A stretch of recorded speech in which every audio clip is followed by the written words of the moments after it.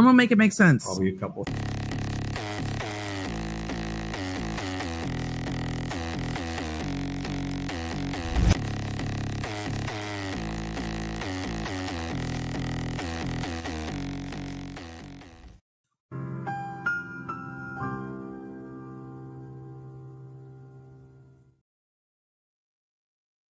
Hello. Wait, I'm not sharing my screen. Hold on. Let me get this shared to you guys.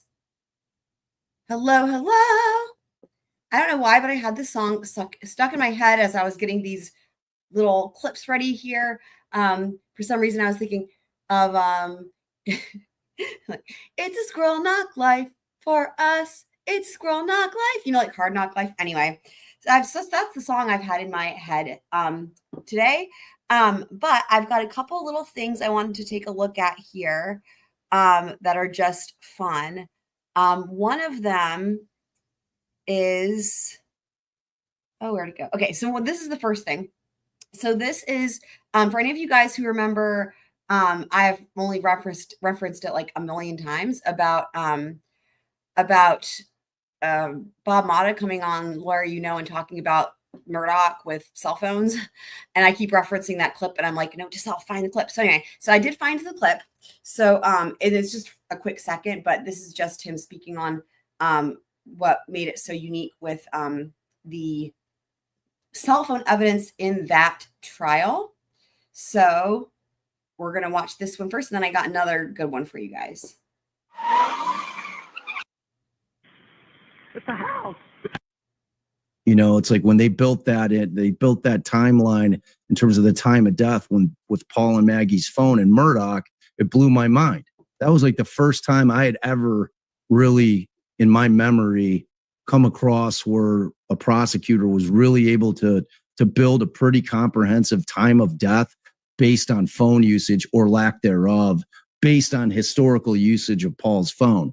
You know what I mean? It was like, and this isn't that. Like they've got it where it's like the phone stopped moving according to her Libby's Apple Health data. And that. So let me set the scene real quick. So that's basically the other clip. But basically, so this is from talking about Delphi. I should have said that if I didn't already. So this is talking about Delphi and time of death and Libby's phone and the difference between. Sorry for the bad pause there, Bob. This is and the difference between how they used cell phone evidence to prove time of death for Murdaugh versus in Delphi. So with that being said, let me just pull this back up again because I didn't set the stage. I didn't really give a good explanation as to what. Oh, look at that. That's pretty crazy. Look at that. Oh, whoa. You know, it's like when they built that timeline in terms of the time of death with Paul and Maggie's phone and Murdaugh, it blew my mind. That was like the first time I had ever really, in my memory, come across where a prosecutor was really able to build a pretty comprehensive time of death based on phone usage or lack thereof, based on historical usage of Paul's phone. You know what I mean? It was like, and this isn't that. Like they've got it where it's like the phone stopped moving according to her Libby's Apple Health data. And that's it. Okay, so now, hold on. Let me pull up. Let me pull up the next one.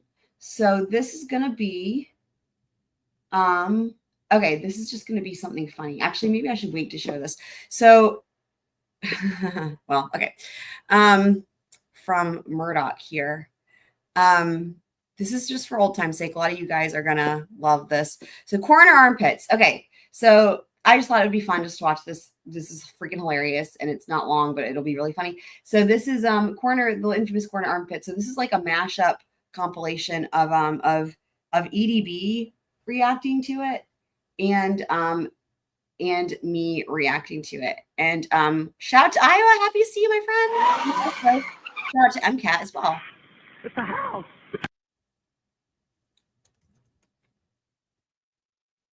And I simply put my hands in their armpits to determine how warm they are. This is one of the things we do sometimes to try and estimate a time of death. Is the body cold? What is the body warm?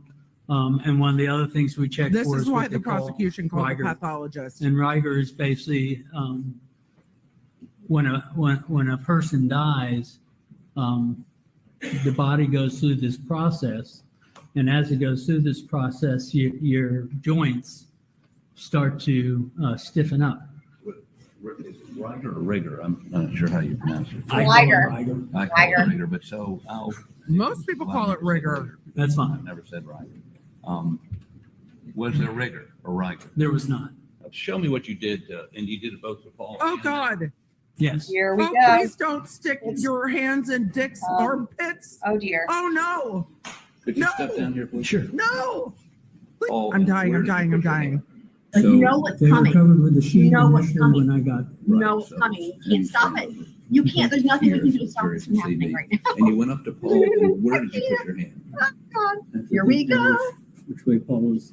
Uh, Right. Basically, what I did is I lifted his arm up just a little bit here, and I stick my hand up into the armpit. Amazing. Thank you, Coroner. Please answer any questions. Here we go. This is the part. This is my favorite part. Oh my God, that's great. So, a new character. Who is this guy? Literally, who are you? Who are you? Who is that? Like Mr. Harvey. this conversation between these two.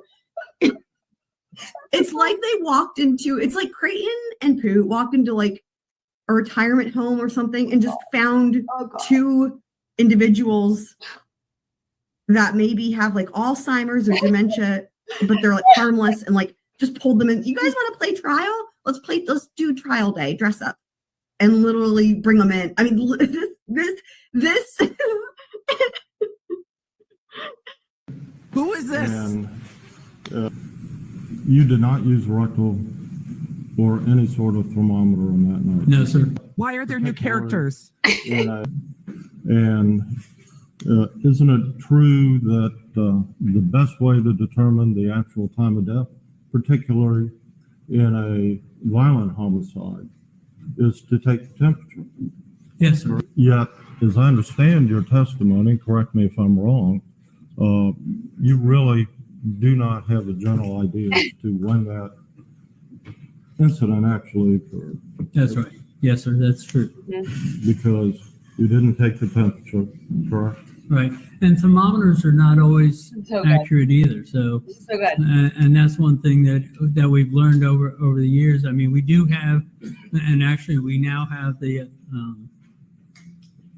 I can't think, ultraviolet light, the light that shoots for the forehead.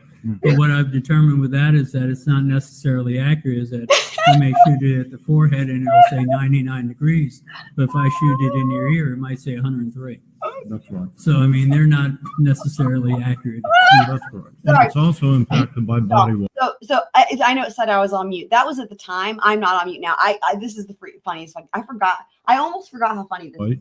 Correct. Absolutely. Absolutely. Age, elderly Yes, sir. versus youth, Oh my Yes, God. and the weather. Yes, right? sir. Yes, sir. If they were covered by a Yes, sir. sheet, that Which they would, were at that time when I initially got that it. could maintain something. Yes, sir. If they got Yeah. wet through rain, that could Mhm. affect it. That could, yeah, that could And definitely. you had rain at that time, didn't you? It had not rained hard at that point. Both Not of their hairs were, heads of hair were dry. Okay. But the bodies were warm, correct? Yes, sir. They spawned. And Riger had not started. Yeah, and that usually begins to occur within Riger. 1 to 3 hours. 1 to 3 hours. He So doesn't that's the dispute time that's frame that I Riger. was looking at. Okay. And you He doesn't walked dispute it. around the area, got close to them. He's like, yeah, Riger's fine with me. Yes, Is sir. that I correct? can't. And you were walking in the scene, correct? Yes, sir. Excellent. Yep, we established that. No further questions. Sir. Mic drop, you guys. He's like, no further. I can't. 2 questions. You remember when Sled showed up? Sled. I did, For anyone who Yeah, missed probably it, the by the time. way, speaking of Sled, there's a witness who looks like it's going to be a defense witness in Idaho for BK. That is Sled affiliated, certified by Sled. We discovered that the other night. It was actually at the end of the Karen Reed live stream. We were looking at those documents, and I don't even think I have those timestamps finished yet. But anyway, but I was like, Tom, what was his name? Tom Slavinsky or something. But the way that I died, like and couldn't believe that when I saw that. Like, I was freaking out. I was like, sled? Anyway, so shout out to Sled. Oh, you guys, I forgot about this part. Y'all, if you only knew how much.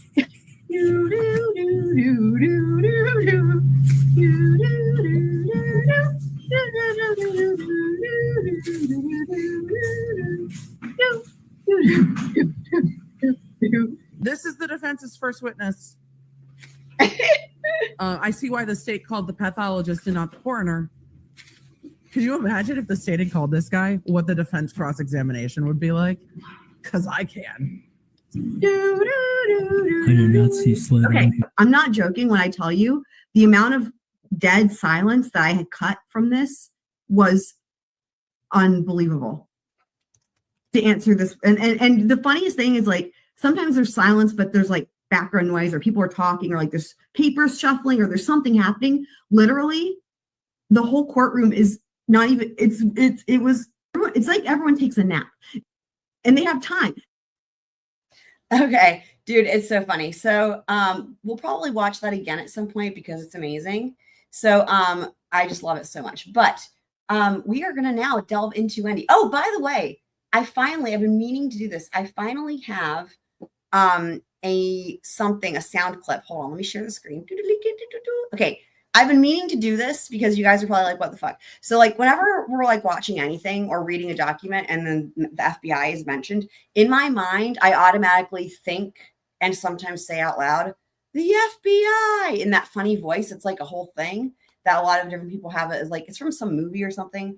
So sometimes it's like, that'll come up and I'm like, I say that, but like, obviously I'm not doing the voice. Anyway, I found the sound clip, so I have it. So let me just play that so we can all hear it. So now, instead of it being only in my head, you guys can hear it too. So it's this. The FBI! The FBI! That one. So you guys are probably familiar. You've probably heard that before. So anywho, so now it is time for Wendi Adelson bonus round. And this is her July 18th, 2014 interview. And I know Heather's going to want to see this because part of this was Heather's request. So hopefully Heather will be here. Okay, but without further ado, here we go. And actually she has a couple seconds here to herself. So I'll just.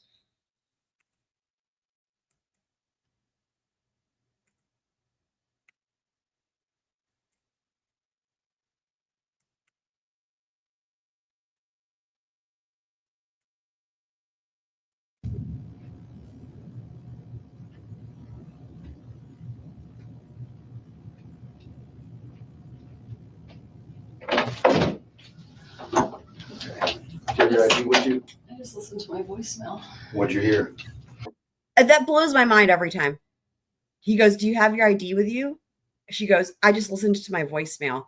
Like, she was practicing that. So this is their first interaction, right? This is like their first interaction.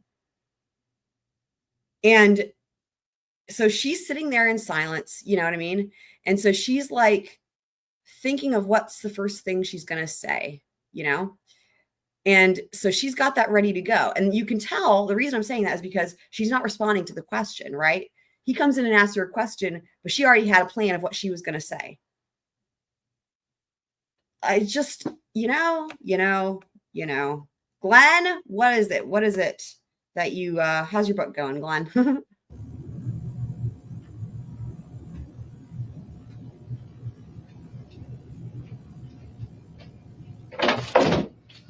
Prior to 10 years old, this is because, okay, I should have also mentioned, this is like less than 3 hours after the homicide. So literally, Dan Markel at this point, let me just set the stage. So Dan Markel at this point has been shot in the head, but they don't really know yet if he's going to make it or not, right?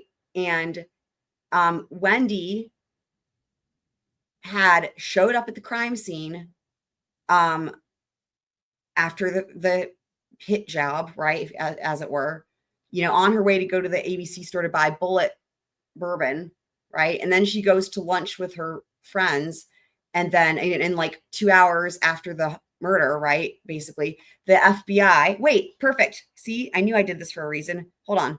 The FBI. Wait, let me time that better. Hold on. Okay. The FBI. The FBI! There we go. Show up at her lunch, and then they're like, hey, because, you know, the first person they're going to look at is the ex-wife, right?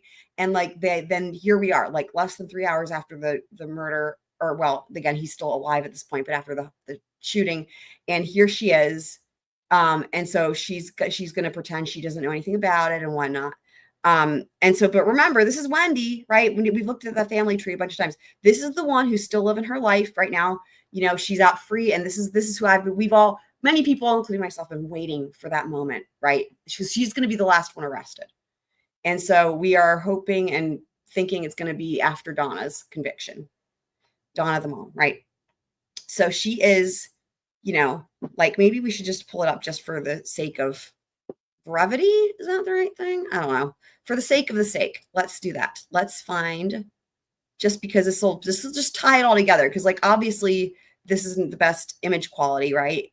Although, having said that, it's so crazy because sometimes these interrogation videos, even from recently, don't look any better. Sometimes they look worse. But let me find.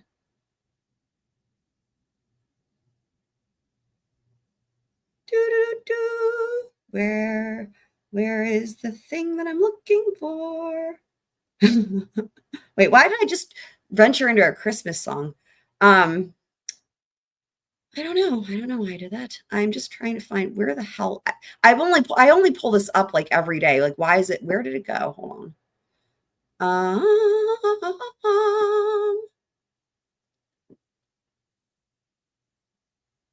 It's like a daily thing.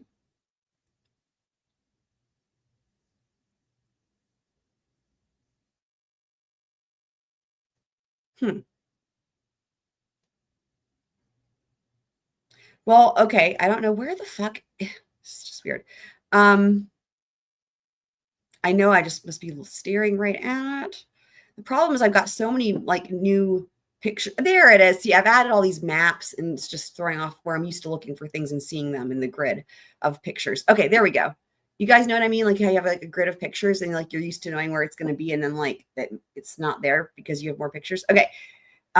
So that's the mapping situation. Okay, let me share this. Hold on.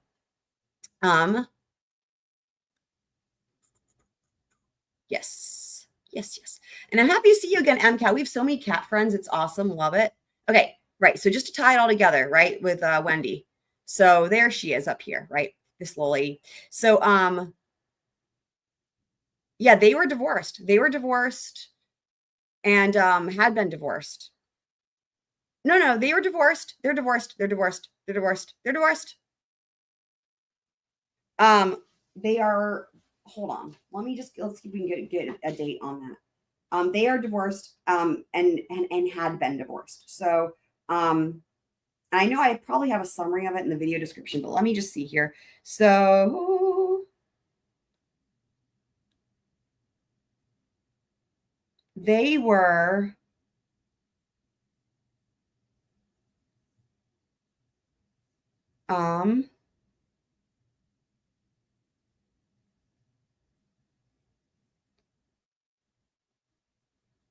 they had been divorced for a while, actually. I do know that.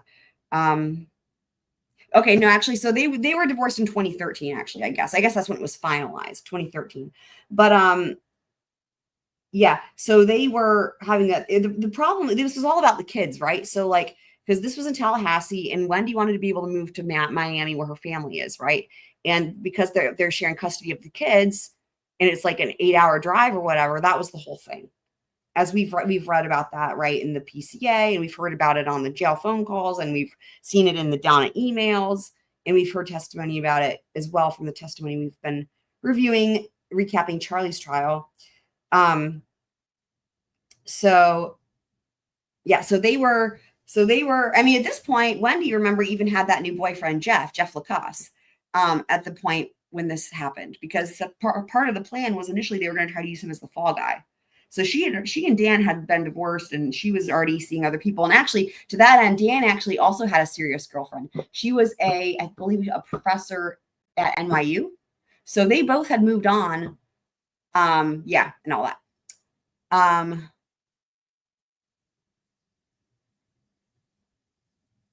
Right. Because he wanted to be able to see the kids, right? So like, you know,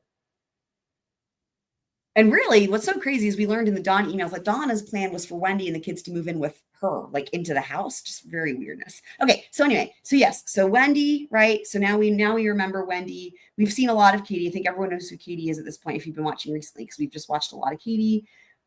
We've seen a lot of Charlie. We watched Donna's arrest video yesterday, and so we saw Harvey there as well. Helpless Harvey, and help him out of the airport and all that was fucking hilarious. Okay, so now I just unshared and I'm going to share. Let's go back. Okay, so, but the thing is, so Dan Markel was in his driveway, right? He was in his driveway in his vehicle, and he was on the phone, right, talking to somebody about the kids about their school or whatever, and so the neighbor hears the gunshots, and it's like, they're like, who did it? Right. So the first thing they do is they're like going to try to get in touch with whoever maybe would know something. And so that's where Wendi comes in, because she's the ex-wife. Okay, cool. Do you have your ID with you? I just listened to my voicemail. What'd you hear? She's a terror. Who was your voicemail? It's from Lisa Carey, who is my real estate agent, or who I had gone with to find a house. She just said she was driving around town, and she heard there was a shooting at Trescott. Yeah, that's what this is about. I'm sorry you had to hear it that way. I'm sorry. I didn't know if I should. It's all right. Just leave it there. Is it still on? It's right there. And you want to just hit play again for me? Sure. It's interesting.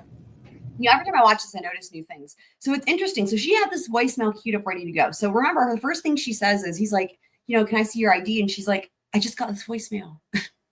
And now, but so like, that's number one. But number two, she already had it queued up ready to go. And so when you think about it, whatever normally would have happened in this interrogation, right? In his plans, what would his plans have been? Can I see your ID? And then probably asking her some basic questions. She has just, in a way, completely derailed this. And in a way, taking control of this entire thing simply by bringing this voicemail into it, right? Because now it's all about the voicemail. So he wants to see your ID, and she's like, I just got this voicemail.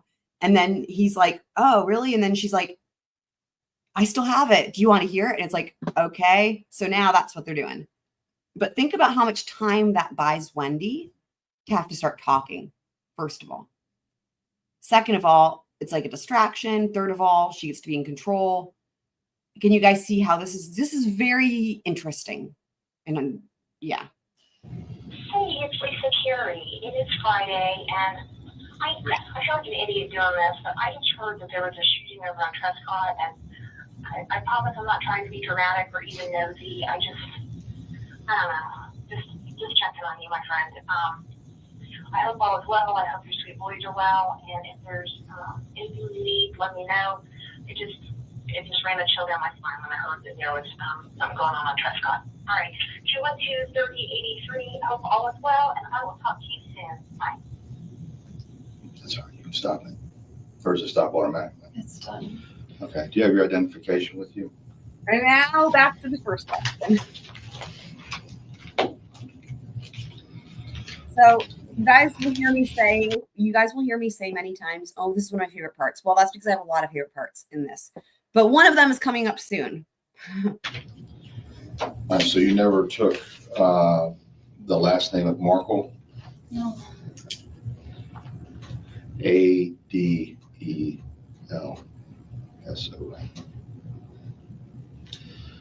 Okay. Wendi with an I. Wendi with an I. Jill. All right.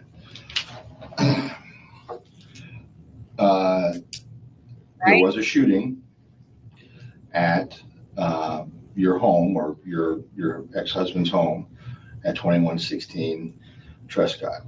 Okay. Your ex-husband, Daniel, all right, has been taken to the hospital. he's not going to survive. Oh my God. Y'all. Okay?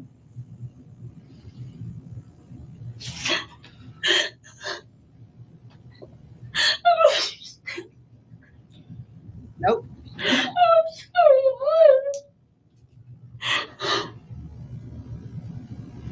I messaged her this morning.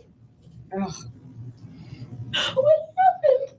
Well, before we get What's so into wild here is how quickly she changes demeanor here in a sec. everything, I have to establish where you were and who you were with and so forth. Okay. Okay, and then once we've established all that, I can give you more details. Okay. Do you understand why I wanted you to come here before I discuss this? Oh my God. Sorry. Also, I just have to say, this sums it up really well right here, by the way. Good job, Twiz, on this. So no, no, I swear, I didn't have my mom, have my brother, have his girlfriend hire hitman. That's it right there. That's the simple way to explain it. I need to can I save this? Because that is the simple way to explain this entire thing. And then the only thing you really need to know is the part about, well, the money that's been stapled and then literally laundered. That's a key thing. Terrible actress. Agreed. Y'all, Glenn is watching this. That's the only troll we've ever had. The only person who's been, Glenn is probably pissed because he can't comment. Y'all, hopefully, for any of you guys who, okay, Glenn is the legend for thinking that Wendi is innocent and that he's going to write a book about her and all this nonsense. Okay, but anyway, so, but, oh, what else was I going to say? I have so many thoughts about this, y'all. This is just, you guys, yes, couldn't agree more. Okay. Nope.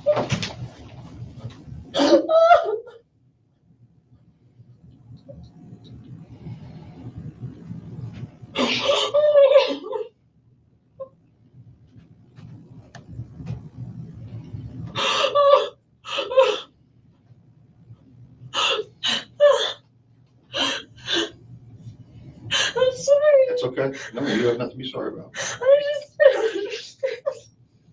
How did this really happen?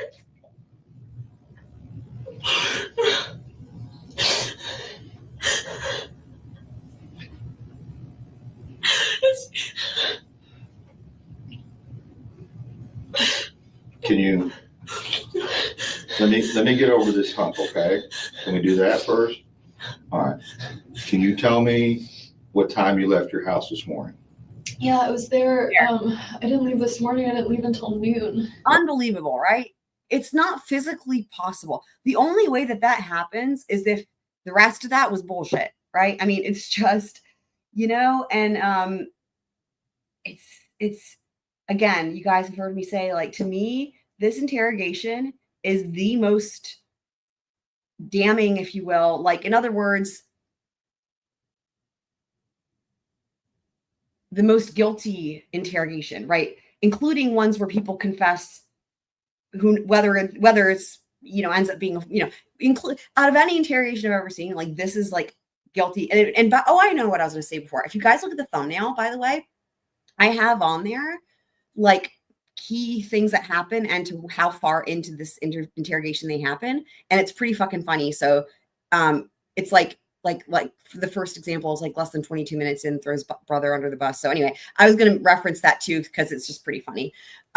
So I mean, this is just Can you let me get over this hump, okay? Can we do that first? All right. I know. Can you tell me Also, what time you left your house this morning? Yeah, I was there. I didn't leave this morning. I didn't leave until noon. Okay. You guys are Oh my God. And I tried to drive up Trescott and I saw that it was blocked. It was blocked at some point. I'm not sure what time it was And I blocked. just thought, there's maybe some trees down or something. Because sometimes. Oh, you're saying as you drove down which one of the side roads? I didn't go back far enough because now she's back to this again. Wow. Amazing.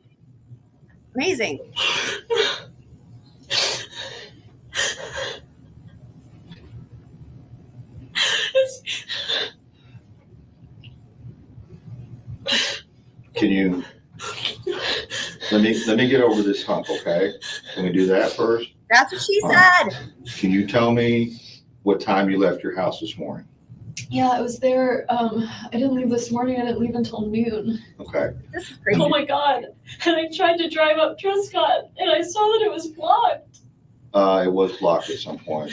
I'm not sure what time it was blocked. Right after all the hard work that they tried to do, failed at, to distance Wendi from this murder, and then she shows up at the crime scene before anybody's found. Like, I guess just when law enforcement just arrived, and she shows up at the freaking crime scene. And I will say, it's one thing that I do appreciate is that in the different, the different jail calls from Charlie to Donna, the number of times, and rightfully so, that Charlie basically says in so many words, Wendi, that dumbass had to go show up at the crime scene. Basically says. He says point blank, and when we watch them, they're all timestamped, right? He says point blank so many times, like, of course they're going to think she's involved because she showed up at the crime scene. Of course. There's actually a part in there, you guys, where he literally lays out the state's case against Wendi so astutely and so linearly that literally, I think I have it timestamped, was saying something like, it's too bad that he is in custody because he could have been a prosecutor on this case, and this could have been the closing argument or an opening statement. And he laid out there the case against Wendi, and it was so it was like, yup. And he's basically like, what person wouldn't think she's involved with X, Y, and Z? And he laid it all out. And it's like, I have the answer, and there's one person, and that's Glenn. But anyway, but he literally is like, this is the number of times, like, that the fact that she shows up at that crime scene, right, is just like, he says literally, if I was on the jury, I wouldn't buy it. I mean, so Nightbot is so cute. We love Nightbot.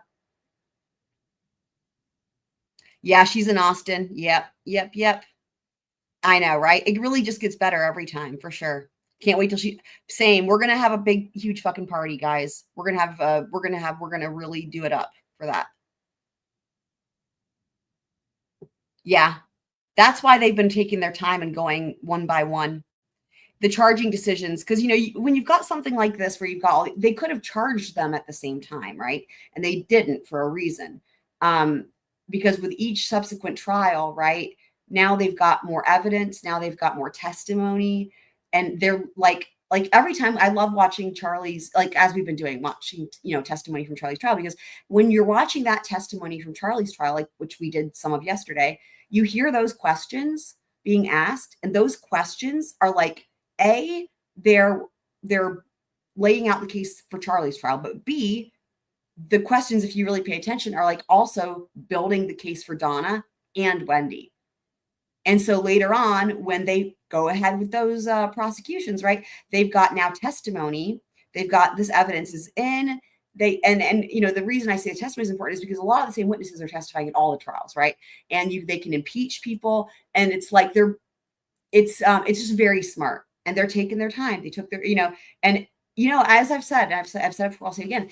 It is better for them to take their time and build a really solid case and get the right person in the end than jump to conclusions, as we see in many other trials. And honestly, in this case, if anything, it's probably just been torture, right? If Donna was out free for, she wasn't arrested until 2023. So she had 9 years free, thinking she was going to be free. And now again, this is like what, 11 years for Wendi, And think about almost how much that could be worse, right? The psychological torture of it. Like, are they going to come for me? You know what I mean? Anyway, I just, yeah.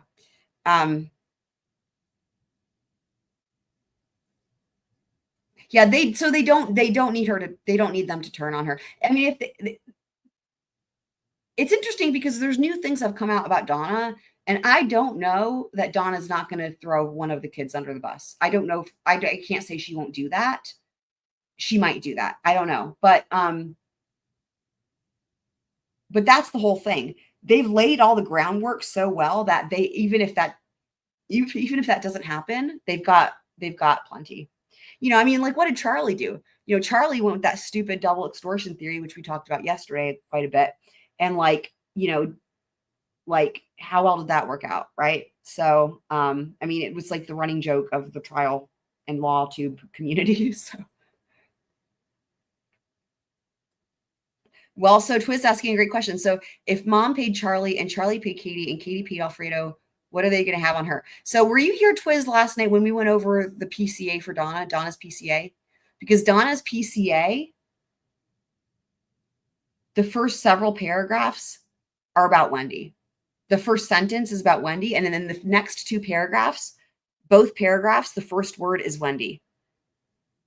It's like, we were reading it last night and I was like, literally, this could be Wendi's PCA. They don't even like mention Donna right off the bat. It's like brilliant. It's brilliant. They go through all of the reasons why none of this would have been happening but for Wendi. It's beautiful. Okay. Well, we can take a look. If you want to do that now, let me see if I can pull this up for anyone that hasn't seen it. I think that many that you guys who are here now didn't see it last night anyway. So let me see if I can pull. I'll play some of this and I'll pull this up. Just a second. I just thought, oh, there's maybe some trees down or something. Because sometimes. Oh, you're saying as you drove down which one of the side roads? When I'm going to a friend's party tonight, and it's a oh my god, what am I even talking about? I needed to buy, it's a stock the shelf engagement party, and so I went to buy bourbon. Okay. So I went to drive from my place up Trescott to get to ABC Liquor, and it was blocked, so I just turned around. I was on the phone at the time. I wasn't paying a lot of attention. Right. So I just turned around and drove up the other way. I just thought, oh, sometimes when I lived there were electrical things that would happen. Electrical things. Okay. Okay, Wendi. I left my house around 12:15 because I thought I'll get the bourbon and then I'll get some gas for the car and I need super glue for one of the boys' toys. And I was trying to do all I can before meeting my two friends at 1. Okay, who was at your house this morning? The only person that was at my house this morning was a guy from Best Buy. The Best Because Buy my TV was broken and it's under warranty. Oh, mother of God. I figured. This going thing. Okay. Okay, a guy from Best Buy was at. Oh my God, it's just such a train wreck. Okay, I have the goods. I'm asking, you shall receive, right, guys? No scroll left behind, I will say. All right, so let's take a little look. Okay, so remember, this is what's so crazy. So this is Donna's PCA. This is what was so wild, right? Donna's PCA. So you can even see here, right? Just look, filed November 13th, 2023. This was filed. Well, let me not get ahead of myself. Let's take a look at what time. This was filed at 5:45 p.m. Remember that time in your brains. 5:45 p.m. on November 13th, 2023. Okay. So here, this is just the normal. This has been in the other PCAs. This is like literally the opening paragraph. This is the same in the other PCAs. So the part where the actual meat of it starts is right here. What is the very first thing? Investigators located the victim's ex-wife, Wendi Adelson, at a local restaurant and transported her to the Tallahassee Police Department for an interview. During the interview of Wendi Adelson, she made statements suggesting the murder of Markel could have been arranged by someone on her behalf without her knowledge. Wendi indicated her parents were very angry at Markel and further suggested that someone could have arranged the murder thinking it would help her. She specifically mentioned that her brother, Charlie, joked about hiring a hitman to kill Markel in the past. She said her brother makes a lot of jokes in bad taste and had previously commented that he looked into hiring a hitman, but it was way cheaper to buy her a television as a divorce gift. Wendi indicated that she did not think her brother would actually commit this crime. It should be noted that Wendi's mother, Donna Adelson, set a television repair appointment for July 11th and this is really literally what we're getting to. When I paused the interrogation, she said Best Buy. So this is super relevant, right? July 11th for Wendi's television to be repaired on the morning of the homicide. Records obtained from Best Buy show a service was completed on her television the morning of the same day as homicide. So I wasn't joking. Remember what I said? The next two paragraphs both start with the word Wendi. Wendi stated that after the divorce, she wanted to relocate to South Florida with her children. She felt her former in-laws would suspect her of murdering their son since she was denied the ability to move by the court. Wendi filed for divorce on September 10th, 2012. The divorce was later finalized by a marital settlement agreement, blah, blah, blah. Okay, so then, again, we read all this last night, but I'm going to go to that last paragraph because this is where it gets really crazy. And, we watched the jail calls last night with the hot mic where they talk about fleeing the country. So remember when I said, take a look at this time, that this is filed 5:45 p.m. on November 13th. Okay. That matters. So now, and again, a lot of this was the same as the other PCAs, but what wasn't the same we covered last night. But here's the part I wanted to look at. Okay. Check it out. So we listened to this last night. Jail calls from after Charlie's guilty verdict include multiple calls in which Donna is telling Charlie that she's getting things in order, creating trust, and making sure her grandchildren are taken care of. Donna discusses plans for suicide, but also discusses plans to flee to a non-extradition country. Donna has considerable financial resources to accomplish this. On November 7th, 2023, Donna and Harvey Adelson booked flights to Vietnam with a stop in Dubai. The flight departs Miami, Florida, on November 13th at 8:10 p.m. to Dubai. I just got goosebumps again, even though I read this last night, because in other words, this is not past tense. And for anyone who, we listened last night to the jail phone calls. Well, maybe we should have you guys already heard that, or should we play that too? The part where literally, you guys have probably heard it, but again, it's where Donna is like saying, like, we're leaving the country, we're going to Vietnam and all that. And like, they heard that, right? And that's why this is in present tense, as in this is filed less than 3 hours before the flight departs. You guys see why that's insane? It's like, hey, by the way, they're going to be leaving and never to return. And at 8:10 p.m. And this was filed, like, insane, right? So and again, last night we watched the body cam arrest footage, which was amazing. So, okay.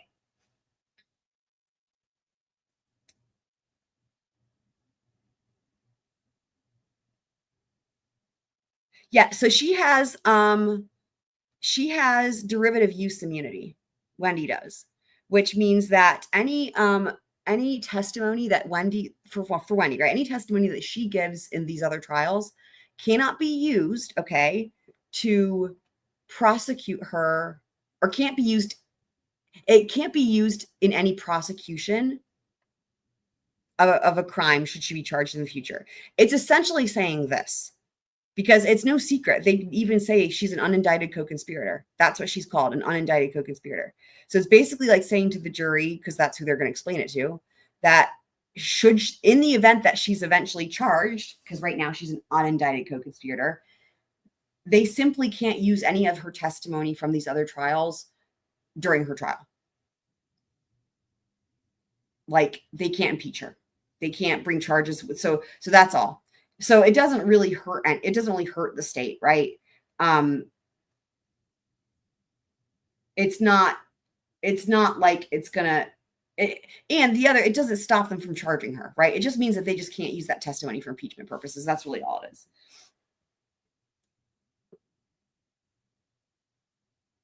Yeah. So, I mean, and that's the thing is like,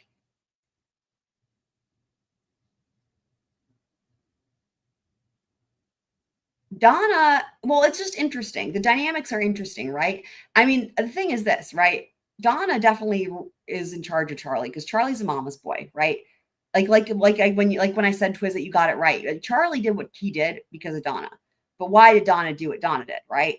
Because of Wendi, and again, the other thing is this, that we're going to learn a lot during Donna's trial, because so far, since they're going in order, right, laying all the foundation, a lot of the stuff as it pertains to Donna and Wendi hasn't come in yet because they haven't had trials yet, right?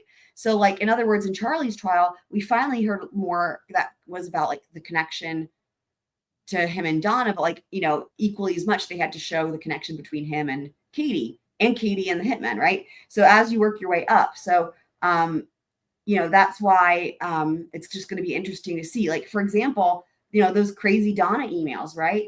And the other thing that's really interesting for anyone who hasn't heard this, it sounds like the estranged other sibling, Robert, is going to be testifying for the state against Donna. Shout out to Robert Adelson. Got the hell out when he had the chance. So he's the estranged sibling, and he's going to be testifying apparently for the state at Donna's trial. And it's going to be really interesting too. Like, Is the state going to call Charlie? I mean, this is like a really like fascinating fucking situation, right?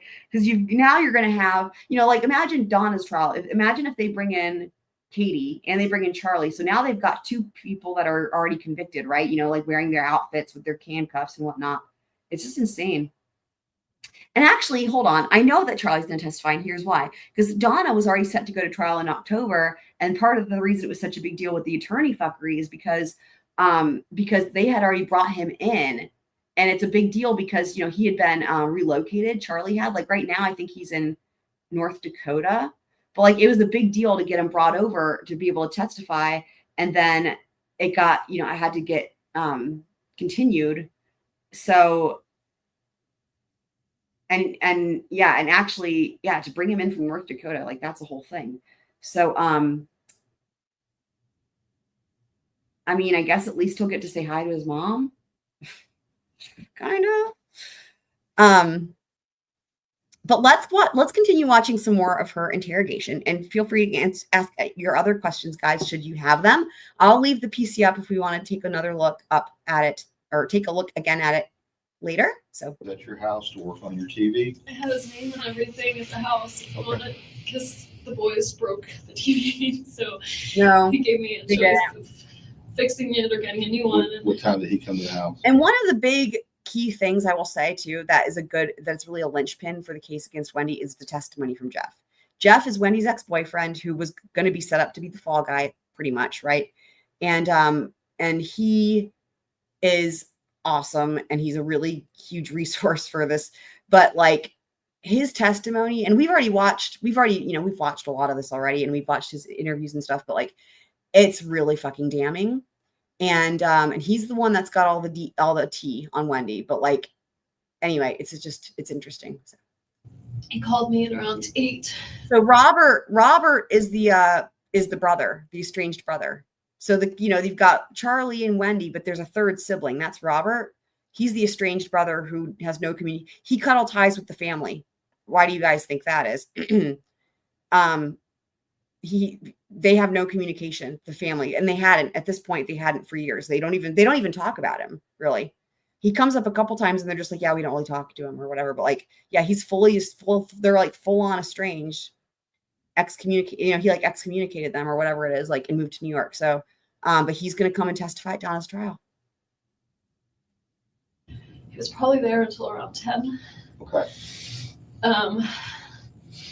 Okay. Yeah. And then and then after he left, I kept working on a paper, and I emailed the paper to a librarian at school to work on some of the citations. Okay. And I don't think I talked to anyone else, but I was just working. So funny because you can hear in the way she's explaining this as if she's trying to explain her alibi, which she shouldn't even have to do because they set her up with an alibi in the first place. She's like, I don't think I talked to anyone else, as if, like, why would you say that unless you think that you're supposed to be accounting for your whereabouts? He's not, again, and this all goes to the thing too. It's not going to be long before we're going to hear Wendi call herself a suspect. I just keep playing it. For an hour or so from the house, I was going to take a shower, but I didn't. I ran out of time. Yeah. I did laundry. And then I left the house around noon. To go to the liquor store and the stuff for the party. Yeah. Okay, you went down which road you said? I went down Trescott. Okay. One of the things that the people who live locally, which I love getting the local perspective. Shout out to Twiz for the local perspective in Pullman. And shout out to STS and everybody out there. Tim Jensen, everybody out there in Tallahassee and surrounding areas that have the local perspective on this, because it's great to hear it. Every single person says that her whole thing about how she tries to explain showing up on Trescott, which is the house where he was shot, right? She didn't live there. Her showing up at the crime scene, right? That whole thing and her getting lost, it's a shortcut, all that they all say that is like one of the most, like, of all the things, right? It's so implausible that it doesn't make any sense. So like, it's not a shortcut. It wouldn't make any sense to go that way. Like, they can sit there from, a local person's perspective and say that any person who lives there and heard this would be like, nope, bullshit. A police car there, and I just thought it was blocked, so I just turned around and drove to I went down the rest of Centerville, went up Benton across, went to ABC Liquors, bought the bourbon. I'm a little confused. You're up on Centerville Road. What's your He's like, this doesn't make any sense. purpose of driving down Trescott? It's usually the shortcut to get to Monroe.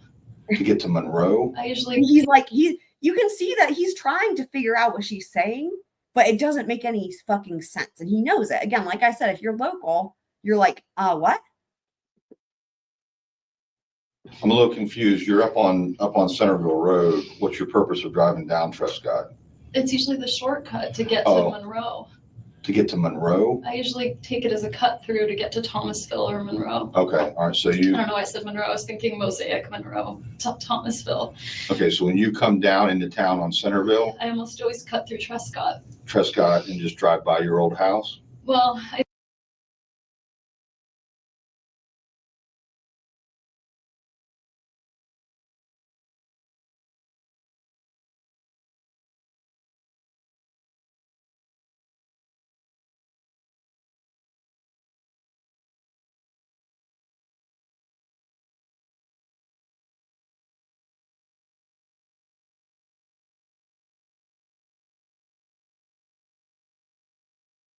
thinking Mosaic, Monroe, Thomasville. Oh, sorry. Okay, so- Sorry. I didn't realize my microphone got turned off. Okay. So I'm going to play this again, and then I'm going to show you guys something funny here. Okay, all right. So I don't know why I said Monroe. I was thinking Mosaic, Monroe, Thomasville. Okay, so when you come down into town on Centerville, I almost always cut through Trescott. I almost always cut through Trescott. Okay. Now, hang on.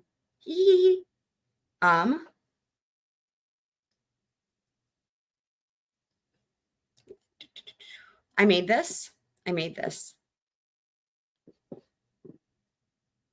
Shout out to DSN though. He gave me the idea.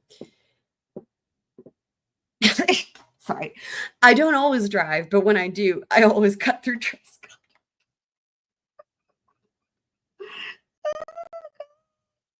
Oh God.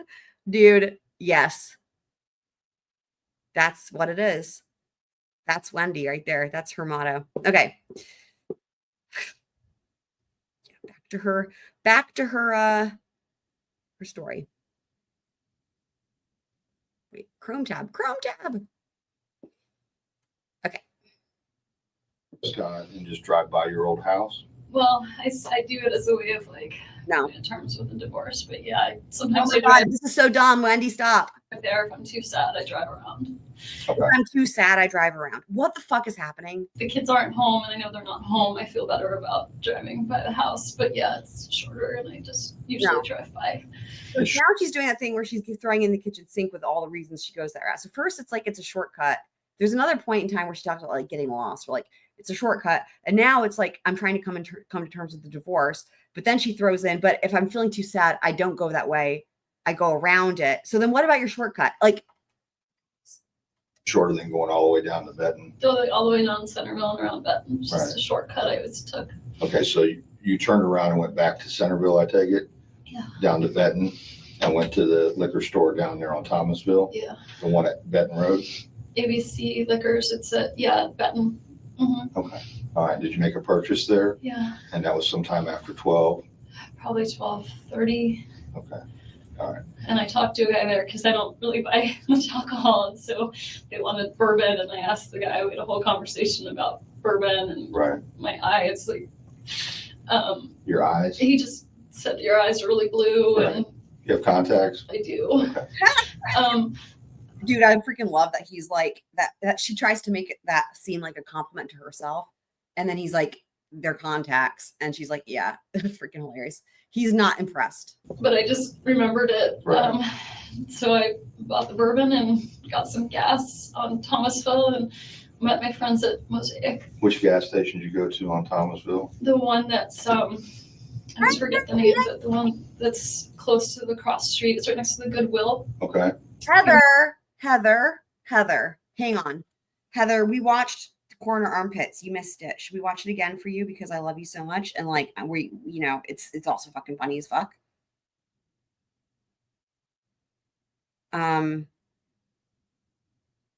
I should need to just leave this queued up, ready to go, because I feel like people request it all the time. I should have just always had it ready. But anyway, exactly. That's exactly it. Trying to make herself memorable to liquor store guy so he remembers she was there. Yep. And by the way, I also have the receipt for this purchase. Let me find that. Speaking of the liquor store.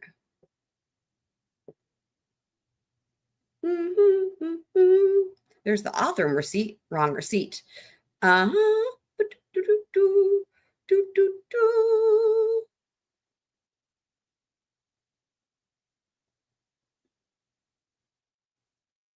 So many maps.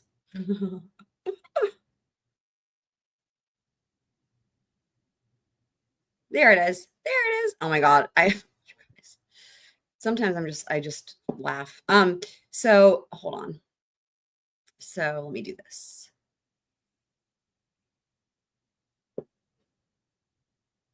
Okay, so here's the receipt.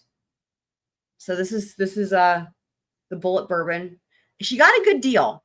Okay, also shout out to Ryan, the cashier who commented on her stupid fake blue eyes. She saved $4. Can't go wrong there. Love a good deal. And if you're wondering, like, why does it look like this? Because this is literally the exhibit from trial, and they had it on the Elmo.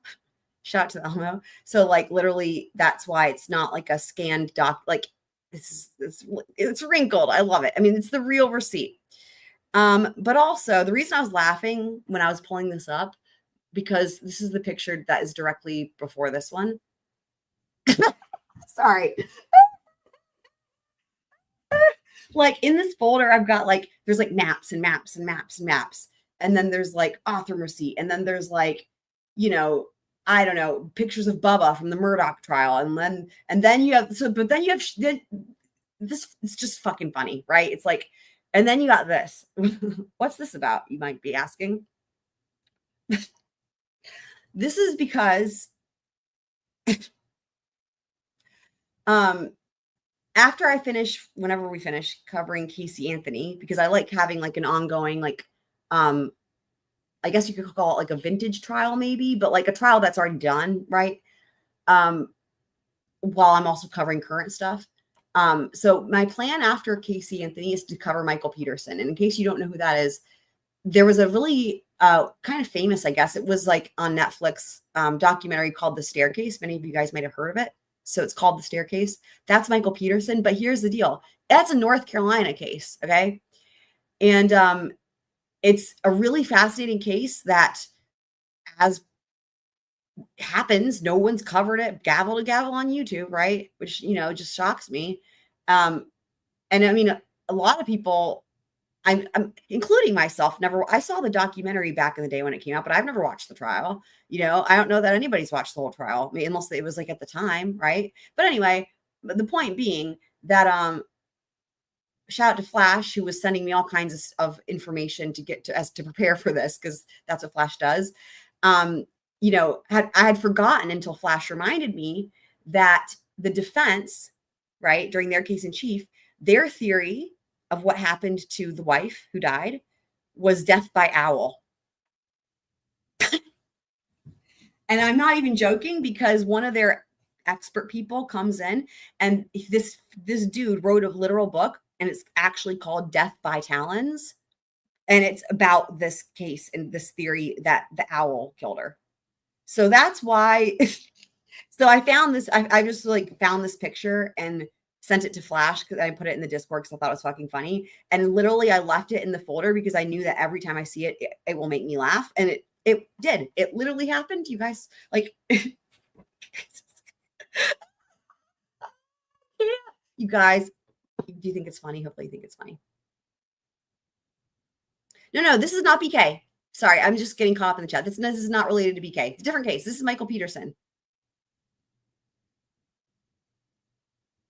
And actually, in that case, there's not even a theory of a knife. In that case, the state's theory is he pushed her down the staircase.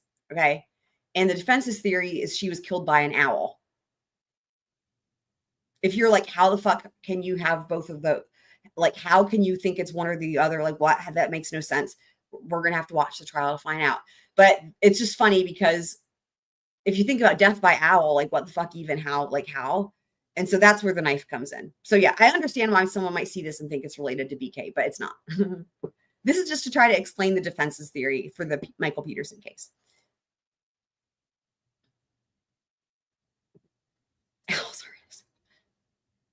Right, right. And the whole thing about the owl is it's like she had to have must have gone outside and then the owl like follows her inside. It's pretty wild. It's going to be awesome. And by the way, there's a lot of people in that trial that you guys will recognize. Like, so there were some of the same experts are experts who testified for the defense in the Murdaugh trial, for example. The dude who, do you guys remember the dude who suggested that the 5'2", 11-year-old ninja assassins must have also been hiding in the ceiling in the feed room? That dude is also one of the witnesses in the Michael Peterson trial. So we have that to look forward to. What? Have you guys ever seen The Sword in the Stone? Anyway, and then there's Kenny Kinsey, who Kenny Kinsey apparently is going to be testifying for the Commonwealth in the Karen Reed trial. You guys know he's my favorite expert witness of all time. Always will be.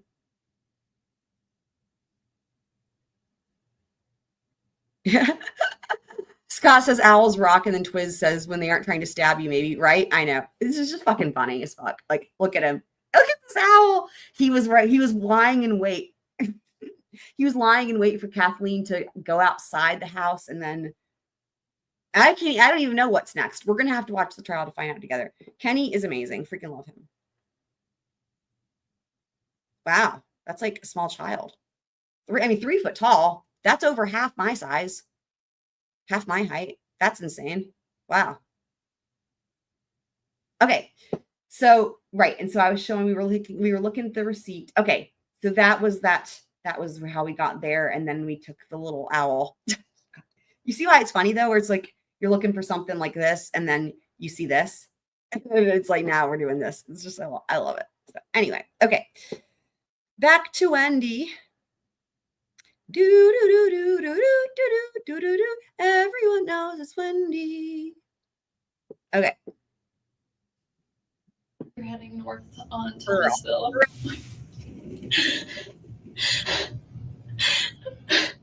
You're heading north on Thomasville. It's on your right. Okay, just past the Goodwill Just place? past the Goodwill. It's close to the intersection there. Okay, all right, and then from that point, you went straight to the Went to Mosaic. Mosaic restaurant? And met friends there. I used to have kind of a steady Friday meeting, and I hadn't seen my two friends in a while.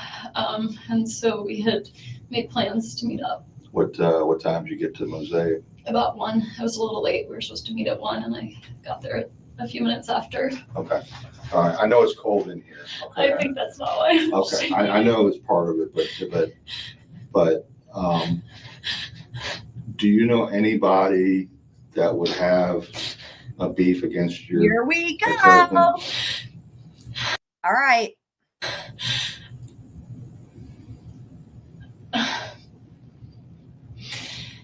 He's oh God. I hate to ask it now, but I have to do it now. You understand, right? I understand. He. All right, let's do this. Let's make it tick. We're gonna do some counters. Fuck, we should have been doing this from the beginning. I just thought of it now. So what are we gonna do? So we need to do counters. So let's say so counters for, well, fuck. Should we start it over? No, we're not gonna start. Well, you guys let me know. I was gonna say we could do like fake crying, but that's like basically the entire thing.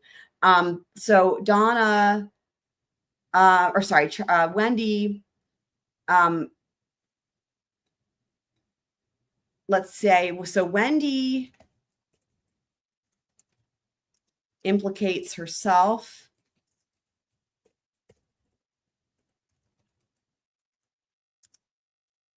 And then let's say Wendi implicates Charlie. Wendi implicates, well, it'll be later, but Jeff. Wendi implicates Dan, as in discussing Dan doing that to himself or not. Wendi Oh my God, there's going to be so many other things. I guess we can add to it as we go along because there's a lot of things that happen repeatedly here. Okay, let's go ahead and we'll start with that. So let's do this. Let's make this look nice.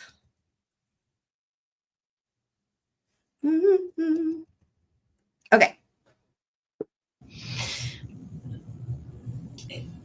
I mean, he had friends. He always meant well, but he would sometimes rub people the wrong way. Okay. But not anyone who would do something like this. Anybody that he owes money to? No, he owes money to me. He owes money to you? But not, Okay. not me. Okay. All right. All right. Oh my God, we're poor kids. Oh.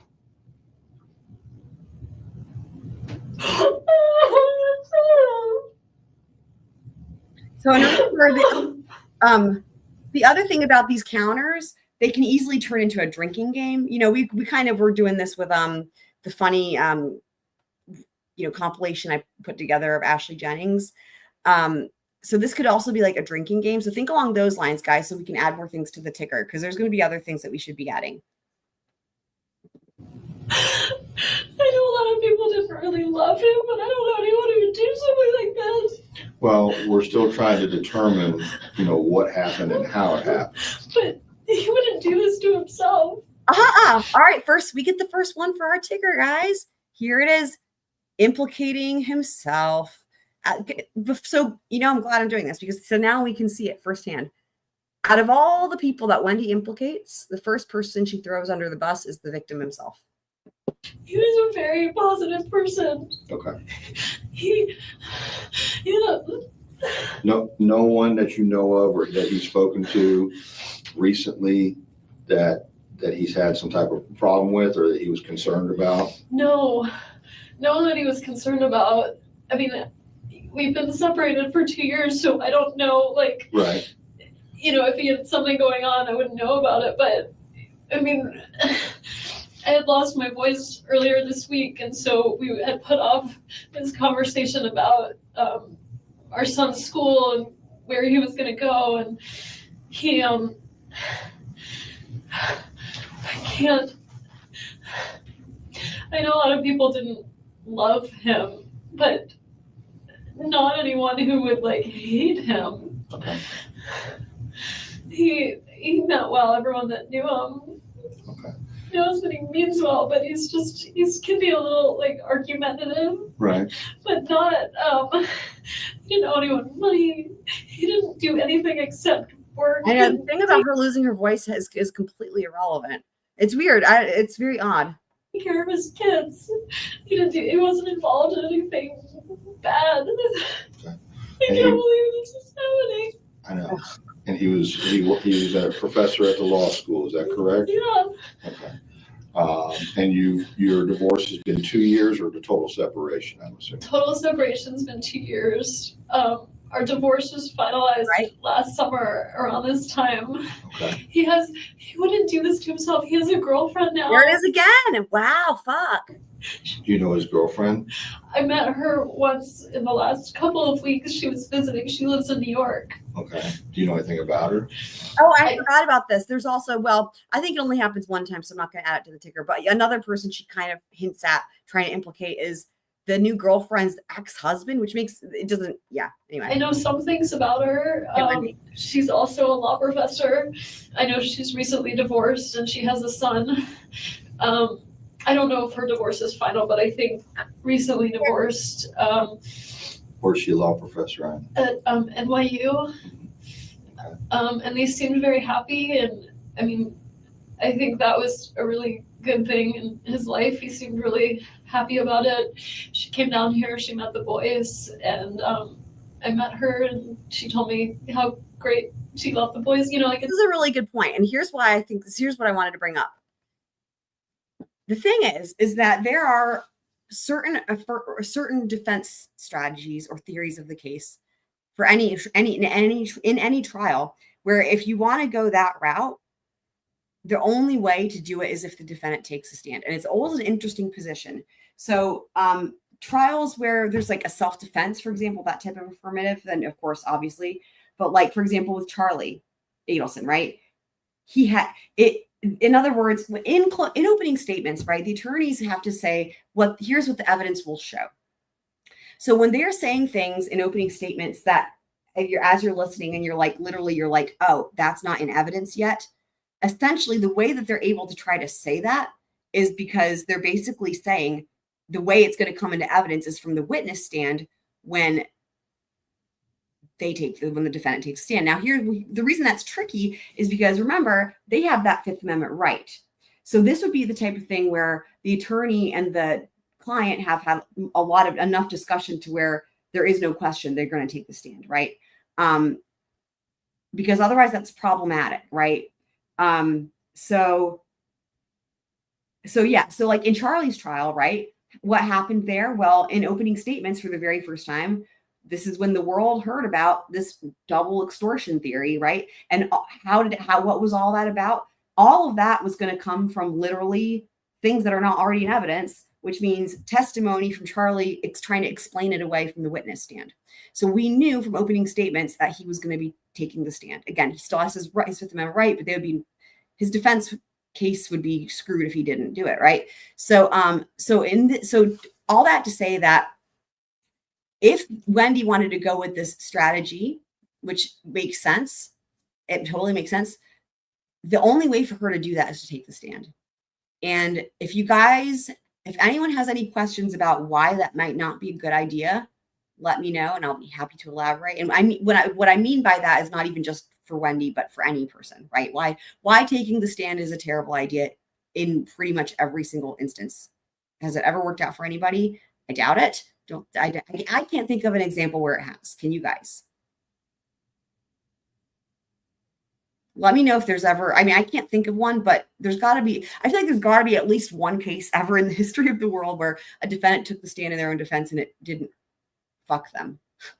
But I can't think of any, so,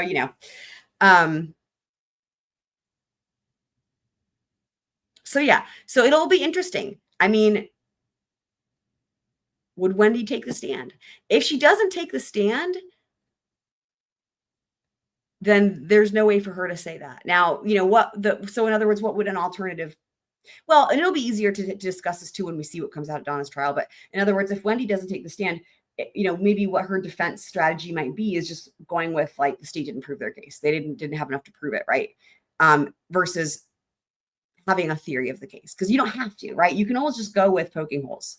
You know, always just go with poking holes, and that way you don't end up accidentally burden shifting too. So It seemed fine. She ever stay at the house with him? Just that one time. When was that?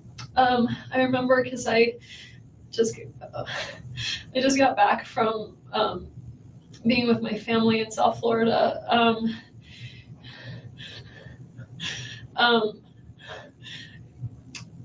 Sorry. It's okay. You're doing great. You're doing great. So what date was it? I went with my family. It was my dad's 70th birthday and we went home for it. So his birthday was the 5th. I left Monday the 30th. So she must have come into town Saturday, the evening of the 28th. What month? June. This past June. Just now. So June 28th.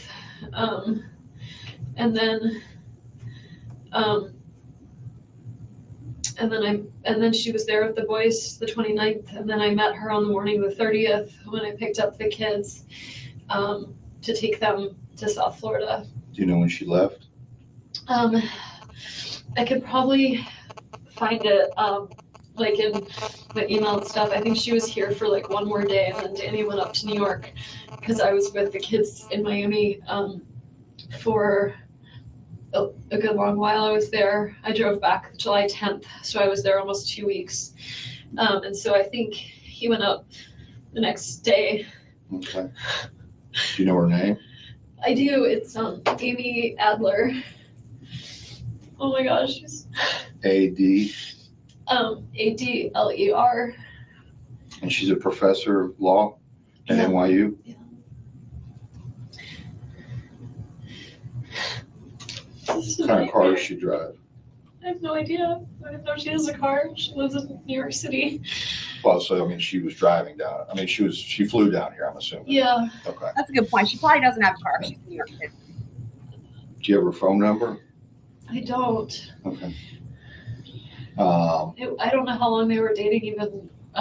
It seemed kind of serious if she met the kids, but I don't really know. He's been going up to New York for like conferences and stuff since Lincoln was about a few months old. So he's been going up there 3.5 years. So my guess was that they might have known each other for a long time, but have been dating. I don't know how long. Well, let me ask you something.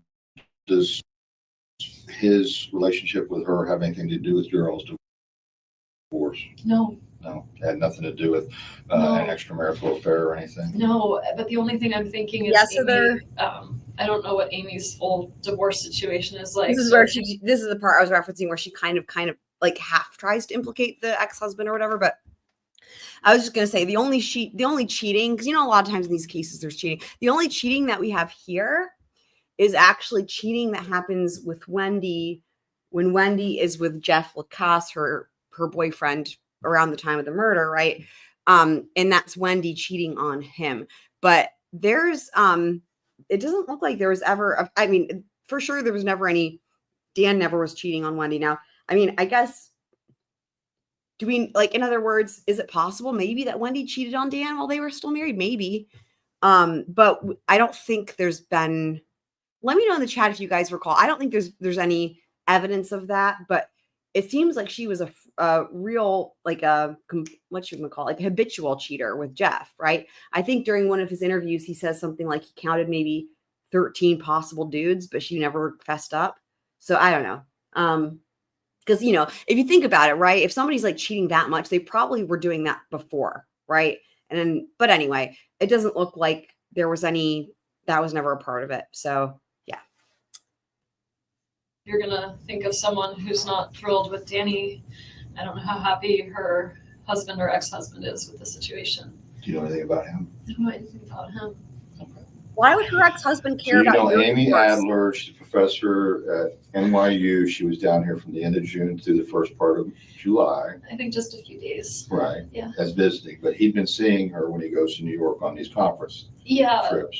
Well, he's in New York in the summertime. We have a week on, week off schedule with the boys. So whenever I have them for a week, he goes up to New York for a week. So he's been spending a lot of time up there.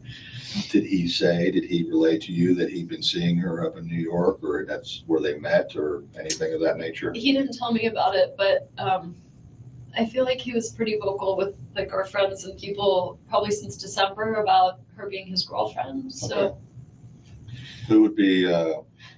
Who would be his best friend?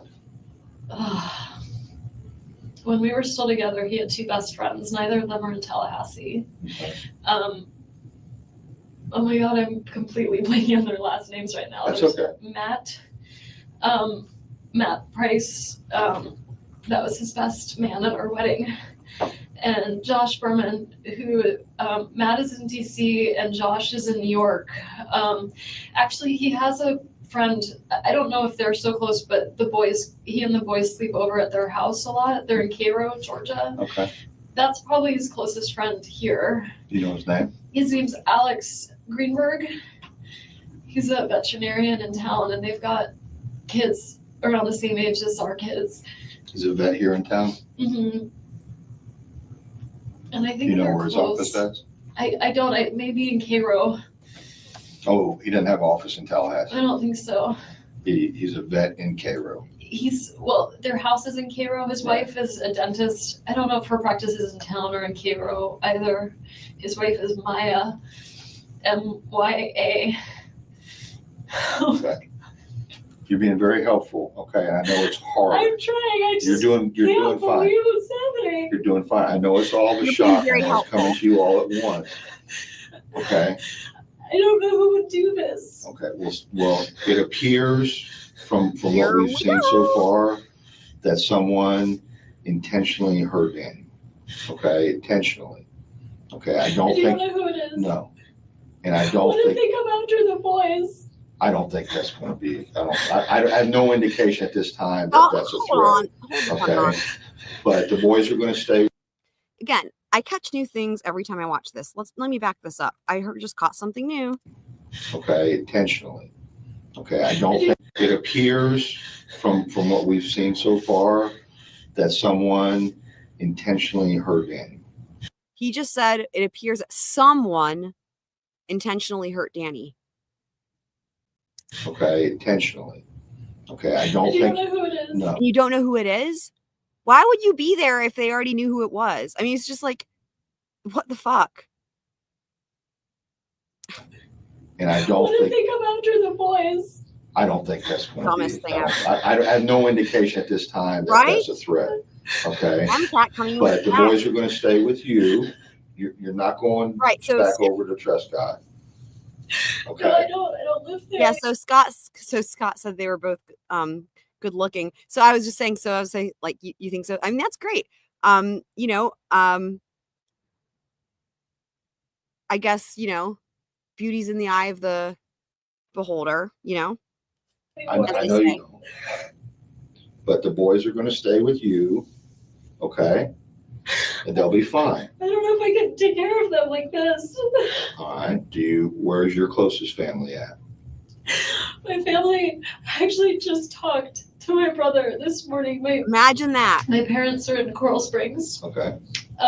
And my brother, I have two brothers, but I'm very close to one of them who is Yep. There's Rob, the reference to Rob. In Fort Lauderdale. Okay.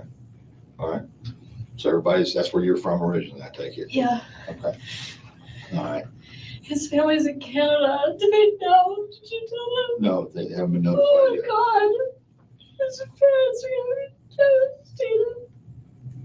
One thing that hasn't come up yet, that will come up here soon, is that he hasn't told Wendi, because at this point, remember, Dan is still alive. He hasn't told Wendi. He hasn't said to Wendi that Dan is dead, right? It's just that he's shot. So Wendi probably at this point thinks he's dead already, right? Like, I'm not dead yet. It's funny. I feel like that Monty Python quote comes up in every live stream. But anyway, he's not dead yet, and Wendi doesn't know that yet. Okay. This is what I want to do. Okay. This is what happened. Okay. Daniel's been shot. Okay. And we have to find out why and who did this. Can you help with that? I will try. Okay. What I want to do right now to try to expedite things, okay, but I need your permission, is I want to take your cell phone and download all the information out of it. Sure. Do you have a problem with that? No. Okay. And then we're going to make Now, arrangements for you to get the kids, or we'll get the kids. I believe what they do here is not a full file extraction. I believe what they do is like the logical, what's it called? Advanced logical, which is like more of a surface level extraction, because they get it done while she's there for this interrogation. I'm pretty sure they do an advanced logical here. They're fun. Somehow, okay? Because the kids are at daycare, right? Yeah. And they're going to need their mother, Yeah. okay? Yeah. Okay. Can you do that? Yes. Okay. All right. I got to get a form for you to sign, and then I'm going to get the phone started, okay? Oh my God. I have a lot lot of friends. I know. How do you know that? Well, you had two of them up there for a last minute lunch day, right? Last minute. Well, I mean, that you went up there, you're sitting with them. You have friends. I do. What I Way meant she by it throws is in the that last minute. Danny didn't treat me very well, and I'm Okay. so scared that maybe someone did this. Yeah, Not because they hate Danny. I need to but just, for the record, clarify something. This is bullshit that she tries to say that he was. Because they thought She tries to say that he's abusive. She does say like emotionally abusive, but that there's no evidence of that. And she's, again, just, we see this all the time, right? It's red flags all over the place, but one of many is the right from the get-go, right? So it's already been happening, but it's going to happen more. The bad mouthing the victim, right? saying like, you know, he was argumentative, but I don't know what that, but it wasn't bad enough to kill him. And then, you know, she just talks shit about him, right? So This was good somehow. Oh, are you saying that you think maybe one of Yep. your friends would have done Sorry. something Who like would this? do this? I don't know.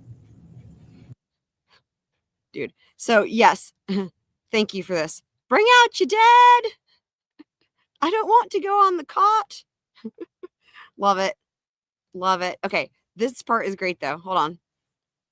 Maybe someone did this, not because they hate Danny, but because they thought this was good somehow.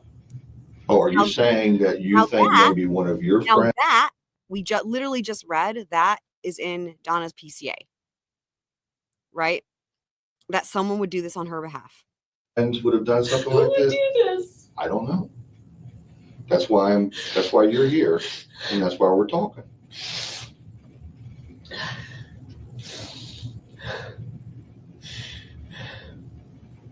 Would you ever ask someone to do something like this? Not in a million years.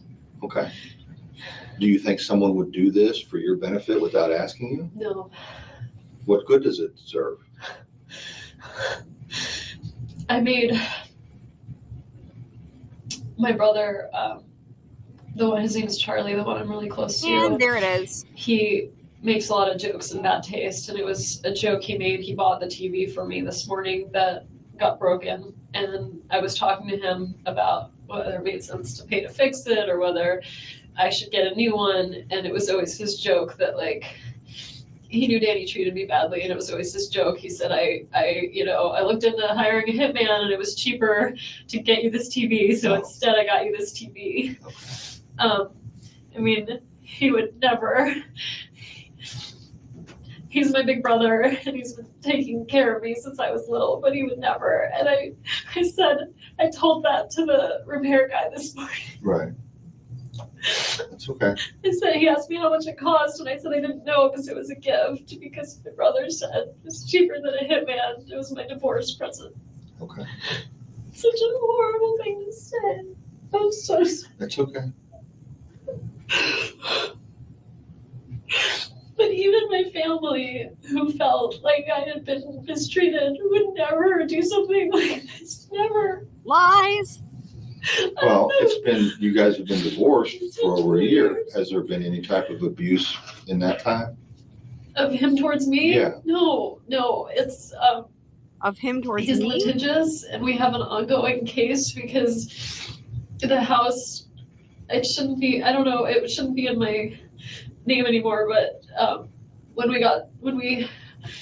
we settled the case of our divorce, he said, one of the agreements the court said was Danny wanted to stay in the house. They said, you can have the house, but you need to pay her half of the amount of what the house is worth. And he agreed to it, and then months passed and he just never paid me. Okay. And so we have ongoing litigation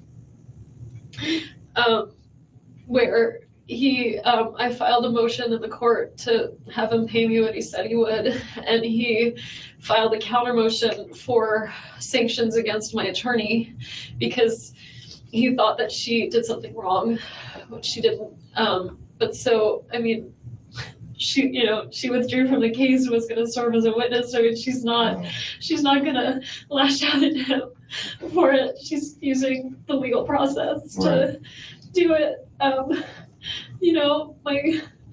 My parents are, very angry towards him. But even when they're around my kids, they would never say a bad word about my kid's father. They're really, really careful about That's hilarious because they just like him, but they literally the opposite is true. And that's in the discovery that's come in as evidence at all the trials. Literally the opposite is true. That Donna would actually say bad things to the kids to try to make them hate their dad. Oh, he's the father of my kids. They would never do that. Right. I don't know who would be angry enough with him. Well, that's what I have to find out. To do something like this. The brother that you're real close to, I have to do a lot of elimination at the same time. The brother that you're really close to, the one that joked about the TV and everything, what'd you say his name was? Charlie. Charlie, and he's in Fort Lauderdale? Yeah. Okay. Tell me what kind of car he has. He has like 5 cars. Can't tell me all of them. He drives a I think one of them is an unmarked police car. Oh, really? He's a bit of a character. Okay, So I don't know what he's driving at the time, right. but I'll tell you, he's a periodontist, and he has this practice where he works from early in the morning till late at night. So if you ever wanted to find his whereabouts, he's working all day long Okay. until early in the morning till late at night, always driving to a different office working. Oh, he goes to different offices? Yeah, he works in different offices Guys. all over South Florida. So literally she's saying like at 3 a.m. Charlie's doing dental work on people. Implants for people. And he works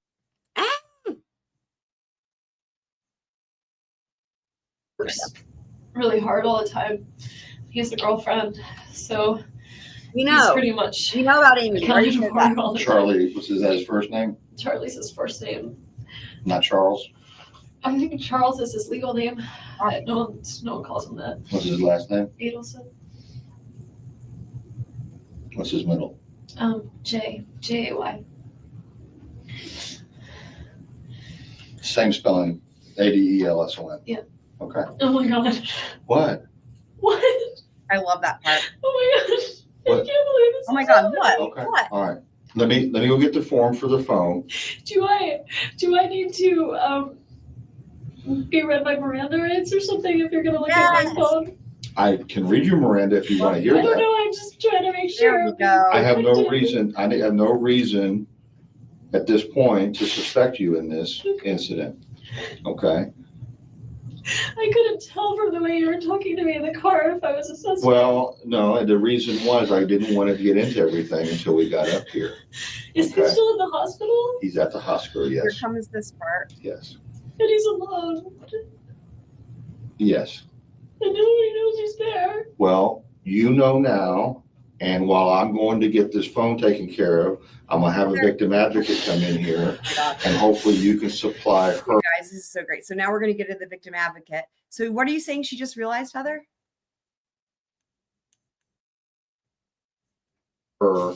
With his parents. Oh my god. I'm assuming his parents would be his next of kin. He's a sister he's really close with. Where is she?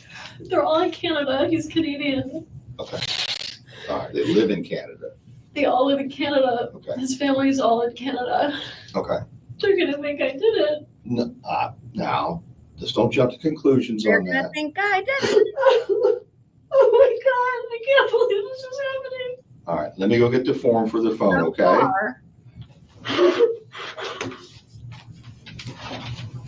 far, the person who Wendi has implicated more than anything is herself, as per the ticker, as you guys can see.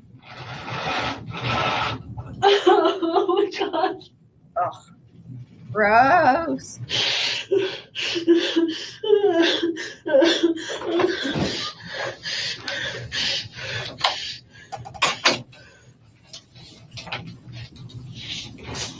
Sorry, you okay? Yeah. No. I meant to, That's fine. Our last interaction wasn't nice. oh, you're talking about personal. Yeah, I'm just looking here. I didn't want him to take the boys this afternoon. I had wanted to have them. And I talked over with my brother and realized, you know, if their dad wants to take them swimming, it's not worth getting upset over.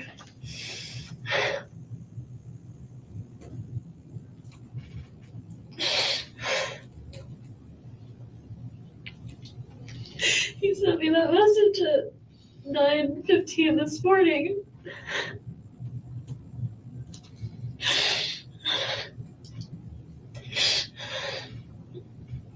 You were telling me before, when we were riding up here, that the agreement was that you're all gonna have some type of phone call at 11:15 this morning. Is that correct? Well, not exactly, just that we needed Okay. to have the talk at some point before, we have to decide before Monday of what to do about his school, where Ben's gonna go to school. And he said, I'm gonna be done. I thought it was 11:15, but when we listened to the message, it was 10:30.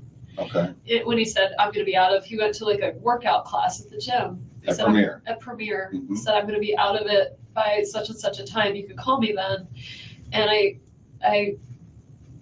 I called, but I think we could see what time I called him. I thought it was more of like, let's see, recent calls. I called him Well, that's him calling in at 9:02. I called him at 11:42 and got his answering machine.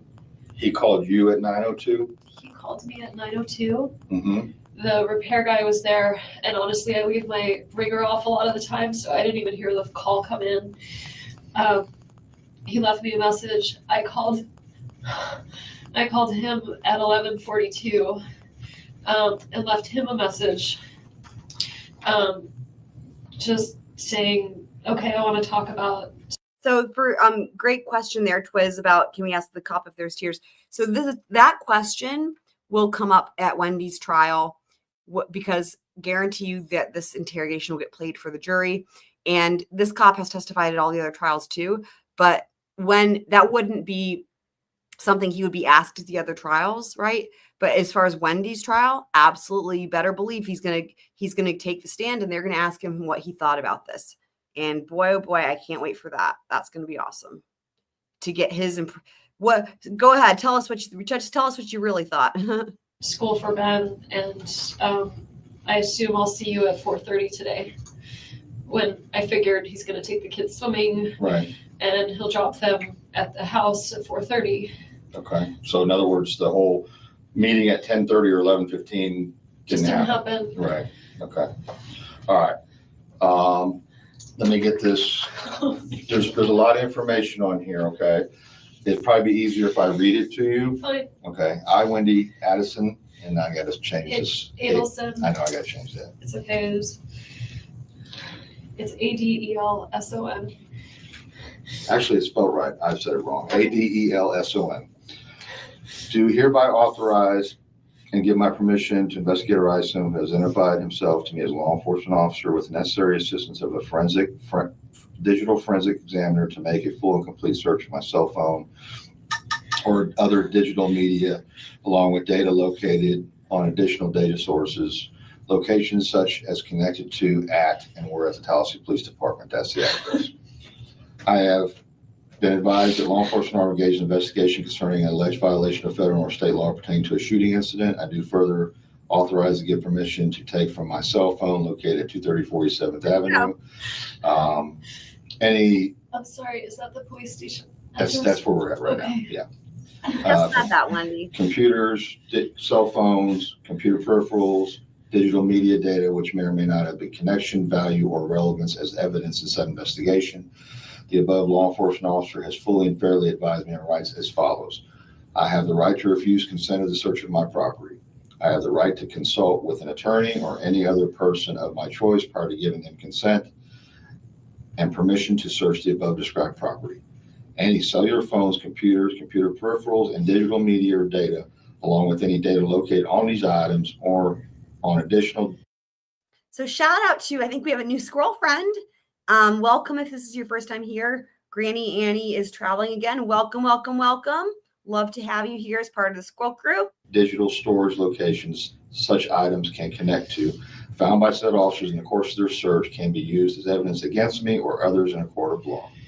Use it I fully against understand, her. appreciate these rights and wish it be specifically understood that I'm hereby giving consent permission to conduct the search of the cellular phones, computers, computer peripherals, and digital media data, along with any data located on any additional digital storage locations such items can connect to, solely because of my desire to freely and voluntarily cooperate and assist in this investigation. I have not been promised anything or been threatened or coerced in any way, nor has any inducement of any kind been held out to me in return for this consent and permission to search.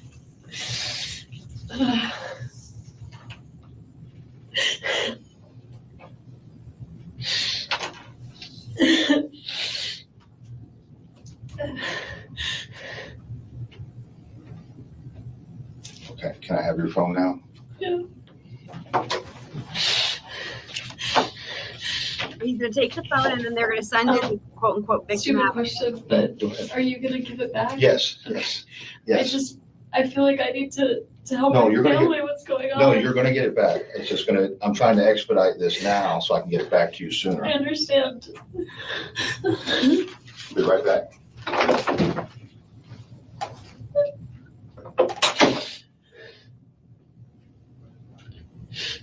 So what we're going to do is we're going to take a quick little look here.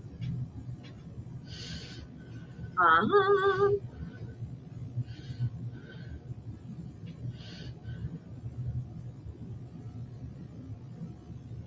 Okay, so what we're going to do is we are going to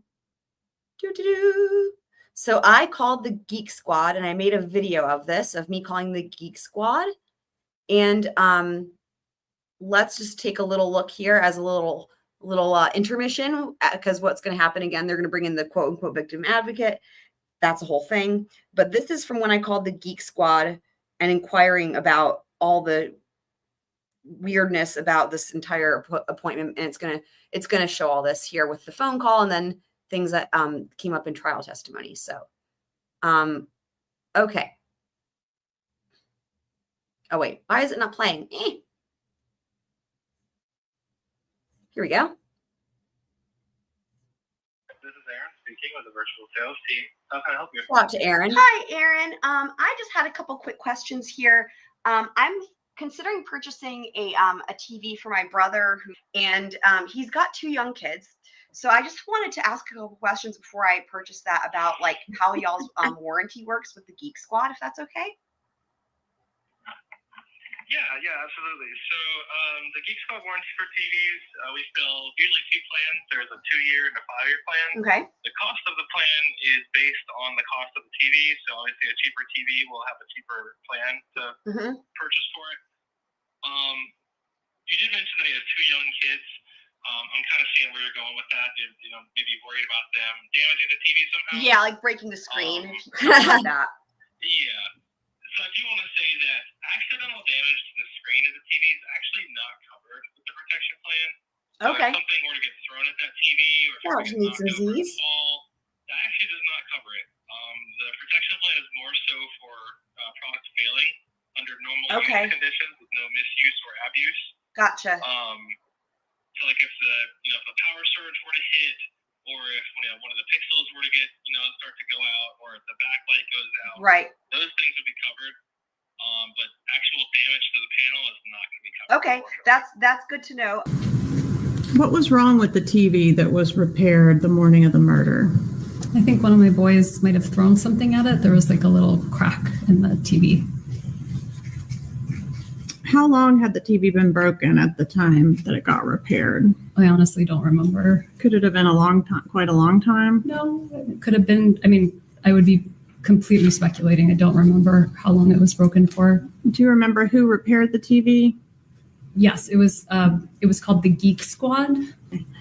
And was the repair done? No. Why not? Because I called my brother to find out how much a new TV would cost versus how much the repair cost, and it didn't make sense to repair it. It's cheaper to buy a new TV. Yeah.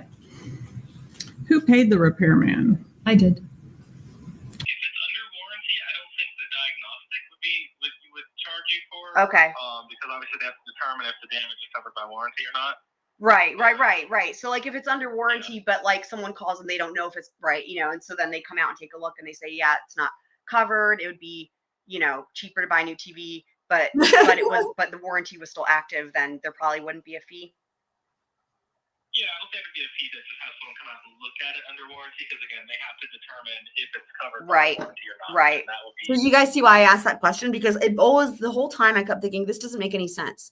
That it was under warranty. They didn't do anything to the TV because she said it would be cheaper to buy a new TV.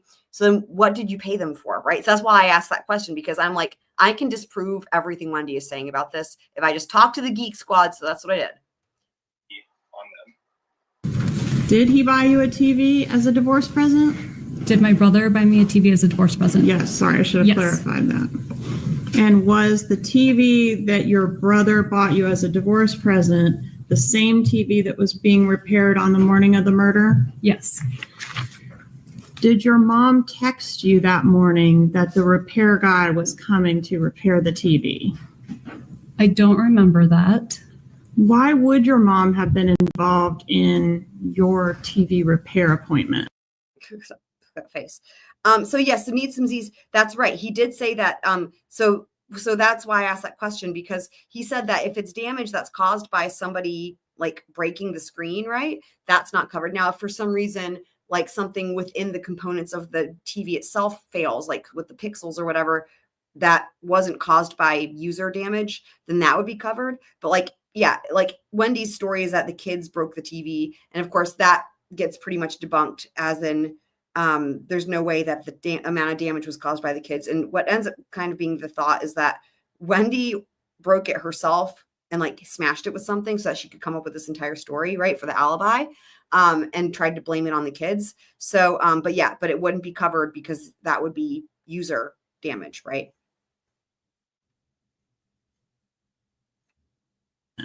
Because I didn't purchase the TV. The TV was a gift that my brother paid for, but my mom went and got it and he reimbursed her. So the contract would have been under her name and her number. So when the repair guy was coming, they might have called or texted the number on the account instead of my number. Okay. Now we've heard a lot about. This is another thing you guys will hear me ask that same question, because that was another thing I was like, this is really odd. That whole thing about they have to call the other person for the warranty was odd to me. And I think you'll see that here in a second. This TV already. So let's just clear this up right now. This is in 2023. Charlie bought you the TV, right? Yes. More precisely, Charlie had your parents buy the TV and he paid them back. Yes. And they bought the TV from Best Buy, right? Yes. Have you ever bought anything from Best Buy? I'm sure I have. When you buy from Best Buy, they always try you to get the Geek Squad warranty, right? Yeah, they do. And people like me always fall for that, right? How would she know? But when you call Objection. and you need a repair on the TV, it's got to be registered to your name, right? I think so. No. Do you know if the Geek Squad was registered to your mom and dad? I don't know offhand, but if they're the ones who bought the TV, then they probably bought the, Geek Squad policy that went with it too. If I showed you the receipt, would that refresh your recollection? I don't really have an independent recollection, so I don't think so. So that's a no. Come back to that. So if I purchased the TV again as like a gift, and he were to call to have something repaired for it, would he be able to do that since he didn't purchase the TV? Like, would the warranty be in my name and then that would cause a problem, or? So if you want to provide him the proof of purchase, he can register the TV warranty with the manufacturer under his own name. Okay. There you go. Okay, great. Well, that's very helpful. I think that's all of my questions, and I took some notes here, so I appreciate that. Thank you so much. So basically, everything that Wendi said doesn't make any sense based on the answers I got from the Geek Squad. The only thing that was legitimate was that that the screen crack would not have been covered, right? And that it would have been cheaper to buy a new TV. Everything else surrounding the TV was debunked from talking to the Geek Squad. Also, needs and needs. I don't think I even knew that you were in Canada, but that's awesome. Oh, and is Tonka here? Tonka's here. Awesome, sweet. And also, we have a couple new commands happening here. Tonka's one of those. Got a new command happening. So now we'll go back to the interrogation, and we're at the moment where the quote unquote victim's advocate will be heading into the room.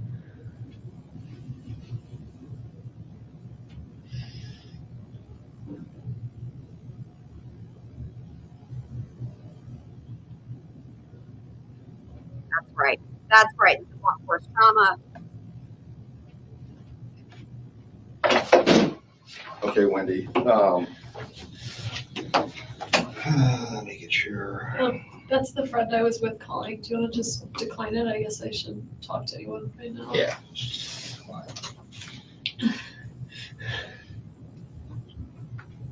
Is there someone I could talk to about what to tell my kids? Yes, well, we're going to get to that. Give me your phone number on this phone again. 954-803-0079. Good night, Scott. Thank you so much for being here. As always, happy to see you again. So remember, at this juncture, they still haven't gotten to the part about that he's not dead yet. So Wendi I'm sure, is under the impression, of course, that he has passed, and she's going to learn here very soon that that may not be the case. And how she can handle that. Can I get Daniel's cell phone number?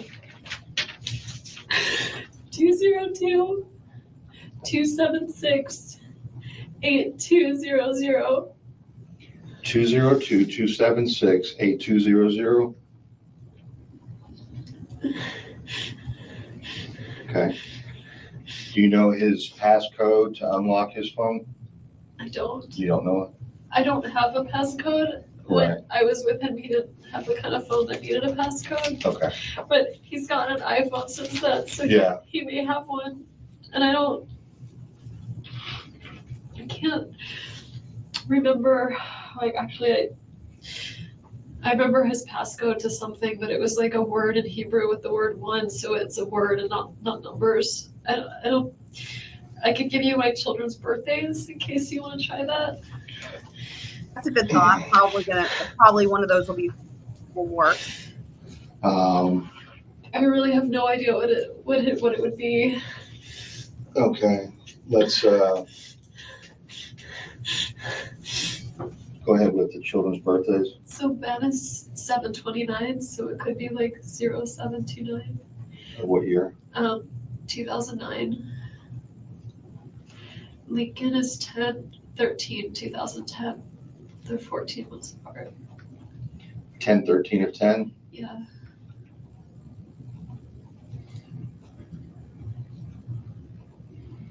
I was complaining about him at the lunch. Sorry. I'll be right back.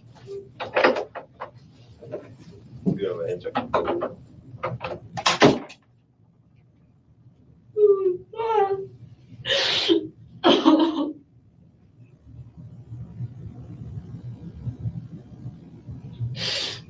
I'm gonna go ahead a second because I think we have she sits there and does that. As you can see.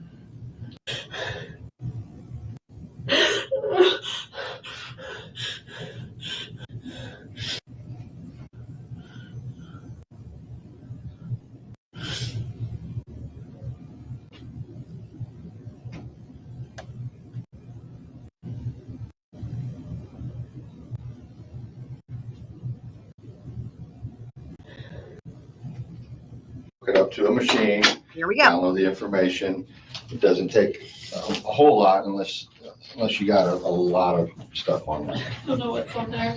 I have to use the bathroom. Okay, no problem. Is there? Yep. Is it close by? Yeah, it's real close by.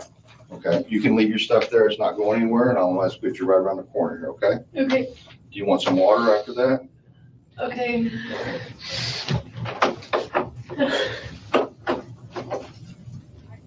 So we'll skip ahead as she goes to go use the bathroom. Oh, now she's back. Seriously? Okay, I'll hold it. Sorry. It's okay. We just have to eliminate everything. Okay, you know what she's saying, right?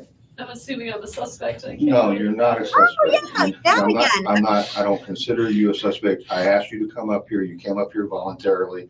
I've not read you Miranda. You are not under arrest. You are the closest thing to family that I have to Daniel right now. Okay? You are. I'm so sad for. So I was thinking about something else. He told me that he comes. We have week on, week off, but on Wednesdays we do an overnight. right. And he told me that he might have some work up in New York and he might not be back in time for the Wednesday overnight. So there's no way that he did this because he had all kinds of plans like for next week. Oh, you're saying he would not hurt himself. No. Okay. Again, it wasn't him. Okay. He has no reason to hurt himself or anything like No, No I mean, one I can thought see that. him being really sad when we first got divorced. Right. But now I bet he was he's dancing got for joy. Amy, and he loves those boys. that. Okay. And things were really good for him. There's no way he did this to himself. I believe you. Which really scares me because it means there's someone out there that's willing to do this to him, and I'm scared for the kids. I understand. I And understand. they're at school right now, and I want to. There's an officer at the school. Okay. The kids are fine. Okay. Okay. There's no. The I don't kids know. are, I'm gonna tell them. well, we're going to help you with that. Okay. But here's what I have to do right now, and I'm just trying. I want to get this down, Pat. I know you don't have your phone to refer to, Okay. but that's okay. You'll have all that information. Right, because I'll check that against what you tell me. Okay. Your last phone conversation, okay, your last personal contact, in other words, in person with Daniel, was when? His he goes by Danny. Danny, okay. No one calls him Daniel. Yes, I don't know him, so I'm I'm sorry. just telling you Danny. so that it just feels really impersonal. My last face-to-face contact with him. Wow.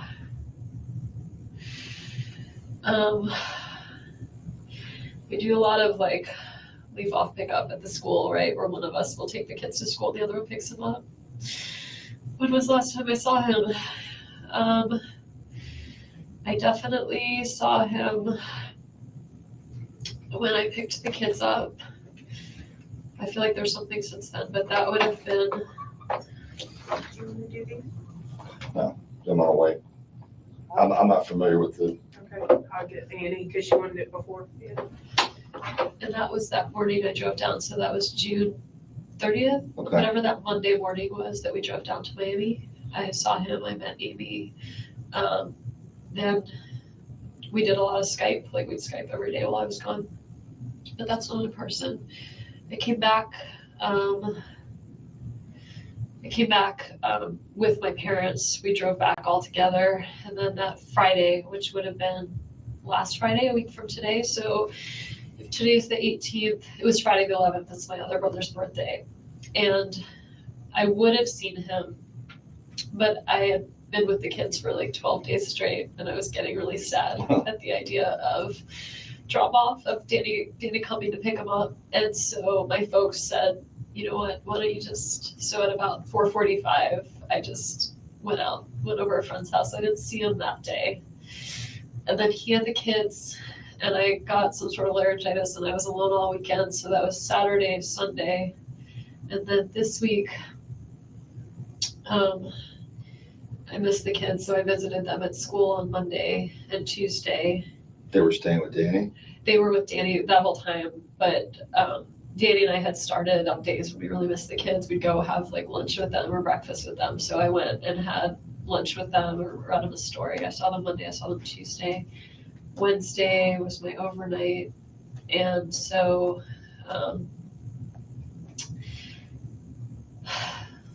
so that was Wednesday. And then he had them Thursday, was yesterday. Yep. So that was the last time I had face-to-face contact with him. Was? June 30th. June 30th, okay. And then yesterday, y'all were conversing on text about this phone call or about this discussion for Ben. On email, I think, Okay. about, we'd both spoken with an administrator at the school. And so yesterday morning, I emailed him and said, I'd really love for him to go to this school. I think we should accept it. Here's why. And then I asked him a second question about Ben's birthday coming up because I didn't have Ben on his birthday. And he wanted this Lego thing and I wanted to make sure that no one else got it for him. So I asked him if he was going to do a party for Ben. So I knew ahead of time whether people would be bringing presents or whatever. And so I knew whether he would have gotten it from someone else or whether I should buy it for him. And he wrote back and said, when your voice feels better, let's talk. Because my throat was really hurting. He said, let's talk. We need to work this out for Monday. And I sent him an email. You'll see it sometime this morning while I was home working on my paper that said, okay, I'm ready to talk whenever you are. I don't know what time I sent it, but if I called him at 11:40, it was either before I called him because I thought normally he would have called. Okay. Like when he said I'm done with the class at 10:30 and I had said, okay, let's talk, and then sent him a call or an email, like I thought it was weird I hadn't heard from him, but I just thought like, oh, maybe he's busy with something or showering. Or... But he told you at some point that he was going to premiere this morning. Yeah, no, that phone when- message says I'm going to premiere, I'll be out 10:15, 10:30. And so you can call me after that. When did you receive that phone message? Maybe after the repair guy left, so maybe This at morning? like, this morning, like Okay. at 11-ish or something. All right. So you're at your house with the repairman. He leaves. You go back to working on your papers. And then you leave your house around noon, drive down. Trescott's blocked. You turn around. You go back around on Benton. And then you go There's to a tree. Right. Pardon? I thought it was like a tree that fell down or something. Right. So I didn't even think like that's the house. I saw a few houses blocked off and I'm sorry, I wasted sorry. your time. No, you're not wasting my time. I think I asked you before, you don't have a number for Amy. You do not have a contact number for her. But you know she's a professor at NYU. Yeah. You know that her and Danny have been seeing each other and that she stayed here from the end of June to the 1st of July. Just At least 2 weeks maybe. Yeah. And she met the children. Yeah, she met a few friends in town too. And you don't know anything about her ex. No. I know she was married. Right. And she has children. She has a son. In New York. In New York. Okay. She's a son. I think he's 14. Okay. Do you know how old Amy is? She's 50. She's 50? Yeah. She doesn't look 50. She's very beautiful. She is, not that you can't be beautiful at 50, but she looks really young. She's very pretty and accomplished. And weird. You know her date of birth? I only know that she is 50. I don't, because I was looking her up one time, feeling. Oh, okay. Okay, so she's 50. She goes by Amy Adler. Her middle initial is M. M. Okay. So that, like, if you looked her up, oh my God, if you looked her up on the law school website, you'd find her that way. Okay. Her brother's famous. He's like a famous fashion designer. So I think they spend a lot of weekends like in the Hamptons. And who cares? She lives in the city and lives like, good life. Okay. Effectively, please tell me more about Amy's brother, the fashion designer. You gave me a name of Matt Price, who's in DC. That's his best friend. Is that an attorney? He's an attorney, yeah. I'm sorry I have to deal with so many lawyers. That's okay. I'm used to it. I got to deal with the state attorney's office, public defender's office, private attorneys. The only time I've ever been in this, I represent victims of crime. I represent immigrant victims of crime. So it's the only time I've ever been in this building is advocating for my clients. And the other friend? The other friend is Josh Berman, also attorney. He's in New York City.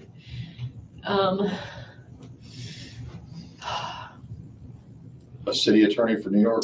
No, he's private. They're both private. Okay. And they were like the historic best friends. Okay. From Historic college, best friend. law school. And then, of course, Alex is up in Cairo. I know, I'm assuming they're close. I know that he sleeps over at their house a lot with the kids. Okay. I don't know if it's because the kids really love to play together or because they're close, but they spend a lot of time together. I'm sure they're close. All right.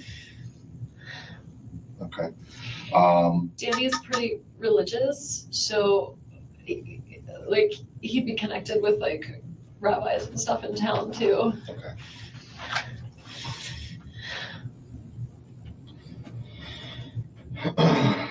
All right. Which synagogue does he go to? He goes to two. The one he's Now we're gonna get into the most religion. strongly affiliated with is And for Torah. anyone who is newer to this case and hasn't heard this part, this is another one that's a fun fact, if you will, of this case. By fun, I mean this is classic Donna. The Hitler Youth outfits that Donna wanted to dress the children up in Hitler Youth outfits just to upset Dan Markel. And of course, the irony being that not only was Dan Jewish, but their family is Jewish. So. And by the way, if you get a nod that I can use the bathroom, I could really use it. So I'm going to make that I'm happen not right going now. to die, but if I could just, that'd be great. She says she's not going to die of having to Wendi. Okay, I think now I keep the victim advocate, but maybe it's now.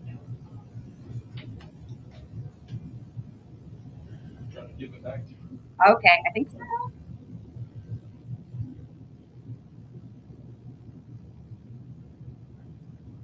awful, all right.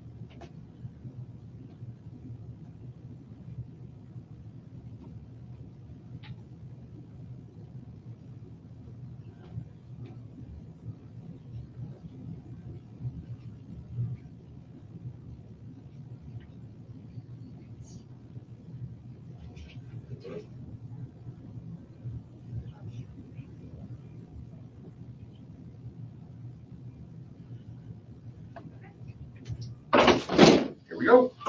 Okay. Hi. She's got to swab your hands. Oh, first I'm gonna have to do your hands. Okay.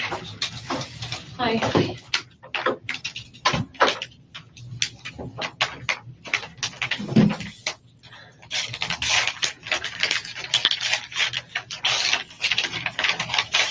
What does DSR stand for? Gunshot residue. Fucking hell, how do you not know that, Wendy? Okay.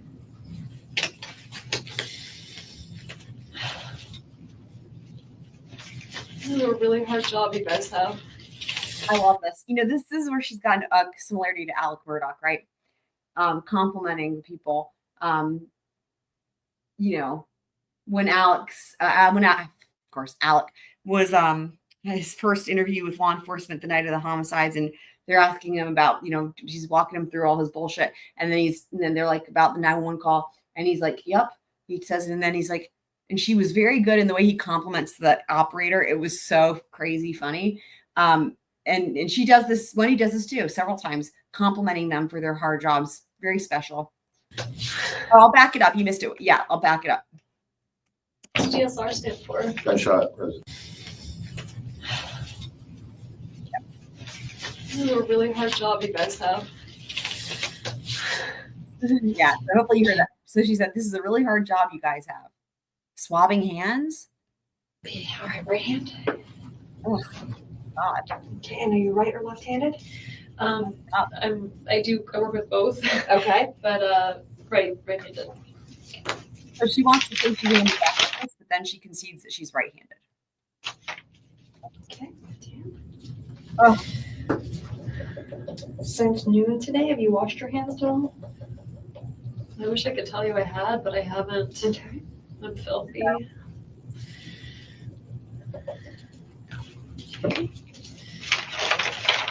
a picture, correct? Well, and Yeah. she's an attorney. You need a picture?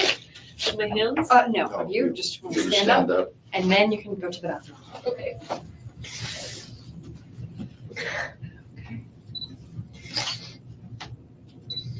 Okay. Okay. All right, ready? Do you need to escort me? I'm just going to walk you around the corner. It's not really, it's just showing you where it is.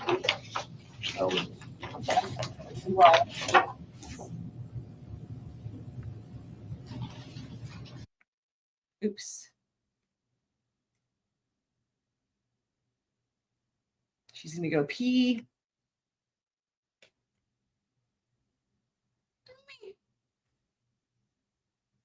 Okay.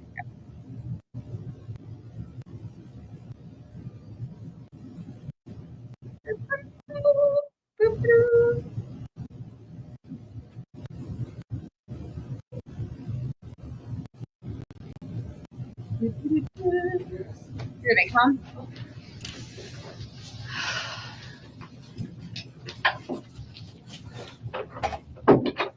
What time do your kids get out of school?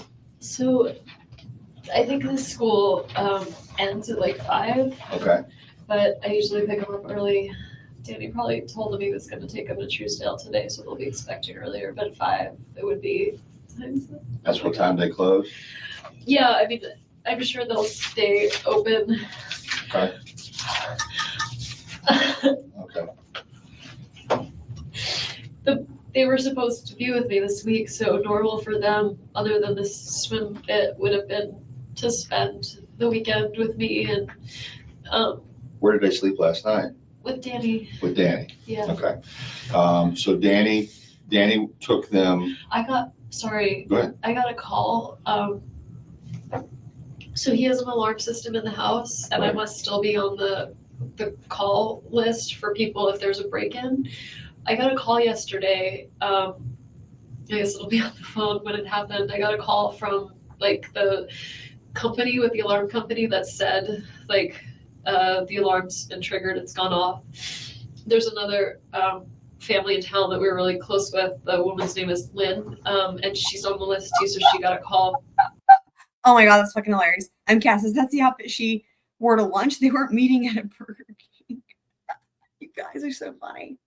I know this because I saw her yesterday evening. I went to a friend's art gallery thing, and she happened to be there. It's a small town. And she said, oh, I guess I got a call from Trescott. And I said, LOL, Wendy. Oh. I said, oh, I got the same call. I said, but I just figured it was fine.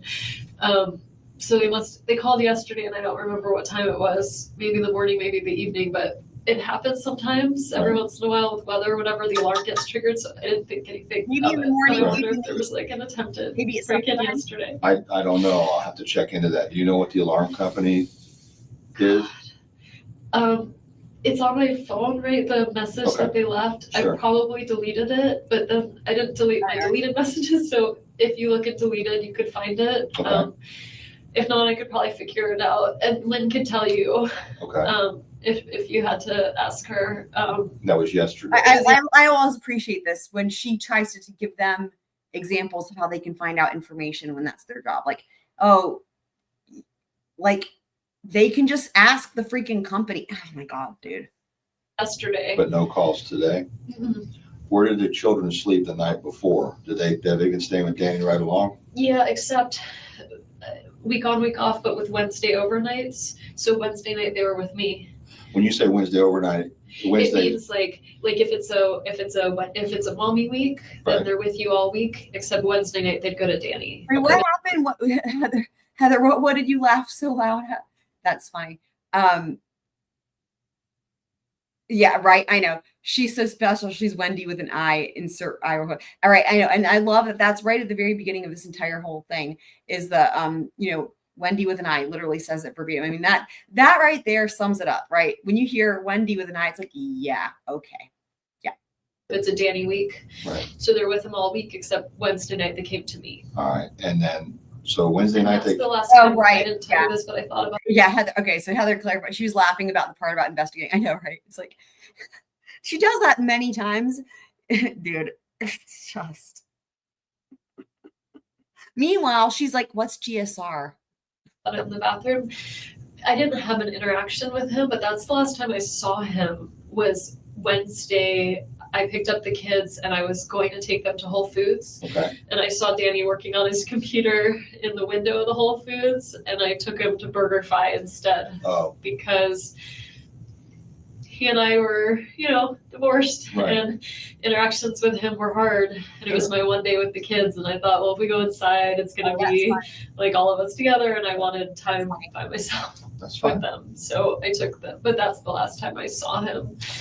So I saw him sitting there Wednesday afternoon working. He was inside Whole Foods? He was inside Whole Foods with his computer, writing. And the kids came out? The kids didn't see him. We were just about to enter. I saw him. I thought, oh, my one day with the kids, and so I went and got burgers instead. To the BurgerFi. Okay. All right. So then Thursday, I got a call. You got called about the alarm. Had you had any contact with the kids during that time? On Thursday, I had them Wednesday night. I brought them to school on Thursday, and then no, not after I dropped them off. Okay. And there's a record at school of when you log in. So I probably dropped them off a little before 9, but they could tell you what time. All right. And then again, you guys, she did it again. Like Britney Spears. Listen. In order to figure out what time, whatever the fuck it is, picking up the kids from school, listen. Okay. And there's a record at school of when you log in. So I probably dropped them off a little before 9, but they could tell you what time. All they right. can tell you. And thanks, Wendy. This just then so then he kept them last night, Thursday night, and then he would have driven them. I mean, just yeah, if you want to know what time I picked them up, you can always ask the school. Thanks, Wendy, for letting him know that. school. Mm-hmm. What time does he normally drop them off at school? It varies. Sometimes he has breakfast with him.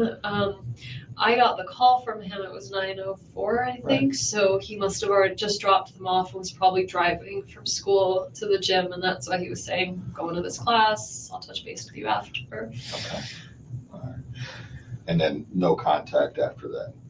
We had some texting contact. That's when I was saying that my last contact wasn't very nice. I was saying, well, I wanted to pick them up at 3, and he was saying, well, you are only allowed them after 4:30. And I was like, well, what about last week? I picked them up at 5, and he said I was just being nice. And I said, I guess nice was fun while Mommy needs a timeout. Put her in the corner. Absolutely. it lasted. Okay. That's hilarious, guys. Okay. All right. His parents and his family, do you have contacts for them in your phone? I have contacts for. He did it again. The fake crying and then just switches right into just whatever the fuck bullshit. Okay. Watch. All right. His parents, his family, do you have contacts for them in your phone? I have contacts for at least one of them. Okay. I think I'd been recently deleting them just because they don't call me. But at least one of them, I can tell you his, like, I don't know whether it's his dad's name. His parents are actually recently divorced. Okay. We'll get the phone back. You can supply those numbers. Okay. All right. And then we'll attempt to contact them. Oh my God. Find out where they're at least in Canada. It's just the worst thing you could have happened. Oh boy. No, I gotta ask you something. Okay? Yeah. Do you own a gun? No. Have you ever owned a gun? Have you ever fired a gun? I think I went skeet shooting about 12 years ago. Okay. Nothing since then? Does Danny own a gun?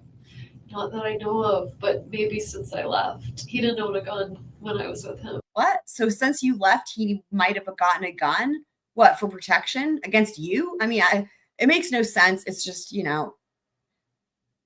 answers like this, there's a reason why she's answering stuff like this, even when it's stuff that's completely, like, she could have just said, no, he doesn't have a gun. I mean, you know what I mean? It's just all the extra info and, all the qualifications and the disclaimers and, look. Never had a gun around or? No.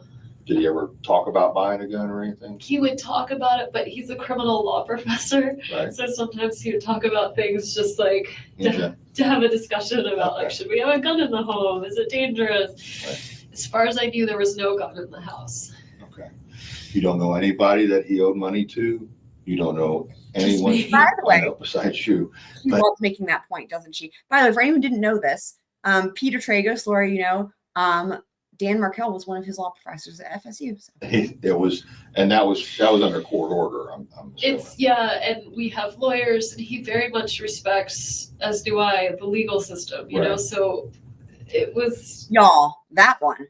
I don't even know that that one had stood out in previous reviews of this. Listen. That was under court order. It's and we have lawyers, and he very much respects, as do I, the legal system. You know, so it was working its way through. Okay. But anyone he owes money to, I mean, he doesn't gamble, he doesn't drink, like, he doesn't have any vices, he doesn't do anything weird.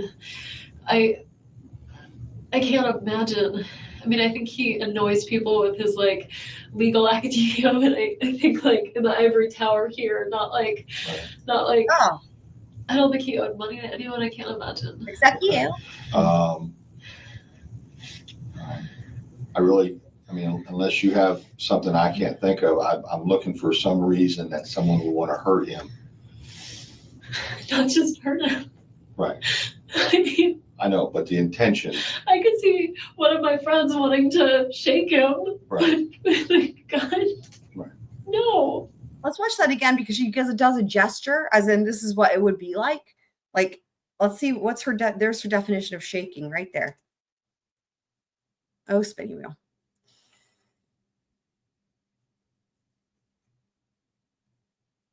Come on. Oh my God, YouTube.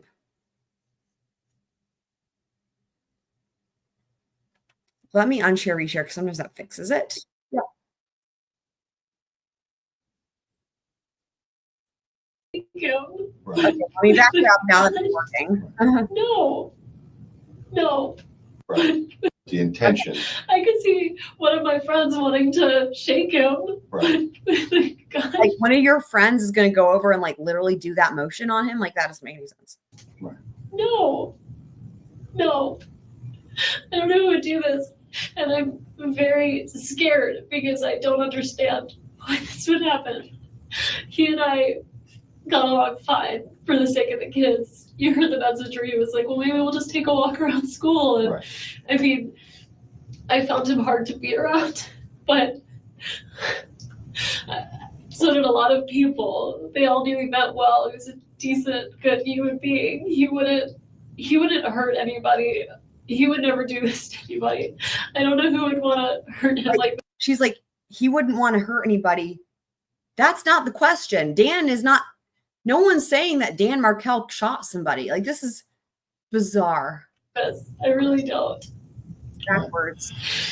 I need to ask you, was your divorce, you said before it had nothing to do with infidelity, no extramarital affairs or anything like that? Neither one of us. It was just simply the fact that you all just didn't get along anymore, or was it just the fact that he was belligerent to you?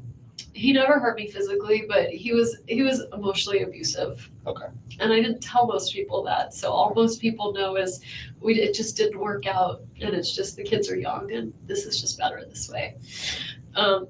So other than my family who saw the way he treated me, most people were, well, I think his family was very surprised. He told everyone around the community that I was mentally ill because only a crazy person would leave him. And so there's a lot.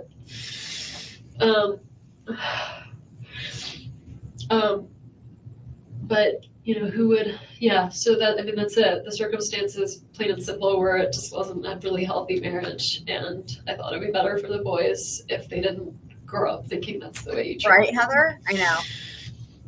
But he didn't hit me, he didn't hit them. He didn't have a drug problem. He didn't gamble, he didn't cheat on me, I didn't cheat on him. There's no other, I keep thinking the only like unknown I can think of is like Amy's ex-husband. Like, is he still in the picture? Is he upset? Again with Amy's ex-husband. Poor dude. I defriended him from Facebook because I found it too upsetting to like see intermittent pictures of the kids.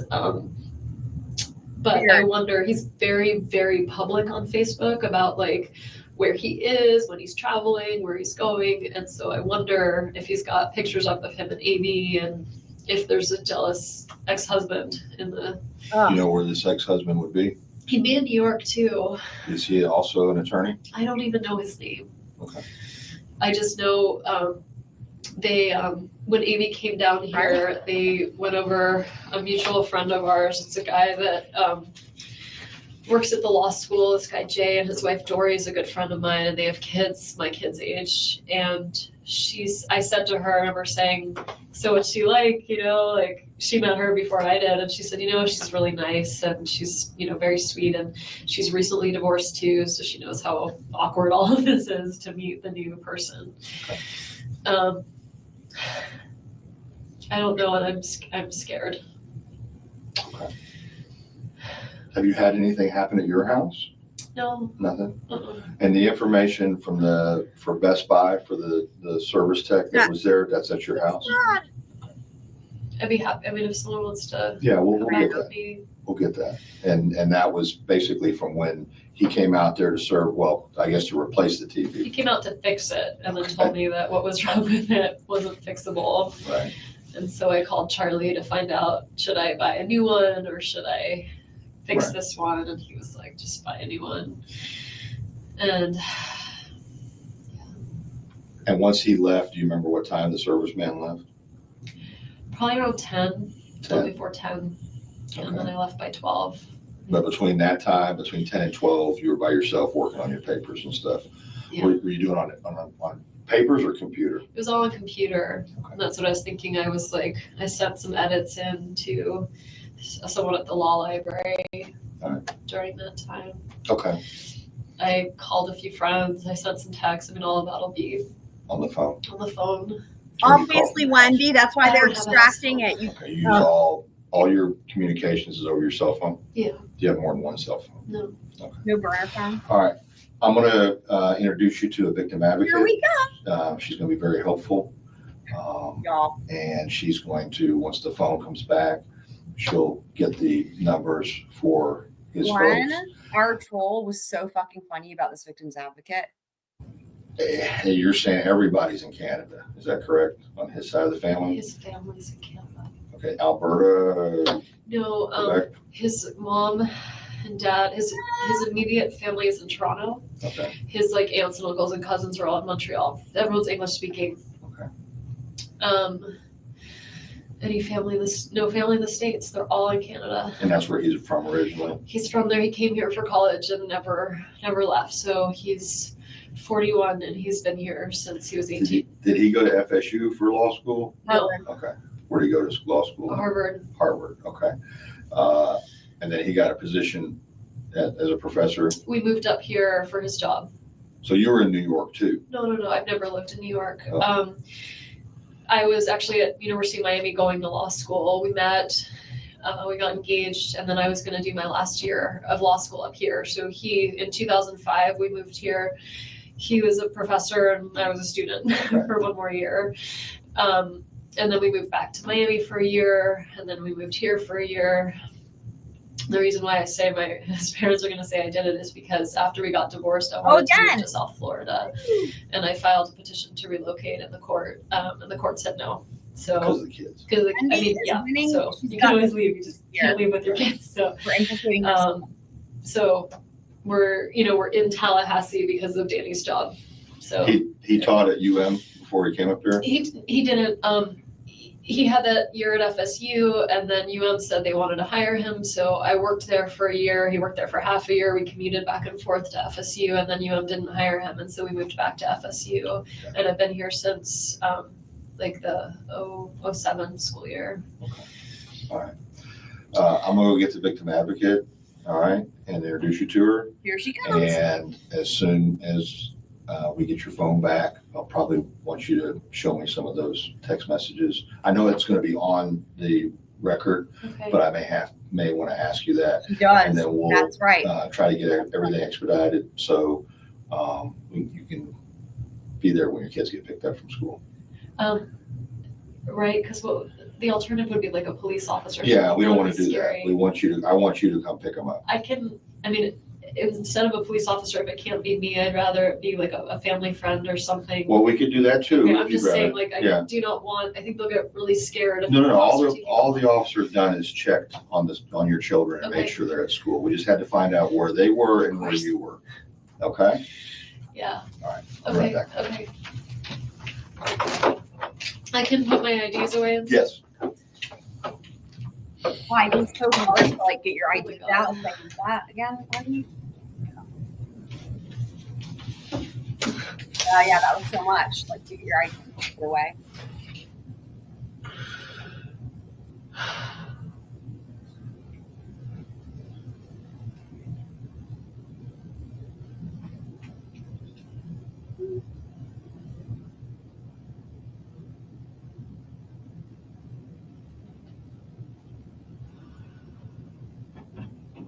This is Sarah Latour.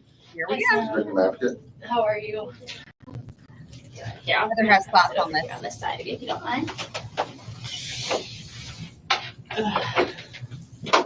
To meet you under these circumstances. I'm usually a lot more fun. I never caught that before either. Did you guys hear what she said? I'm usually a lot more fun. The fuck? Wendi.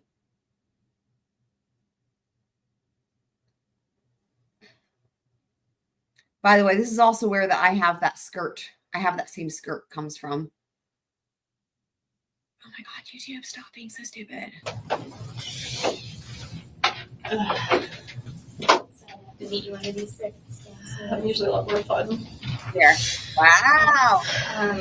Incredible. I've been trying to kind of find some next up information on this parent. Do you want their names? Yes. That'd be helpful. His dad is Phil Markel. And they're in Canada. They're in Canada. They're in Toronto. Toronto. Uh-huh. Must have been. Okay.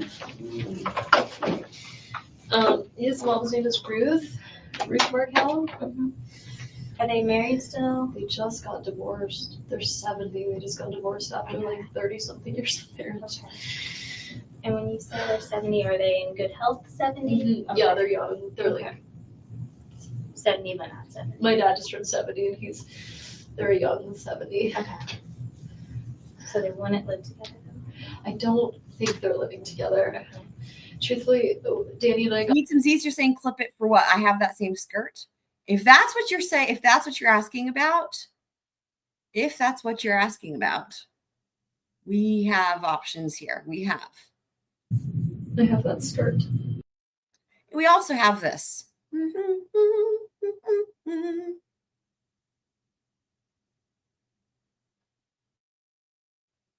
Oops. I have that skirt. But you might have meant something else. So I don't know. We can clip anything. We can clip it all. We'll clip whatever we want to clip. I'm usually fun. All right. Yeah, we'll do it. Yeah. So we've got the skirt part. I'll do the fun one is a good one. Let me back it up and I'll clip that. Let's see here. God. Yeah, they're young. It is a good one. I can't believe I had never noticed that, but I mean, there's so much to notice, So. Oh, spinny wheel. You want to be sick? I'm usually a lot more fun. Okay. Here, I'm gonna come sit over here on this side of you if you don't mind. So to meet you want to be sick? I'm usually a lot more fun. Okay. I've been trying to. All right, I got it clipped. So I'll be able to. I won't be able to like upload it as an audio thing during this live stream, but we'll have it for next time. But I got it clipped. So I'll go ahead a little bit because we saw this initial business. My dad just turned 70 and they're young 70. Okay. That's a good one. It's a good one. I don't think they're living together. Truthfully, Danny and I got divorced in the last 2 years, and they separated in the last 2 years. So Okay. I'm fuzzy on the details. And that's okay. And you were going through your thing, and they were probably going through theirs. Yeah. I have that skirt. There it is. Bam. I should look at it. You got my hand. Normal behavior. He has a sister that he's really close with. Is she in Canada too? And what's her name? Her name's That was Shelly funny. Markel. Sorry. What was her reaction to that? Did she just ignore it? Let me back that up. Because like that would be so weird for someone to say. That's okay. And you were going through your thing, and they were probably going through theirs. Yeah. I have that skirt. Do you? It's pretty. Who you? She says. You got my hand. Oh my God. He has a sister that he's really close with. Is she in Canada too? And what's her name? Her name's Shelly Markel. Is Shelly short for something? It's not. Okay. Does she have an EY in there? Or is it No, just it's SHELLY. I'm sure you do this all the time as your job, but like I cannot believe this is happening. Probably get some more compliments going. Situation to be in, and it's never Job is easy hard. or anything like that. So all your emotions and stuff you're feeling are okay right now. Okay. I'm so worried about my kids. I don't know how I'm gonna tell them what happened. And you know they're so little. And you know it is difficult sometimes for little kids because their perception of realities. They love their dad. I'm sorry, you can ask me questions. No, you're fine. Talk to me about what you want to talk to me about. It's fine. I'll tell you what you No, you're good though. I want to be here for you too. I can stay very strong. I just like I can't believe this is happening. So for anyone who missed it with Glenn was saying things like, it was one of my favorite parts when Glenn was like, the state could call the victim's advocate in to testify that Wendy's emotions were legitimate or real. Heather, you're gonna have to help me out. It was so crazy what he was saying that I can't even give a good example. But it was like he kept saying stuff about like relying on the victim. Oh, and what the other thing was this, that, oh, right, this is what he said. They would not have called the victim's advocate in if they didn't think she was innocent.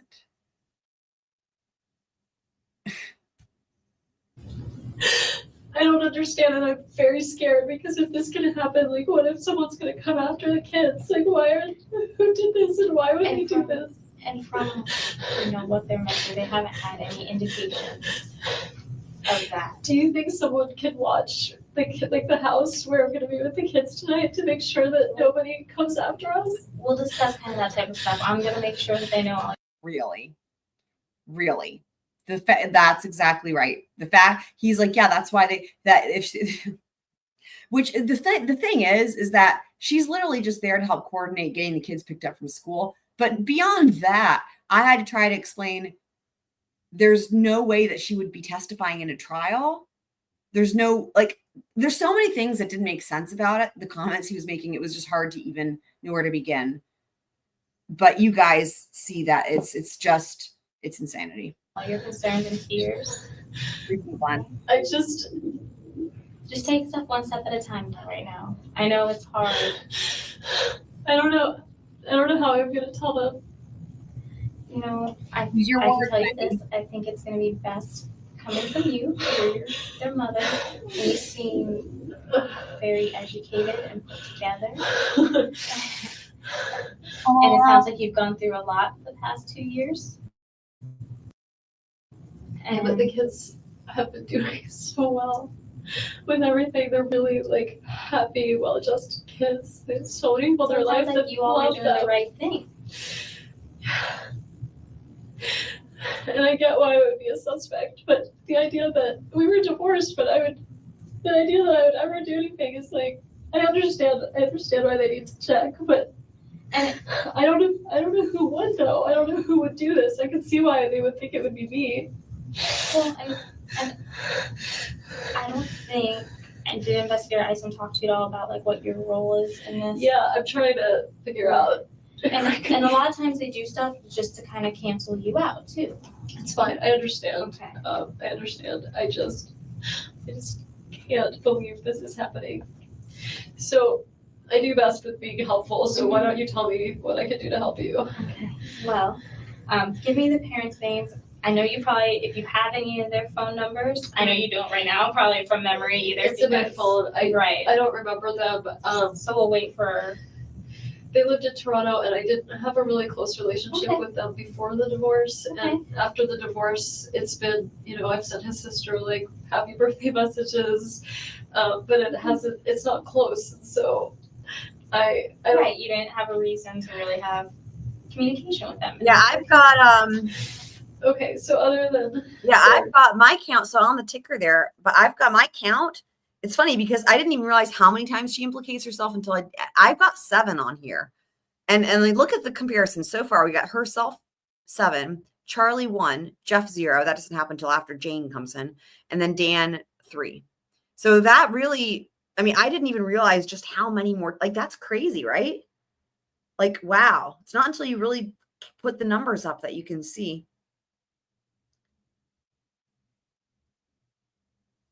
Right. I think she does at some point, but it has to do with logistics, like with the kids and stuff and the car seats and whatnot, I think. But yeah. Okay. Names. Right. That's probably all you really. No, I'm asking like, what can I do? Let's see. You can, worry about you and your boys. Start thinking who would be someone that you want here for you that's here in Tallahassee now. What do you mean here for me? Like for what? For support for you. Because you're gonna have to go. I'd really like my family to come. Okay. They're not here, but where they live. That's really funny, Heather. Yeah, I was gonna say so, and like for the one that just happened, it was like a back-to-backer because she says something to implicate herself, and then the victim's advocate like tries to say, no, that's silly, blah, blah, but then she does it again. So I counted it. Like if they say, no, you're not. And then she like says something else to implicate herself that's different back. Like to me, that's twice, right? Like she's not taking, like essentially she's not taking no for an answer. They're like, no, you're not a suspect. She's like, no, I refuse to let that be the case. I refuse to take no for an answer. I have to be a suspect. It's just fucking funny. Like, okay, you asked for it. I mean, she's like, can you please read me your Miranda? Like, fucking hell. Okay. I'm just so upset right now that I'm worried about parenting effectively. So if my parents were here, they could help me. They're really close with the kids, so they could help me. I feel like you and I look a little bit alike. Do you see this as you're looking at my face? You have very pretty blue eyes. They're much bluer than mine. But I feel like... What? Did I never notice that part either? What the fuck? Also, notice that Wendi does not correct her and let her know those are contacts. Oh my God. This is another one. This is crazy. And that's why if my parents were here, they could help me. They're really close with the kids, so they could help me. I feel like you and I look a little bit alike. Do you see? She's like, I feel like if my parents are here, they could help me. And then she interrupts herself to say that they look alike. What? I'm close with the kids, so they could help me. I feel like you and I look a little bit alike. Do you see this as you're looking? What? Whoever says that? At my face. You have very pretty blue eyes. They're much bluer. Do you think that as you're looking at my face? What? What? They could help me. They're really close with the kids, so they could help me. I feel like you and I look a little bit alike. Do you see this as you're looking at my face? You have very pretty blue eyes. They're much bluer than mine.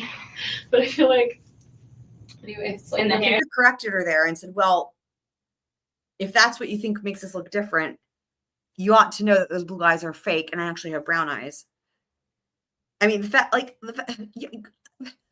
pretty blue eyes. They're much bluer than mine. But I feel like, anyway, it's like looking at my sister. It's like she thinks about maybe saying something and then she chooses not to. Like, well, we'll let her think those eyes are real. Jesus. Similar hair. I must look awesome right now, but when I'm not in crisis, I'd really like my parents to be here and help me. I must look awesome right now. With the kids. And so for my information, what are your parents' names? I feel like I should be the one to tell them. No, I'm not going to go tell them. I'm just more of, as the time goes on, right, when you're referring to people, I want to know. Sure. My parents' names are Donna and Wendi Adelson. And did you say they were in Florida? They are.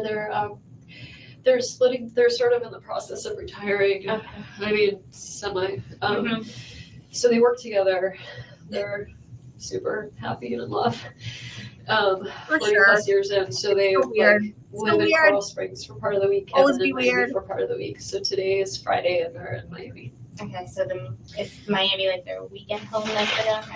My brother Charlie got this place for them to sort of have them try living in Miami. So sometimes on the weekends they all hang out together. So they'll be there.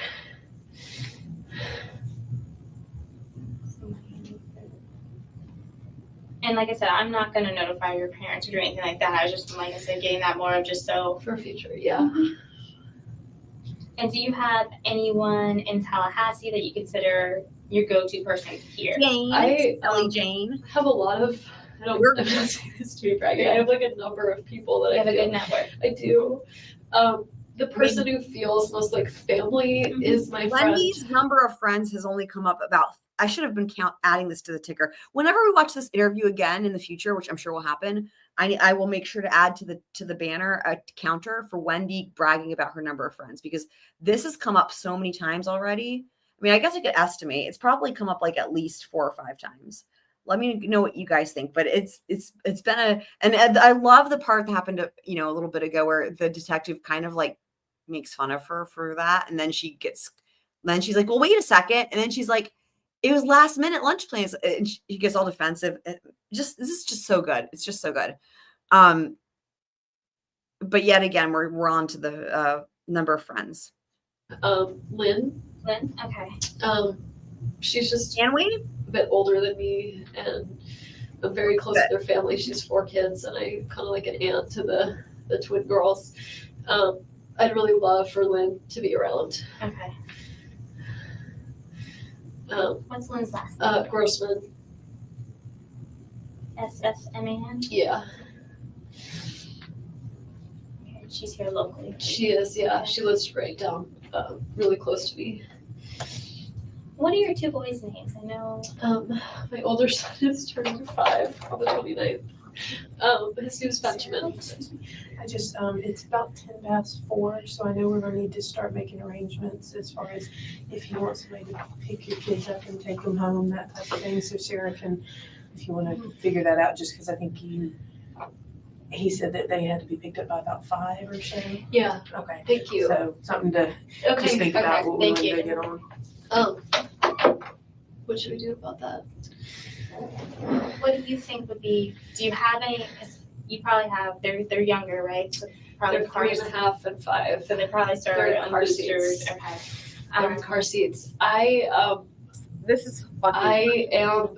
The car seats become a whole thing. I don't know why it is such a challenge, but the car seats is like a whole thing.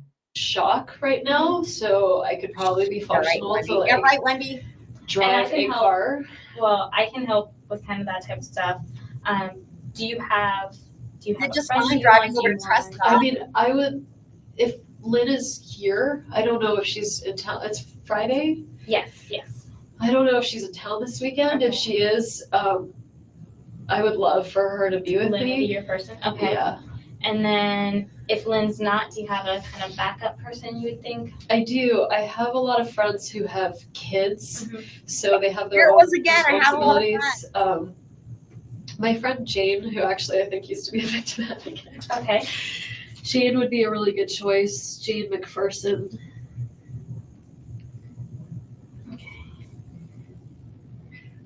You probably, and I might be able to get these numbers, but Because she doesn't have kids, it's all on my phone. I know, it's okay. And I know I don't have anything memorized either. So. Other close friends that I would have be with me right now. I have this really close friend whose husband died last year, who has a kid, and we spend a lot of time together, so she'd understand, but I don't want to do that to her. Okay. Well, and I think maybe between Lynn and Jane, hopefully one of them. Okay. Oh, Jane might be traveling. It's just summer, people are traveling all the time. I understand. Who else might be here?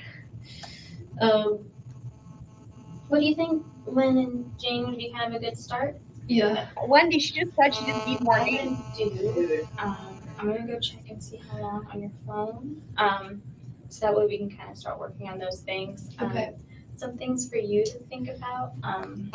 When you meet your boys, and I'm sorry, it's really hard. I just don't know how I'm gonna tell them that. Well, you know your boys better than anyone else does, right?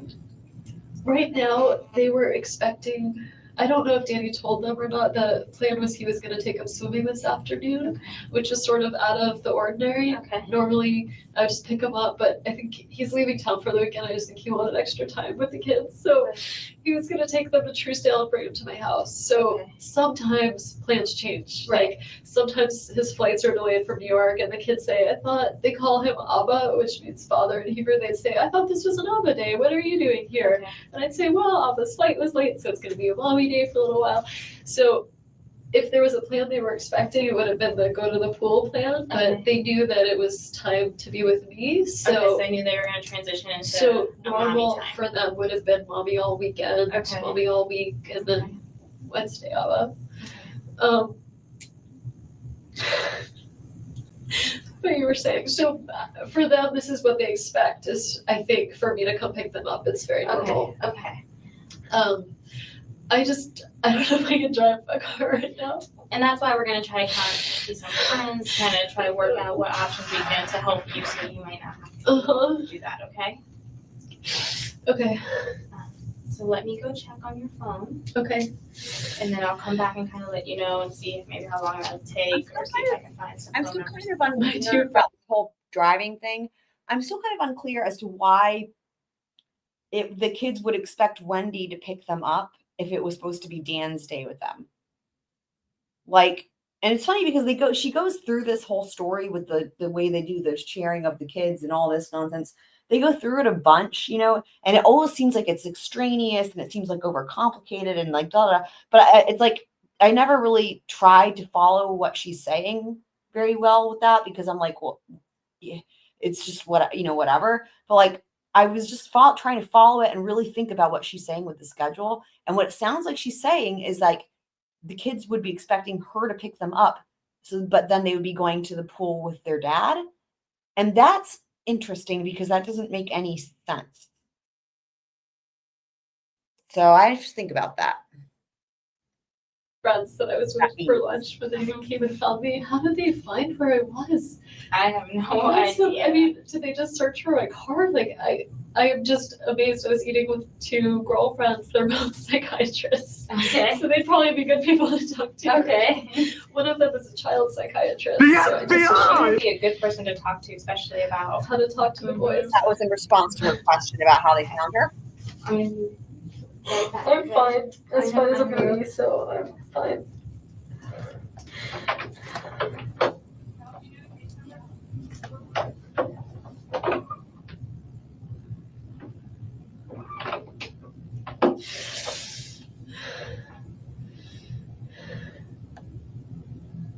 I know it's like a train wreck. You just can't look away from it, right?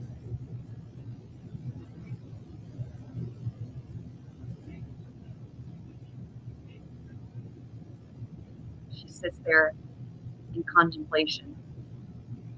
But you guys think she's thinking?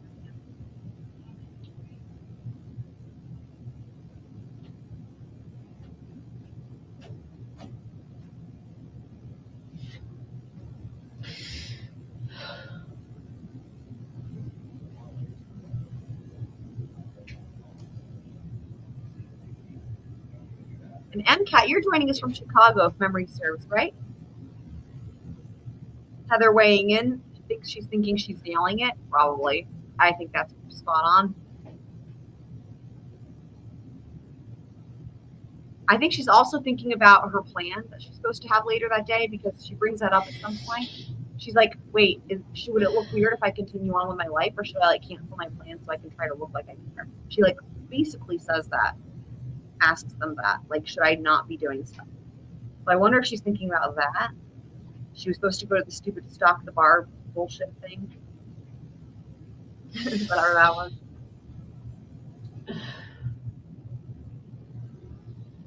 Like, oh no, whatever will they do if they don't get your Bulleit bourbon you were going to bring?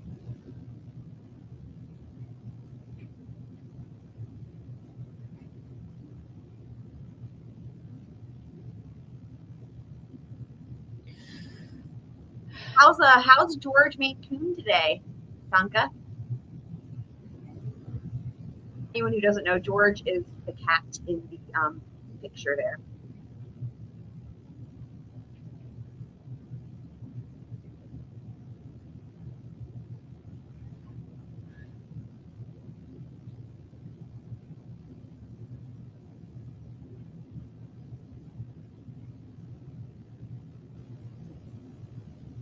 Wendi, deep in thought.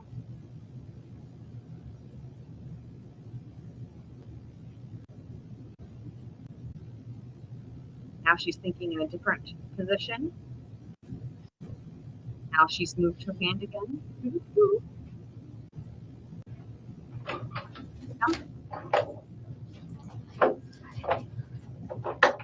All good. Do you know where Lynn or Jane work? Because we're going to try to find some phone numbers for them, right? Some work numbers. If they work at. So Jane is a PhD student. She's working from home. Okay. I was just asking how George was doing today. Lynn works. I'm kind of forgetting what the name of the place is that she works. She does like Holocaust recovery stuff. Department of Financial Services, maybe. It's not DBPR. It might be DFS. But her husband. She works for the state, though. Her husband and I are close to, like, friends with the family. Her husband's name is Alan Grossman, Allen. And he has his own law firm in town, so he should be really easy to find. Okay, It's like and he- Grossman, but Furlow and Bio, maybe. Do you know what street it's off of by chance? Probably downtown. Okay, that's good. But you I can mean, find him and find he's that an number, attorney. and he's usually at work. I'm trying to think. All of my really, really close friends live out of town. Wendy's doing it again, But- dude. She only needed the 2 names, Wendy. You don't need to add in other people. Ugh. Yeah. Okay. Lynn and Jane was sufficient. Go. I'm gonna try to do just some Google stuff real quick, and then I'll come back. Okay. She's gonna go That just is- Google we really stuff. should start memorizing more phone numbers. And there's I that, used to You know know, it's just technology that makes it easier for us. I'm going crazy in this white room. I'm sorry. I know it's not the. It's not like pictures from No, magazines no. anymore. I just feel like I'm in a Twilight Zone, and I keep picturing the kids like at a funeral having to say goodbye to their dad, and I Just take can't it one believe step I at a have to do this to them. Weird. There's Do a you, lot. No. Okay, there's a lot there. Again, stuff I never have picked up on because there's so much. The thing about the white room and then picturing the kids at the funeral. And then that was also interesting where she says, I can't believe I have to do this to them, which is an interesting statement to make. Let's listen to that again. Oh no. I just feel like I'm in a Twilight Zone. And it's not like pictures from No, magazines no. anymore. This white room. Just technology that makes it easier for us. I'm going crazy in this white room. I'm sorry. I know it's not the. It's not like pictures from No, magazines no. anymore. I just feel like I'm in a Twilight Zone, and I keep picturing the kids like at a funeral having to say goodbye to their dad, and I Just take can't it one believe step I at a have to do this to them. Do you want me when I find their numbers? Is it okay if I call your friends? Yeah, Okay, you it's want fine. me, and I can go and tell them I that could you. really use some help Okay. taking care of the boys tonight. Of course. I'm So this is trying to think of who else I would call. another theme that starts coming up is Wendy making herself the victim, right? I could really use some help with the boys. And again, we're going to hear more of that as we go forward as well. My closest friend in town is on vacation right now with her family. Well, we'll start with Again, Lynn and see how Jane we get from there. So she. Okay. Okay.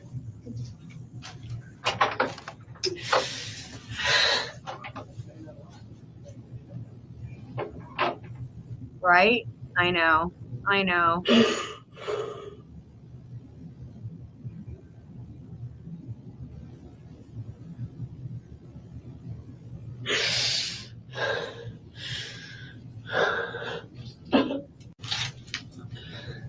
Her stupid little Kleenex box thing she has.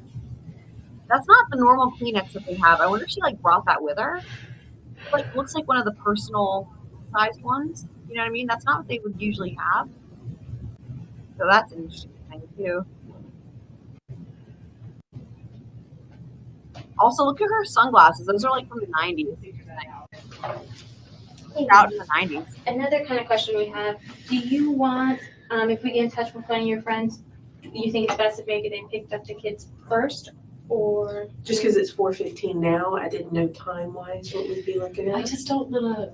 bring them? I was about to say I don't want to traumatize them, but they're about to get plenty traumatized. And they can take them home. Right. I just don't know what would be less upsetting for the boys. That's up to you. I what I would most like. Or we can make arrangements with the school and just say, look, it's going to be a little late. You need to work with us, and mom and a friend will I come. think they do keep it open till like 5:30 or Okay. so. So what I would most like would be to pick them up myself and have someone with me in case I don't feel like I can drive well. That's fine. And Lynn would be your first option Lynn to would come be here. my first And choice, you're- or Alan, her husband. Okay. And you're okay with me speaking with them and telling them to come here? Yeah. First, and my car is. We have the cars here. Oh, they got it here. I think they were bringing it here, and I think. Did they take my keys? I don't How did know. they get the car here? I don't know. I guess you guys. Well, I may be wrong. I thought And Investigator Isom, it may still be at the other place, was going to touch base. Oh, okay. I may be wrong, was going to touch base with you about, because I know he's done a bunch of different stuff as far as doing your hands and all that stuff, to see if you'd be willing to let us look in your car to see if there's anything, okay. Search the car. And so he'll have another form for you That's to do. fine. Okay. Another So form? I will call them, and the question is, I will not tell them what's going on until they get No, here. she's not been over. Yeah, no, let me make sure I answer. Okay, I just, No, she has not been arrested yet. I know you're probably like, what the fuck? How is that possible? And also, again, as you can see on the screen, this is from 2014.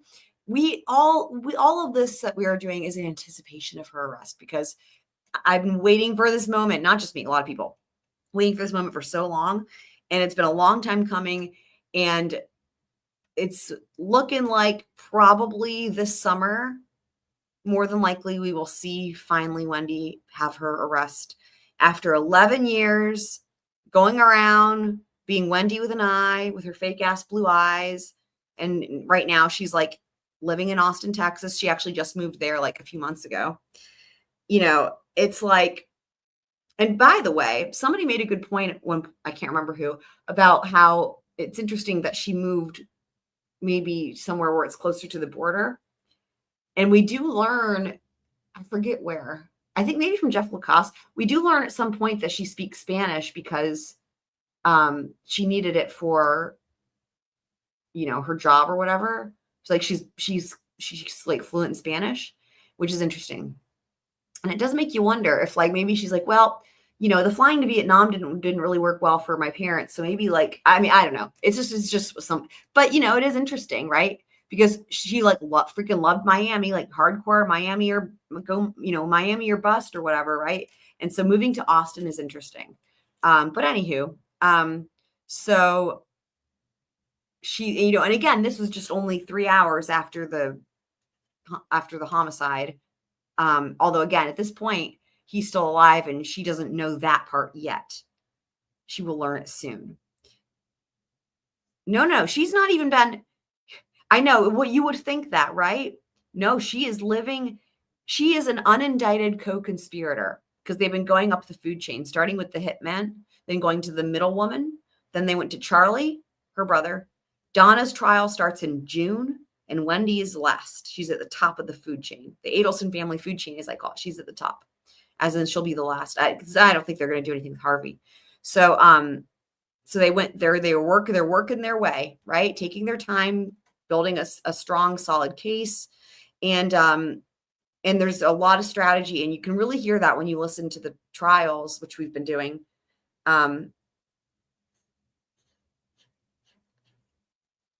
So...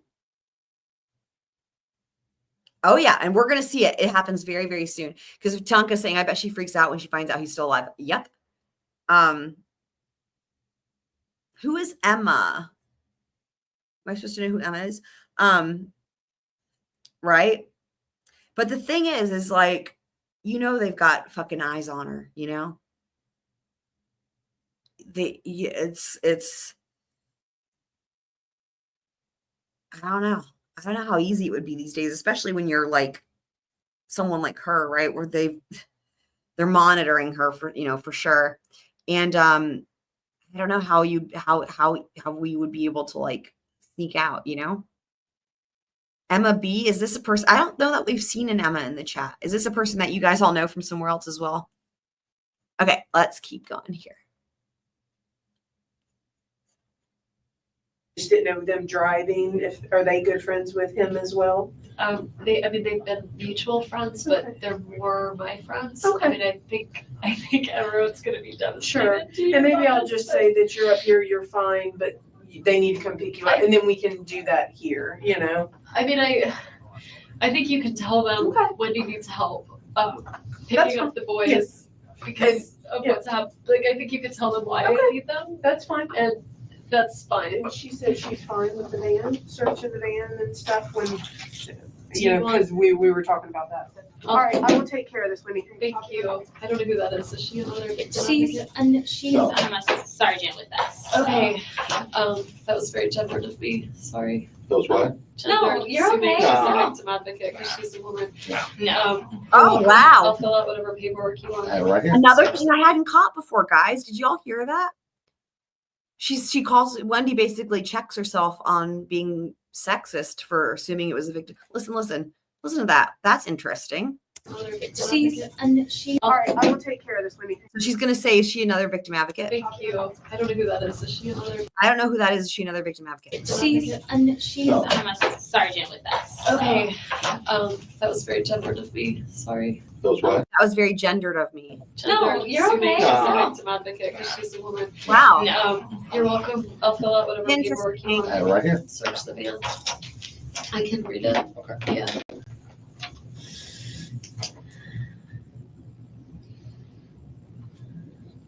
I don't know who Emma Bailey is. Should I know who that is? Do you witness that, Sarah?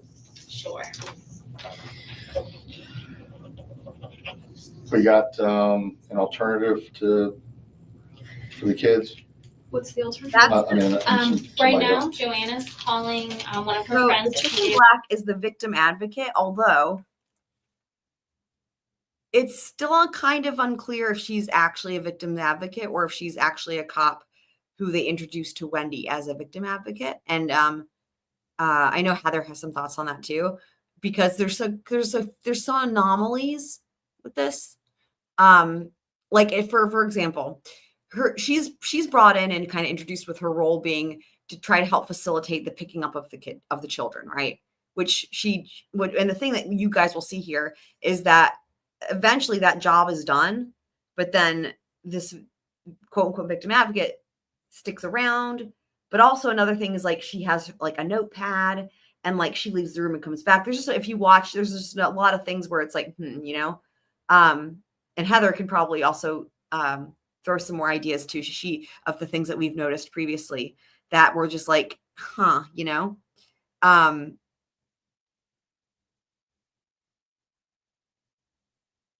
But yeah. I'm trying to see if they can either have we the can friend have come it here or and then they can go together and pick up the children. That way she'll have the support system. Right. Absolutely. The receipt you just rolled up, what was that for? That was lunch. I was trying to find the receipt from the bourbon, but I may have put it with the bourbon. This is from yesterday. It's lunch.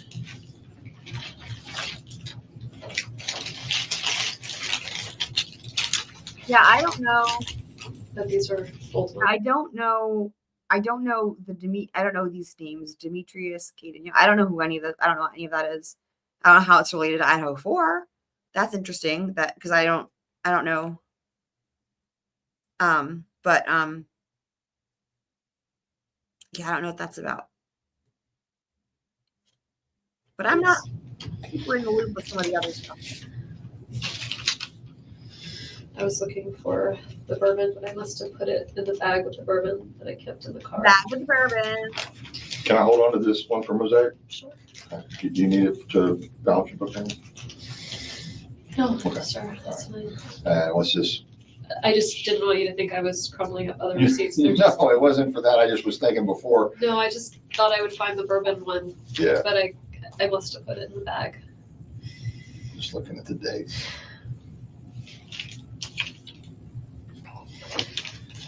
I eat a lot. I lost the key to my house, so I went to buy many spare keys to give to friends around town so I don't get locked out of my house again.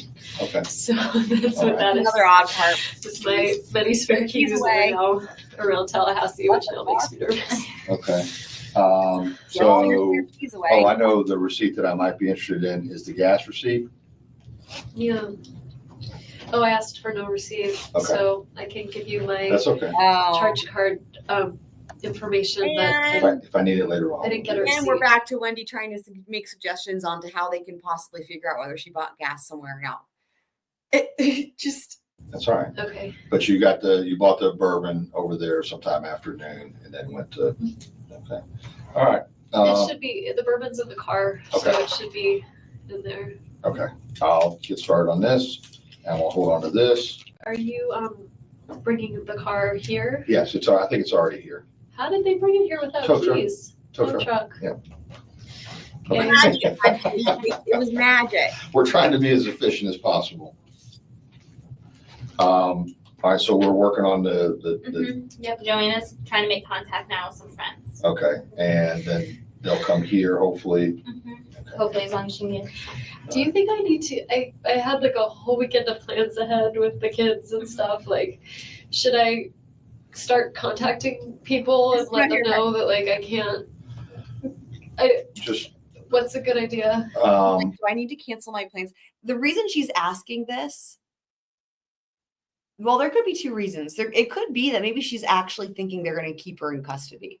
It just dawned on me because remember we saw this with Sarah Boone when she was fishing to try to figure out like if they were going to let her go home or not. She was asking these same questions. That previously, all the other times I've watched this, I thought that the only reason she was asking is because she's like, do I need to try to make it look like I care? That might still be the case. However, I noticed something else this time again that I hadn't before about the car, which is her response to them saying that they towed it. Let me back it up so I can explain what I'm talking about here, because this is interesting. This actually is really like, this could be a moment where is it like Wendi actually thinks she's going to be, I mean, that's telling, right? Hold on, let me back it up. Okay, and then they'll come here hopefully. Hopefully, as long as she can. Do you think I need to? I had like a whole weekend of plans ahead with. Wait, I need to go back further. This. Are you bringing the? I'll get started on this, and we'll hold on to this. Okay, remember, she's not yet, like they're about to fill out the form and do the form for the car, to search the car. Okay, because remember, they drove her over there. So her car was still left at the restaurant. She got a ride with law enforcement to the station. And so she's got her car keys with her. And she's just at this point, right? She's consenting to search of the car. Okay. Are you bringing the car here? Yes, I think it's already here. How did they bring it here without Tow truck. keys? Tow truck. Yeah. Okay. Now, here's the thing. Her reaction to that. Okay. And I thought to myself just a second ago, I was like, I wonder if what she's thinking here is that that's interesting because they would have had to initiate that tow before she consented to searching it. Think about that. In other words, she just now said, yeah, that's fine. You can search it, right? They're just now getting the paperwork, but the car is already there. So if you're Wendi, you're probably thinking, you know, and she'll never find out because she's consenting, right? But you're probably thinking, oh my God, does this mean that if I hadn't consented, they already had it there because they knew they were going to somehow be able to like get a search warrant for it? You see what I mean? Like the fact that they didn't wait for her consent and they just went ahead and brought it over there, assuming they're going to search it anyway. So keep that in mind as we go into the next question that she asks. Wendi, I mean. We're trying to be as efficient as possible. Yeah, she look at her. See, she looks, there's a change in her demeanor. So we're working on the Yep, Joanna's trying to make contact now with some friends. okay, and then they'll come here hopefully. Hopefully, as long as she can. Do you think I need to? I had like a whole weekend of plans ahead with the. This is why it just dawned on me. I was like, wait a second. Is it also that potentially she's asking this question about does she need to cancel plans because that car thing freaked her the fuck out? And then I remembered the thing about Sarah Boone, about how Sarah Boone did that to try to figure out like if she was a suspect, if she was going home and all that same thing, fishing for information. Let me know what you guys think. The kids and stuff, like, should I start contacting people and let them know that like I can't? What's a good idea? I just like I can't show up for like play dates right now. So sure, yeah. I don't know. Like, do you want me not to tell people what's going on? Is this like? Well, yeah, I really don't know how. I really don't know. Well, okay, as far as the tow is concerned, I suppose technically that could have been the way that could maybe go down is because potentially, you know, the vehicle was being left unattended at the restaurant, you know? And so I don't know, maybe through that channel, it's like, okay, well, there's plausible deniability that it would have needed to be towed anyway. I don't know. I mean, in other words, so let's just say that this happens and you're like, if this were me, right? If it was like, I would interpret this differently if it was like, I knew that I didn't do anything wrong. And what I mean is this, I would interpret this towing thing as is actually a way of being convenient, because remember, like I said, they gave her a ride over there and now she's not going to have any way to get home. So if you didn't do anything wrong, like this is how I would have interpreted it. I would have been like, oh, that was so nice of you guys to tow my car over here, so now I can drive away, right? But you would interpret that differently if you think you're a suspect or if you did something wrong, you would interpret that differently. So, but yeah, I don't. In other words, though, they wouldn't need a search warrant just to tow it, because that's not searching it. But it isn't. But still, I mean, I think that the fact that they did that, you know, and the other thing is this, right? Who knows what they were thinking? I mean, were they thinking when they decided to make that tow? Was it because it was going to get towed anyway if it was at the restaurant too long? Or was it for convenience because maybe they initiated the tow before they had even spoken with her? Or is it because they were like, we got to search this car and we're going to look into her, you know? And maybe we'll learn at her trial, right? But the more interesting thing right now is how Wendy's perceiving it, I think. Carrie, so like, how did she find out? Well, she said she saw something in Everett or heard She something. said she heard there was a shooting on Trescott. I thought because she's a real estate agent, maybe she was rolling around and she saw Trescott. But how did, like, is it on the news? Like, well, I can tell you that there was news media out there with cameras, but I don't know if anything has been reported as to the specific address. Okay. I can't have. I don't know what our public information office has released. I'm asking for you, like, okay. I don't want to like got it. Make this. She wants to know what she can tell people or what she can't right now. Which, in terms of. Yeah, I don't actually know. That's a good question about the rugs. Funny, that's so funny. I'm like, rugs, huh? Okay. Yeah, I don't really know. End of the list. I don't know. I mean, in my experience, YouTube either decides to censor something and it doesn't come in the chat or not. And like, we were talking about this the other day. Like, this happened to me even. I tried to, and like, it happened to me as in like during a live stream, like this live stream, not tonight, but another night, where like I went to type something in the chat and it was something completely benign, like look over there, something's just whatever, completely benign. And it was like, your comment's been rejected. So my understanding is like YouTube will either just like reject it outright and then, but it'll like, you'll know it, or it won't. You know, I know that there's other channels that those channels like have their own specific rules where they can have certain words that are like rejected through Nightbot or other means of moderating. Like you can have words, like as a channel, like you can decide if you've got words that, you know, have different things. And then there's also the other thing of like, maybe there's channels that don't have that set up, but they prefer you not to use it because of whatever concerns they have. I don't know.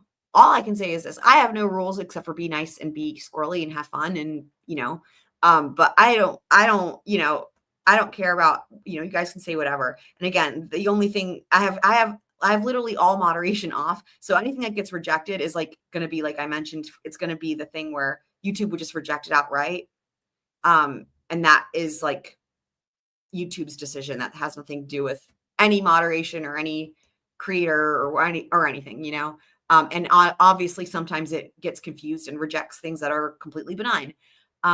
So feel free to say whatever. And again, you'll know if it rejects it, it'll say so. But sometimes again, it'll reject things that don't need to be rejected and whatever. So for you, I would say that right now, you know, I would not deny to anybody that something did happen. But if I'm going to call and cancel all my, like I was supposed to be at a party tonight, like Okay, I can't go. There's Oh been my an God. incident I that's can just happened I today. was supposed to be at a party tonight. There it is. Say that for right now, I would not deny to anybody that something did happen, but you if could, I'm gonna call and cancel all my, like, I'm supposed to be at a party tonight, like, okay, I can't go. There's been an incident so I that's can happened just today. tell people I'm just not gonna be able to be Right. there. I'll talk to you later, and that's Right. it. That's Okay. fine. That's fine. Okay. Yeah.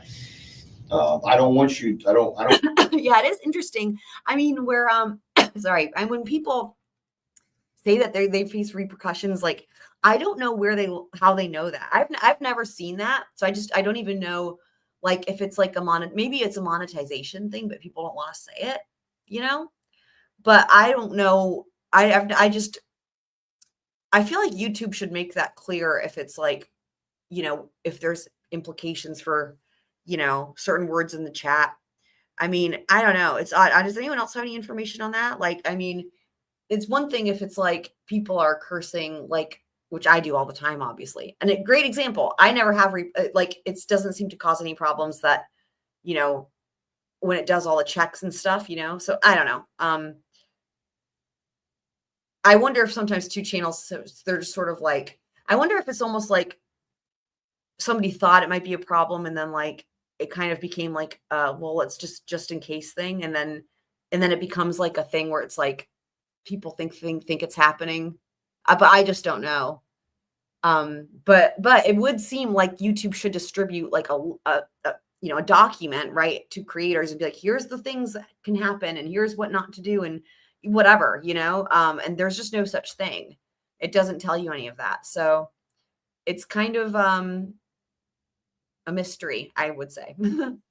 I want you not to have a support network of friends. Yeah. Well, I will tell who needs to know, but like, I don't.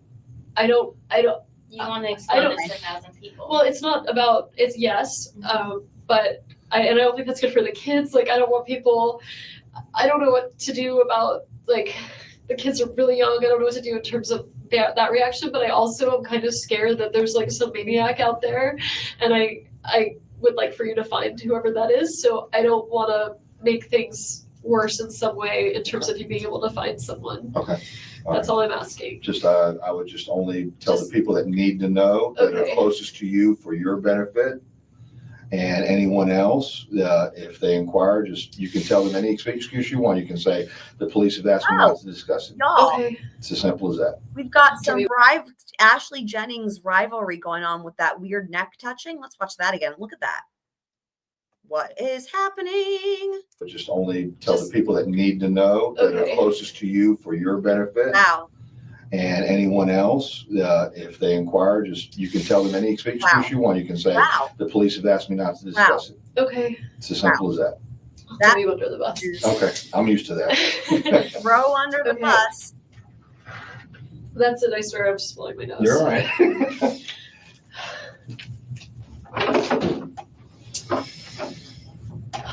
Sarah, I can't believe that. That was your job is wild. very hard. Oh my God. It is. It's just like we talked about earlier, right? The complimenting of the jobs. Let's listen to that again. There it is. I promised you guys it was going to happen again, and there it is. Sarah, your job is very hard.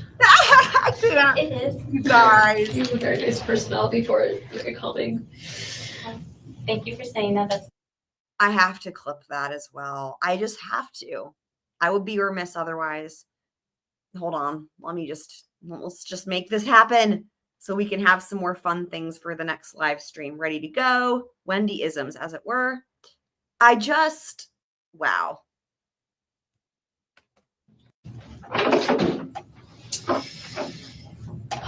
Sarah, your job is very hard. It is. You have a very nice personality for it. Very calming. Amazing. Thank you for saying that. That's kind of how I sell myself sometimes on doing this. It's really hard. Do you know Gwen? Gwen Williams? Yeah. Also, to be honest with you, I think you did a presentation. I don't want to miss this opportunity. Hold on. Thank you for saying that. That's kind of how I sell myself sometimes on doing this. It's really hard. Do you know That's what she said. Gwen Williams? Yeah. To be honest with you, I think you did a presentation at a Red Cross. Wait, did she say Glenn? Hang on. Huh?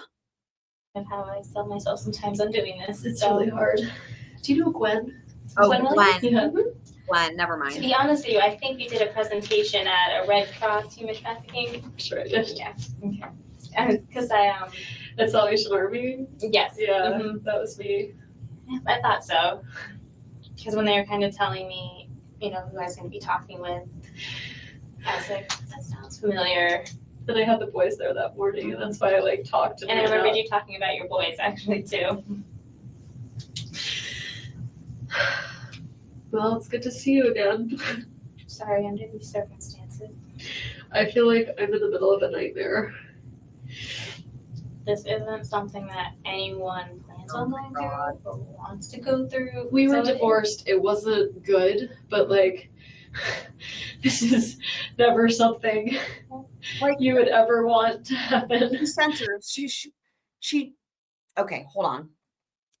We were divorced. It wasn't good, but Here, it wasn't good, but that the next follow up to that is I wouldn't murder him or anything, but she doesn't say that. She changes it. But that's obviously the next logical part of that sentence. This is never something you would ever want to happen.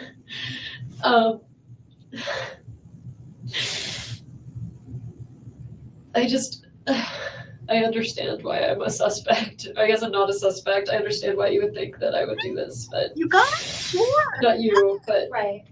Hold on. And I have to make sure, is this a double or triple? What is how many? Wow. I understand why I'm a suspect. I guess I'm not a suspect. I understand why you would think that I would do this, but not you, but right. I'm gonna count that as a double. I'm just worried about the kids. She basically argues with herself so about sorry it. for his family. She argues with herself about it there.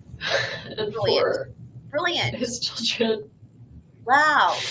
Who are now going to grow up without a father. Wendy's now at 9 times implicating her. I have no idea who would do this, and I feel like they're out there. And if they're capable of this, what's to keep them from going after the kids? If they hate Danny, then why wouldn't they hate his children? And they're doing this investigation now to kind of figure out what happened. He didn't do it to himself. There's no way he did it. He never really got depressed. He never got that sad. He was a really positive guy. It wasn't him. And just because you guys are divorced, you probably know him very well, probably better than anyone else does. So, except for the last 2 years. I don't know specifics of Well, right, his personal life, but you still know his personality. I do. And, personalities usually don't change very often. So yeah. I'm gonna have a hard time not being sad in front of the boys. I need to tell them today, don't I? I think you do. Have you done this before? Doesn't matter if you've done this before. Have I told children? I have not as young as your boys. What do I tell them? You know where your boys are at. You know kind of what you've talked to your boys, and I know they're so young, some parents have conversations about life and death and things like that, and some haven't at that age. We had our first conversation about God. Okay. Yesterday. Okay. Ever. And then I was clipping into his car seat, and Ben out of nowhere says, "Mommy, I bet Ahmed knows a lot more about God than you do." And I said, "Well," I said, "different people have different beliefs about God." And so we get to the car, and Ben was like, "Is God a man or a woman?" I said, "Well, some people believe that he or she is an old white man with a long white beard." And Lincoln, who's 3.5, said, "God is dead." And Ben's your oldest then, and then who's your 3.5-year-old? Lincoln. Lincoln. And I said, Lincoln, I was like, it's like Nietzsche in the back seat. It's like Lincoln, who's still in diapers, but is having a sophisticated conversation about God. And I just was laughing and laughing, and they were asking such interesting questions, and I was answering them with different people think different things. And so there's an interesting thing I was just noticing, and I was just like, what's going on? My computer's being funny. Let me unshare, reshare it. But there's an interesting question here that I think goes to the whole thing about like, is this actually like, who is this lady? So hold on, give me 1 second. Okay, so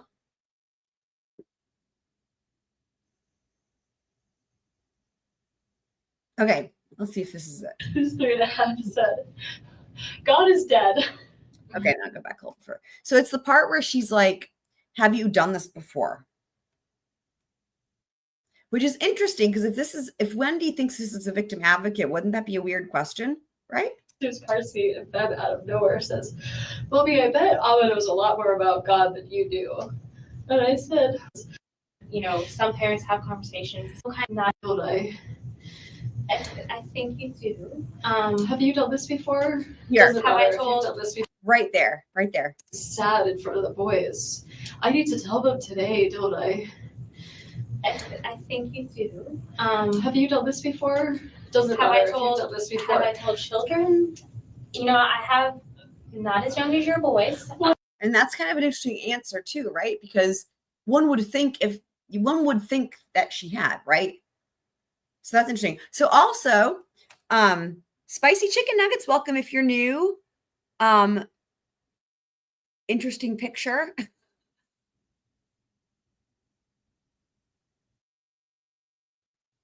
Yeah, that's a good point to talk about food the day before your ex dies. Weird, like prepping the kids ahead of time. Yeah. Or yeah, I see what I think you meant to say God, but you're right. I see what you're saying. Totally agree.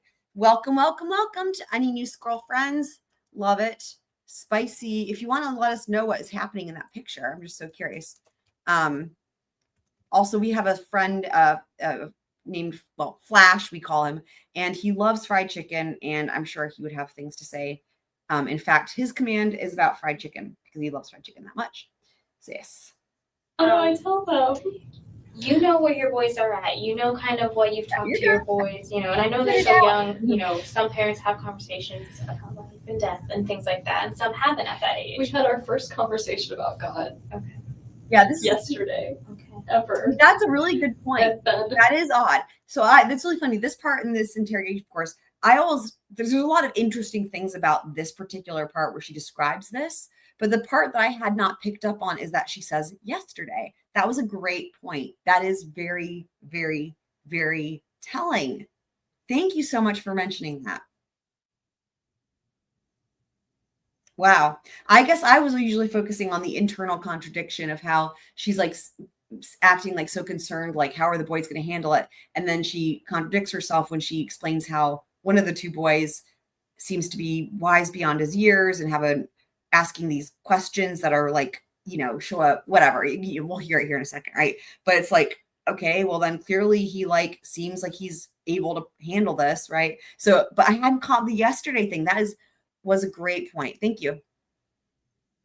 No, spinny wheel.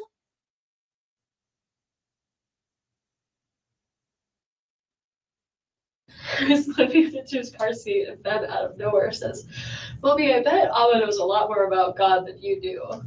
And I said, well, different people have different beliefs about God. And so we get to the car, and Ben was like, is God a man or a woman? I said, well, some people believe that he or she is an old white man with a long white beard.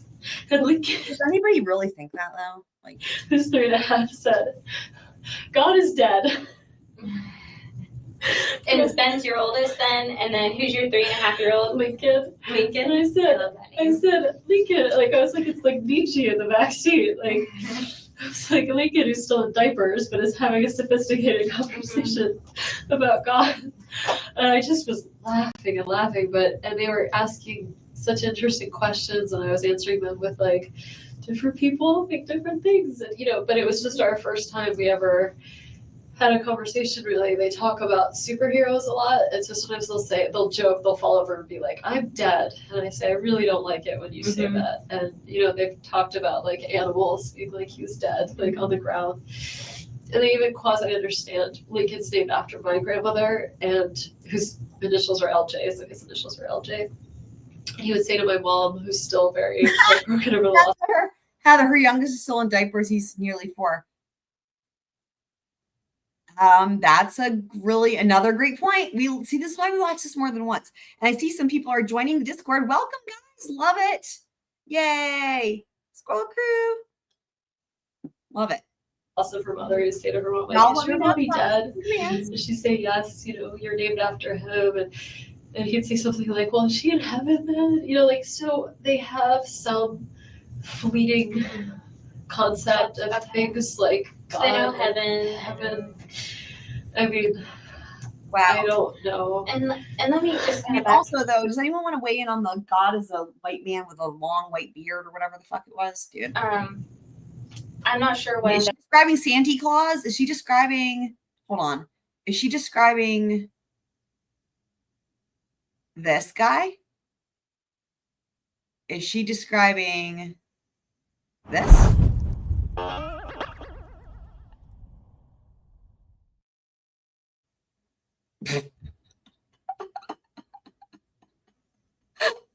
Sorry. By the way, we also have that. Okay. Investigator Isom kind of told you, you know that he's still alive. No, It's all good. Discord's awesome when you get the hang of it. Is he possibly going to make it? I don't know the answer to that. I know. He made it sound like he was gone. So does that mean that he might be okay? I don't think, from what it sounds like, I don't think he'll be the same. Okay, but he might make it. I don't want to give you that false. I'm sorry. This is the part I've been referencing, so I'm going to pause it real quick here. About where Wendi learns for the first time that he's still alive.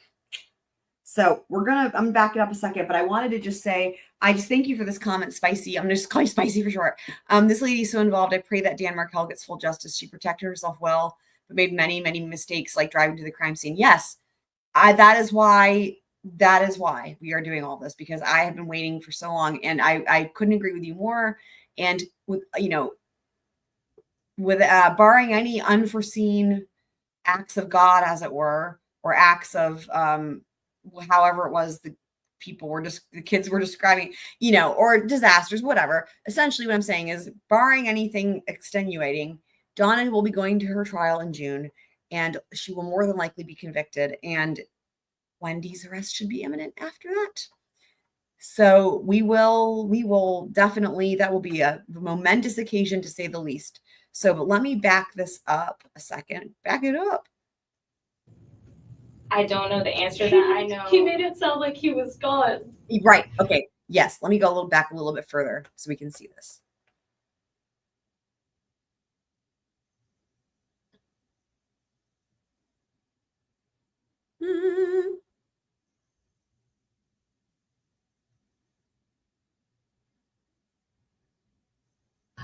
I don't know. And let me just kind of back.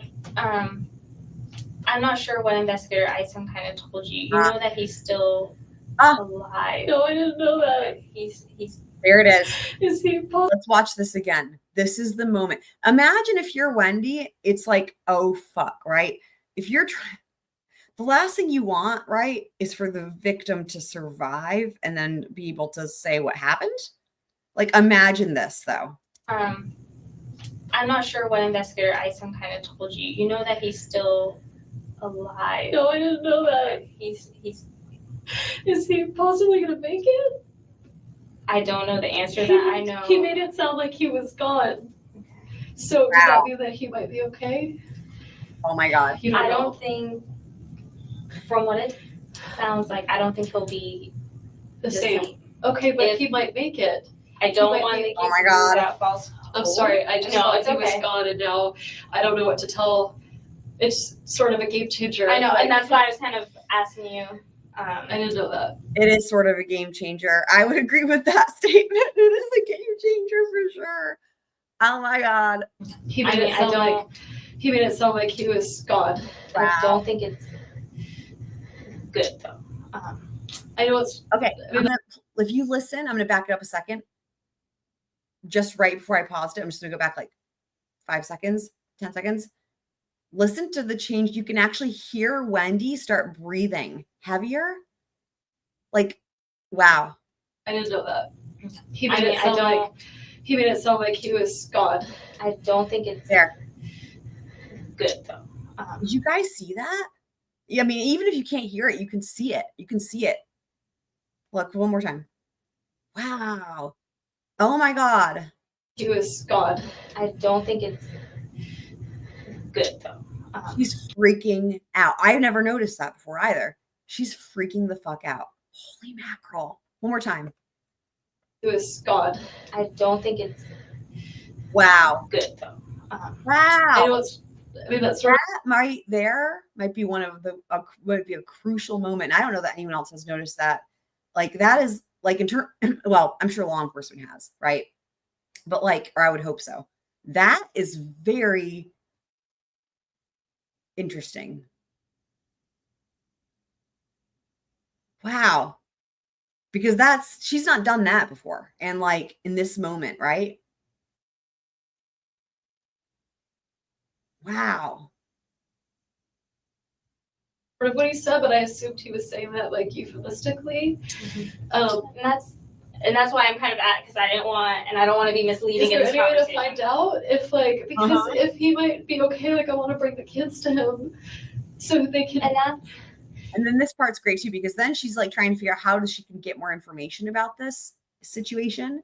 So in doing so, though, she contradicts herself back and forth a ton about the kids, where it's like, oh, if he's still alive, then I want the kids to go see him. And then it's like, oh, well, if his face is going to be disfigured, I don't want him to be scared. So you guys will hear that. It's very interesting.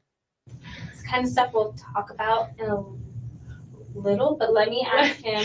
Wow. I just think that's different, right? Like, if he's like, I cannot wait to get more information I want to know now. It's because this is a game changer. Naked and he can see the kids one more time, then he should see them. So right, and so now her excuse, if you will, for want like she's wanting more information. It's like, well, because if the kids can see him, like they should be able to see him. But just listen to how she's gonna do a 180. Is there like, are we getting updates from the hospital? They have been, they were at the hospital. Obviously, when something like this happens, they do go to the hospital. How did this? So when it happened, did someone call the police because they heard a gunshot or something? Oh my God! Like how would it? You know what she's asking? Did anybody see who did? She's asking if. Wow, she wants to know if anybody saw the hitman.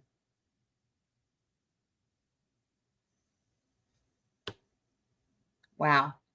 How would they know did he call the police? How would they know to take him to the hospital? I don't know the answers to all these, and I'm not, I'm gonna. Now she's freaking out. Like when Investor Eisen comes back in here, I'll let you kind of ask some of those questions. Okay. Okay. But I didn't want you to think. I'm sorry. I just didn't want you to think that he was. I thought he was gone. And that's what I was getting from your conversation. Wow. I didn't want it to be. If he's still alive, I need to make different choices. Right. I want the boys. Yeah. To be with him. Well, I don't know. I mean, if he looks scary, then. And now she does the 180. And that's what. Is that why? Does he look scary? Is that why? I don't know. This part is really disturbing because the way she describes this is, does he look scary? She says it twice. And there's no like, does he look scary? I mean, she's talking about like permanent disfigurement or like half of his face missing. Or I don't know. I mean, but like, and the way she does it is like, everything about this is so off, That's like instead of like concern for the victim, first of all, but like even just the way she describes that and talks about it is very odd. I don't even know what the words are. It's like, I feel like, you guys feel free to let me know, like, how would you be asking this question, right? If you're trying to figure out what the damage is to the face, essentially, I guess. I mean, and the thing is this, right? The real reason she's asking these questions, because again, she's fishing for information. She wants to know, first she's trying to find out, oh, is he going to make it? But then she started asking questions. Was there a witness, basically? How did someone call 911? Who heard the gunshots? So it's clear that that's really kind of where her priorities are, right? I haven't seen him because I think that would be more traumatizing for the kids to see like something horrible. Right. I don't want them to. Horrible. And I will say, from a victim advocate perspective, I always recommend people not especially young children. They're so little. I mean, they could, like, I want them to have, if it's going to have to be memories, I want them to be good. Because their last memory would have been him taking them to school this morning. This morning.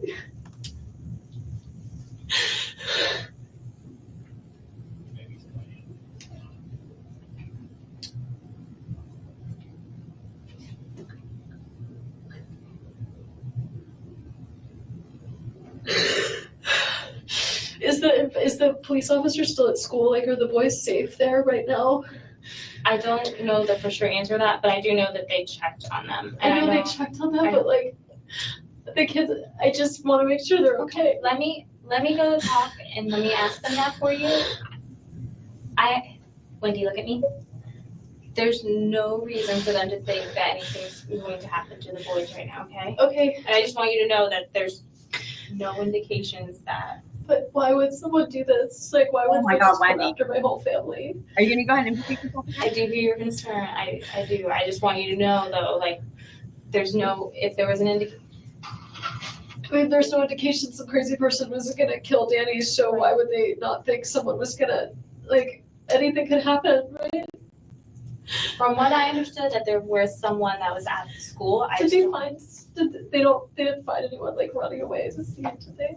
There again. I don't know that answer. Okay. They didn't find anyone running away at the scene. Oh my God! Now she's worried. I'm sorry. I know I'm giving you a lot of. I don't know. I know. I'd rather that than you make something up, but I just have no idea what's happening right now. Clearly. Let me go see and try to talk to Investigator Isom and see if he can give you a little bit more clarity. Okay, thank you.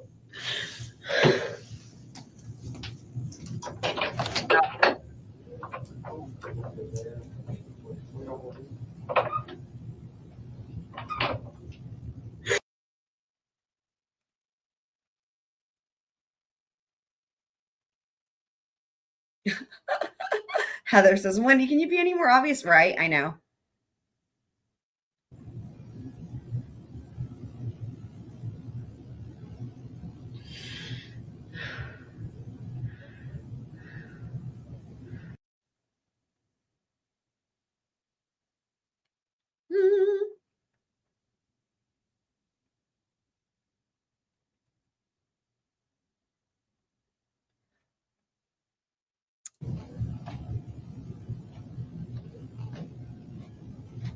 So now, we were asking this question, like, what is she thinking? Her thoughts, I think, are different now. Because that is, in her own words, to quote Wendi to herself, a game changer. It's, she's a state worker at 4:30 on a Friday, so she wasn't there. I called for my phone. Not yet. Okay. I called Alan and Sergeant Baldwin, Joanna. Sorry. Right? And I spoke with his secretary. He didn't answer his cell phone. Right. I did. Heather's, this is it, right? All of a sudden she hears he hasn't gone right. Because this is the first time she's asked this question, right? She's never asked this entire interview so far. She's never asked, did anybody see what happened? Who called 911? Which would be normal questions to ask because you actually care, and you would ask those first thing. But this is the point, right? All of a sudden she hears he hasn't gone, and now she needs to know if anyone saw the person responsible. Yep. They get a hold of Jane. Okay. So she is on her way.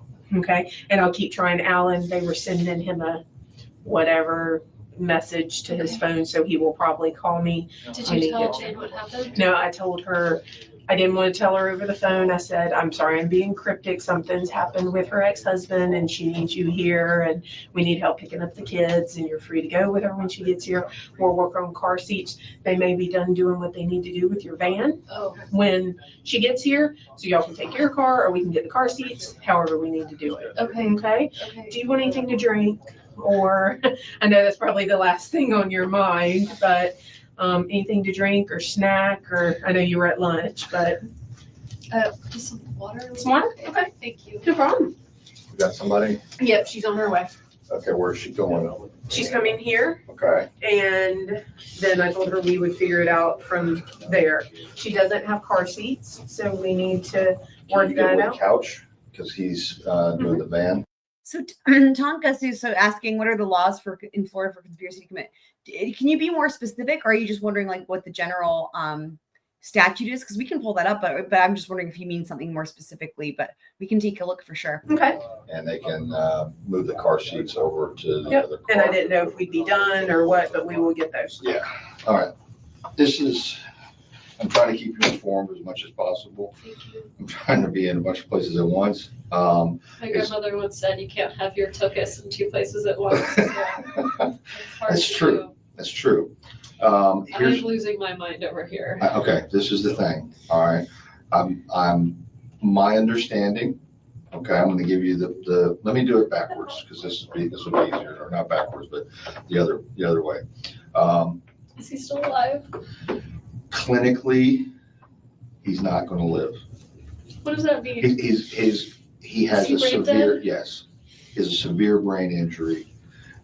So much shot in the head. It's apparently there's too much damage to recover from it. Okay, that's why we need to get a hold of His parents. family. Right. I don't know what his I don't know if he has an advance directive or what he would have wanted. He once told me that he would want we joked, I said I would want to be like, if I was ever, I have an advance directive. I do this kind of work. I run a medical legal partnership. Like if I once said if I ever was like brain dead, I would want to be like, I'd want the plug pulled. Right. And he said he would want all efforts made. Like he would be cryogenically frozen. Like he wanted every single effort that could be made to keep him alive. I know that much. My understanding, and that's what we'll have to get a hold of the family as soon as possible, but my understanding is there's irreparable damage. There's nothing that can be done. I mean, I'm not there, I wasn't there, but I understand from previous cases that the brain, his brain is damaged beyond repair. There's nothing that can be done for that. Is he still alive? Should I bring the kids to see him? No. He has severe facial injury. I'm sorry, and I know this is tough, but I would not want my children to see. Okay, I just thought I got this inkling that maybe he was like still somewhat conscious and I wanted him to get to be with them okay. I'm sorry. Okay. I'm sorry about that, but that's Okay. that's the way it is. Like I said, there's severe injury, trauma. Okay. All right. Is there someone is there a doctor working on him or are they just? There's doctors at the trauma bay, the ER. I think he's been transferred to ICU. Okay. All right. And they'll have to make a determination about organs. Oh my and God. so forth. Oh. So hence, hopefully we can. Okay, the kids. Yeah, the kids. All right, now let's talk about the kids, okay? Okay. Fine. Okay, so let's pull it up. I know, for real, right? Totally. Yes.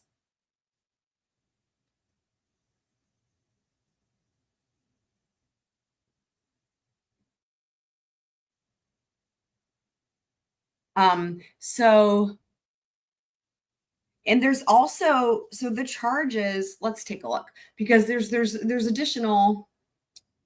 Did I already close out of Donna's PCA? Let me see here.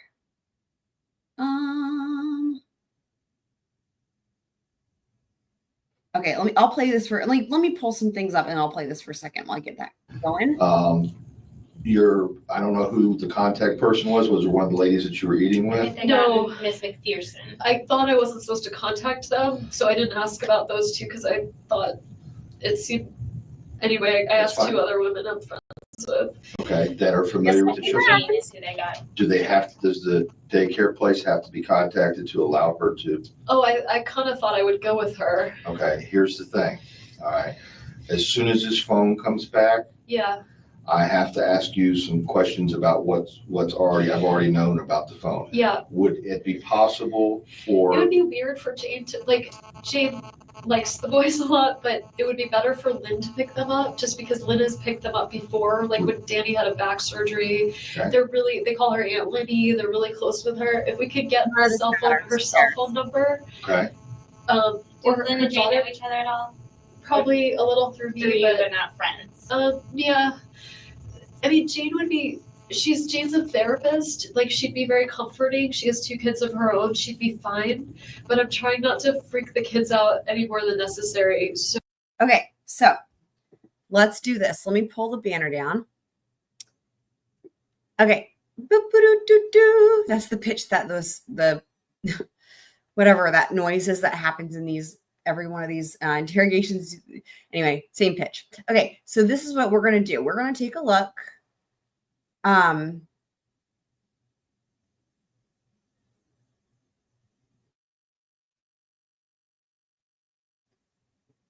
Okay, let's do this. All right, so first things first, step by step. So let's look at what we're going to look. So I think we're good on first degree murder, but we can go through all these, right? So we've got conspiracy to commit first degree murder. And this is what I wanted to point out, because there's also the solicitation. So we're going to look at what all of these are. Okay.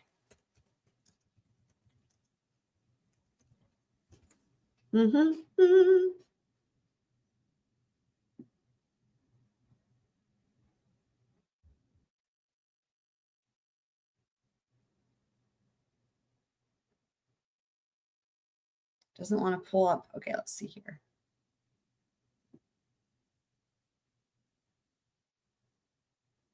Okay, so I've got first degree murder. I know I'm sure we've covered that. So let me see. Oh, back to, let's see here. Statute search. Let me just do this specific thing. So we'll do conspiracy.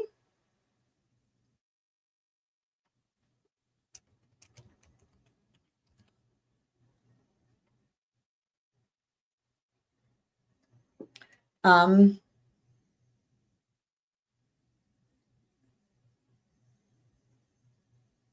don't know why those are all conspiracy. So can we narrow down the search? Conspiracy to murder. Let's do that.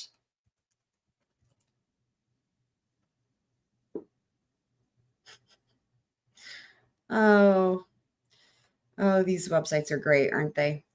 Okay, let me, like, what the heck? Oh my God, where are you? Why? Let's just try this. Why is it?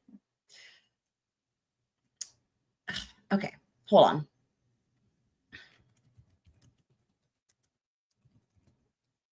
I've pulled these up recently and it was not difficult. So I don't know.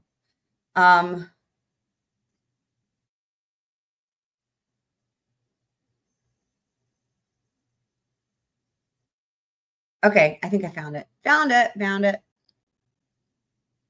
Okay, yay. Okay. Finally. So, oh, that's why I couldn't find it. So the one I was looking, now it makes sense. The one that we were just looking at, I was like, where is it? It was the 2024 updates, and this was updated in 2021. That's why. Okay. So this covers attempts, solicitation, and conspiracy. Remember, we have here conspiracy and solicitation to commit. So looks like the way that they do this here is that these are all equal, right? That's why it says attempts, solicitation, and conspiracy. So in other words, it's like attempted murder is viewed the same as solicitation for, and or conspiracy.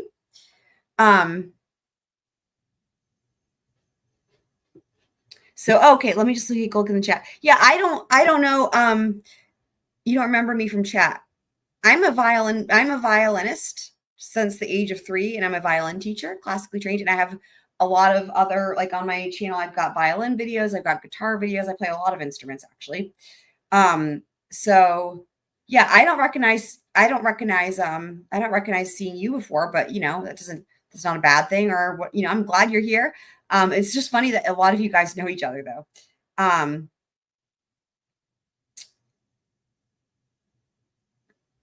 So yeah, I again, classically trained violinist at age 3, and I've been teaching, I teach private violin lessons. And I also love studying the law, and have been also toying with the idea of going to law school for like fucking ever. Anywho, so, but yeah, I'm an open book. You guys can ask anything and I'll answer it for sure. Any of you guys who were here last night heard me tell all kinds of funny stories too. So, and by the way, for any of you guys who are new, again, welcome.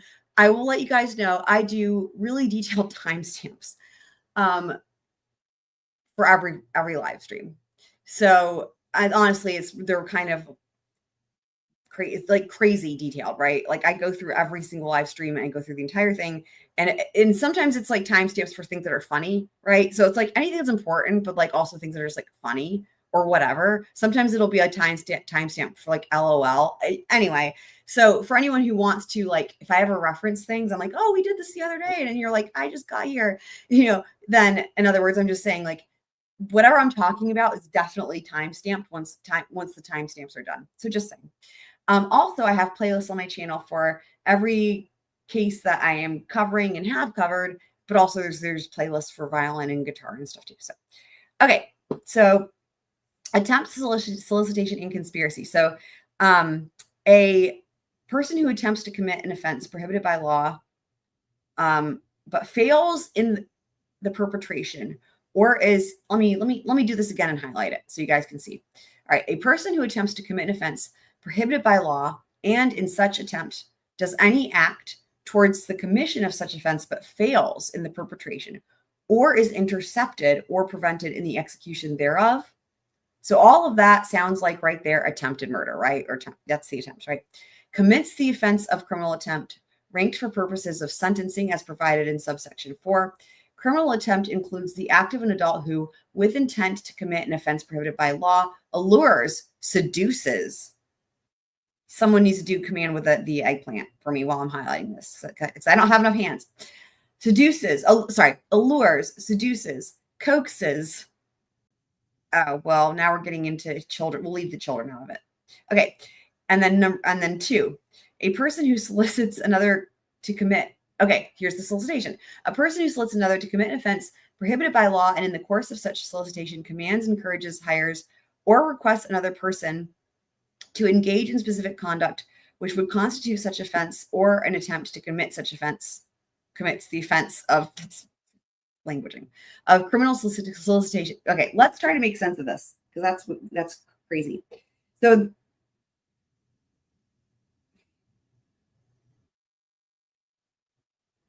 it's like, what it's saying is you're soliciting, right? If you encourage, hire, or command someone else to engage in the conduct. That's what it is. It's just a really complicated and weird way of saying it, as is normal for this type of thing, right? For these statutes.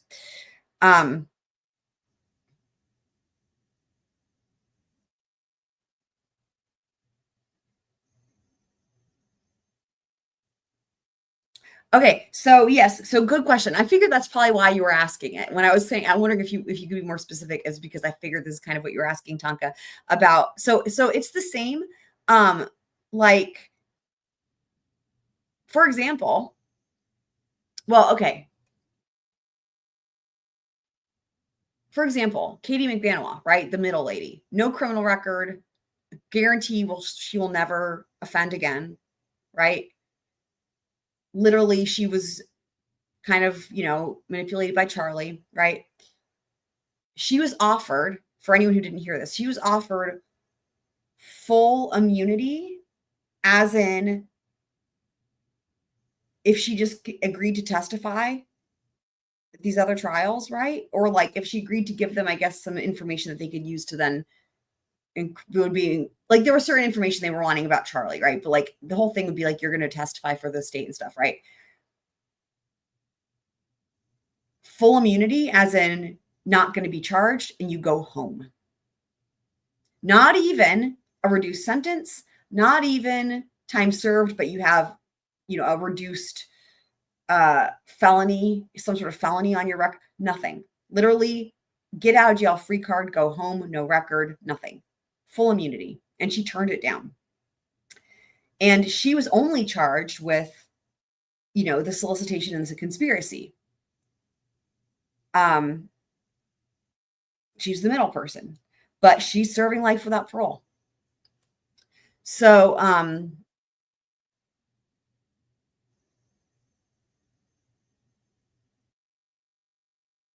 so when it comes to the thought of like right here, right? Like it's the same punishment. That's really the thing, right? So what we're seeing here, right, is this is not even gotten in, this is not addressing sentencing. In other words, it's a separate statute because it's a separate crime. But in Florida, it is the same as in Idaho in the sense that the sentencing can be the same. Now, of course, the state always has the option to do a reduced sentence or to go for the death penalty or not, whatever. But in general, in other words, it's not like it's going to be always a harsher sentence if you actually do the murder versus if you, so in other words, everybody involved in this entire thing, from the hitman all the way up through Wendi, they're going to have murder, or the attempts of solicitation conspiracy, with the only exception having been Katie with the option, if she had done the full immunity, then she wouldn't have had anything. So hopefully that's making sense. But basically all that to say, considering Katie McBanois did not take them up on that offer, literally everybody all the way through is doing life without parole. And that's what it is. So it is all the same. Even though each person's involvement is very different in this case.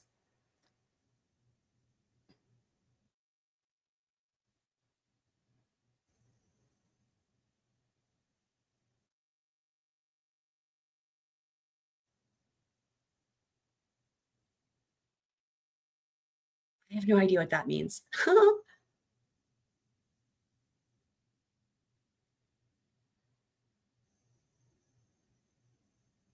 Interned. I don't know who Annie is. I don't know what trial are you talking about?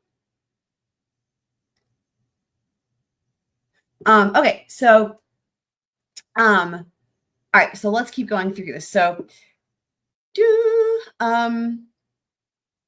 okay, we did solicit. So now we're here. A person who agrees, conspires, combines, or confederates with another person or persons to commit any offense, commits the offense. This is it right here. It's like they've committed the offense of criminal conspiracy.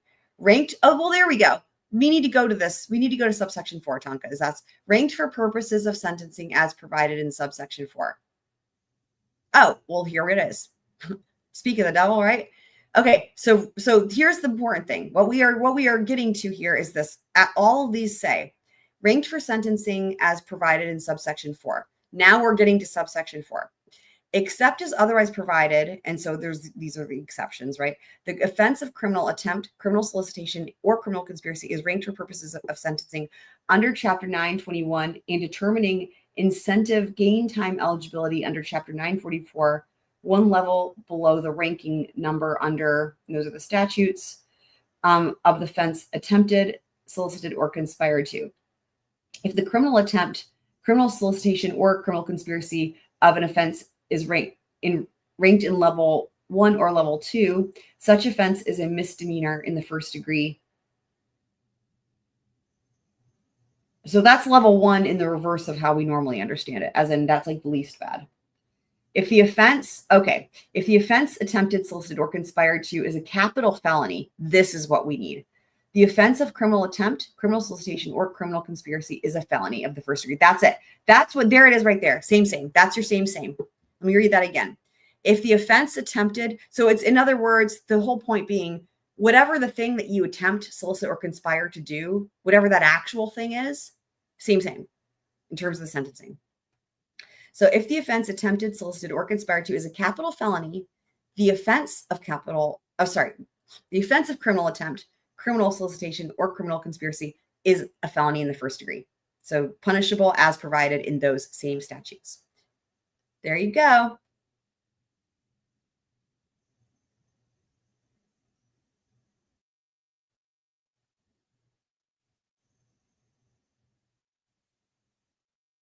Capital felony, that's why. Now, if it's not a capital felony, if it's a life felony, then it can be punishable as second degree, it says.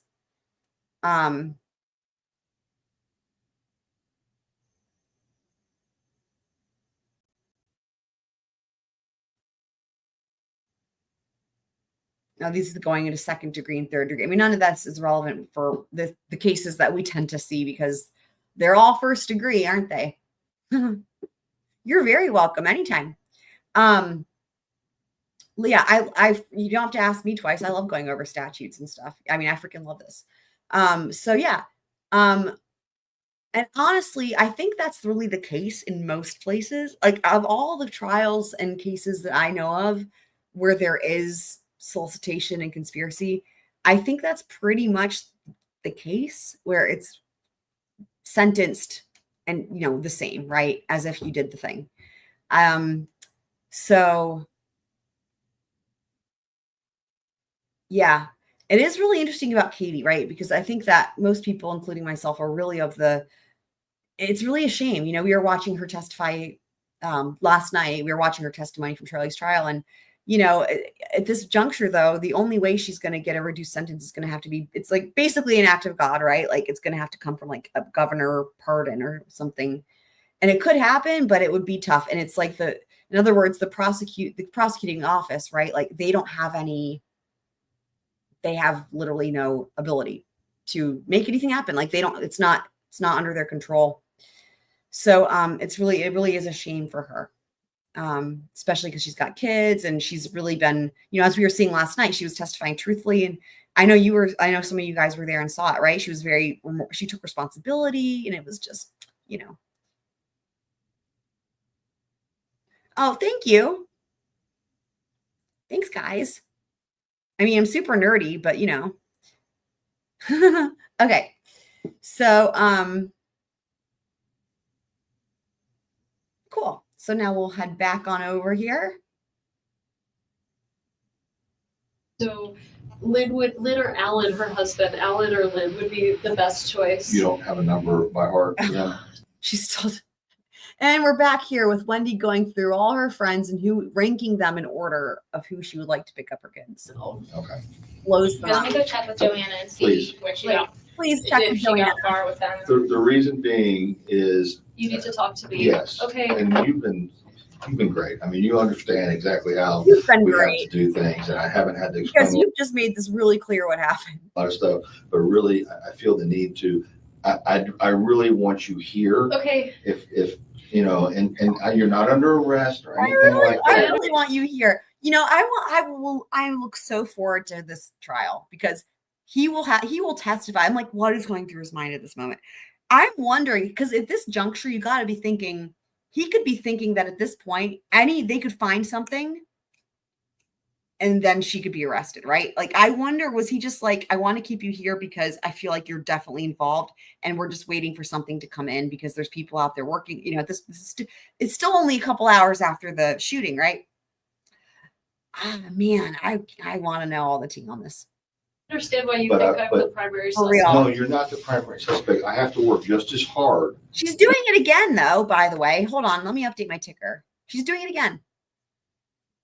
Implicating herself. So, Wow. but really, I feel the need to. I really want you here. Okay. If and you're not under arrest or anything like that. I understand why you But, think I'm the but- primary suspect. No, you're not the of primary God. suspect. I have to work just as hard, whether you were or you're not. Okay. Okay. I understand. To show We're up. what your activities were. Yeah. We're up Yeah. 10 times now. And let's put it this way. I think you're a straightforward person. He does.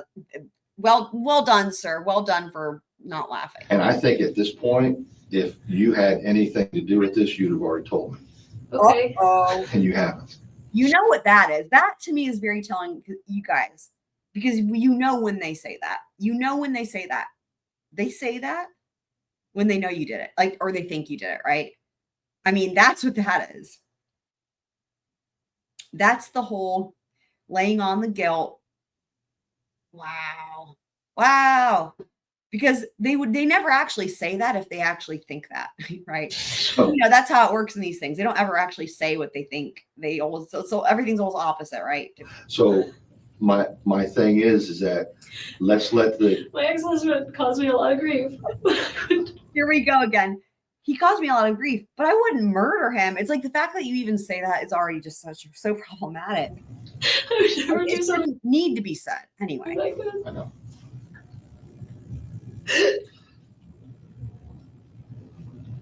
And it's so I understand why I wouldn't be the person you would think would do something. But well, we have to work just as hard to eliminate it. It's fine. I want to figure out who this is because I'm honestly worried. Well, let me ask you. If you found out that this was someone that you personally know, would that change your mind about what should happen to that person? About what should happen to that person? For prosecution purposes. I love this. No. Is there any way that you would think somebody tried to This is one of the best parts, because what's going to happen is he's going to ask her directly if it was a family member. What would you think? Oh my God. Oh, my ex-husband, they should be prosecuted to the full extent of the law. Regardless of who it is. I mean, it would be. Y'all, hold on. Let me back this up. Imagine the moment in her trial. Think about this. You guys. The way that I'm imagining this in her trial, they're not going to be able to keep this out. This is coming in. Okay. This interrogation is going to come in. I don't see any way that this could be suppressed. I don't see any reason for it to be suppressed. Imagine in her trial when she's the defendant and they play this part right here. If the spinning wheel would cooperate, it'd be a good start. Is there any way that you would think somebody tried to kill my ex-husband? They should be prosecuted to the full extent of the law. Uh-oh, Wendy. Oh my God. Can you even fucking imagine? I mean, that is pure gold. It's not, with every defendant, whenever we got defendants who take the stand or that have been interrogated and all this stuff, they don't all get asked this question. This is like a rare miracle here. This is like a miraculous unicorn, baby unicorn. It's a baby unicorn, guys. That's what this is, that they ask this question, because this doesn't always get asked. I very rarely see it. And I mean, well, sometimes you'll see it in interrogations, but it doesn't necessarily mean it's like, it might be an interrogation that's not going to become admissible at trial, or maybe the case never goes to trial or whatever, right? But in terms of like, this will be at the trial, this will be admissible. I can't see any way around that. And she's an attorney, right? As y'all know. Wow. Oh my God. Oh my God. Oh my God. No. Is there any way that you would think somebody tried to kill my ex-husband? They should be prosecuted to the full extent of the law. Regardless of who it is. I mean, it would be different if I thought it were my brother, but I don't think it was my family. So now you're like saying that you feel like if it was your family, they should get less of a sentence? What about if it's you, though? Anyone outside my immediate family, that's a tough one. Okay. But I don't think my immediate family did this. So okay. You guys, this is just so full of like, hold on, the band. I gotta do my ticker. Hold on. Wow. Wow. Amazing. This is really something else, guys. Really. Imagine if you're the person and then they play this in your trial and you're like, oh my God. Like just almost on par, or maybe on par with Donna's walk of shame through the airport.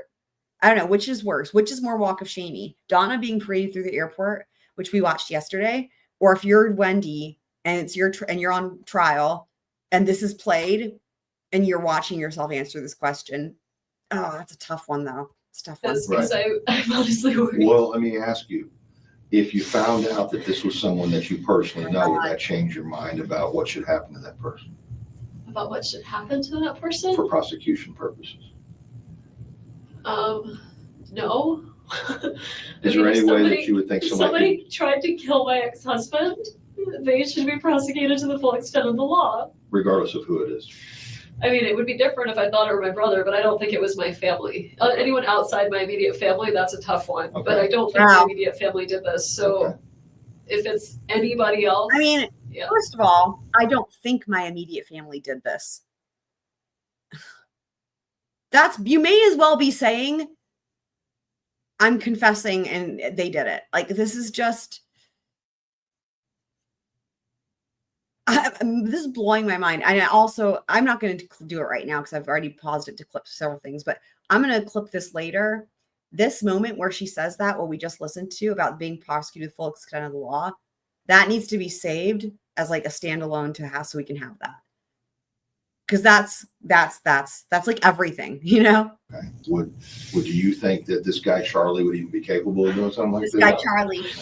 Let's just talk. He's the Joker. Okay. All right. Have any of you guys seen Candy Mountain?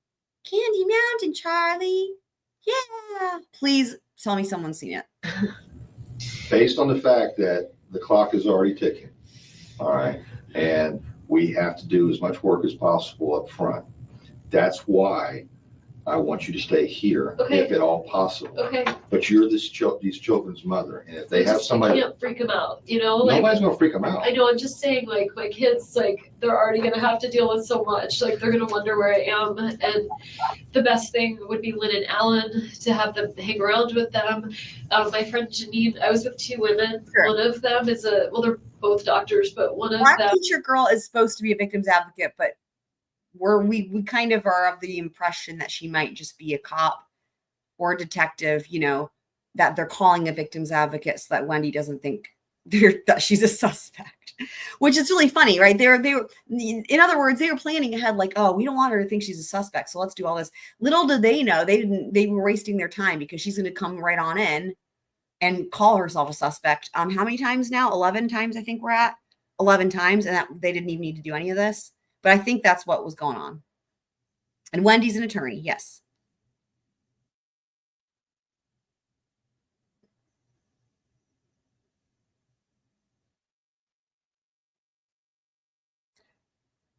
Spinny wheel, must you do the things? Has kids that the boys are friends with, and so like he could go over their house. They could go over their house and spend time. 11 times. 11 times. I'm so glad we decided to do the counter because honestly, I never would have appreciated that. This is just even better than I thought. Or, well, yeah, worse than I thought for her anyway. I don't want them like, where's mommy? Mommy's busy. Mommy busy, can't come here right now. Where's mommy?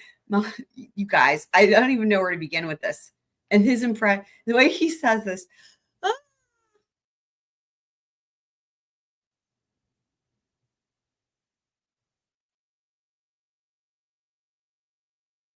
Oh my God. Let me unshare, reshare.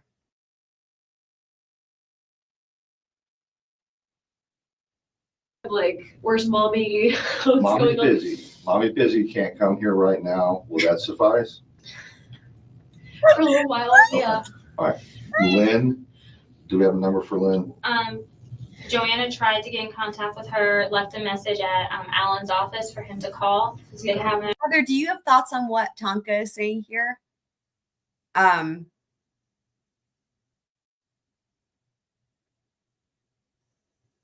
Because that's a good point. Like, that's true, but it seems like this might be just not that this is the case with this particular. I'll let Heather elaborate on that because it was Heather that first made those observations that then was like, oh wow, yeah, when we were watching this the first time the first time through. This would have been when Glenn was still around, basically. I haven't heard back yet. Can they page him? Like, do they have a? Now I know Jane's on the way here, and you just don't think she.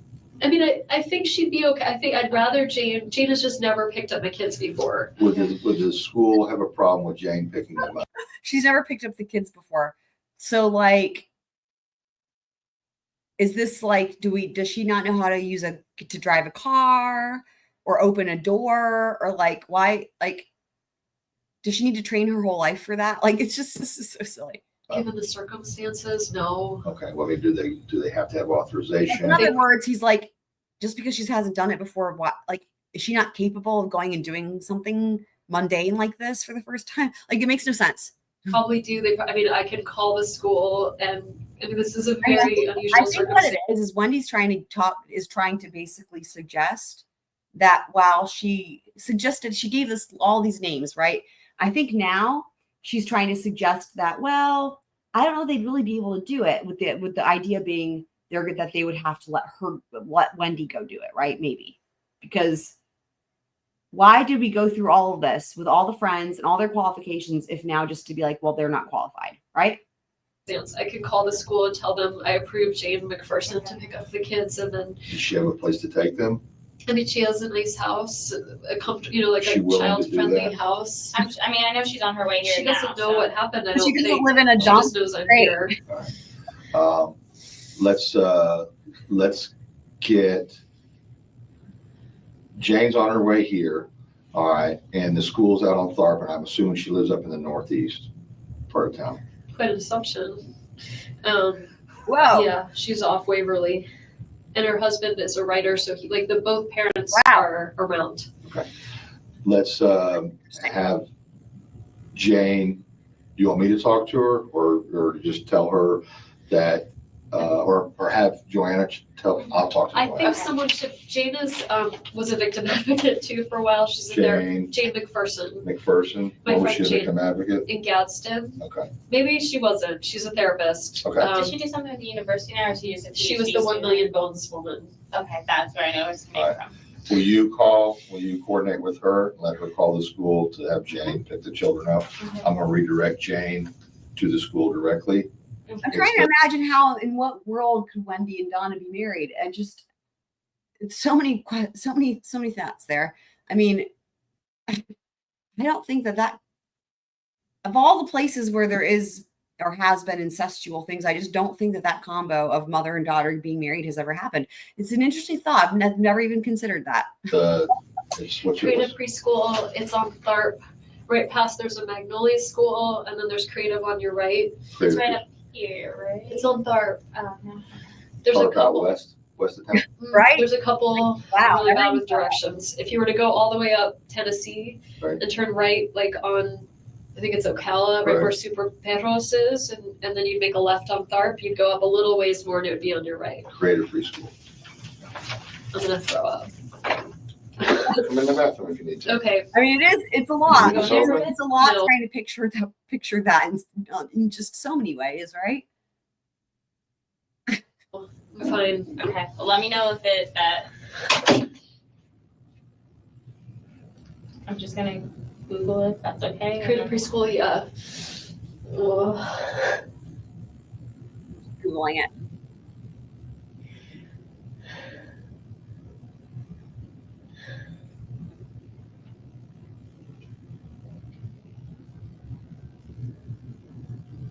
Her stupid pile of Kleenex. Yeah, that sounds right. Uh-huh. I mean, hold that down so you guys can see your stupid Kleenex pile for a second. Do you want? It's like a whole cast of characters. You get Jane from 1 Million Bones. Were you involved in that? I knew about it, and I know I saw a lot of stuff on it. Yeah. I can't talk I've done anything directly with it, but. Do you want me to talk to them first? Or? I know, Did right? you tell them what It is. happened or no? No. There's a lot. I will talk to them. I just have to say, I just appreciate so much that Annie asked this question. For anyone who's listening or as a replay ever in the future and didn't see the chat or wasn't, what happened? Here's what's going on right now.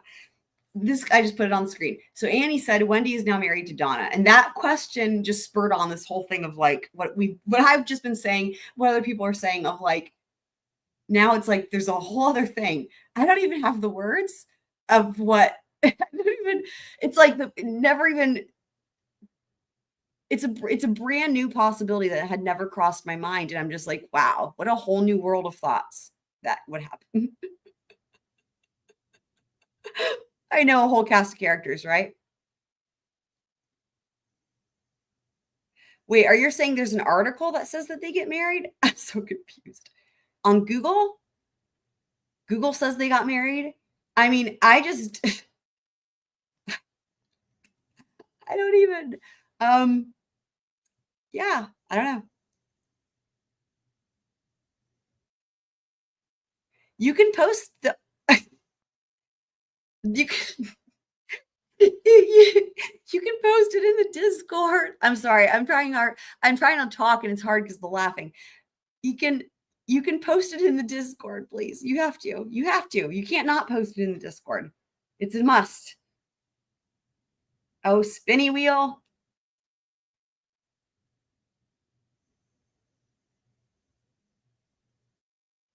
I don't even, just trying to figure out how that even happened. Like as a, sorry. Ah, man. Wendy's now married to Donna. I just can't picture how that even worked. Like the number of laws that would have to be overturned / implemented. I don't even know. You definitely would have to be in West Virginia. Do you want me to talk to them first, or do you want to? What would you tell them what happened or no? No. Okay. I don't even. I will talk to them. Great. Yes. Brilliant. Yes. Yep. Marital privilege, spousal privilege. There you go. I just say dispositions will pick up extenuating circumstances, please. Yeah. Liz has been doing Hi, this. Mr. Chuck. This is Wendi, Ben and Lincoln's mom. Hi. I'm not going to be able to pick them up today, but my friend Jane McPherson's going to come. Is that okay? Wait. The important next question is, now she's never done this before, and I'm not sure she's going to know how to get out of the car, enter the school, open a door. I don't, if any of that's even necessary. Maybe all she has to do is just drive up in the car. It's like, can you hold her hand and walk her through this like she's a toddler? Because like she's just gonna be so unprepared for this mission. This mission. Oh God. Her name is Jane McPherson. She's a petite woman with short blonde hair. Yes.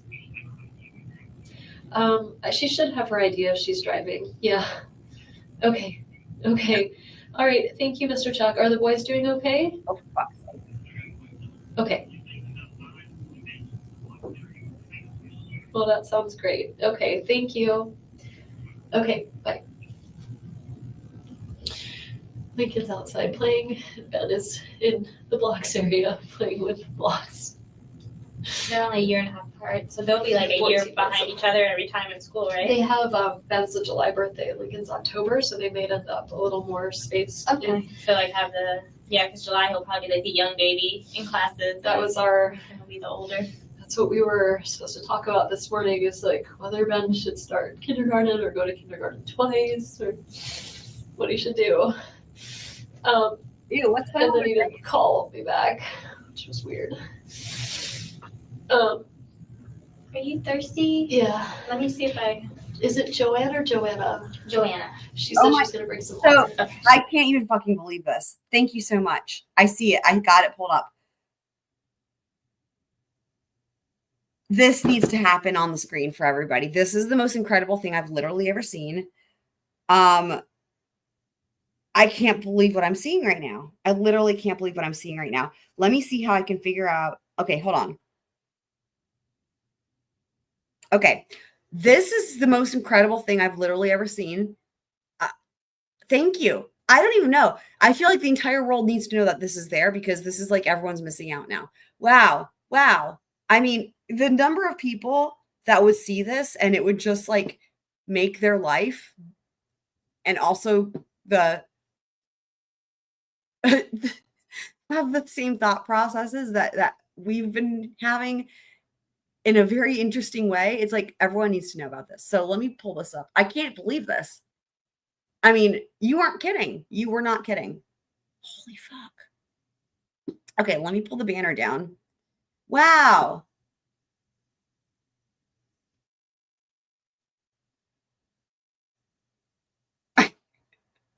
I can't believe what I'm looking at here. This, wow.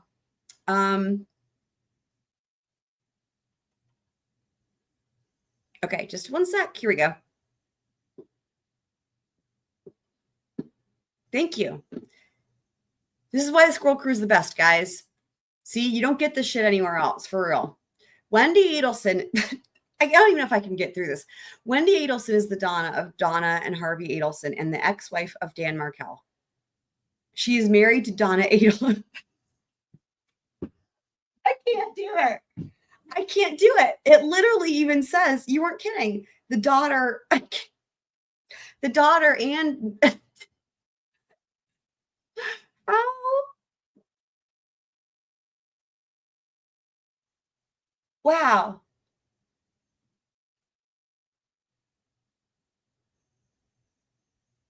The rest of this looks accurate.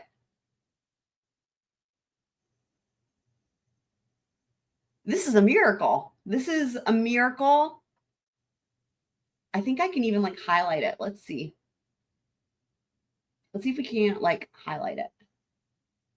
Because I always have to do this thing where I'm like, give me the straight line or it's going to be a mess. Look at this. We need to make sure the world sees this. She's married. To Donna Adelson. I don't even know right now. Look. Now we have it highlighted. Can we zoom in? Can I zoom in? No zooming in, apparently, anymore. Anyway, wow. Oh my gosh. Wow. What are you guys saying?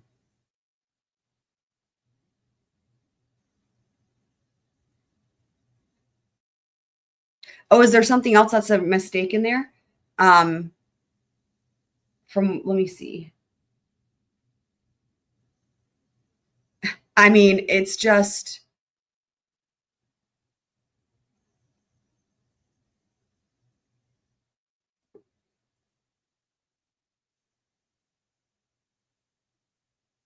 What are you referencing here? Chelsea Violin Group. Wait, what now?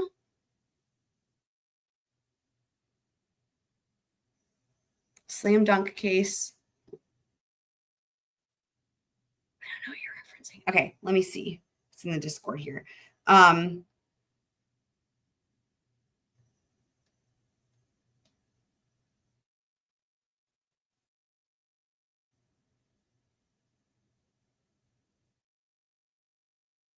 Yeah, what I'm seeing is just what I have on the screen here as far as this goes.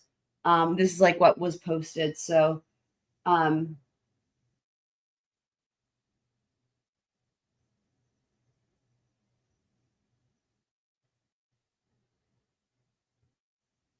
what was this about the violin group? I'm not quite sure.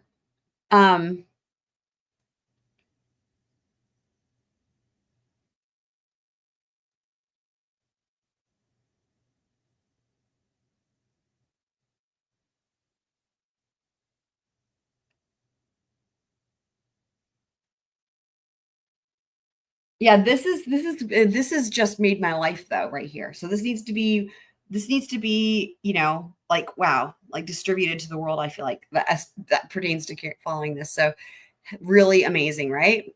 Okay. Wow. So now we'll go back. Thank you so much for sending that. Wow. Wow. That was an amazing journey through the possibilities that exist in terms of incestual relations. among both indicted and unindicted co-conspirators who happen to be mother and daughter, who also happen to be Wenda. I did it. Look at that. That wasn't even on purpose. I just did their name. You know how they do the names with the couples? Wenda. Oh God. Now it's a real thing. Wenda. Oh no. Wenda. There you go. That sums it up right there, right? Wow. We're kind of all running around. Let me get that for you. Let me grab some more tissues too. I've gone through. Oh, I want to be around you.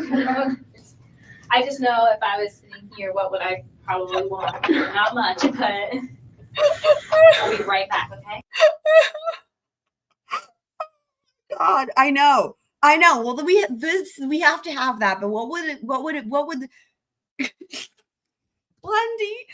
Oh my God. So what it should be is, okay, the command is Wenda, and then it could say Glendi. That's perfect. But it has to be with an I at the end, but I know I used to type it that way. I will see if I can find the entire article, but my priority right now is making this command happen. Thank you for this idea. You guys are awesome. Oh my God. Okay, Nightbot, time for a new command. We'll talk this all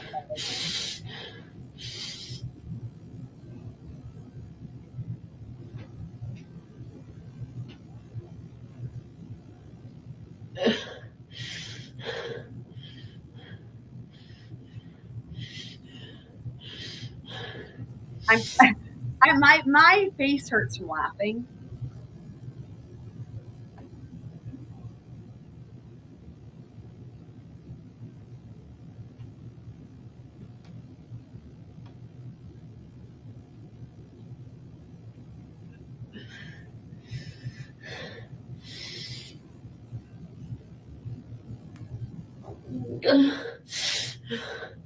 Ew.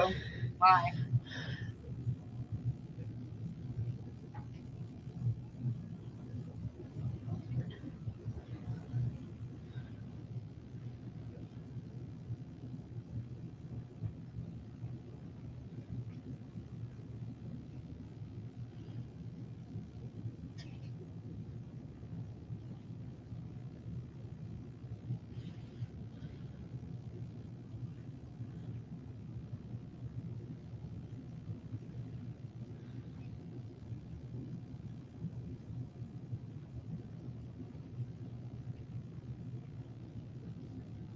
I'm coming up with this command, guys. Don't worry. It's going to be great.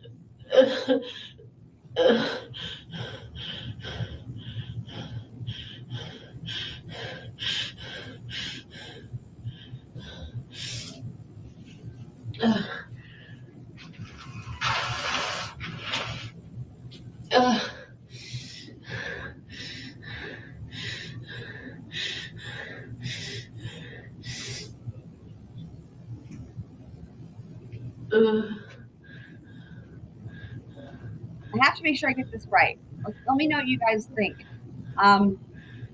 Okay. Okay. Of utmost importance, someone do exclamation point Wenda in the chat. Let me know what you guys think of that command. I put a lot of thought into it. Yeah, I'll grab the whole article. That's my next mission. Right. They really did.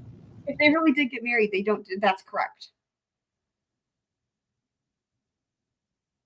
I think the bigger problem is the mother and daughter part, but yes, I'll grab the whole article. Did anyone do Wenda? Let me know what you guys think if you like it.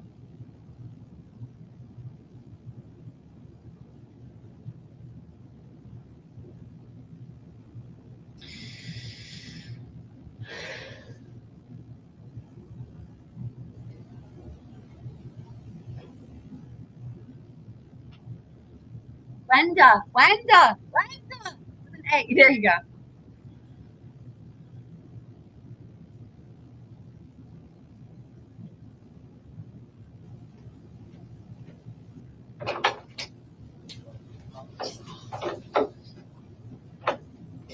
I guess this is a very different version of me you saw on the stage speaking versus having this. Thank you for that.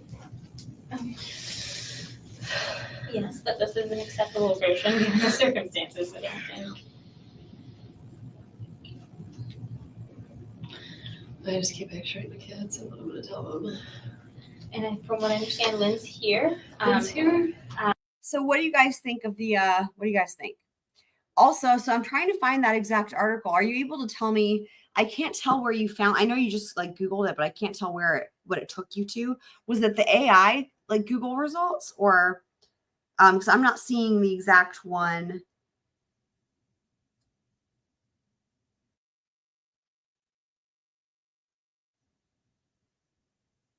That you had there. So do you know where it took you to?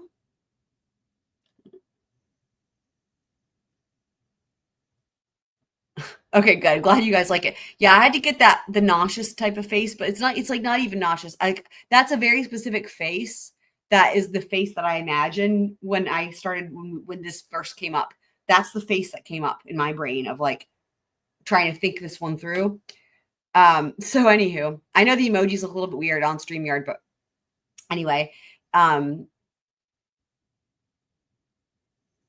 you know what? We can also put it, because you can also use these in Discord and then they'll look normal too. But hopefully they look normal on y'all's end, and just if they look weird on my end, then it is what it is. So yeah, but do you know where the so the I can't find the exact same article that you saw. So do you know what it took you to when you Googled it?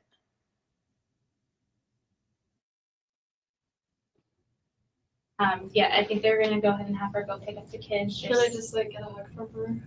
Let me see if she's still here. Okay. She's not up here. Go get a hug. Let me see. I'm sorry, I don't want to run you around. It's No. fine. Don't worry about it. Hey, do you want a hug from her? I'd really love, yeah. Some That's okay. Sometimes all I can do is run around. Okay. Injection of reality.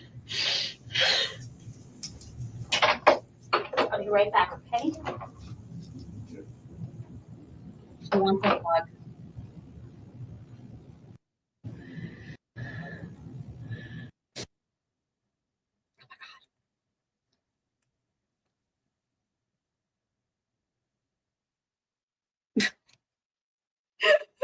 Sorry, I'm just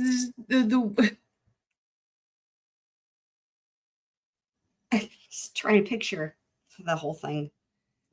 And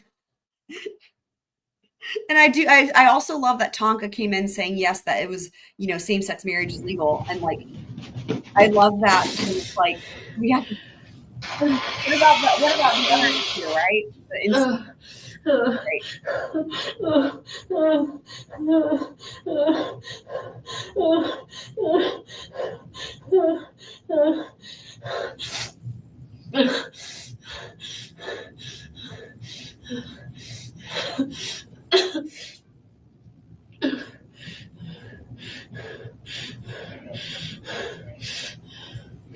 She seems to be really starting to freak out now.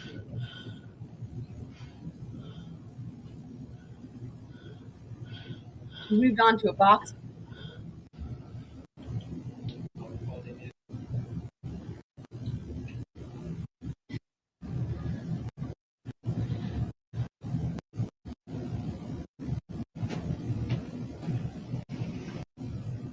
I think they're going to be bringing Jane in here shortly.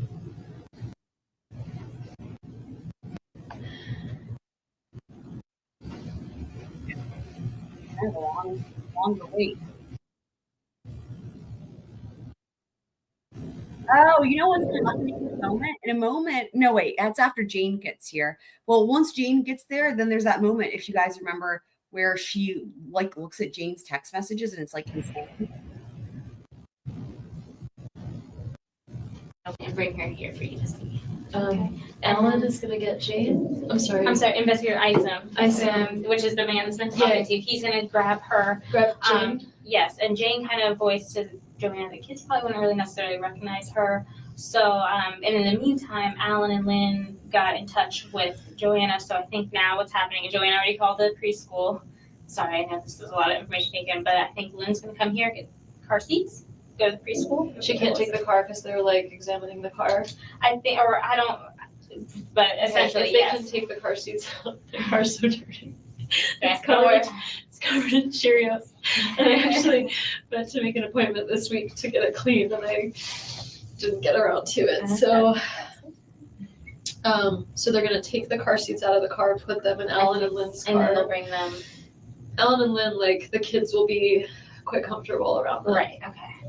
And Jane's right; she hasn't seen the kids in a while. So Jane's coming in here now? Yes. Does she know what's going on? Do I- Alan and Lynn know what's going on? I think they know that he's been seriously injured. I don't. Okay. That's what I Googled, but I'm not saying the same stuff. Hi, honey. Oh, dear. That's very good.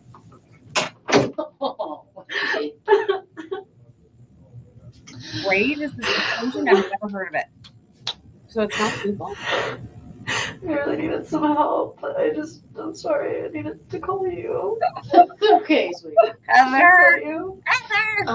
They didn't tell me. I know.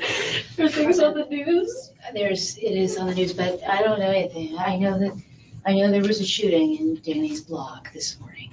That's all I know. That's all I know. That's not all you know, Wendy. Honey. You know how he is. That is one of the weirdest fucking things. Listen to how her friend laughs at her. Like, listen to this. And also, I've never heard of the search engine Brave. Have any of you guys? That is wild. A brand new search engine called Brave. I love learning new things. But listen to how she laughs.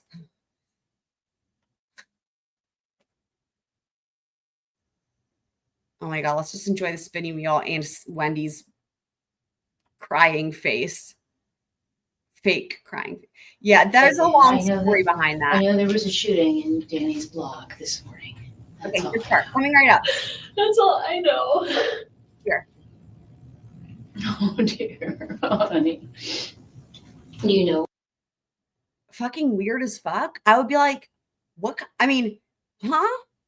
I wonder if that's a genuine response that was subconscious because she, like, that would not be a response you would have if somebody was actually traumatized from anything. What I'm wondering is that reaction, the laugh, is that an automatic response subconsciously because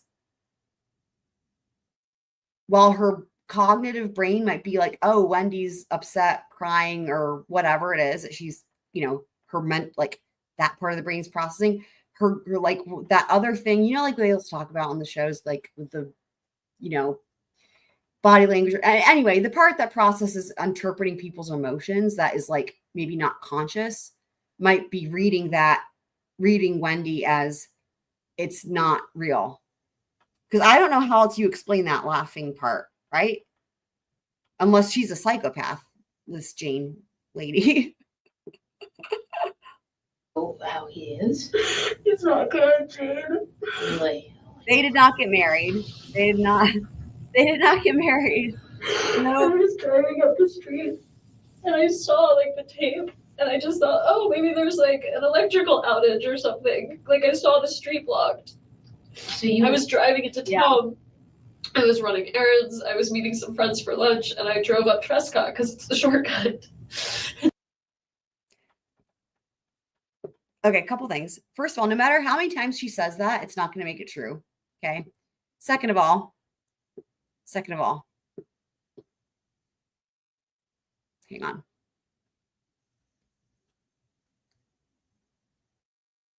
You can't just speak things into existence, Wendi.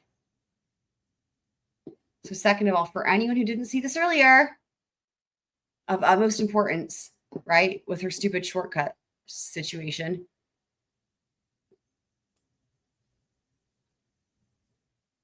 So I made this. I don't always drive, but when I do, I always cut. Let me get rid of this banner. I always cut through Trescott. There we go. There we go. Because we need to appreciate this.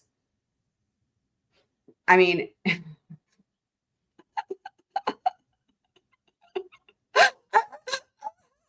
I don't always drive, but when I do, I always cut through Trescott. It's just great because again, the look. It's a shortcut that doesn't exist. That's why it's so fucking funny. And she really tries to say it over and over again as if it's going to make it true. And people are going to, and ask if you guys ever see anybody who's local comment on this, their, what's the right word? Credulity. Like, how to say this?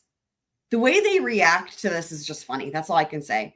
Like, in other words, it's like, of all of the things to try to be saying that in terms of a shortcut for driving, it's as if this is like literally the most outlandish. I don't know. I can't even explain it, but you know, that's why this is there. So.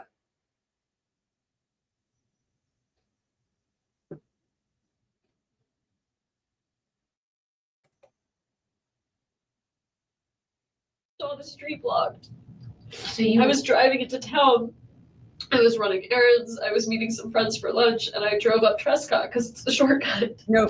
And so I drive up Trescott, and I see the tape, and I was like, I guess there was like an electrical outage because sometimes we'd have trees that would fall or whatever. Oh my God.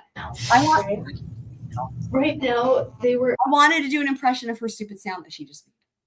I was like, hold on. Let me see if I can find, God damn it. Find where we were. Okay, we weren't, she didn't have the blanket or coat thing yet. So I was like, I was going to just do an impression. Have a human. But oh, here they're coming. But not like he makes a ton. And okay, so this is when Jane gets there, so we're in the right vicinity. Okay. I was like, I know. I'm gonna do the impression. I mean, there's like an electric I was running errands, I was meeting some friends for lunch, and I drove up Trescott because it's the shortcut. And so I drive up Trescott and I see the tape, and I was like, I guess there was and I was like, like an electrical outage because sometimes we'd have trees that would fall or whatever. And so I turned around and didn't think anything of it. I was at lunch with two friends and the officer shows up. Bullshit. And I've been here since then. And you don't have a phone? Well, I had a phone. I said you could search my phone because maybe they can like find something useful on it. We have to go through a lot of these steps, and that's explaining to her. It's just as much effort to go through the steps to exclude anybody that could possibly be involved. Well, of course, yeah. That's what they said. That's what they kept telling Alex Murdaugh. Sorry, let me say that correctly. Alec Murdaugh. So we have her phone. As soon as it's taking a little bit longer than normal, and as soon as we get done with the phone, she'll get it back. Yeah. So the main thing I was concerned about is the kids need to be picked up on Friday. Right. And so when I came and they said they'd spoken to the Grossmans, I was like, I'll get the kids. I'm a social worker. I've picked up kids that don't know me before, but I think especially given this. I gave them your name and Lynn's name and said, I think like Alan and Lynn have done it. Like when Danny had his back surgery, Alan and Lynn did it before. So because I was out of town, and so they like have, they've done it before. They've got 4 kids, so they can. I have, you're gonna be here for a while, you want me to say? So, like, I might have a blanket in my car or something. Do we have anything Do you have here, or have they all something been for used? somebody who could get? Let me check. This see if I woman have one is that's good enough for freezing. her. And I apologize, I thought about that when she was shivering earlier, but I guess got a lot of stuff going No, on. there's clearly there's a Not there's really a the most it important isn't thing it's right not the most important No, thing. no, no, I saw her shivering and I kept thinking I'll go out and find out if there's, Poor they had a one. bunch of them. They had a bunch of them, but I don't know what's still available. So what do you mean he's not good? What do you know about this? I don't think he's gonna make it. Oh my god. Jesus Christ. Really? He was shot in the head. What do you expect? The only person who would get quote unquote shot in the head, usually, I would say for the most part, point blank range, right? Quote unquote shot in the head and survive is Alec Murdaugh. Shout out to the roadside incident, by the way. What? I don't know how I'm gonna tell the kids. There it is again with the laugh. What do you guys make of that? That is so fucking fascinating. She did it again.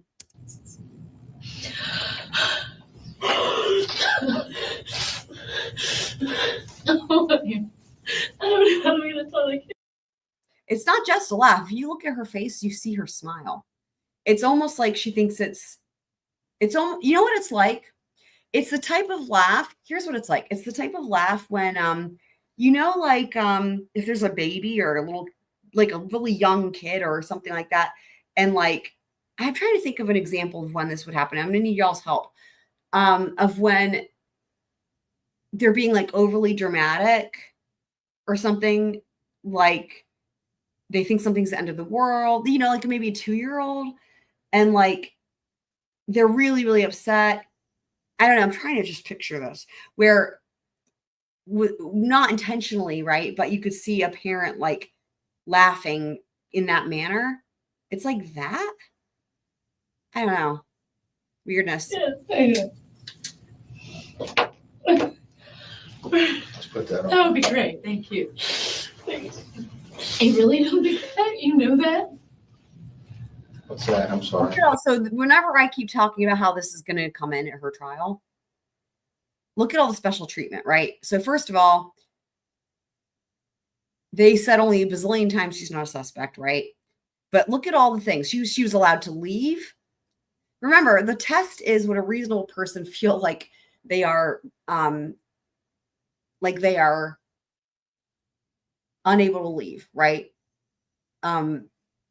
Whether or not they're actually being charged formally or arrested, would an average person feel like they are being detained? And she's been coming and going, you know, to the bathroom. She's got the quote unquote victim advocate. She's got the biggest thing of all that's wild here is her friend with her there.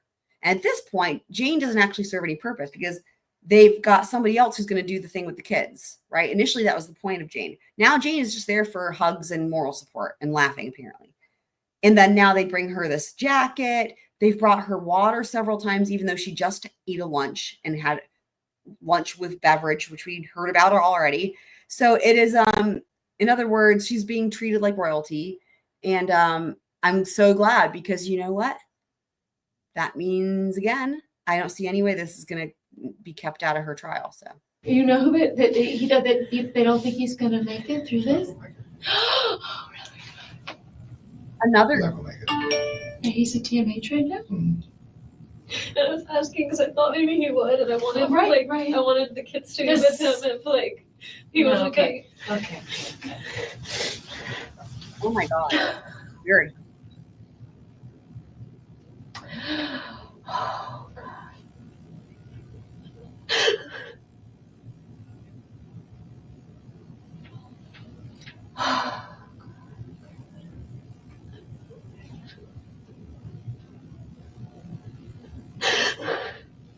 And he has family and stuff in the hospital or something? We don't have any family here. Right, I know, but I mean, There's no family here. girlfriend, anybody come down? Nothing? Amy, I don't know He's if in Amy New knows York, yet. I don't have lady. Amy's phone number. Amy's on Oh. You Facebook. can't just pop on down from New York. She's on Facebook. I mean, she can be found. Yeah. I was thinking of one more thing. This is really tangential, but his friend I told you about, Matt Price, his wife's brother was killed. So if you're going to call someone first, Matt's going to lose it. So I don't intend on calling Matt. I just need to have the background on different associates and friends and so forth. You know, my objective is to find out who did this. So based on what you've told me, I'm going to take that information, compile it with other information and other investigations. Take that information and I'm going to be like, yep, Wendy did this. Have worked on. Or was it, you know, or hired somebody. That's probably going to be, again, I hope we learn what he's thinking when it gets to her trial. But I would imagine what he's probably thinking is she hired somebody. I don't think that he would think that she actually was out there with a gun and whatever, right? I mean, I could be wrong, but I don't think that that's the read he would be getting. I think the read he would be getting is that she hired somebody or asked somebody or whatever, right? But didn't do it herself. Anyway. And we'll see where it leads. Okay. Now, I'm not saying anybody that you told me about is anyway involved. Is there I any don't sign know. of stuff being stolen from the house? I can't discuss that. Okay. So, But you are discussing that you don't think he's going to live. I mean, I'm telling you the fact that I know he's not going to live. He's not going to live. Okay. So Wendy's now. Well, Wendy's got to be acting all. I mean, this is actually good news for her, right? I already discussed that with her. He has enough injury that's traumatic enough that he's not going to be able to recover from it. Yeah, he shot in the fucking head, dude.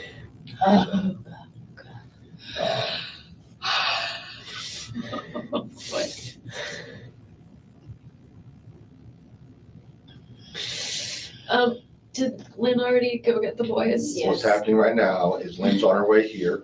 She doesn't have car seats. Gonna take the car seats out of your van.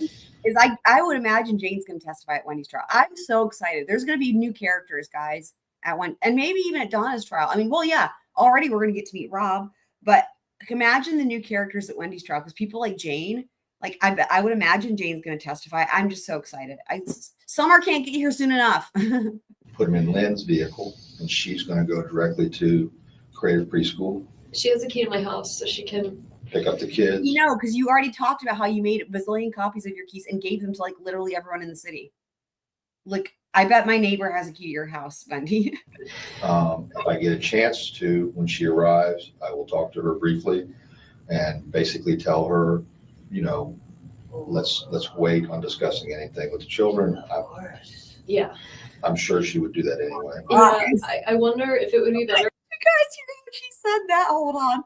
Oh dear. Or, you know, let's wait on discussing anything with the children. Of course. Of course. Yeah. I'm sure she would do that anyway. Yeah, I wonder if it would be better if she didn't know. Like if you, it's, I mean, just so that because she's going to be done. Like, what if she can't then drive and go get the boys? Like, okay, but let me just say to you, I didn't know anything when I came here. So my husband Googles and says there was a shooting on Trescott Drive this morning at 11. I got a call from my real estate agent who heard something. So I know that I didn't know why I was coming here, but anybody with more sense would have known that. John told you that? Yes. When you told him you were coming here? Or? No, they found John. Interestingly, they found John's cell phone number. Really, no one cares. Why do you say that, Heather? Heather says that she has to be a profiler.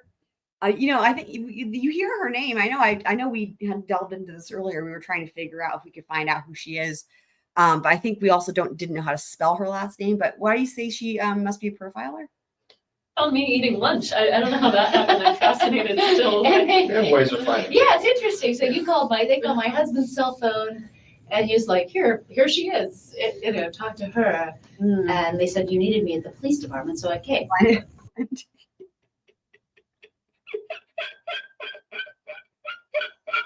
you add Glenn into the mix? I will die. Hold on. Stop everything. You added Glenn into the, oh my God. Now I have to update the community. Hold on. That's just, oh my God. I'm gonna lose. I'm gonna injure myself with laughing. Let me see here.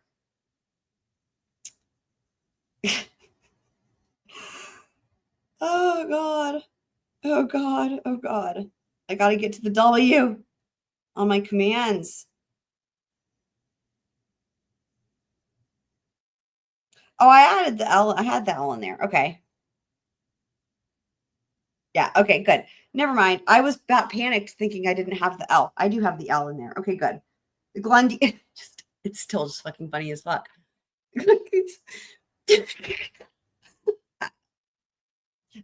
Heather, you're killing me. Right? I know. Yeah, that's another great point, right? Yeah, you're making a great point. Like the way that even in just the way it's paused right here, the way she's like craning her neck to watch, like there's no reason for her to be watching this. I mean, it's a good point, right? Because again, this whole thing was like, okay, she's just there to help facilitate. And this is the point I made earlier too, which is that's already been done. At this juncture, she could be leaving. Like Jane was supposed to be getting the kids. However, somebody else is getting the kids. Now Jane is just there for moral support. But in other words, job done, move along. Because like that's it. You don't need, so it is interesting. And again, just I pointed out earlier too, it was weird when Wendi flat out asked her, was like, have you done this before? As in, have you broke this news to like kids or helped someone tell kids? And in my mind, it's like, that's a stupid question. Cause like, of course she has, but the answer was even weirder. Cause she's like, not to kids this young. It's like, what? Anyway, okay, let's continue on. It was not what did you think I needed you for? I wasn't thinking it was good news, but I didn't, my thought was that Danny had probably assaulted you. That was my thought. I think that was Lisa's thought when she's like, I heard there was a shot on Trescott, and so I hope you're okay. So that, the realtor. Yeah. So that was my, it makes no sense because literally there's clearly Wendi has given her friends the impression that Dan Markel was physically abusive to Wendi, which is, again, you got to imagine that the law enforcement that are there for this, they've picked up on that because Wendi already made it abundantly clear. Well, not initially, but later on, prior to where we are now, Wendi clarified and made it clear to them that it was emotional abuse, right? I think she said, and she said he would never physically hurt her. And now it's clear that Wendi has given her friends a different impression that is completely false. This scenario, which is now not seeming real to me, didn't seem like that was not what I thought of. I just keep picturing the kids. Right. No. So there's no point in doing that. Don't do that. So when Lynn gets here, I'm going to just ask her to take the kids to her house. Would that be instead of my house? I think that's much better. Reasonable? Is that better? She has a TV. They can watch TV. I know, but they've been That's there a good before. point. Because they've been dealing with a broken TV at home. So good thing they can watch a regular one. Very comfortable there. They have children of their own. They've got 4 kids. They're grown, but take them there. Okay, yeah. Because I'm going to go make sure that I don't miss her. Okay. Thank you. Lynn Grossman, right? This is Sarah, by the way. Hi, Sarah. Are you a victim advocate? I am. I said you used to be a victim advocate. Was that That's right? not true. Yeah, I've done lots of stuff like that. I recognize your name, and then she's saying. What's your last name? Latour. I've only been here about. There you go, Latour. I am losing my shit. Well, that would be appropriate. I think you should do that. I think if you don't do that, that's Jane, not right. Who would have done this? I have just And one are they idea. going to come after my kids? How would Jane Or know? Wendi? Who's next? Wendi? Is Jeff this much of a lunatic? I don't even think of Jeff. I hope to God not. May I ask who Jeff is? Yeah, of Yeah, I course. think you should. I think So now, Wendy's been seeing it. now we're gonna get to our Jeff part on the ticker here, where it was Jane's idea, and then Wendi, of course, Glendi takes it and runs with it. Guy called Jeff, Who's a friend of Jane's. And who's jealous. Yeah. Are you still currently No, seeing you him, or cheated just on you him kind with of everybody in the let mom. taper Wait, off? sorry, let me clarify. I was saying to Wendi. I was saying, Wendi, you cheated on him with everybody and their mom. I should change that to Wendi, you cheated on him with everybody and your mom, as in Donna. It's been a bad week. Okay. Yeah, Jane and I actually went for a walk together Monday, Tuesday, Wednesday. Earlier this week. But you've taken a 1 week break from I took Jeff. a 1 week break from communication with Jeff to figure out what to do. Okay. Because we've been dating for like 9 months, so like 10 months a year. And when you use the word dating to you, that's my boyfriend, or is it more of just dating, like the casual? Okay. No, he's my boyfriend and involved with the kids, and I mean, yeah. And we had kind of a fight recently, and he's been trying to get back together, and I didn't know if I wanted to, and so That's not accurate. Actually, the morning that I gave that talk, my dude, she's lying. No, that's accurate. boys were there, and Jeff was watching them, so I could give the talk. Like he's, Jane, do you think I have to tell them about him? I think you guess. have to tell them about him because That's this idea was born into Glendi's brain. The only thing that I can imagine related to you, related to Danny, would be The only Jeff. thing I could come up with was like his girlfriend Amy is recently divorced, separated, not really divorced. No, it makes sense because again, Jane is serving no purpose, and it's really you never see this, right? A friend being let in, like this is crazy. And look at that victim advocate. To your point, Heather, it makes sense now that when there was this mission with like getting the kids, and then that was taken care of by the other friend. This was a smart move on their part. Why? Because you've already got this victim advocate in the room. Think about this. This was probably strategic. Or well, okay, victim advocate or fake victim advocate, but you've already got her in the room, right? And then you've got so Glendi had already been talking about these friends because she was going on and on, right? And remember, she even said, "Oh yeah, Jane will be good because she was a victim advocate or whatever." I think she says that to Detective Isom. And so now you've got this commonality. And remember, Wendi was also saying how people knew each other, blah, blah. So it's sort of like, oh, okay. Like, in other words, this situation that we have on the screen is bizarre. However, they did a good job to make it seem normal to Wendi, right? That this is happening, and she's just like chatting with her friend Jane, even though Jane has no reason to be there at all. Like they could have just told Jane to leave, you know what I mean? But my thought is this: that the whole reason that they allowed Jane in and all this is going on is because they wanted to, allow Wendi to talk to her friend, right? But the real reason, right? It's like, well, that's a potential way to see what are they going to say? What has she been telling her friends? What do her friends think, right? I mean, you just never know what they're going to say.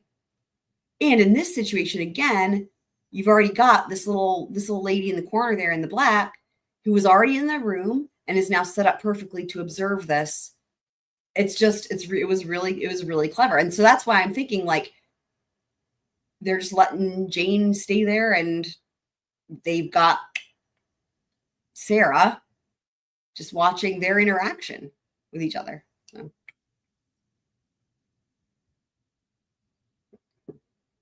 Sure. So What if either of those people, like the jealous boyfriend types, like what if the ex-husband? Right, totally. Totally, And totally, Jane. Yeah, divorce has been very stressful, and Jeff has been very stressed out by the stressfulness of your divorce. I mean, I'll tell them this, right? Like, can you tell them? And when investigator Isom comes back, you guys can just, say, and he'll ask all the questions that investigators ask that I don't think of very often because I'm a victim advocate and I don't think of Right, things. but I think you do have to tell about him. Yeah, I wasn't. You weren't not thinking telling of him. on purpose. No, I'm sure. Yeah. I'm sure. I wasn't thinking of it. I just kept thinking, like, who in the world is he someone that has, access to? He's a professor of social work. Okay. He's All former right. military. Yeah. But I mean, you don't think about this guy as like, oh, there's the kind of guy. Right. I mean, I would more just as like say that maybe you did this. I don't remember Jeff being former military. I don't remember that at all. And I can't picture that either. I mean, we watched his interviews. Do you guys remember? It's just relationally, he's a professor. And he's jealous. Right. Something is bad. This or that. I'm Something is bad. I'm Yeah. just assuming that this isn't true for the moment, but I guess that's not so. And you have to look at it this way. Telling them this, if anything, will help them disqualify. Right. That's Yeah. important to do. Yeah, of course. Do you want to give them his number? I don't. I mean, So I mean, I can give them. They have I my give them phone, so- they certainly have a ton of stuff from him. So I Googled Trescott shooting. Thank you for being here. So you Googled Trescott shooting, and what do you see? Just that. What if she said, that's your face all over it and it says you're the suspect? Police investigate shooting on Trescott Drive. And it's on the news. And unfortunately, the media here tends to get places and they can't really stop them from being Oh, outside. how often is there shooting in like northeast Tallahassee, right? On Trescott Drive? On Not so Trescott? often. This is what I can't figure out. How did he get to the hospital? Like, did he call 911? She's back to that again. According to WCTV, here. And this should be said, the police department won't release his name until they notify the family. And that being in Canada puts a little bit more of a wrench into our notification because it's a little bit more difficult to do internationally. But we're in the process. And there's really, his injuries are really terrible. The police got notified because a neighbor. Is it a picture of the house? Oh my God! You can see the car. You can't Right. tell it's our house. Well, yeah, right. You You can't tell it's not your house. It certainly appears to be a house like your house.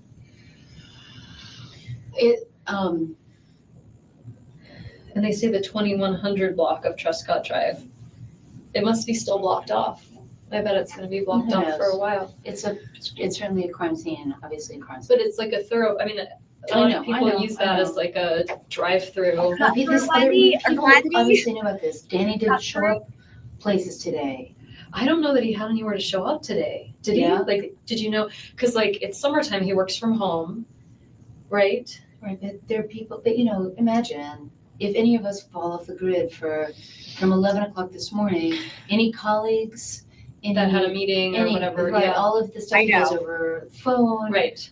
And for some reason, my brain did this. I didn't say it. I'll say it now. I was thinking a house is a house, a mouse, a mouse. Like a horse is a horse, of course. But the way that Jane said that bit about the house, my brain was like, a house is a house, a mouse, a mouse. So now there's that. There you go. New saying. Because that makes as much sense as whatever the fuck Jane is saying, A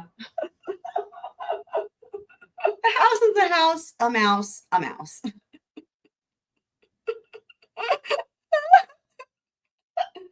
Oh, God. Spinny wheel, why?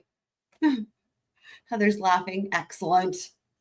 We like laughter here, obviously. I'll tell you what, that whole thing about Donna and Glendi being married is my brain just. If any of us fall off the grid for permanent, I'm 11 basically permanently laughing, and just sometimes you're not hearing it, is like essentially what's going on. Any colleagues that had a meeting or whatever. Right, Yeah. all of the stuff he does over phone. Right. Well, he and I were supposed to talk about where Ben was going to school, and it was very unlike him that I was the one who had to call him.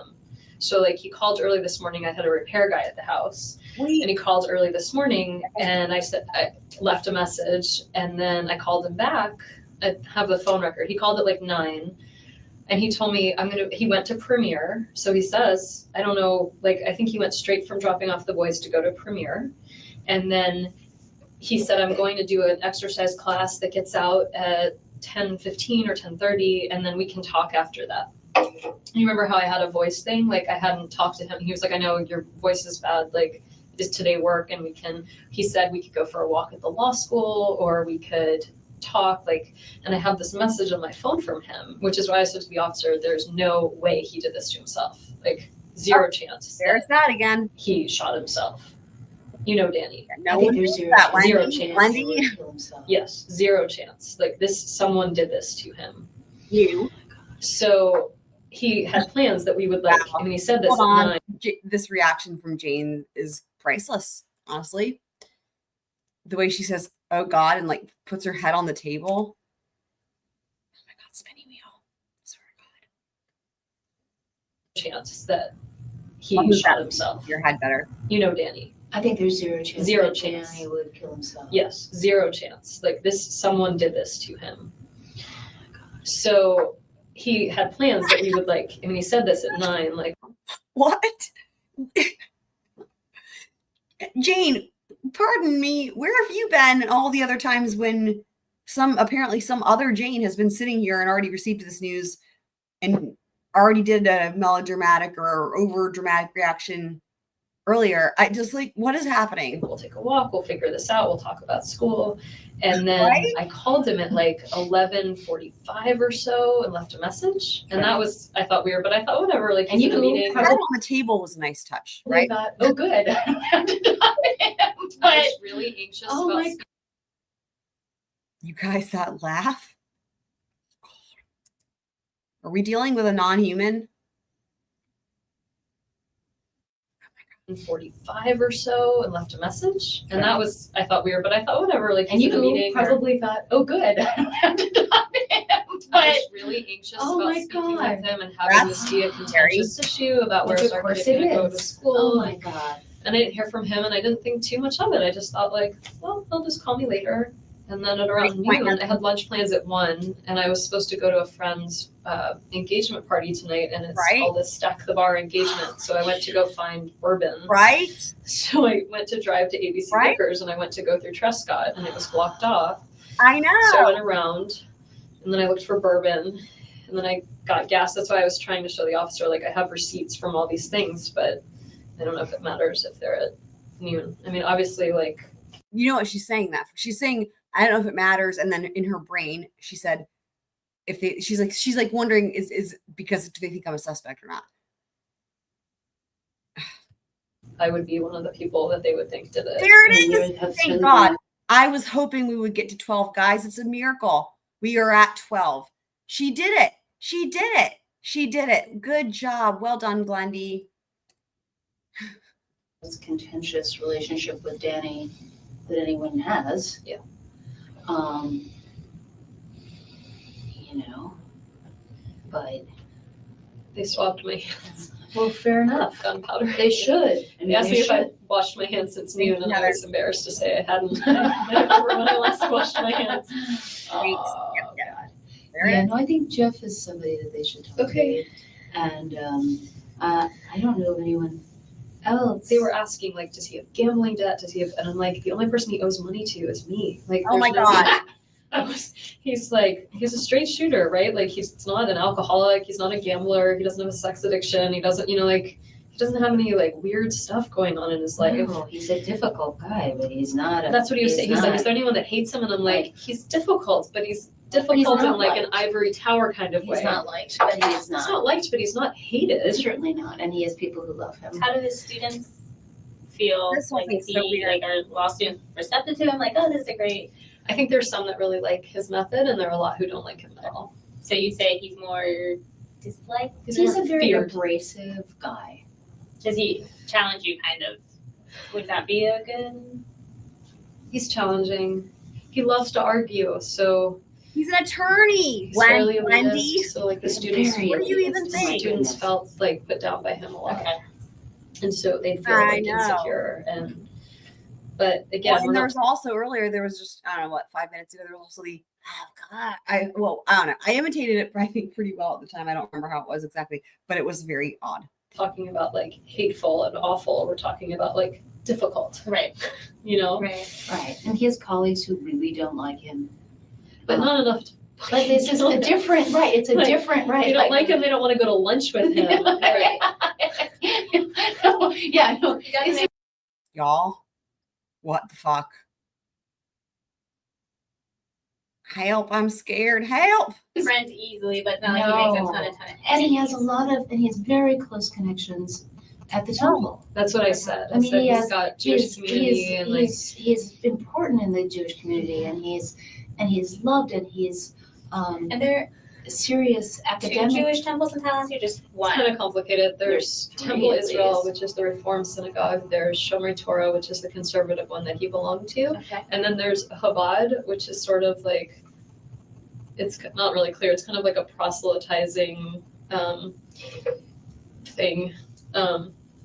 And he would donate money there and bring the kids to events there and spend time there. So he was sort of affiliated with two of them and bring the kids to stuff at Temple Israel too. I mean, he's very, very connected across the Jewish community. Yeah, he's very involved. He's also very he had a major Jewish education, so he's extremely knowledgeable about Judaism, and he cares deeply about how people interpret scripture and law and rule and practice, and he's involved in all those sort of debates at the community level. And he's very it would be hard to overestimate how involved he has been in the Jewish community. He has a lot of connections. And it was kind of one of the reasons why we got divorced, is I'm Reform, I'm kind of culturally Jewish, like we just had really different religious perspectives. In the middle of a fucking nightmare. I didn't want you to be married to him, but this was the method. Well, that's what I said to the officer. I was like, we had a rough time, but this has been a terrible time. The father of my children. Right. And things were entering a new phase where he has this girlfriend and he's out of town a lot, and that was nice. That's why I know there's just, given his personality and everything, there's no way that he did this. No, he didn't. He had plans to be out of town. He was leaving on Saturday. And he was delighted with Amy. He's been delighted with this. Yeah. And delighted with the boys, and delighted with. No, he didn't do this. So somebody did. He was angry and upset about the divorce. Really, really angry at Wendi. Really, really angry. But really pleased with how things were going to go forward. It's been 2 years and things for him were a lot better.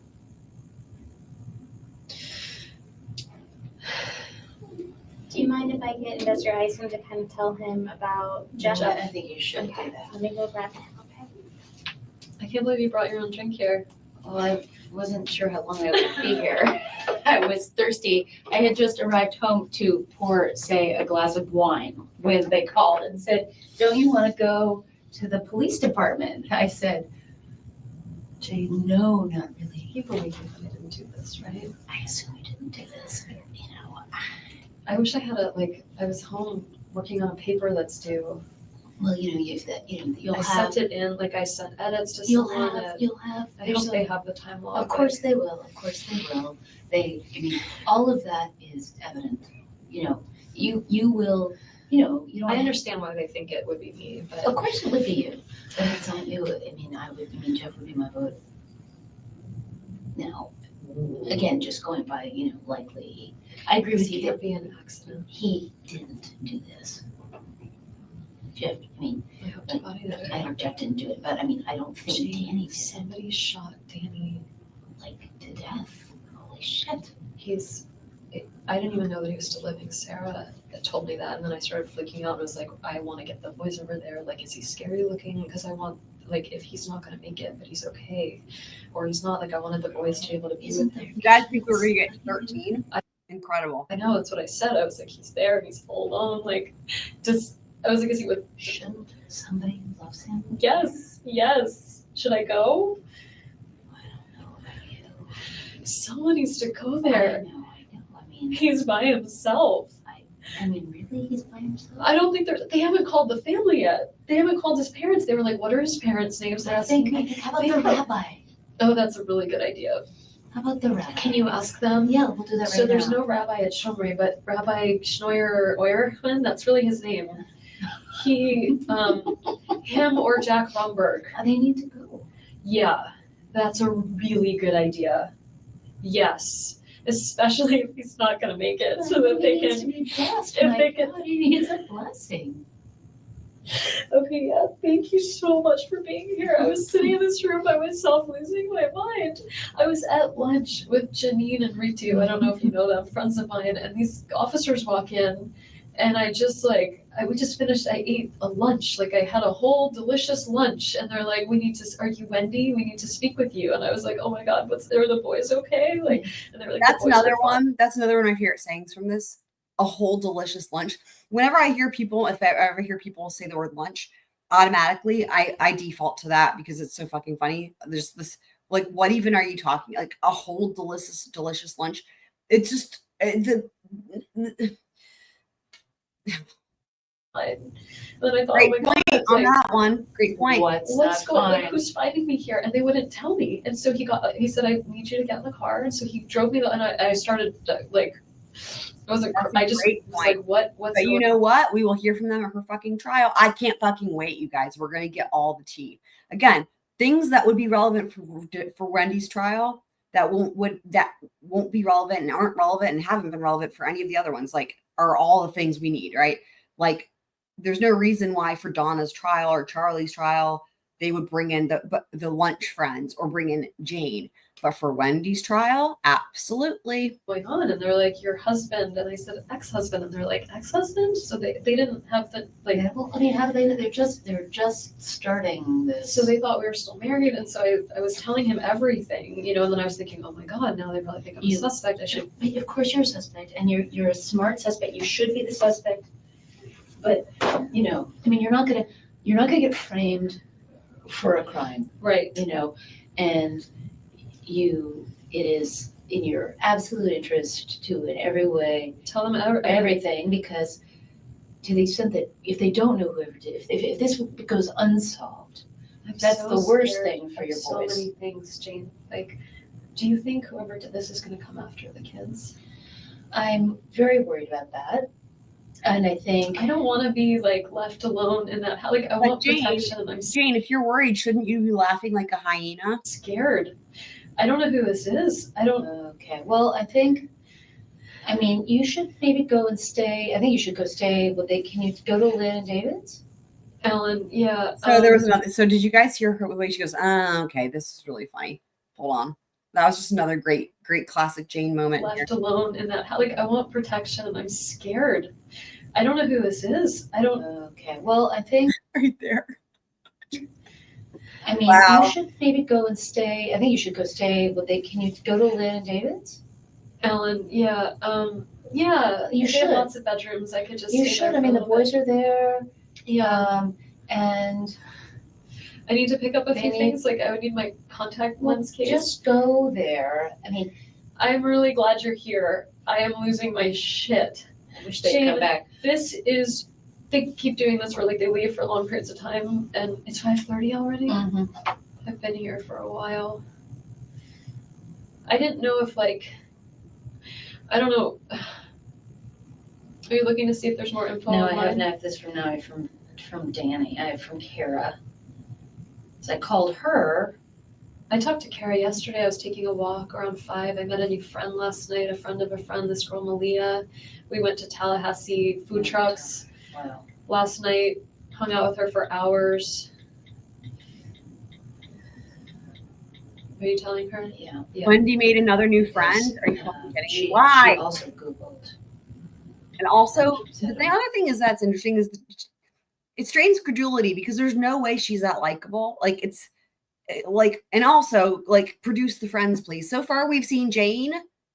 Ostensibly, there's another friend doing the kids, but, like, I don't know, man. She talks a lot of shit about the friends, or a lot of game about the friends, rather. And I don't know. My God, there was a shooting. Do you know? I know. Both she and John. Stop. Why would they I'm going to Google? die. Why would that just come I'm up? going.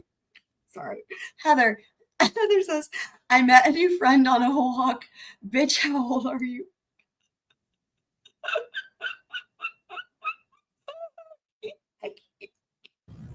I heard laughing. I said to both of them, I'm going to the department. They're the people I said, I'm going to, John was there when I got John got the call from the police officer. So then I'm in the car. I'm like, I'm calling Kara. Yeah. I'm like, I'm on my way to the police office. Well, I would have called you and Kara, but Kara's in Portland. Right. I'm really glad you're here. So I just big came, time. no worries. And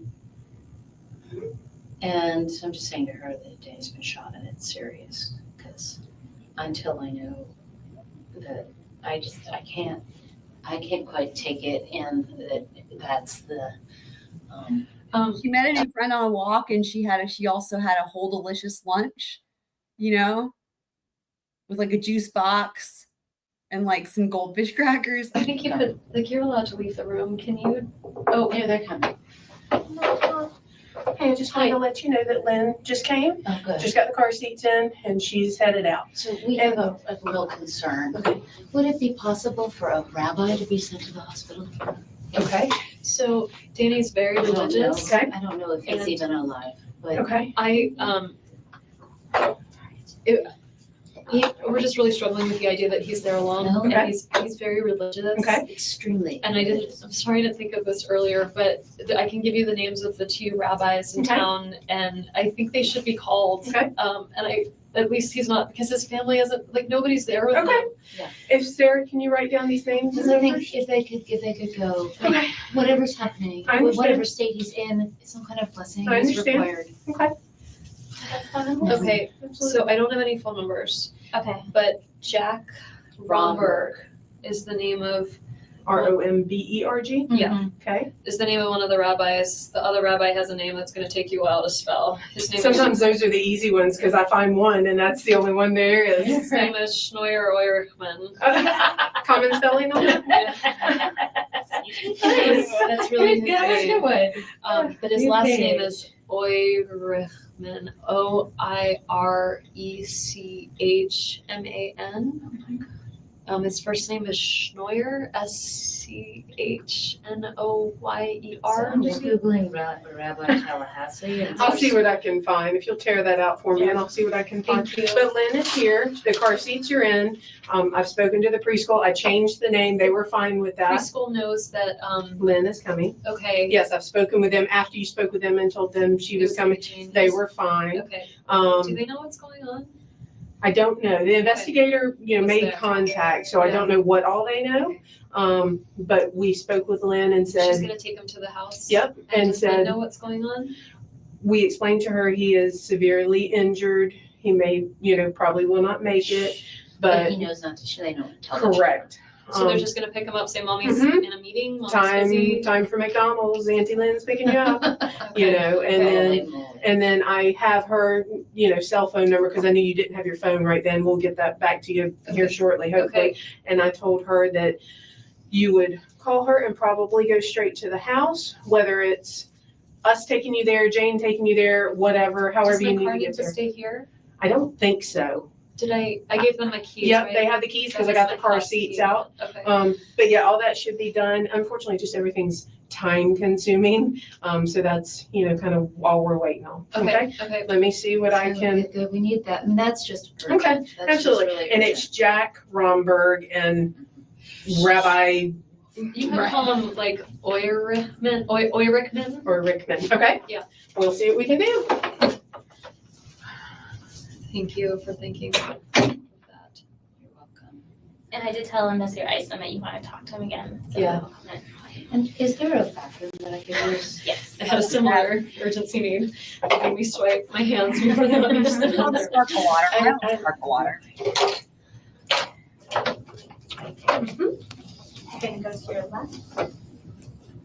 And To the left, kind to of the left, to the left, to the right, to the right. I'm just remembering, I'm reminding myself and you guys, I have this new sound clip, so I don't forget to use it. The FBI! that one.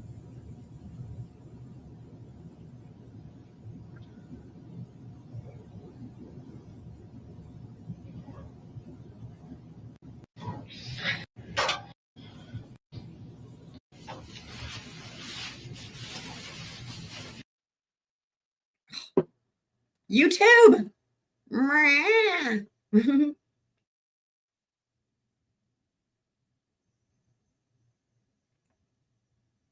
Oh, you know what? This is the time where she gets that text message and reads, or Jane gets a text message and Wendi reads it on Jane's phone. So yeah, it's right around here. If the spinning wheel will not, yeah. Okay. Let me do this.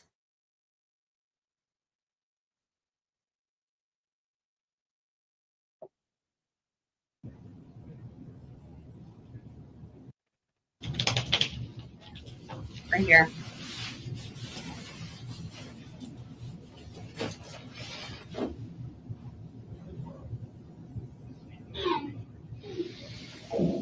I mean, really incredible. I mean, everybody knows you don't do that.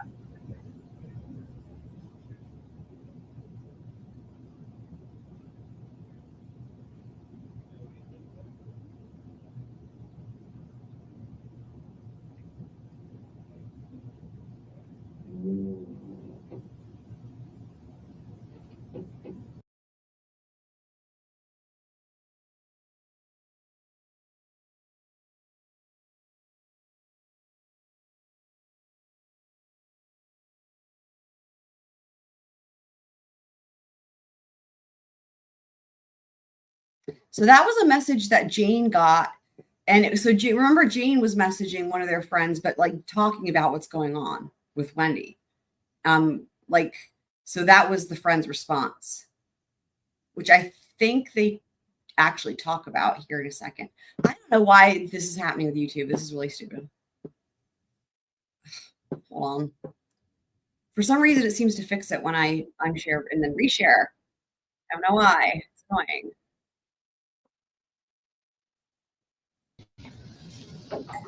That is actually me. Sorry. It did, yeah. Do you mind if I sit in this chair? Oh, please do. Jane, I'm sorry. Please sit in the chair.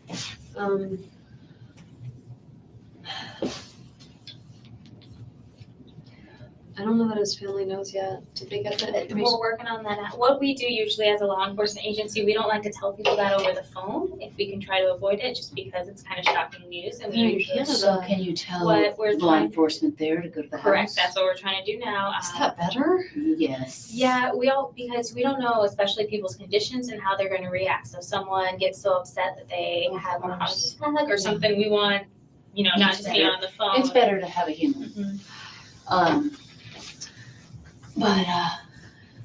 But they're working on that now. Yes. So it's an actual fact that he's not gonna. Oh, for fuck's sake, Jane. That's what General Isom. Yes, Investor Isom. Yeah, that's what he. Is it gonna take? What's it gonna take for you guys, Jane? Are you gonna need to go over there and pull the plug yourself? Like, what the fuck's gonna take, dude? Whatever. I call him sometimes. That's okay. I was just in the car with it. I'm like, what is your name? What do I do today? I saw that one from Kara. If you need to call her, you can. You're not being held hostage here.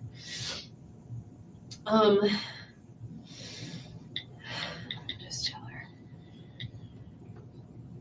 So what we're in the process right now, and to do that, generally we have to. It's almost like a telegraph that we send to the other agency, kind of giving them information on who to make contact. It's very old school as we were started working here. I know that it's not like, well, I don't know what's happening right now, but as a little bit ago, it wasn't definitive. Do they want to wait until it's definitive, or do they want him to they want to get in contact with them because I think some decisions need to be made, and because they're his parents, they would be his next of kin. Yeah. So he's still alive, but he's maybe on life support or some such thing. I don't know the medical terms around it, but it's from what Investor Isom was telling her, it does not look. He was shot in the head? From what was it with Investor Isom? I said that and he didn't answer it. So it's just he was very badly shot multiple times, maybe badly. When I think he did say that there was trauma to his face, And that's I when was you were saying I asking wanted about the showing the kids. boy. I wanted the kids Yes, you to be can't. with him, but not if he looks scary. And not if he's, I mean, there's nothing to be. I know. I just thought he might be like. No, I when know. I got the Like feeling he he got might be a shot little in bit the leg. alive. Right, And if he's a little bit alive, I wanted him to like touch Be the able to kids see one the more children, right? time. But he's apparently beyond that. Like he probably hasn't From regained what Investor Eston consciousness. said, correct, yes. I don't, He's from what been- he was saying, I He wouldn't was take found it. in a really dreadful state, and he has not come out of any kind of. He ended that. Remind me, what was the circumstance? I'm trying to remember. I know you. I'm trying to remember what the circumstance was of that. That was something about your own sister, right, Heather? No, they didn't get any money from this. The kids had money in a trust, but I think that was the case anyway, and they don't get it until they like turn 18. That was so there was no financial gain here. Yeah. I mean, what happened was like literally the next day after this, or sorry, the day after the memorial service, Wendi packs up and leaves and goes to Miami. And that's what she wanted to do all along. Oh, okay. No, right. I'm sorry, no. Heather. Can you call your parents, darling? No, after You're saying that essentially your other sister spontaneously vomited, like finding out bad news, right? Is that was the context, I believe, right? Like we're just. Can she call her parents? They have. I don't see. They have her phone. But I know their number. I do know my family's number. I don't know the answer. I don't know that. I don't want to say yes. Go ahead. Okay, I'm gonna go to the bathroom and come back. Do you need to like my suspect? You need to like watch me. No, I don't need to watch. Oh my you. God! I'll be back. Wow. What I'll do too is I'll just check and see if you can call your. Yeah. Incredible, really. Yeah. Again, I don't see any issue with it. I just think they're gonna want to come up. Well, and you're gonna want them here. Yeah. So they need to get in the car right now, and they need to come up. Yes, that's what needs to happen, because they can stay with you at your house, and they can. We just try to figure out if you're safe to be in the house. Yeah. Okay, I'm just updating this. Now we're up to 15. That is crazy. I never would have guessed it was this many. But I'll go ahead here.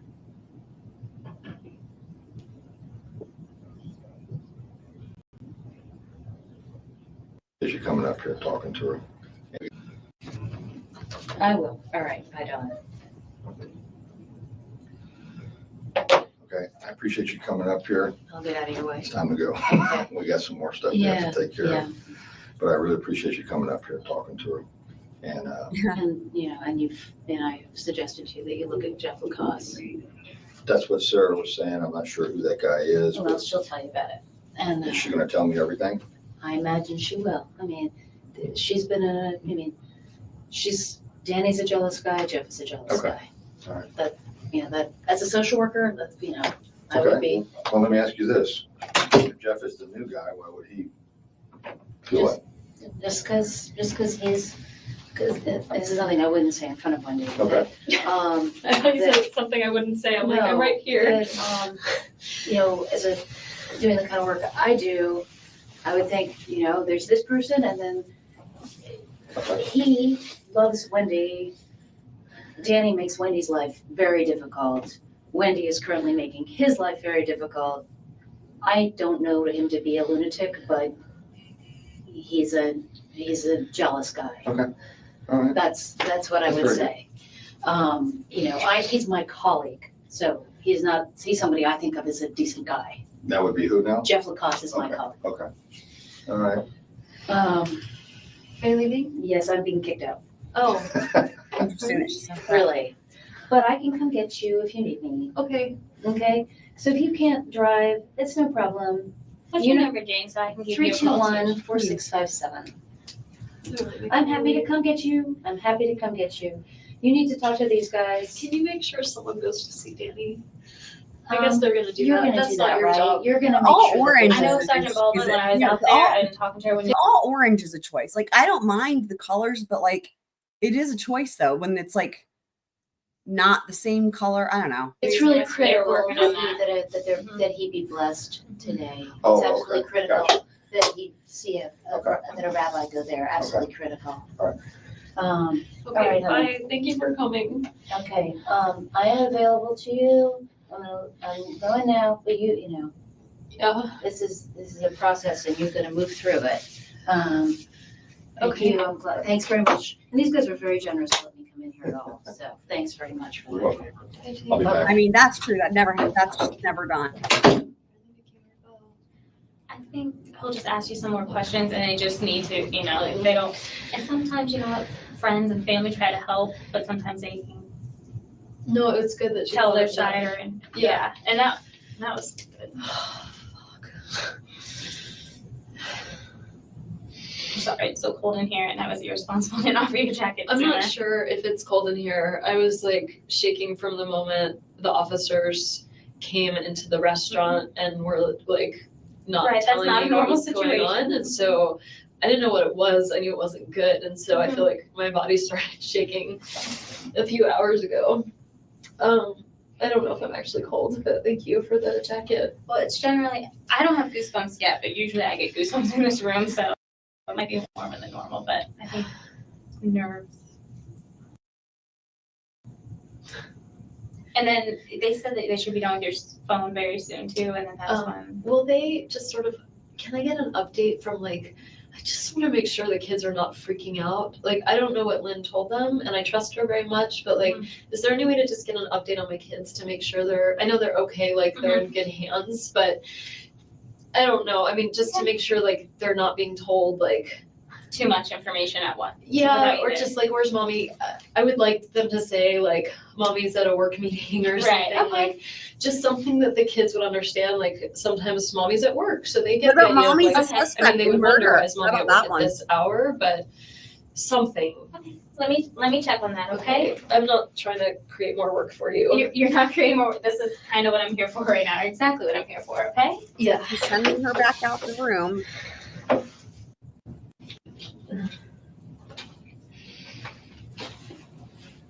Funny, because she was complaining earlier about being left alone in the room, but then she sends her out on these missions. You know, Sitting in this room by myself right now is like a form of torture. I'm sorry, I know, I keep leaving you. right as just what I was saying. Wendi literally sent her out. Anyway, But I don't want to. fuck.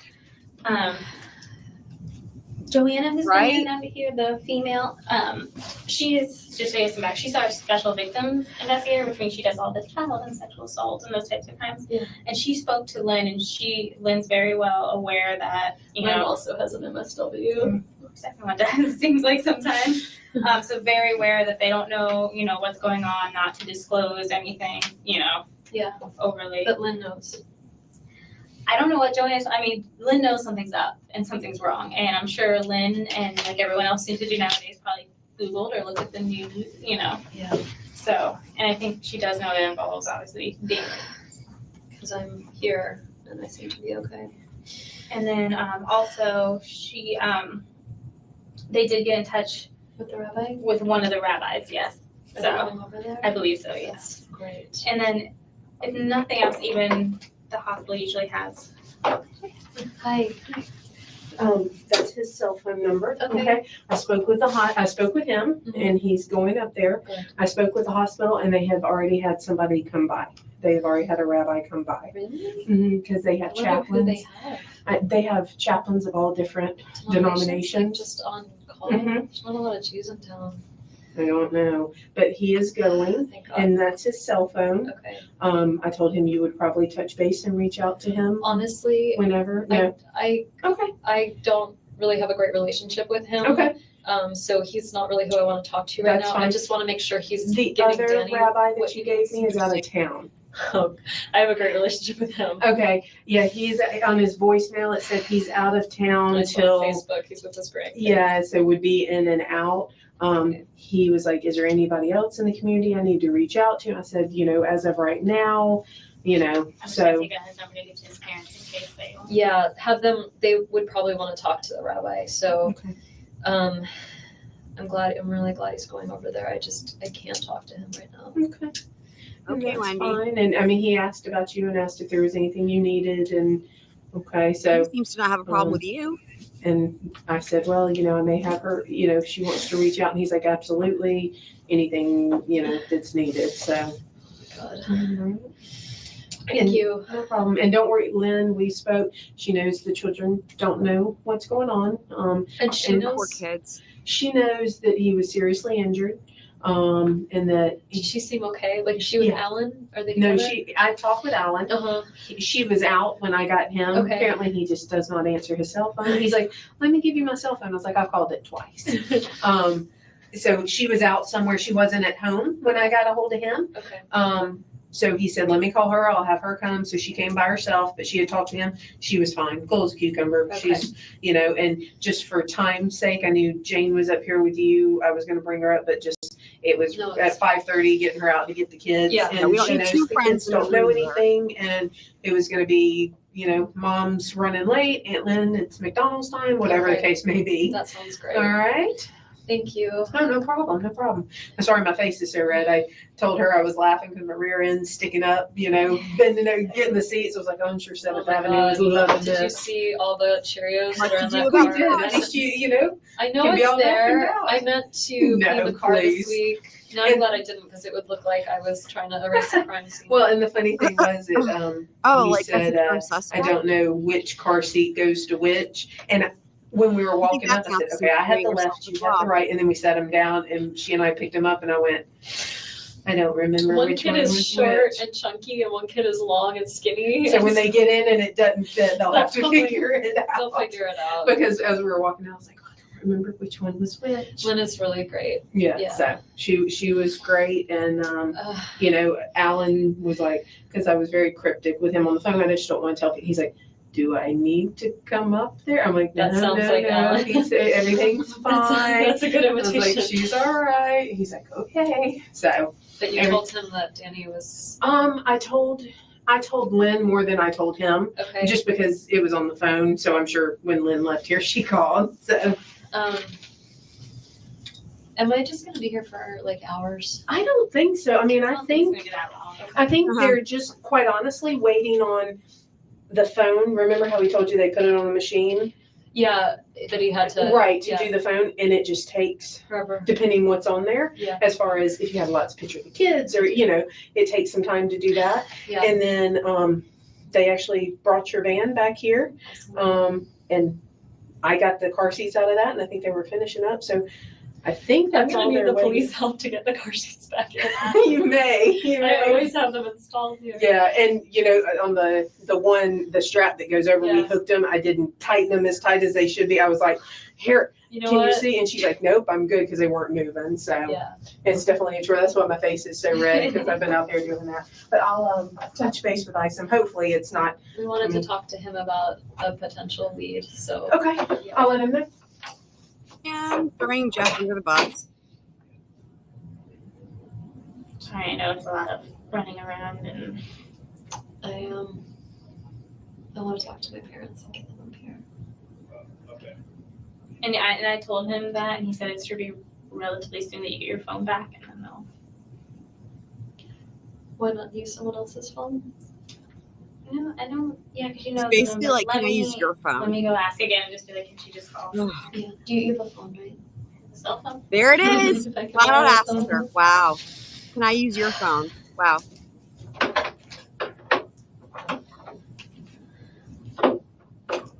Wow. Wow, wow, wow.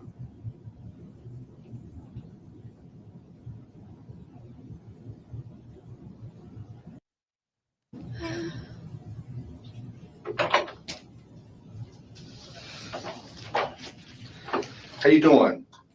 I don't know. Okay. All right. How are you doing? Feel like my head's about to explode. I'm about the same. Okay. I need to find out Great, we're all on the same page. this number here, 6,800. That's Danny's number. Wait, 6,800. 202. 8,200. Yeah. Okay. Yeah. Same here. I'm just going through, these are phone calls that you made. Yeah. Charlie's your brother? Yeah.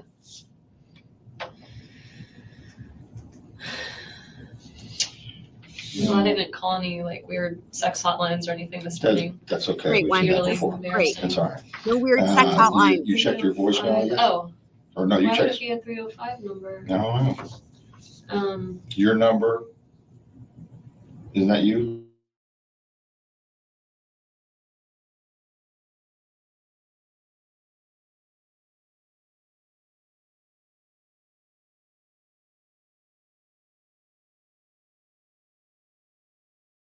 a friend of mine who lives in If it did the Colorado, spinning wheel. Renee. Renee's the one that used to be the victim advocate. Renee Oh, is for a fuck's very sake. close friend of mine Who that is cares? interviewing at FSU today for Oh a my position and leaving at 7:30. Ugh. And if there was ever a woman I would really like to get a hug from, it's Renee, but I don't You wanna already bother had her all your on there. hugs from Jimmy. Rita Hinden? That's the mother of my friend Tova Nugget. So it must be like a family plan under her mom's name for some reason, but So you called the my friend, friend Tova was returning her message. TOBA? Tova, Tova. Okay. Emily Benfer? I didn't talk to her. I sent her a text. Okay, I see it just here. sent her I just sent her a gift for her baby, and she was texting me to thank me.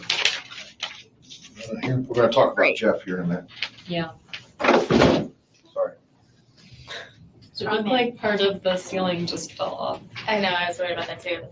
That one's probably before, but maybe it was some other.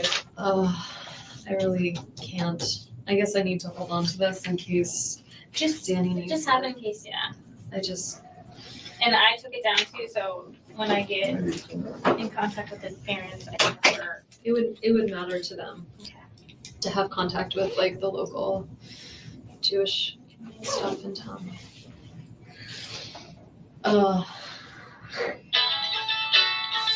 I bet that's Oh, annoying ringtone. I forgot about that. I bet she's in the general counsel's office at FSU. I bet she's. I wonder what people have seen by now. I don't know, and that's kind of why we're trying to get his parents notified, because it's very difficult now to beat technology and news sometimes in this field. I missed Robin. Now she's going to go through all her missed calls. That's my attorney. All her friends. Should I Oh, and call her him? attorney. That's my attorney for the divorce case, not like an I attorney would for just- like. For like murder. And once Investigator Iceman finishes talking to you, I'd call whoever you feel comfortable with calling. Okay. Whoa. Just need to know you're all okay. I don't even know who these people are. Can I listen to the message from Robin just to hear what's like why I need to call Jimmy? She's called a lot of times. She didn't even answer and say that she could, and she just goes ahead and listens to it. God, I wonder what she knows. Try the.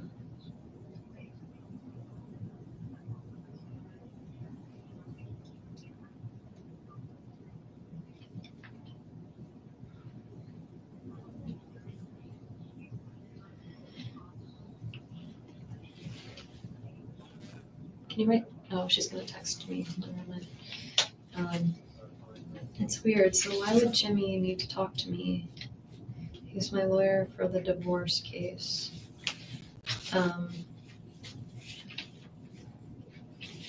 We know that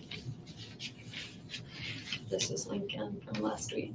Dan's lawyer spoke with him that hair. morning.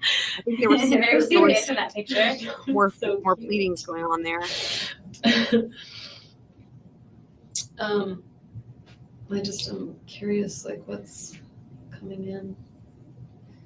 Right now it looks like a whole bunch of nothing. No one's writing me yet. I can get a sale on Victoria's Secret stuff.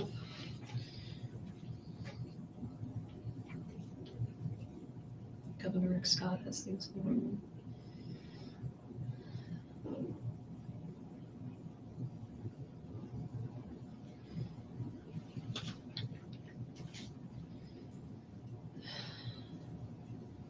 A lot of the rest of the world going on. And so I don't forget, because sometimes I tend to do that when you're ready to get out of here. Yeah. What's your phone number? 954-803-0079. Should we call Wendi, guys. Just kidding. Don't call her. Okay. All right. I was just looking to see. Yeah. There's a lot of nothing going on. And then my attorney really wants to talk to me. Okay. Did you hear about that? No. I think it's nothing. It says we Your got attorney for. our divorce. Why would he hear about your okay. attorney for Says we got a new divorce? judge. Why would he hear about that, Wendi? He's trying to solve a murder case. Oh my God. Okay. All right. I was just looking to see. Yeah. There's a lot of nothing going on. And then my attorney really wants to talk to me. Okay. Did you hear about that? No. I think it's nothing. He's like, It says we Your got attorney for. our divorce case. Oh, okay. It says we got a new judge.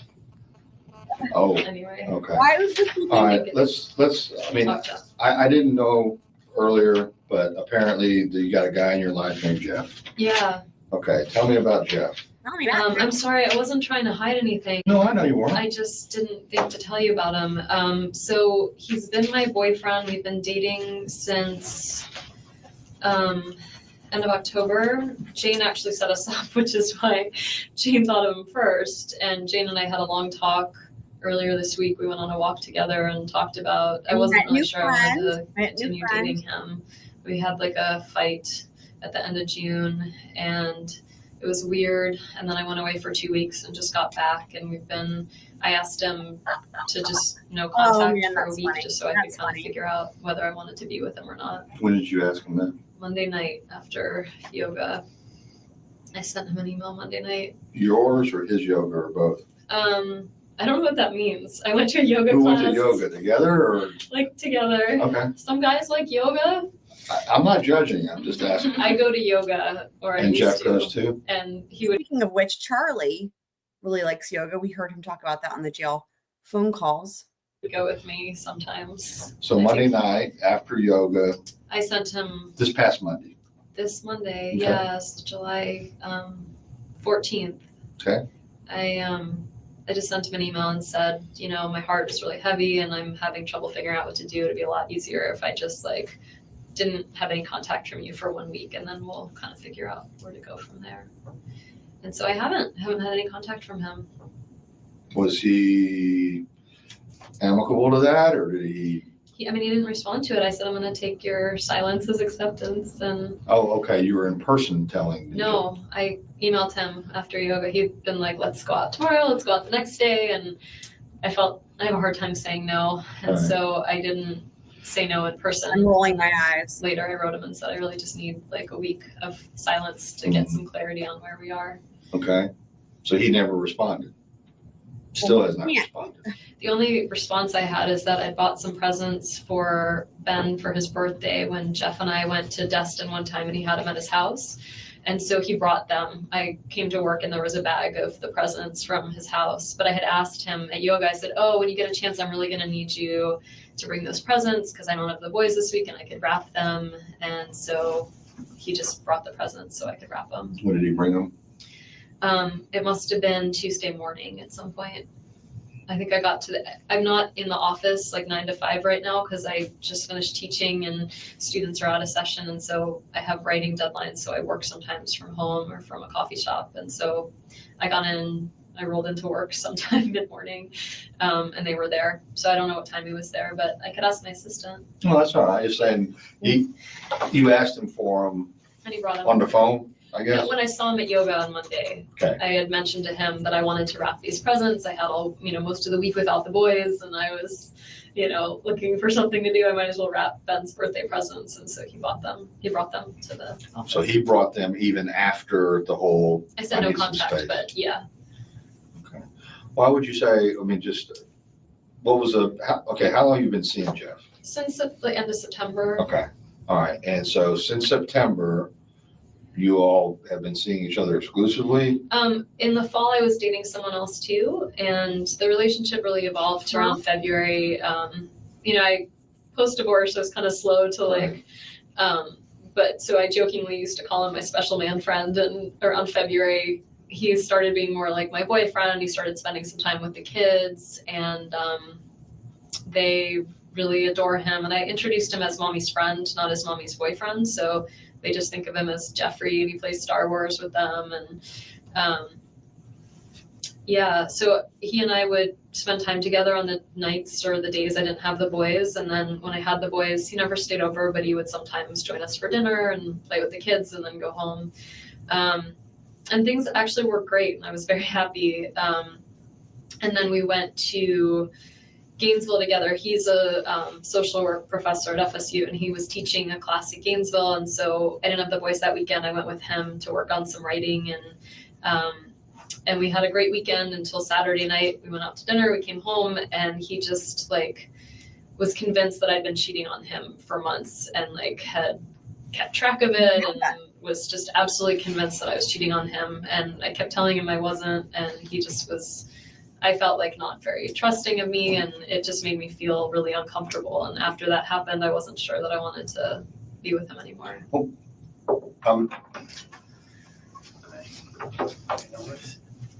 I'm wondering what brought this on, the whole not trusting thing. I mean, I'd been dating someone else in the fall, and so he had asked me, did you see someone else in the fall? Kind of once things were good with us, maybe around April, and I said I did, and I told him about it, and he felt like, I don't know, he was jealous of him, and he was like, I don't want you to see him, and the guy I was dating was leaving town, and so I said, well, I want to, go get coffee with him before I leave town. And he said, like, I really, I don't want you to do that. And we had an argument about it, and I went and had coffee with him anyway. And he ended up at the same coffee shop at the same time and saw us having coffee and got really angry. But when was that? That was May. May. Like mid to late May, maybe. Okay. Well, do you think it was a coincidence, or do you think he intentionally went to I think it was a total coincidence. Okay. Wait, was it hold on. Was it perchance a coinky dink? It's either a coincidence or she thinks that.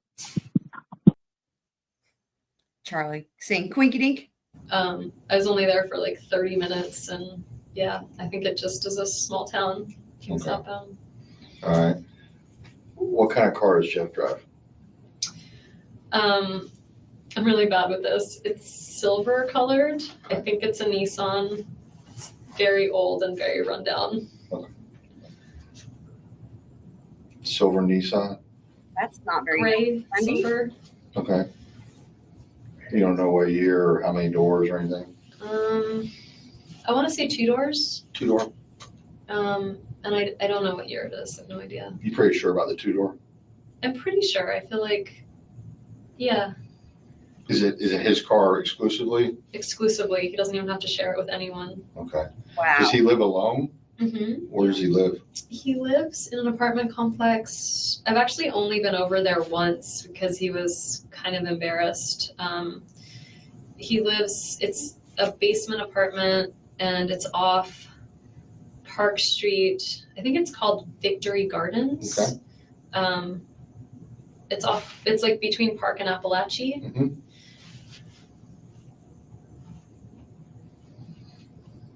It's off Victory Garden. You don't know the name of the complex? I thought that's the name of it. Is Victory Gardens a road? Victory Gardens a road, yeah.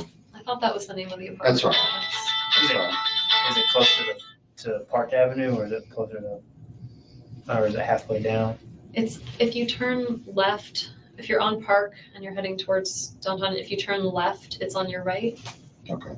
Who are you? I'm sorry, I'm Investigator Cherry. I just got a couple of questions. If I can just jump in real quick. Yeah. Obviously, we asked earlier about Danny's passcodes to his phone and his iPad and all his stuff. Yeah. Okay. I can tell you one that he used to have back in the day. Yeah, let me have that one. God, it's the only one I can think of though. It's okay. I know a passcode used to be Meraglim1. It was MERAGLIM 1. I'm sorry, M-E. E is an elephant. RAGLIM. Meraglim 1. But this is like. A while ago. It's a while I got that. Well, here's the thing.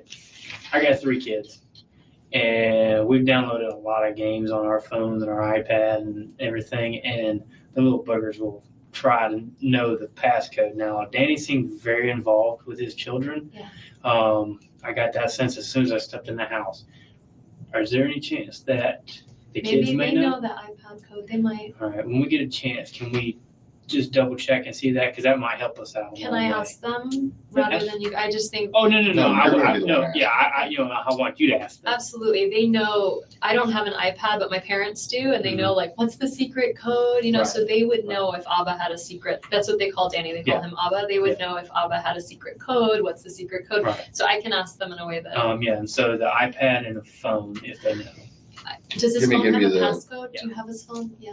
Let's here's the kid's date of birth. I was thinking maybe that, I mean, I don't know, usually people use like dogs. We don't have a dog. He didn't have a dog growing up. Yeah. Well, the texts are telling me that it was possibly a number. Like mine's a number and not That's what necessarily I a would, word. yeah, I would think it would be a number. So I was thinking maybe birthdays and whatnot. Yeah, so The one son's birthday is July 29, 2009. Which one's that? Benjamin. That's Ben.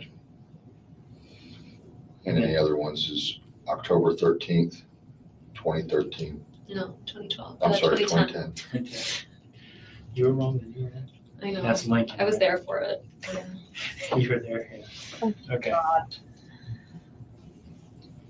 Yeah, mine are 6, 3, and 8 months tomorrow. Oh, wow. Okay, just let me know. Okay, so I will, as soon as I see them and it's appropriate, I'll ask them Okay. and see if I can find out. Well, you can try the 2 date of birth now. Oh, See. yeah, no, of course. I just meant in terms of asking them what's Right. Abba's Yeah, secret code. And it's maybe important to kind of get that out of the way. I know, I just meant like I haven't seen my kids No, yet. I so understand that. I understand that. And it is. As soon as I see them and I can be like, does Aunt Lynn have an iPad? Does Abba has an iPad? What's his code? I'll ask as soon as I can ask, okay? Nice to meet you. Nice to meet you. So that's, is that Hebrew, the Ava? Yeah. Okay, that's father? Mm-hmm. Okay, I didn't know that. Yeah. I know that You every like day. abuela for Spanish is grandmother. That's true. Right, Sarah? It is. Do you speak Spanish? No, I probably should, but I don't. I do. Okay, the guy that you were seeing in the fall that Jeff got jealous of, His saw name's Daniel. Daniel? Mm-hmm. Daniel what? Sack. Sack? S-A-C-K.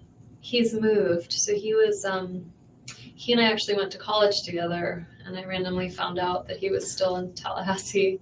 But he was really eager to leave Tallahassee. He wanted to be in the Northeast. And so.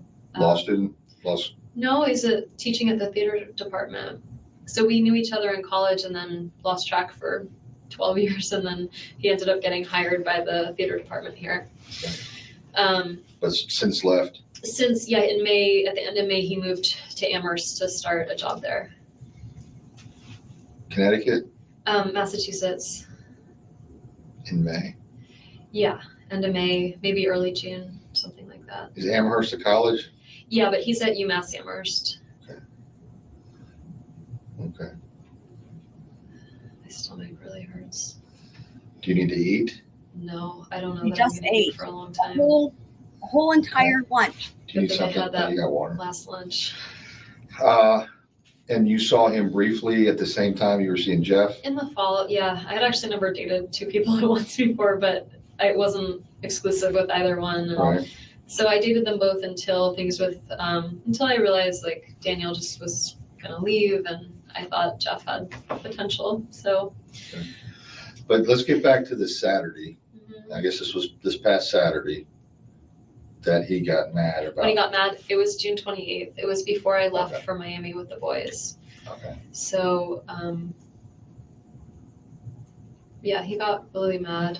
But what sparked that? That was what was really sort of surprising is Daniel had been gone. We'd had a month of like really, really great times, very happy month. And we went out to a nice dinner with friends and then got back to the hotel room, and I could just tell he was upset. So for me, it kind of came out of nowhere. Was that in Gainesville? Yeah. Okay. And that's when Jeff wanted to look at your phone or something? Yeah. Did Jane tell you that? Yeah. So he had said that he wouldn't, it wasn't that time, but he had said, like if Jeff would be over and I was doing something, I would leave my phone out. I have this like old agenda book. I'd leave that out. And basically he said that he like saw that I had called Daniel and he saw it in Daniel my phone. Sack? Mhm. Okay, Sorry, that's why I said there's Danny and then there's Daniel. gotcha. So it had really upset me that he had gone through my phone and that he had, I mean, I was just, the whole time I was just kind of crying. I was just really sad. I felt like we had a great relationship and his behavior made me think that I couldn't really be with someone like that. And I didn't really say much other than I was just really like, no, I didn't cheat on you. Like, yes, I saw Daniel in the fall. Like, no, I haven't seen him more than as a friend since February. And like, if you don't trust me, we can't really do this. So, and then he was, you know, really sad and apologetic and was like, oh my God, you know, you're the best thing that's ever happened to me and I'm going to lose you. Yeah, right, Wendi. I never really thought I would be in a police station talking about my relationship. Well, I understand that it's potentially relevant. so when this was on the 28th of June in Gainesville. Yeah, so we drove back that Sunday morning and I cried the whole way. We drove back to the house and I told them like, my parents don't believe that I can drive the boys down to South Florida by myself. So they like to drive up and help me drive down with them. So my folks were coming up that Sunday. So Jeff left, I had a couple of hours. My parents came up and then Monday morning I went and picked up the kids. And that was the weekend that Amy was visiting, Danny's girlfriend. Okay. So that was my first time meeting Amy. So I went to our former house and I was really, you know, anxious to meet Amy and kind of sad about 620. Sad about the whole thing. And so my dad was like, well, I'll stand with you. So my dad stood next to me on the doorbell and Amy was perfectly lovely. And I picked up the kids and they seemed really happy and got in the car and said goodbye. Okay. That was Monday. Yeah.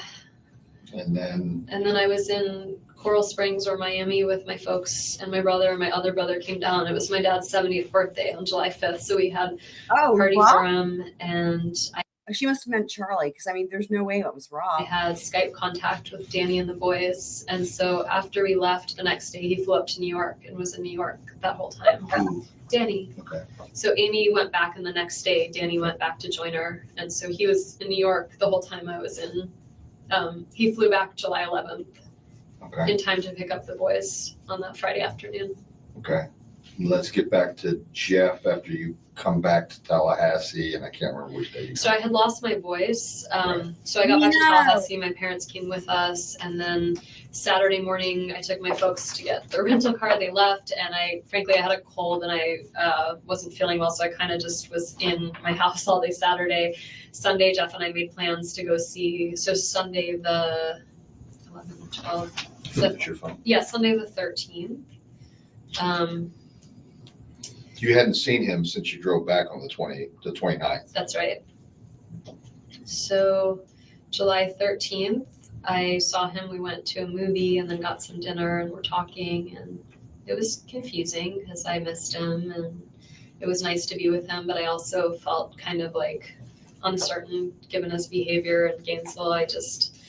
I have kids. I feel really protective of, you know, if someone. And that'll be the 13th. The 13th is when I went out with him. He had a great relationship with those kids, apparently. That's a Monday? No, it was a Sunday. And then the 14th was the night I went to yoga and he came and seemed to want to like go out a lot the rest of the week. And I just knew I needed some headspace to figure out what to do. Okay, the 13th you went out with Jeff, went to a movie. The 14th you went to yoga. Mm-hmm. He went to yoga. Yeah. But yoga. No discussion. Oh, no, you email him later. And say just I'd like a week off. And I'm sure, I mean, I don't know, like you can find it in my phone. It'll be in my email track of what I sent And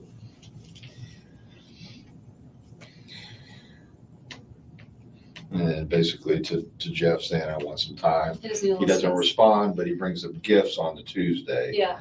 But you'd had no contact since the yoga on Monday night. None.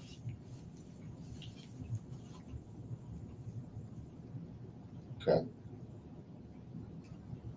Nothing, no contact at all since? No text, no email. I told him, I said no text, no email, no nothing. Like Is Jeff a violent person? No. Not at all? No. Jeff own a gun? I don't think so. I mean, my guess would be like 100% no, but I guess I was only in his house one time. I mean, he certainly could have a gun and I wouldn't know about it, but he never Lives by himself. Lives by himself. He'd never talked to me about a gun. Okay. I mean, he was in the military, so. Oh, he was in the military before? Yeah, he grew up in California. His dad was in the Air Force, and then he was in the Air Force and ended up in Eglin Air Force Base, and he started going to community college and took classes and was really bright and ended up doing a PhD here at FSU and then taught in Arizona and then just got rehired here. Not rehired, but like hired. And that's how Jane knows him, is she's doing a PhD in social work and Jeff is a professor in social work. Mm-hmm. I want to get a picture just to confirm I'm not talking about the right person. I probably have one on my Sure. phone. And you can find him on You can find him online. Thanks, Wendy. He couldn't figure that out on his own. How long has he been back at FSU? Since August. And you all met through Jane? Yeah.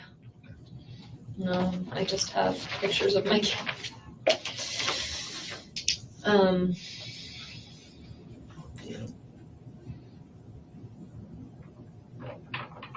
It's just.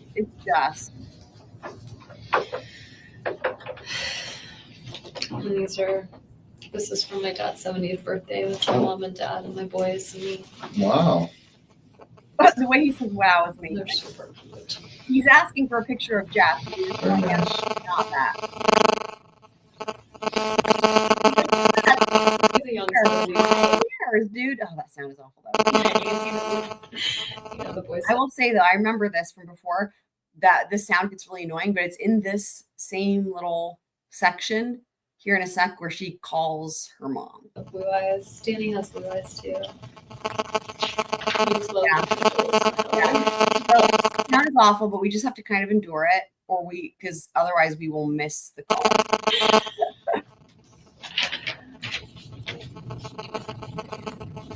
The calls are definitely coming in. Yeah. I'll go see if I can get a. Oh, I wanted to call my parents. Yeah. Should I wait? Just for a couple minutes more, I'm just going to get a picture so I know that I'm talking about the right person. Okay. It'll come from a database. Okay. I can listen to messages. You've been doing it the whole time, Wendy. You've been doing it the whole time. God.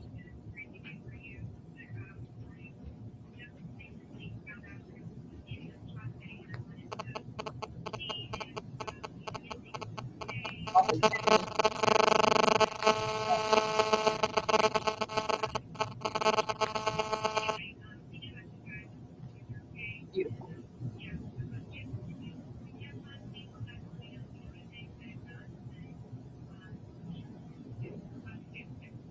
It's very strange. Well, not strange. It's And unfortunately, you're probably going to be getting so many inundated. calls. So Tracy Cohen was like this woman that I was really, really good friends Yeah, with. I care. And she and her Oh my husband God. live on Trescott down the street. They've got 2 little girls. And again, I have to say, like, literally, this lady serves no purpose at this juncture, is just talking with her, right? I mean, there's no reason why Wendy couldn't be just left alone in the room while he's doing whatever the fuck he's doing, except for the fact that now there's someone who can talk with her, right? And she was one person, she's the one person that it just really hurt my feelings, that after the divorce, I felt like she kind of took Danny's side. I think I've been calling from Park City, Utah. Oh, I've got a message from them. Anyway, so she was calling because she's like, she heard that she's on Trescott. She said, no, you heard it, I guess. She said the shooting was, she heard that it was Danny, and she called the hospital and they won't give her any information. And so she wanted to find out.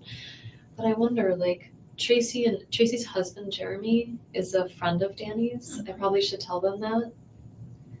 I'm sorry. Sorry. There's just a lot of people because I don't. Oh my God, no kidding, right? She's like, I'm not following. What the fuck? I know it makes it difficult sometimes. Tracy's husband, Jeremy. Okay, and Tracy's husband, Jeremy. That you were just telling me about, Yeah, correct? I That just felt it was sad. kind of felt a little bit hurt when. Her husband, Jeremy, is friendly with Danny. She lives on Trescott, and I'm just thinking Jeremy might be a good person to know about what's going on. I don't know if there's a good person to know. Like, They're all going to find out in due time with the way these. Just I'd say because we're still trying to work on getting his parents notified. do that. Just Thank kind of. you. Thank you. It's like his parents don't even know yet. What the fuck is wrong with you, Glendi?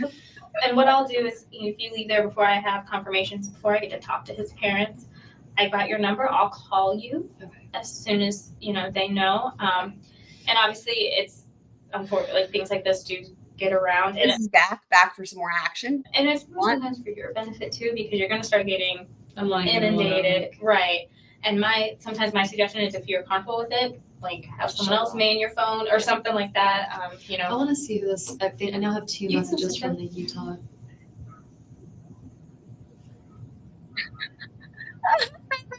Oh my god. I can't hear it. I can't hear it. That's Glendi. I can't hear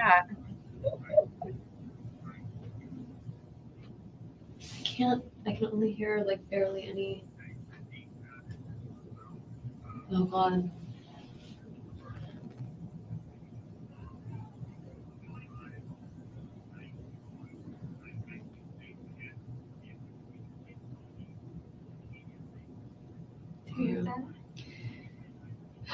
He's the academic dean at the law school, and he's saying it's an emergency. I'm guessing it's an emergency because he wants to know what's going on for Danny's. Probably. You don't need to talk really to anybody, but who you want. Let me just listen to these puppies. Twiz, I think you missed it. Were you there when we did the whole thing about Donna and Wendi being married because we have a new command? I think you might have missed all that.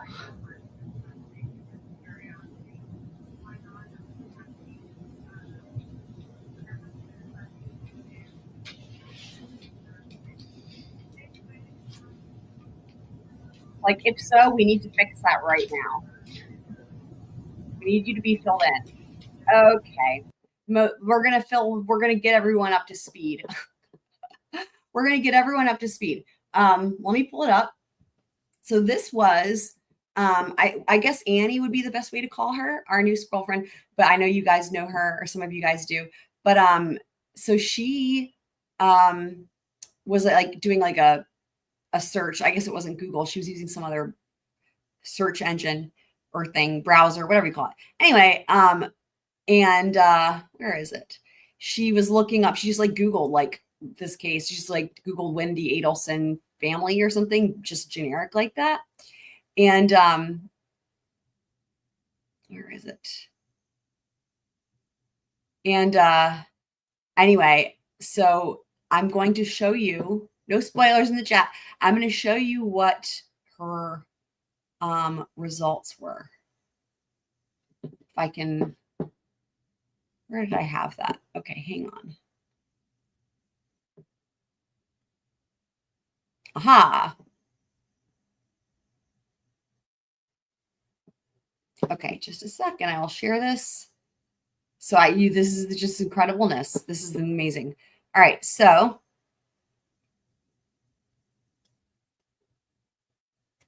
hi, welcome back, my friend Kane. Okay, so this is insane. This is the best thing. So this is what the results that she got. So she was literally asking, like, wait, are they married? And we were like, wait, what? We were like, well, me and especially, I was like, I don't even know what to make of this, right? And so she was like saying this, and it was like, what the heck? And then she was like, no, hold on, I'll send I'll put this in the Discord. This is literally what the search says. So here's what it says. So Wendi Adelson is the daughter of Donna and Harvey Adelson and the ex-wife of Dan Markel. She is married to Donna Adelson.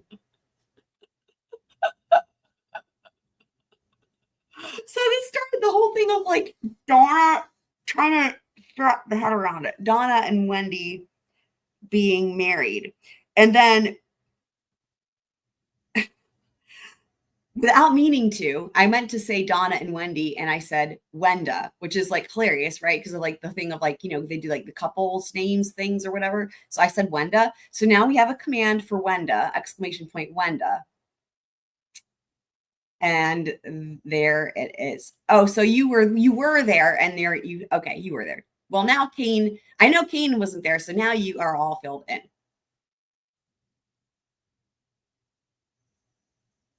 So that's the deal. Wenda and Glendi, and that the Glendi, of course, obviously involving Glenn into the mix, because of course. Oh my God. Yeah. Okay. So now let's go back here. Oh dear. All right. Lynn called not knowing anything at 4:47 just to chat. Great, Wendy. And that might have been before they got in touch with her. Oh, I'm sure. Yeah. But like, what's at a happening little before now? 5, she was just calling to shoot the shit. Queen, do you want a command?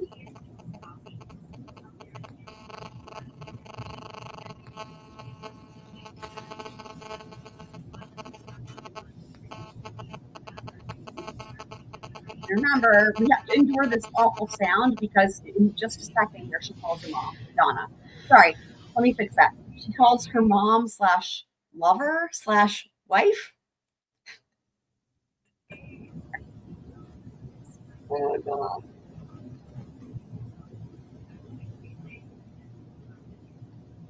The other funny thing is that Tonka put in the chat, like, when Florida legalized same-sex marriage or whatever, and I was just dying laughing even further, as if like that is not the first hurdle here that we need to clear, right? It's like, what about mother-daughter incest? I don't even know where to begin, but it's great. So, oh, and then we have the spinny wheel.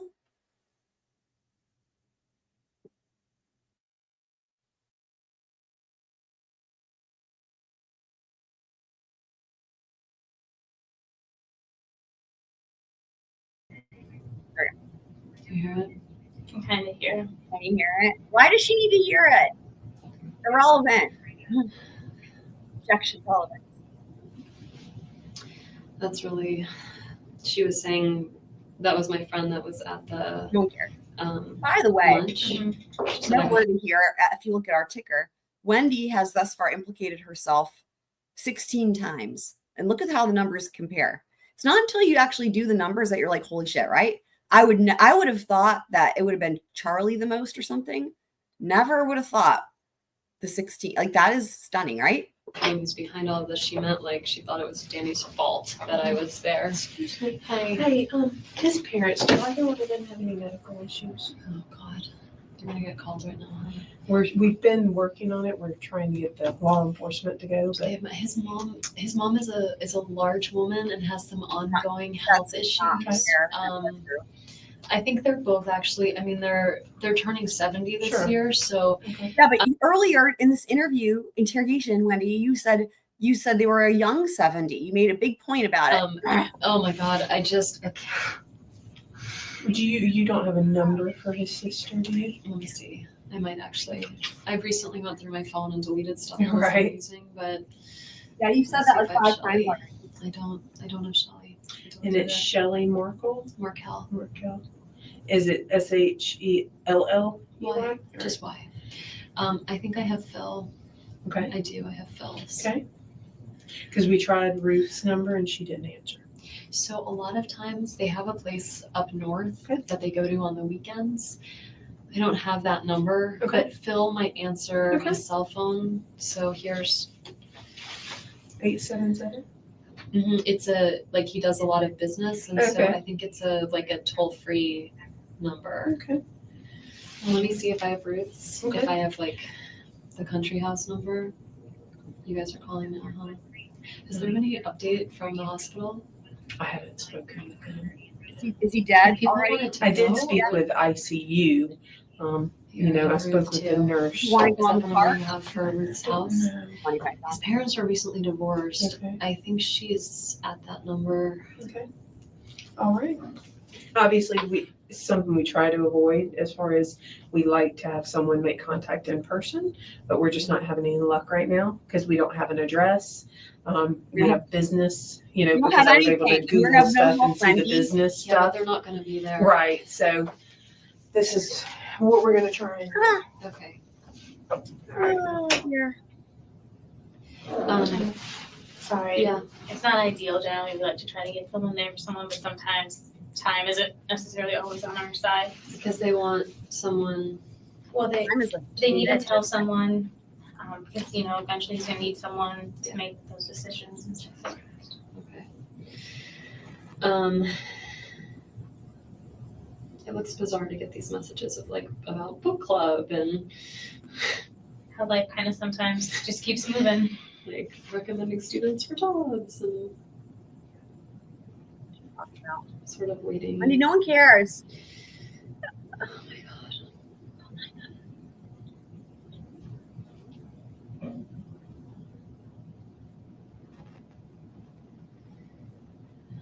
I can't help but feeling like this is all my fault. Oh my god, are we gonna make it to 17? Yeah, we are. We did Why it. would somebody do this, right? Like if I had been still married to him, then amazing. There wouldn't be anyone else Wendi? angry, right? Like there wouldn't be any kind of disgruntled. Wouldn't be Amy's husband. This can't be a random act of violence. This has to be on purpose. Someone did this for a reason. But this is why I tell everybody, you don't cause people's actions. Well, not in this case, though. You can control your actions. You can't control anyone else's. I mean, you know. And I know it's hard. And, you know, as you and I kind of Don't stop her from feeling guilty. Let her feel guilty. Throughout this process, you know, when time comes, I'll make recommendations for things that might be good for you and for the boys. But right now, let's just kind of deal with tonight. Yeah. We'll get there eventually. Let me, I want to send some text sort of canceling my plans. Like I'm actually at 6:30. I was supposed to be at a party by now. We so know.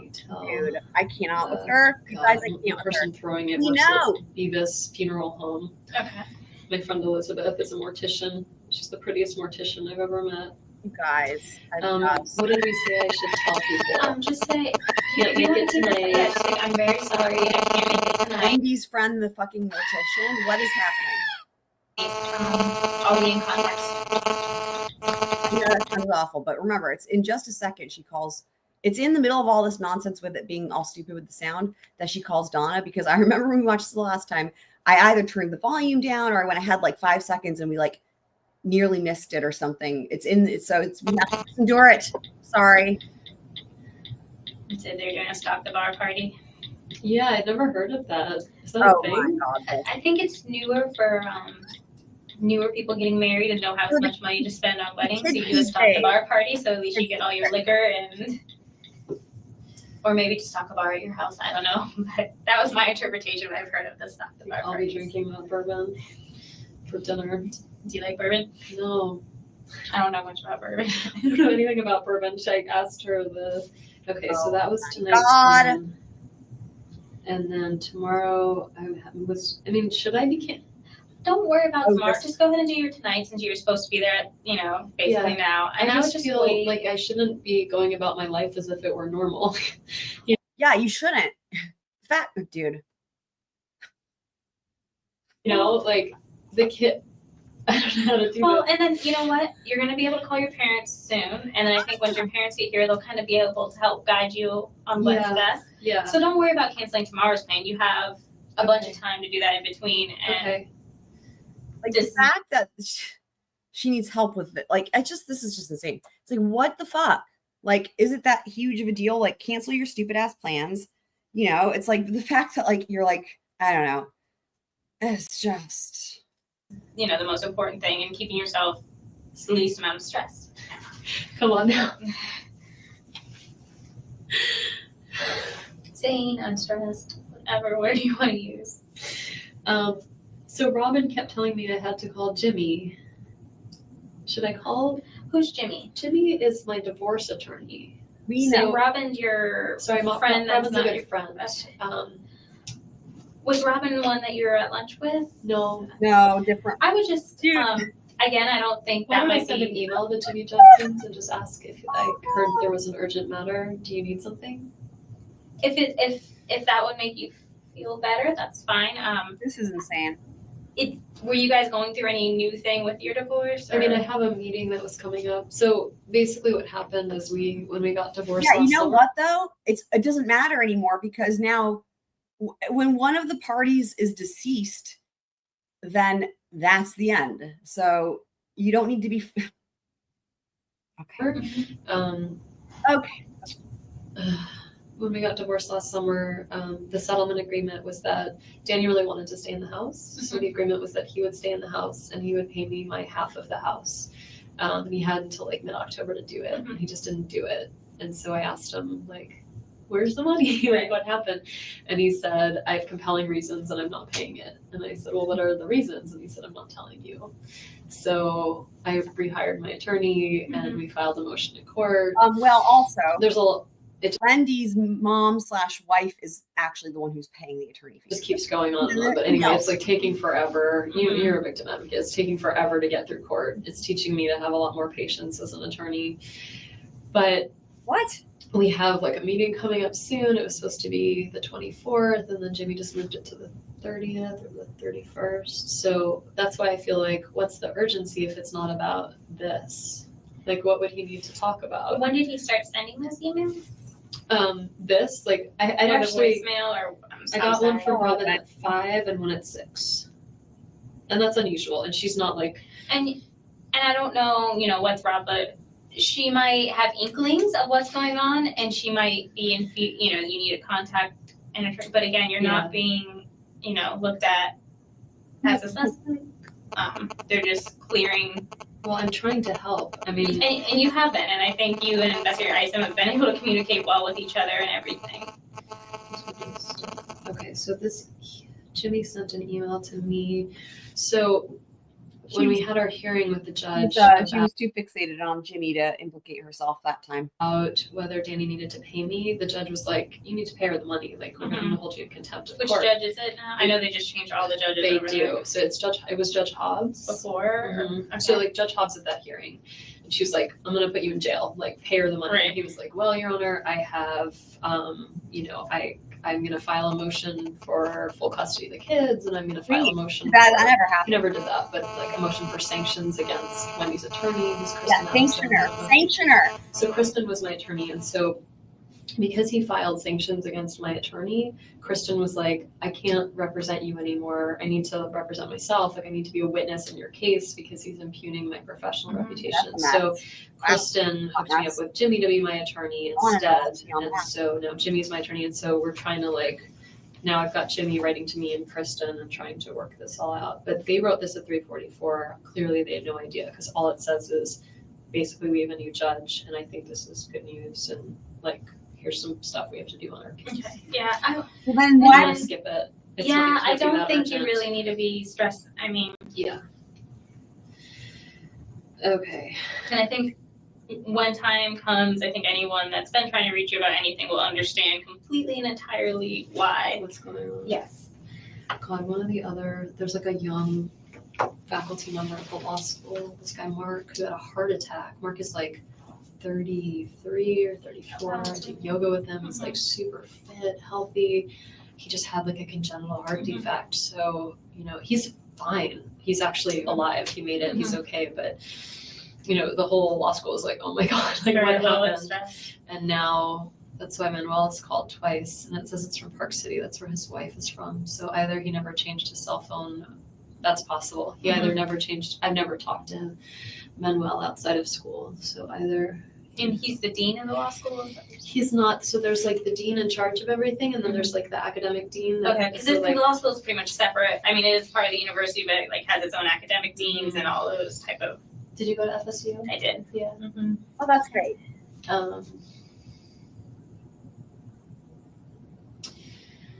Did they do the one book, one campus thing when you were there? Did they pick up books? Did you go undergrad or master's? Or? Both. Yeah.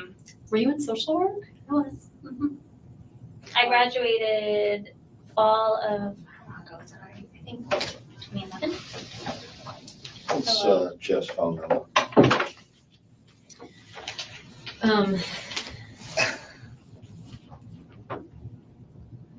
I think it's right after this. She calls Donna.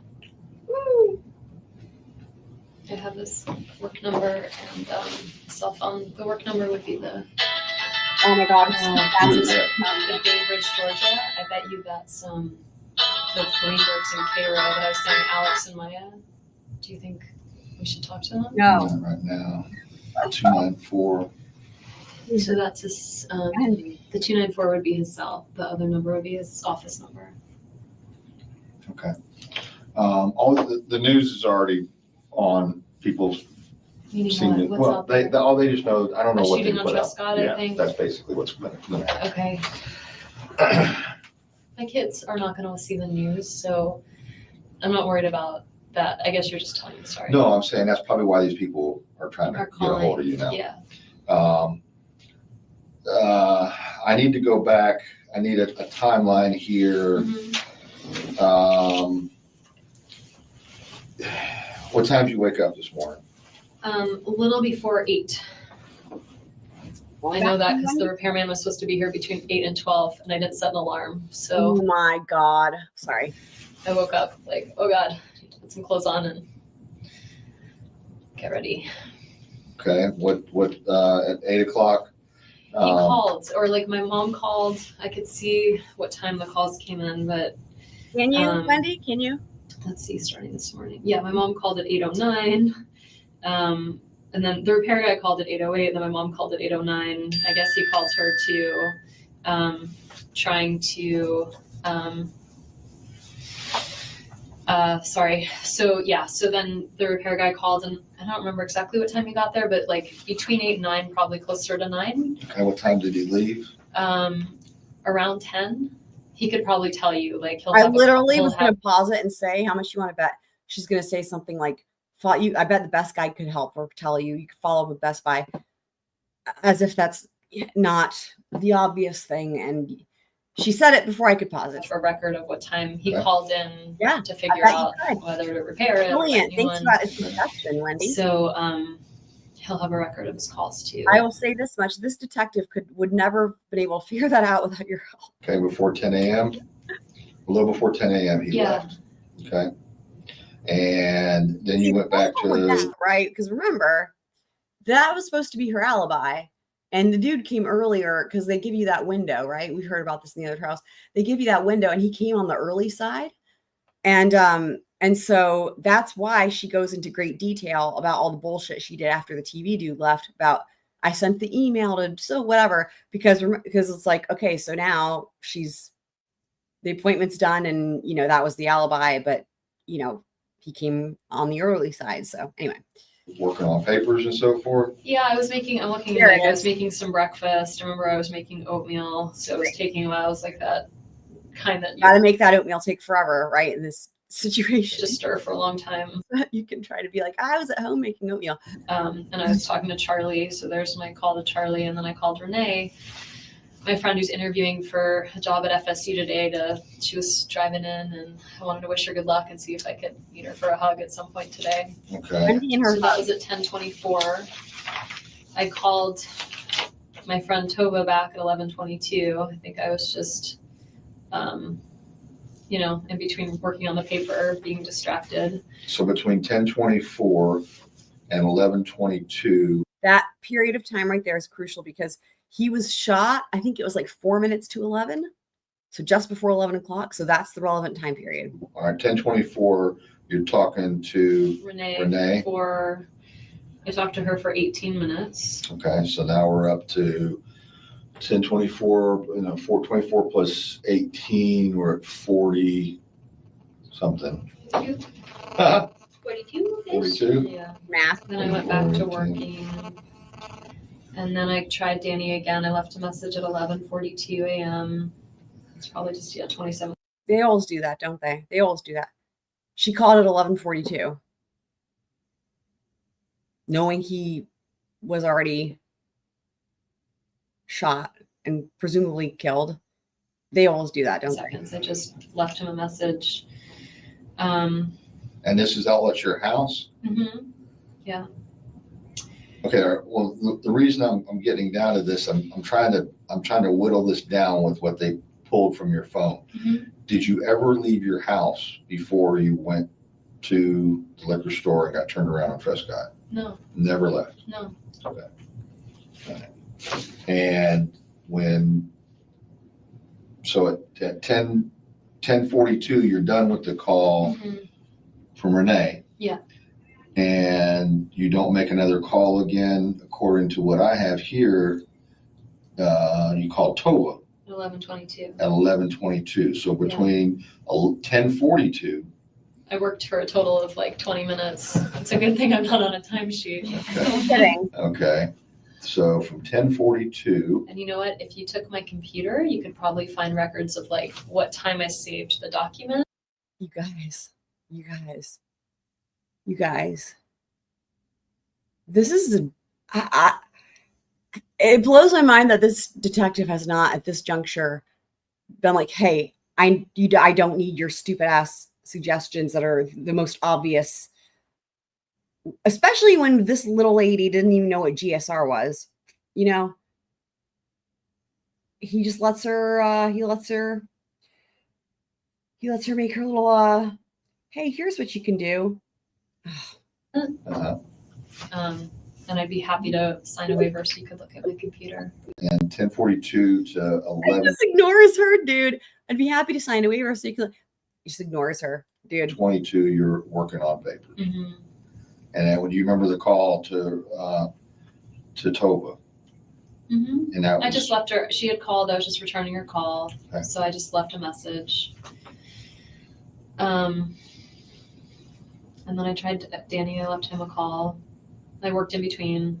Once again, it would be good. I'll get you my computer if you want to take a look at the documents. I just have to validate all this. That's all. So and you could probably go to my email records, No. which you should have. Oh, wow. When you guys did the phone, you did the email records, so you would have of like what time I sent messages. Were you sending email messages during those times? Yeah. Okay. Yeah. Between 10:42 and 11:22. I think so, because I don't remember exactly what time, but before I left the house at noon, I sent off the like edits, like the citations to the law school library to have someone look at my citations on this paper that's due that I no longer care about. Okay. And so how can we say, do you have some way of showing a timeline of when I sent email? No, when you left the house. Oh yeah. So the only thing I have that is the only thing that I guess I have is I was waiting to call back this colleague of mine, Joe Davis, and I called him from the car at 12:27, and he was the first call I made as I was pulling out of the driveway. So that was like 12:27. That's leaving the house. That was leaving the house. So I got into the car, I put on my earpiece, I called Joe, and Joe was busy with a colleague. And then I was returning phone calls. I called back this woman, Laura, that was at 12:29. And then I called my friend, Jeff Skopek, who's different Jeff, lives in Boston, just had a baby. And so I was catching up with him about his baby. And we were on the phone about 16 minutes. I was on the phone with him on the way to the liquor store. Great. Joe Davis was the one at 12:27. Mm-hmm. Okay. And I actually spoke with Joe. Laura, I left a message, and then Jeff I spoke with for a while, and then the connection cut out. I went into the liquor store, I tried him back again. We talked for a few minutes, connection cut out again, and I was like, I'm at lunch, I'll just call him back later. Okay. When you went to the liquor store, did you already know what you're going to get, or you had to? Yeah, I had the name of, I don't know bourbon, but I was supposed to go to this party tonight. It's like a stock the bar party, and so I asked my friend what do they like, and she wrote down the name of the type of bourbon. So I went in the store to get Bulleit bourbon. And so I asked the guy in the store, like, where's your bourbon? And so he showed it to me and I found it. Okay. So you just went, he pointed out where the bourbon was. Yeah. And you go there and you just grab the brand that's familiar by the name. Yeah, that's what they said they wanted. So. Okay. So you didn't discuss with the clerk whether it's good, whether it's bad. The only thing I said I discussed is I walked over and he was like, can I see your ID? And I was like, why are you laughing? I could be 18. I was like, and so I was like, I love to be asked how old I am. I'm like, I'm old as dirt. Here you go. And so I handed it to him and he's like, you're not old. Okay. So anyway, we had like a little banter and he was like, your eyes are so blue. And I was We like, know. thank you. And then I left. Yeah. Will you put his name underneath there, please? This is so creepy. Just print his name. That looks like him as a student. I wonder if that's like. Oh, will you sign it as you're saying that's who Jeff Lacoste is? Do you want me to like? Just sign your name and the date. Okay.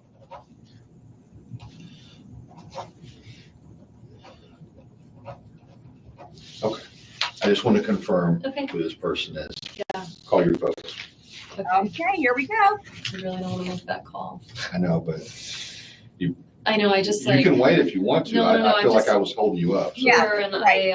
She was asking me what over I was, okay. No, I mean, I want them here. I don't want to tell them what happened and what's going on because they're very emotional. Well, And Make sure they're not driving. well, or that's doing the thing anything. is like they're gonna now get in the car for 8 hours and come up and Are they both very emotional? Is one more emotional? my mom's more emotional. My dad's more of a straight shooter. Okay. Well, people must really know now because I just got a text from someone that said, I know everyone's calling you right now, but could this really be happening? Great. I just talked with Alan and he asked me, he was going to take the kids by the house to get some clothes and said that they have a key but don't know your alarm code. I didn't set the alarm when I left. Okay. That makes But it easy. If it goes off, it's 10:13. Okay. And we spoke with the hospital. We've spoken with his dad. We did make contact with him. One of the other victim advocates was able to make contact with him. I don't know all the ins and outs of the conversation. Sure, he's devastated. He's apparently in Colorado. Oh. They're in Aspen, or he's in Aspen, is at least what I understood. Well, at least he's closer. Right. Well, I don't know if that's any. I was gonna say, the nurse at the hospital, Yeah. the rabbi was up there, and I'm sorry. That's not. Oh, it doesn't. I know. It doesn't matter. I know. I'm correcting you. I'm sorry. And I realized that when I called Jane, I was like, wait, I wrote that wrong. Was talking about something about the rabbi and didn't know what. I'm sorry. Phil was talking. His dad was talking. No, the nurse at the hospital, Yeah. and this was prior to me getting them in contact about what type of Jewish whatever he practices. Mhm. Okay. He calls himself Flexidox, so he's Orthodox-ish. That's Okay. why the rabbi is a good choice. The one that's here, Okay. Oyerman. Okay. He's like his Okay. denomination. He is there. Okay. So, and he's at the hospital. Yes. Okay. Yes.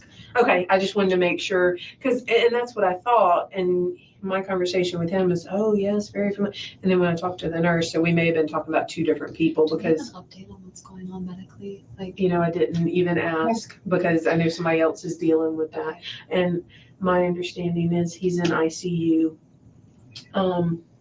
Last I heard, was he was probably not going to survive. Right, we know. But they are trying to And you work out told the his dad organ that? Sure, he's donor not aspect Okay. of that whole thing. And you told his dad this? Yes. Okay. Yeah, so they are And aware. is he coming? Is he? Well, and Melanie spoke with him, and I hadn't had a chance to sit down and talk with her since, because I was on the phone. I was trying to give the nurse a heads up to say, hey, just so you know, we've talked to the dad, he's gonna be calling, so that random person didn't call. Yeah. Okay, Yeah. all right. And, Did Alan say the kids needed clothes? Like, well, they can just sleep in their closet. well, and he didn't know how long you were gonna be and, Yeah. Stuff like that. And Jane called and said when you are ready to go, she would like to come up here and go with you if she need, just so you're not going by yourself, that type. Am I allowed to take my car? I believe so, yeah. Okay. I don't. Did they keep the keys or? I don't know if I know she had the keys. Did we ever get them from, did someone take the keys? Jim did. Okay, I'm Mhm. sorry. He may not have given them back. I'll double check. Again, we're all doing different things, so I may have missed something, but I'll double check. Okay, yeah, I don't have the keys. I'm gonna call my parents. Okay. And y'all spoke with Lexon about that? Yep, Okay. yep. Yeah, he said that's okay, right? Yeah. Do you need anything? Are you hungry? I know you Offer your food, it's so nice. All right. Don't they know she ate a whole entire lunch? Yeah, tell them this. I think you're gonna be upset. They're very angry with him, right? Like, well, this isn't like it's their son, but he's the father of my kids, and this They're is a very, part of my language, fucked up situation. Don't pardon your language at all. I would, you know what, when I was talking to, I let them know, first because you're upset, so let them know that I'm okay. Yeah. As in you're okay. Well, that's why I and need then- to call them, because my mom would be like, what happened? Like, if the Right. police called, my mom would lose her shit. Right, and that's why we always try to get people there in person or, get. Yeah. So, just say, Danny. 7 o'clock already. I have to see my kids before they go to bed. I'm sure they're not going to want to go to bed without me, but like. And I'm sure they're going to be hyped up a little bit because they're Oh my in the house. Oh my God. This is not a normal situation, and things are going to happen a little bit abnormal. And, No, I know. I'm just picturing like. And you know, part of just it. So innocent. They don't know anything, and like they should not have to go through this. They're so little. But you know what? Kids are resilient, and sometimes the younger they are, the more resilient they are. And you, I can tell already, are a compassionate and strong woman. And better than all that too is you've got an awesome support system, whether it be your family or just you've got a ton of people calling you. You've got a network, so you'll have people to help be strong for you. People must be figuring this out. I just got a call from Karen, who's friends with Robin, who used to live here but isn't working now. And she just got a call from Robin. I mean, you think my attorney's calling me because he wants to make sure that I didn't commit abuse from. I mean, I don't know. Does your like? I don't think you should be worried. I know, like I don't have to call him. Right? Yeah, and you know, and I think if anything, it's probably maybe someone concerned for you that's calling him and maybe setting him up to this, and he's just, you know, it's not like right, and does he do criminal offenses? Right. So I don't. You're an attorney, so you know your rights very well, probably. And I think it's just more people being concerned.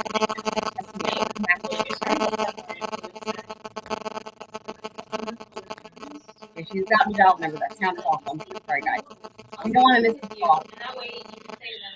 Okay. Hey, it's Maya Greenberg. I'm just please Shoot. trying to get in touch with you. Oh my God, why?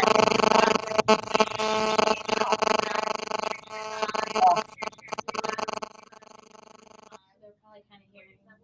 Jesus Christ. They're probably hearing and they're looking for you for Hearing on the news, like, so you heard that, like. What I will tell you, the police station hasn't released anything. You know, obviously the Dean person, you know, just had an inkling, whatever the case may be. Something must be going on. How would all of these people know? Oh my God, Wendi. The Dean, and if they're trying to get hold of you and they can't, they're gonna start going to other. So that was this. I mean, I will say the news does have the block. They do have the street, and then He's supposed to be calling her mom, her parents, and she's procrastinating. Well, Tracy knew that it was him, and she's calling the hospital. So how did Tracy know?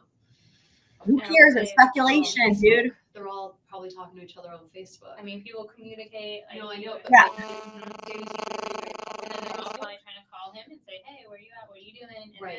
then, And so he's not responding, and he's always very responsive. They must have each other's contact on Facebook and then be connecting with each other. Why do you have to figure out how other people are getting? Oh my God. we're not telling anyone anything. They'll try to contact the hospital. Hospital's like, "No." Here comes Chelsea. Okay, I'm gonna call Yay. my parents. Yay. I have no idea what to say because I don't even know that he's dead. I just know that he has been shot. But all signs of what everyone's telling you, I mean, when they start talking, sorry to be blunt, organ donation. I know that's not really. He's kind of. Okay, so I just want to tell them what happened and that I need them here. And they're gonna come up here probably. Kids are fine. And let them know, you know, when they ask, say the kids are with Lynn and Alan. I'm gonna probably be seeing them relatively soon. I will, right? I'll be out of here soon. Yeah. Okay. I know it's probably so you're in creepy to see Jeff's picture. Like it looked like a weird mugshot. Like it's, can you? Oh, dear God. Okay. Come on, Wendi. No, I just I think it's shock reaction. You know, right? Shock reaction. Yeah. Oh, and I'm a shaker when I get upset. So yeah. I usually shake. I really don't. Okay, here it goes. This is the worst day of my life. Oh, you'll change your mind on that one when you get arrested.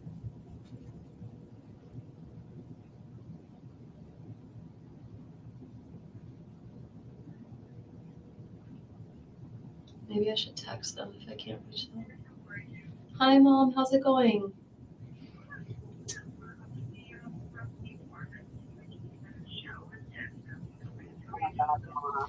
Mom, I need you to sit down. I am fine. The boys are fine. I need you to sit down. I'm fine, and the boys are fine. Danny has been. You can put me on speaker. Oh.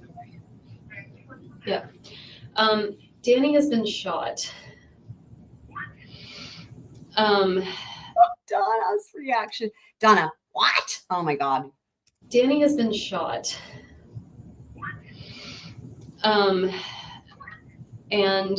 I don't think he's gonna make it. And so I know. So I found this out around 1 or 2 today, and I'm at the police station, and I'm trying to help them figure out who may have done this. The boys are fine. I had Lynn and Alan pick them up from school, and they're with Lynn and Alan right now. And I'm gonna leave here soon and go be with them. But I really need you to come here and be with me. But I want you to either fly, obviously you can't leave right now, but I need you to get yourself together. If it's too much to drive, I'd really rather that you flew up. I'm at the police station, and I'm gonna leave soon and be with the boys before they go to bed. They're with Alan and Lynn, and they're totally fine. Yeah, the boys are fine, but they don't know anything yet. In his house, I know. I know. So I just need you to calm down before you get in the car, okay? Okay, so, and it's, it's evening, so if you want to come here tomorrow, I have a lot of people. Don't you think she knows it's evening? Like, y'all are in the same time zone. People that'll, be here with me, and, we'll have a lot of support. So I want you to take your time and just be safe in getting here, but I'd like you to come when you can, okay? Okay, all right. I love you.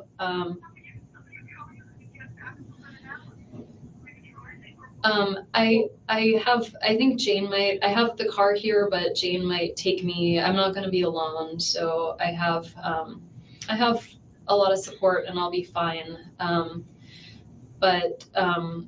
Yeah, if you could just come here, that would be great. If nothing else, she also has her new friend she made on that walk. He's in the ICU in the hospital.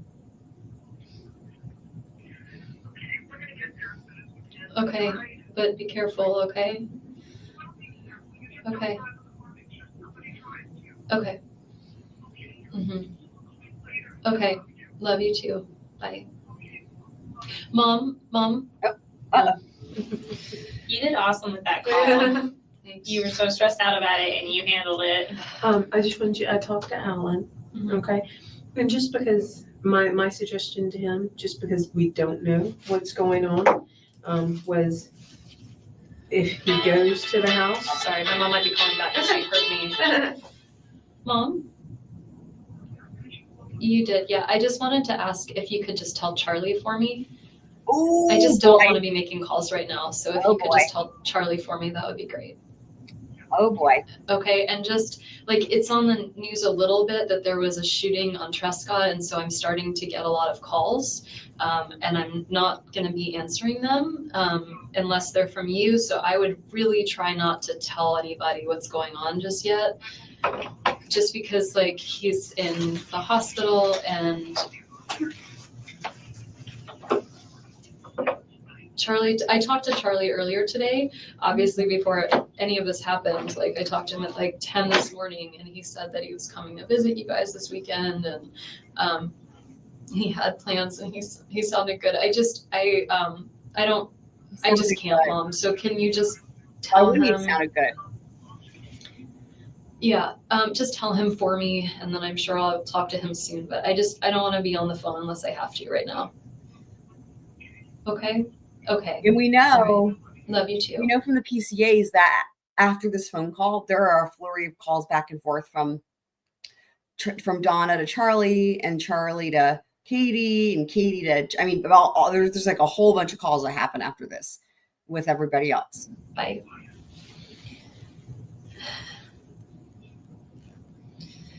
My mom handled that pretty well. Could you hear her? Yeah.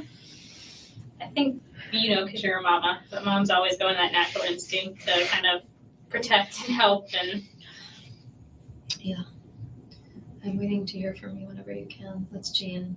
When she said she's here if I need company or a ride, do you think she meant here like metaphysically or here like in the lobby? Oh my God. no, I think I would hope metaphysically. And again, remind me, Jane's the neighbor down the street that oh no, Jane. Okay. Well, you here? Yeah, I think it sounded like Joanna said she talked to her recently though, right? I think she's literally there. And by the way, the sound is doing a thing. I'll turn it down a little bit. Hey, I just wanted to say I talked with Alan. My recommendation for you tonight, just because we don't know what's going on, is to stay somewhere, possibly. And he said that you are more than welcome to stay at their house. Yeah, so I wanted to let you know that. Great. Because I don't want you going home, just because we don't know what's going on. I just am a little scared. So I'd really rather stay. Are they okay with me being there? Like, they don't absolutely. What we're gonna do is, just to cut to the chase, I'm gonna follow you home, or if you're not well enough, we'll get somebody else to drive your van if you want that. Yeah. And then I'm gonna get your computer from the house and Sure. everything. Sweet. And then, so you're not gonna go home by yourself. Okay. Just Well, for I'm happy to provision. go to the house and I can give you my password and stuff to get into the computer. And do you want? I'm Do you want me to pick up some drive things. your van home? He can follow Can us. we do and- that? Can you and I go home and then I'll give you my password and That's fine. You're in law school, right? I teach at the law school. So you need this computer, or do you have backup somewhere? I mean, I don't imagine I'll be getting much work done. Right. No, but But- you need it like next week. I do. Depends on how long we keep it. Yeah, I mean, whatever. I mean, obviously this is more important. So if you need my computer, you can have my computer and I just won't work for a little while. That's all. Do you have it backed up somewhere? It's backed up to there's a drive A hard drive? into the External law hard drive? school. No, not an Oh. external, but like the law school has a server that, or I don't, You can work off of it in the love building or I something. mean, I don't think I'm gonna be going back to I work. understand. So you can have my computer if you need it. Going and back, she's I'll not figure gonna out be what going. to do. You know why? You get it. She knows she's going to be moving to freaking Miami. That's why. That's why she's not worried about it. She's going to be quitting her job and moving to freaking Miami. Back. Okay. That's why. This email to Jeff say that. on the 14th. What I haven't looked at any of that stuff. Say that. I could probably find it for you, like in my. Well, I'm just saying, like Yeah. if we stop at my house, I can Yeah. go to my sent mail and find it for you. What do you remember? What you said? Basically, just I was kind of vague, but I just said like I'm having a hard time. My head and my heart are saying two different things right now, and I just would really appreciate if I could have Why? maybe, She has no heart. contact from you to figure things out. Okay. That's basically it. I mean, you'll see. But you didn't telegraph anything at yoga. I You mean- waited till after you got home, right? He was really like, let's go out tomorrow, let's do this, let's do that. I was having trouble saying no, but I was feeling kind of pressured. And so I just, no, I mean, I'm a little bit on the passive aggressive side. So I was having trouble like with the confrontation. And then he left and you left separately from yoga? Mhm. Okay. And then that's when you went home and I went decided. home. I actually was having a conversation with a friend who suggested the no contact for a week just to get some heads, like just to clear my head. And so I thought it was a good idea and I wrote on. But I want to clarify, that's because That's because I was trying to decide whether to get back together with him. well, because of the lapse in time from the 28th of June, That lapse in time was because I was in Miami with my family. So but it was Remember what separation. Jeff said. there was separation. Remember what Jeff said. Whenever she would be in Miami, he said it would be radio silence. He would never hear from her. And it was weird. So it's interesting that he noticed that, right? The gap in communication. He thought they were broken up because there was no communication. But no, she's like, no, that's just when I was in Miami. But that was par for the course, which is just wild. But I was Only for the trip. 24/7 with the kids. I wasn't like, I don't know. I was just in full on mommy mode. I wasn't like thinking of And Jeff, in his interview says that she was cheating on him the whole time. what was going on with Jeff. I kind of wanted to be in Tallahassee and like feel his absence and be here and know like, am I missing Jeff or am I missing having a boyfriend in general? Like, I just wanted to get some clarity for myself. All right. when you're in Miami or South Florida, I guess Coral Springs, isn't it? When you're down there, are you and Jeff constantly in communication? No. This 2 week period, you mean? The one after? The one that just happened? We weren't in constant communication. I'd say we were in communication. We talked a few times. Over the 12 days, we talked maybe 3 or 4 times. We texted a little bit. I would tell him something funny the kids did or something. But I honestly didn't have a lot of privacy or time to myself. And so I was feeling sad about what was going on, but I wasn't communicating with him that much. You're feeling sad about? Well, I felt like he and I were in a great relationship, and he had done this thing to kind of make it not so great. How would you describe his actions? You're the one that cheated on him, Wendi. I can't. Y'all. Coming back from dinner. Yeah. Going through your phone. No, that he did like months earlier. I'm sorry. So that didn't happen that night. The thing that the thing she did that made that she's like, he did this thing. The thing he did was, I guess, this is according to Wendi.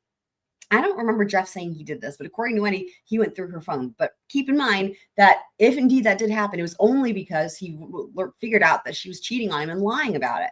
But it's so interesting how instead of blaming herself for, having anything to do with their relationship or whatever, not to mention it was her choice. That's why I was like, oh my God, it's like he did this thing and I was sad he did this thing and now we're not. It's like the thing that he did, if he did it, was because you were cheating on him. Anyway, it's just a lot of bullshit. He came back and he was upset, and he said, like, I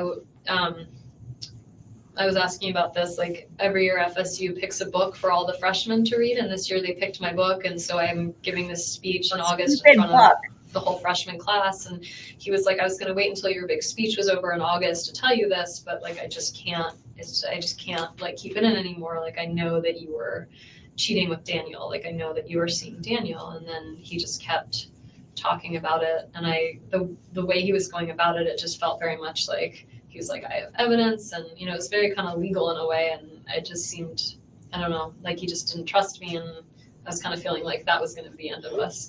Yeah, I misunderstood. So he did not go through your phone or anything? He did previously. He had said to me, like, well, on March 19th, where were you? And I was like, I don't remember what I ate for breakfast. And so he was like, well, when I looked at your agenda book, it said that you were supposed to see Daniel that day. And he's like, and I looked on your phone, and like, you used to have all your old text messages up, but now you've erased them all. And I was like, I don't know. I just went through my phone and erased stuff sometimes. She's mentioned that about 500 times. He brought all this up of like past stuff that had happened since February. Did he ever show any jealousy or any I want to know more about what she erased from her. Anger towards Danny, or was it all Daniel? We're going to learn a lot more Donna and her. He was jealous of Daniel. He was not jealous of Danny. He spent a lot of time talking to me through, like, it's been a contentious divorce. I mean, it's been a hard time. And so he would talk to me through things I would be upset about. Sorry. Oh my God. I guess. I know. She's the freaking. So, I mean, he's. Great point. Who the hell cheats and adds it to their planner? Yeah, Wendi Adelson. Mm-hmm. Yes, the same lady who has incriminated herself or implicated herself, 17 times of her own doing, literally verbatim in this interrogation. I know, right? She's literally the worst. She's just the worst. Yep. He's a therapist, so he would sit and let me talk for long periods of time about how sad I was about certain things or how upset I was about certain things. And he would just listen and offer ideas of like, well, what if you tried like. You mean like what therapists do? What is happening? If it upsets you that you hear from him so often, we have a parenting coordinator. Like, what if you ask the parenting coordinator to only have emails from him like twice a week instead of all day long every day, 5 days a week? Like he would listen and say, I'm so sorry you're going through this, and then offer alternatives. But he was never like, I'm so pissed, or, he wasn't. He never showed emotion towards any of this? I mean, in the sense of like, I'm so sorry for you. Like, this sounds really hard. I'm sorry you're dealing with this. He would hold me, that kind of stuff, but not like, I'm so angry. Did he ever meet Danny? Yeah, he met him a few times. Sometimes Danny would be late to pick up the kids, and there'd be like an overlap where Jeff would come in. So he had met him. There was like a So when Jeff talked about that in his interviews, he said that, and I believe Jeff over her, he said that she did that on purpose and would on purpose coordinate their schedules so that they would run into each other just to like make it more contentious or whatever. The boys sang at the Capitol one time, and Danny was there and Jeff was there. And Danny seemed, I mean, I'm sure it's not fun to see your ex-wife with someone new, but Danny seemed, he was very pleasant and very fine about it. He was really appropriate. And Jeff was like, you know, they'd say, hey, you know. Great. They wouldn't really like make a lot of small talk, but fine. Had Jeff ever been to your former house on Trescott? No, Would he have any reason to go there? no. Does he know where? I think he would know where it is because I would sometimes take Trescott and sometimes not, kind of depending. Like if I knew the kids were there and I thought I might have the chance. What about your fucking shortcut, Wendi? Instead of like running into them, then I didn't take Trescott. If it was like nighttime and we were driving back from somewhere, sometimes I would take Trescott and I would be like, there's my former home. You know, like it's, you know, I would point it out. With him in the car? Yeah. Okay. I'm just picturing this. They're in their, what is this, nighttime, late, driving back from I don't even know where. I'm just trying to picture this from what she said. And they're in the car and they're driving, and I guess she's driving, and they're like, she takes Trescott, and then I'm picturing her pulling over and doing that gesture. There's my former home, and then just carrying on. It's like, this is just so fucking weird, man. I don't remember like a specific instance in which I did that, but I'm sure that would be something I'd say, like, wow, that was my house. Like, isn't it pretty? Or, you know. A house is a mouse, a mouse. But you never took him there specifically to pick up the kids or exchange anything? Sorry, wait, I didn't say it right. It's a house is a house, a mouse, a mouse. That's what it is. Not anything along those lines? No. What was the most recent time from now, the most recent past time that you had this discussion about the trials and tribulations of your ex-husband and so forth with Jeff? Trials and tribulations. All the time. I can't pin down a date, but I'm trying to think of like what the most recent issue would be. I haven't talked to Jeff all week, so it wasn't now. You didn't talk to him since Monday night, and Not you since emailed him with Monday. no response after that. Yeah, so it wasn't this week. But I'm trying to think of I mean, there were always things like when he first started dating Amy, he would Skype from bed with Amy, and so I would talk to him about that of like, I don't think this is that appropriate. Like he's Skyping, you know, from bed. You and I would never do that. But I think that was more like a month ago. What was the last? I just wondered if there was anything recently that kind of There was nothing sparked. like a huge thing of like, oh, I can't believe he did X, Y, or Z. And in fact, Jeff, like we were trying to figure out the school decision this week, but that happened. I got the call like on Tuesday or Wednesday, so Jeff didn't even know about that. I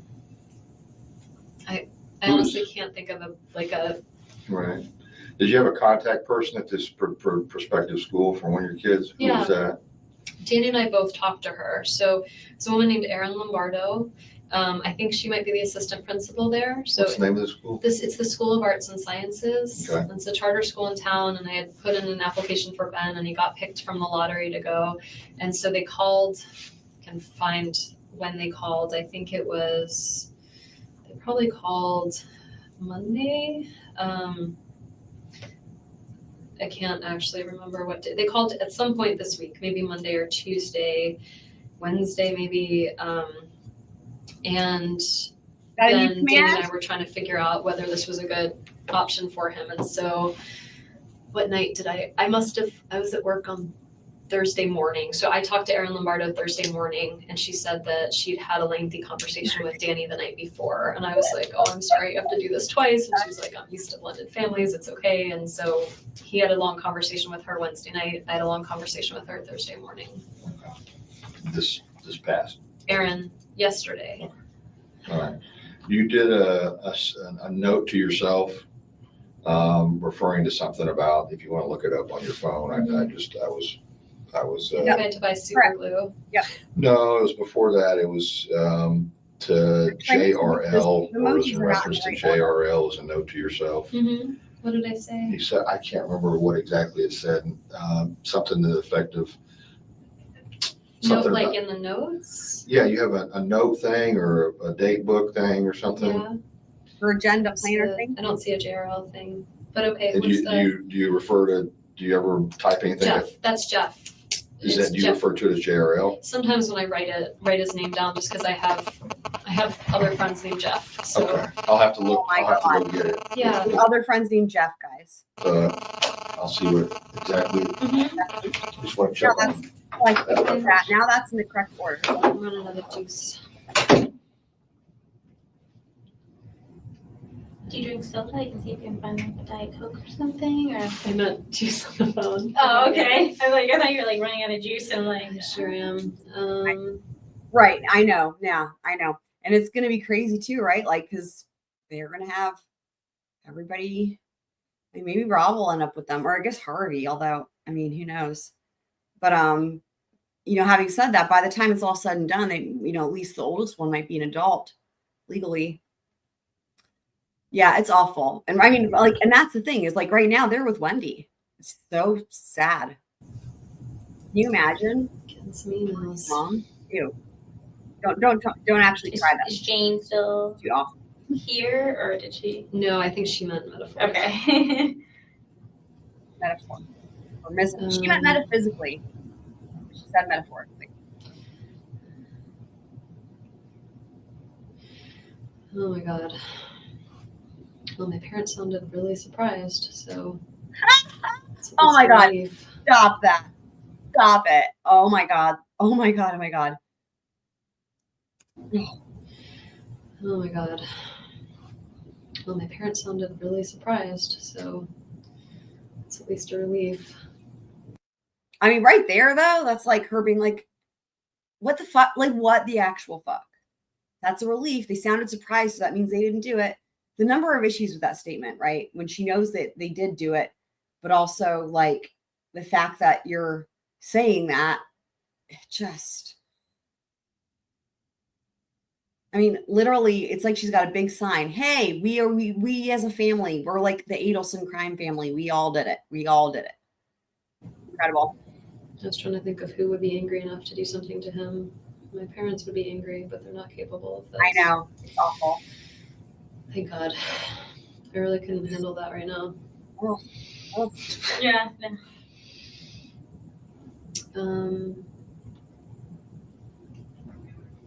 Can I ask Robin why Jimmy needs to talk to me, or just leave it alone? Leave it alone. I can't. I know. I hate to I just- advise on kind of those like legal situations. Oh, here.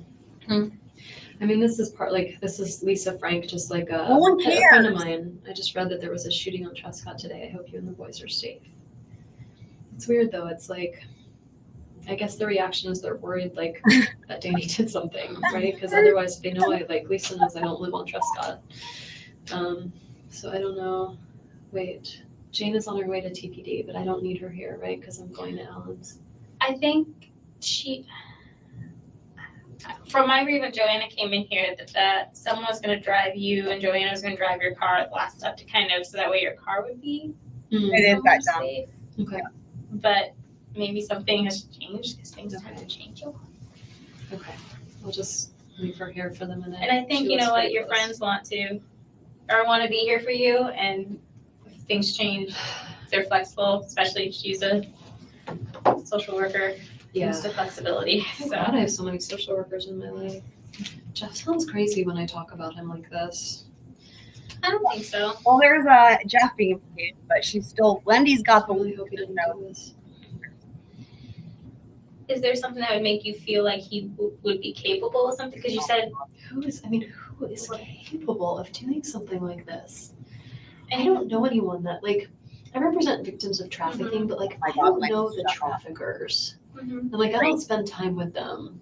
Right. And so in my mind, someone who's capable of extinguishing a human life or thinking someone else's life is less than theirs. I work with the victims who have been thought as less than human, but not with the people who think that's okay. I'm just shaking my head and You can look at the full one. It's kind of hard to see here because it printed sideways. Do you think there is insecurity that Right? has nothing to do with But is something? this like a Great point. It's a calendar thing. So it's telling you to talk to Oh, JRL. okay, yeah. So I have been talking to friends this week about like what to do about Jeff, whether to get back together with him. And yesterday I talked to my friend Joey, who had some ideas. Who puts it in their agenda, their planner, or whatever? Talk to so and so about another person. What? Like now, if it's like work related or something, it's like you have to pass a note along. That's different. But it's like when it's like a matter in your personal life where it's like you've been talking to other people about it. It just put it in your planner so you don't forget. I don't even know. I don't know. Ideas. And so I put that in my calendar for Monday because that'll have been a week since I've not talked to him. So I put it in to remind myself, like, okay, now it's been a week, and of like to ask him these questions. Like, these are the things I was thinking about and things I want to talk to him about. And when you're referring to this, you're saying Daniel, not Danny. Daniel Sack. Right. That's who you're saying. His aggression or his jealousy, however you want to talk about it, however you want to describe it, is towards Daniel Sack. Because Jeff really felt like, it's all about Daniel Sack, because Jeff just felt like everything was fine now that Daniel has moved to Amherst, and I kind of felt like if you're going to be insecure, it's going to be someone else some other time. He didn't feel right. I was going to say he didn't feel all better when somebody else moved because he knew you were going to keep cheating on him.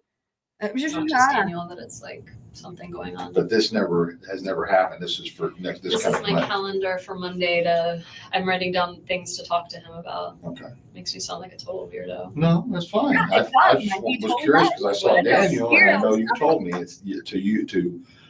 Well, because I your dated him ex-husband and is it's Danny. like, and he goes by Danny, like anyone who's friends with him. Nobody calls him Daniel. Okay. I know, right?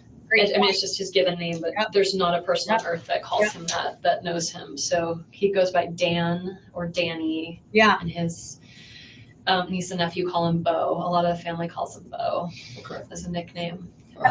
Wendy? Daniel Sack is Daniel Sack. Okay. Yeah. All right. Great. So we're going to When was the last time you talked to Daniel Sack? I talked to him this week. Okay. Everything's fine with him? Yeah, he's living in Massachusetts. He's happy. Okay. Nice chat. Tell him to get out. He's my Tell him to friend. get the fuck out of Massachusetts. It's not right there.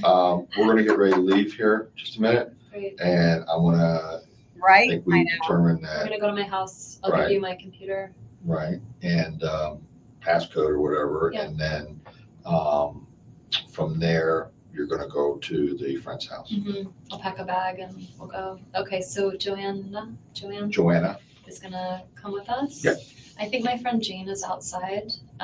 She said she's parked outside TPD in case I need her, so we can tell her, I guess, that Jane that was here. McPherson? Yeah. But wait, That didn't I you don't just say need she her. was there metaphorically when you meant metaphysically? Whatever. Wendy's just. I guess. I mean, she can come with, but we just want to make sure you get someplace that you're comfortable, and you've already told me enough reasons that you feel like that maybe whoever did this. I don't want to go home. Right. So we're going home just to get the clothing, the computer, and then we can get you onto the other, I can't remember their names now. Alan and Lynn. Right. They live really close to me. He's like, we heard. You look like You know what it is? I have. He's like, I can't remember their names now because you've named like 50,000 people today, and all of them are completely irrelevant to any of this. But of all that, there's two names that I have to remember, and how am I supposed to even know? It's like I'm exhausted. Okay, so we'll be getting ready to go in just a minute, okay? Okay, well, I don't have a lot of stuff to take with I me. know, Can I I throw out the tissues in the trash can? Yeah, but we're not there yet. I just want to. You know why she's that? You know what that I think there is like she wants to collect those. Maybe I might have commented on this before, like because she knows, right? That's DNA, which is interesting. Because again, keep in mind, right? She didn't know what GSR was, or said she didn't. I'll get a trash can for you before you go. Don't worry. Okay, because I've been thinking something. Do you want me to go with you on any of And this? having said that, they gave her like 50,000 bottles of water, and she drank those. So You're really sweet. I'm okay. Okay. Really sweet. Hold on. Okay, because I've been thinking something. Did you mean hospital? Do you want me to go with you on any of this? You're really sweet. I'm okay. Okay. I mean, I'm not. I mean, I'm gonna call you to check. I'm most definitely not okay. But I'm on call this weekend. Okay. I'm gonna give you my number. I'm gonna give you my cell phone, and I'm available. Okay. I So just I have friends, and I don't really. That's good. And, you know, Do friends you will really, know. Andy? Do you really have friends? Literally, I should have done a counter for friends. Next time we watch this, I'm gonna add a counter for friends. And what I'll do is I'll actually add it to this thing so that I don't forget, and I'll just save it so that it'll be there and it'll be ready to go for the next time. Oh, more than I hope. But you might have questions that come up. No, there's a lot that you can answer. That's funny. Well, to that end, that would make sense, right? Being that she's married to Donna. I'm sorry. I'm gonna die. I can't believe this is happening. And I'm sorry this is happening. God, everyone's sorry this is happening. You know, it's like my parents have more reason to dislike Danny than almost anyone else. He hurt their daughter. But listening to my mom just like cry and be horrified on the phone and be like, oh, and she sounded like. That's horrible. And normal, good-hearted people don't wish nobody wishes things like this to happen. You know, like you might say like, I get frustrated. You might be like, I hate someone, but you don't ever say stuff out of emotion. Not in It's this just something family. You really want sometimes to happen. This is a very strange day. Well, that's using the word strange is very kind of you. Because the one honest thing she said this entire time is she says, "This is a very strange day." I have that same skirt. You and I look alike. I mean, the list is really long, and I'm glad I clipped a lot of it. As you could use a lot of other solicitors to probably describe today for yourself. I want to write Renee just because if there's any way I could.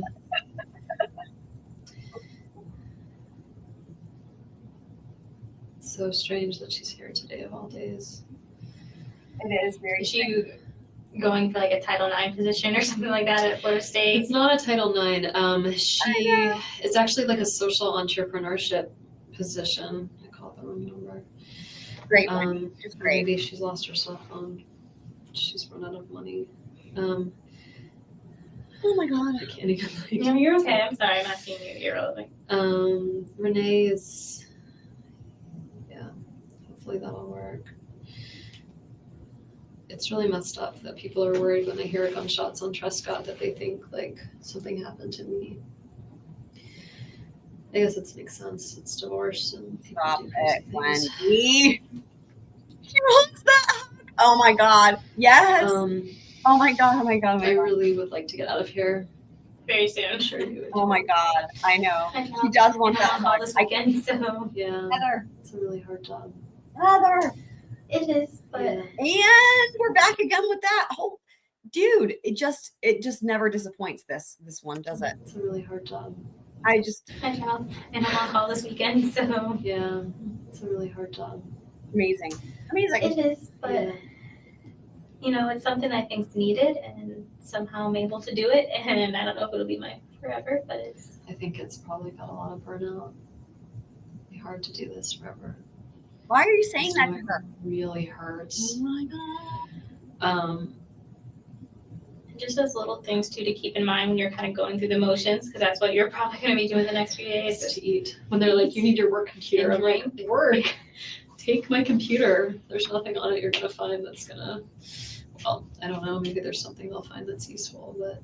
Well, you know, they're used to thinking. A lot of times things will happen like burglaries, or they deal with suspects who aren't cooperative and don't, you know, they're like, give me my stuff back. And Yeah. the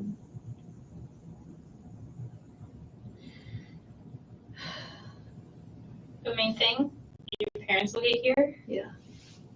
Focus on the boys. I will. Meet them where they're at. Maybe talk to your friends at the Well done, Heather. psychologist, Psychiatrist. Child psychiatrist. She might have some good pointers, but you know, I always say meet kids where they're at. Be honest, let them know, you know, when you're sad, if they get sad, if they see people around them that are sad, Wow. that's okay, you know, because people are going to be upset. It's Sarah. Yes. And I'll give you my card and write down my number too for you. I was calling him General. I mean, I just am not okay. Well, this is a traumatic experience, and your brain's going to kind of process the stuff differently. So Is it good? Like, her brain, should I be look, taking her brain processes everything differently and in other ways than when sometimes people say that. Because it can, you know, there's varying interpretation. Her brain just works different. Let's just go. kids to school when Monday comes around? Like, is it good to have like a routine for them? I mean, it's up to if you want to keep that. And yeah, Well, I say it, and now I'm like, I don't want those kids away from me. Like, what if there's like a deranged gunman in town? Like, And I'm hoping as the weekend and time kind of goes on, hopefully the police department will be able to give you some more information, you know. And this is just a basic kind of how a criminal investigation works.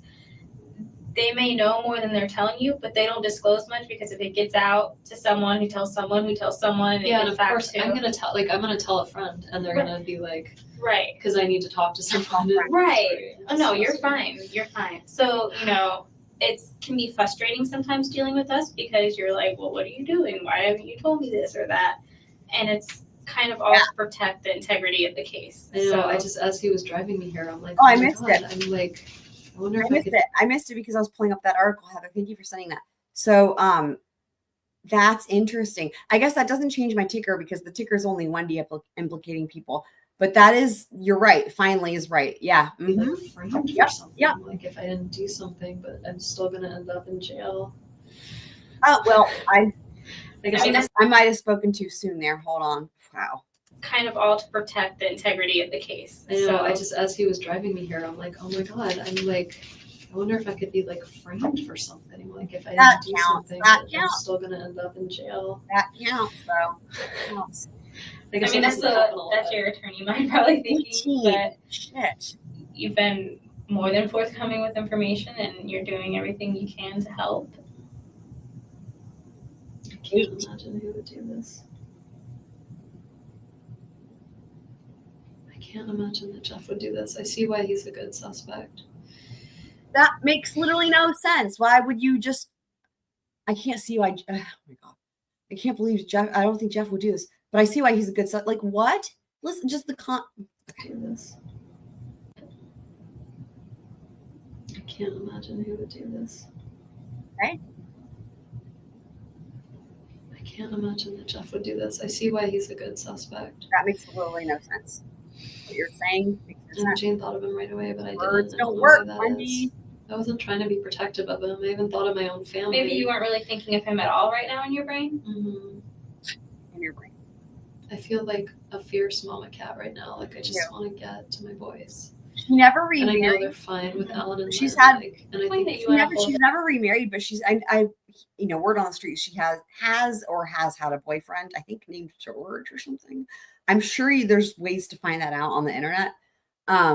But she's never remarried. Them and see that they're okay with your own eyes and yeah, I really need to be with them. Will I tell him? I can't see it. I know. Wanna... It is. Okay. Yep. So Generous. we think like Danny's not waking up. Like, is that Really? That's the thing. That's Like, the I don't want to tell my kids. I'll that their tell you father what. Let's just go with this. Thank you, Heather, for this. Heather saying generous, making such a statement that she even has a damn brain.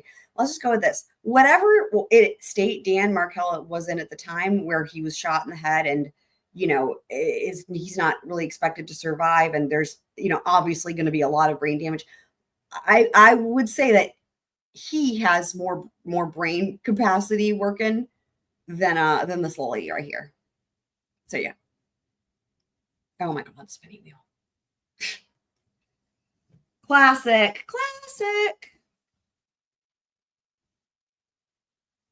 But we're gonna dude, this freaking YouTube is on another level today. We're gonna take a look at this article here because this is almost over. And thank you for sending that. Well done finding it, Heather.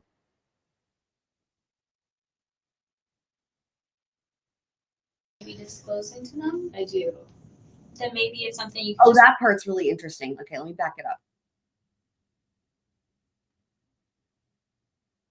Basically, Wendy's going to say here that she's totally able to lie to her kids, which is great.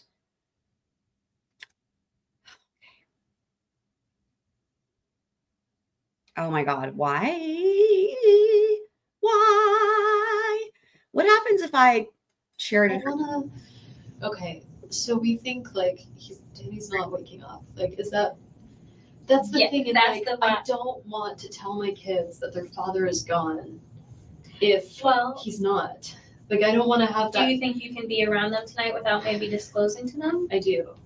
Then maybe it's something you could just wait till the morning till you know a little bit more certainty. Is somebody going to That makes no sense. Like, how is a parent, if you're not like a psycho crazy murderer person, basically, like if this was like, let's just say like a normal person, right? Where it's like, sure, it's your ex-husband, ex-wife or whatever, but and they get murdered, right?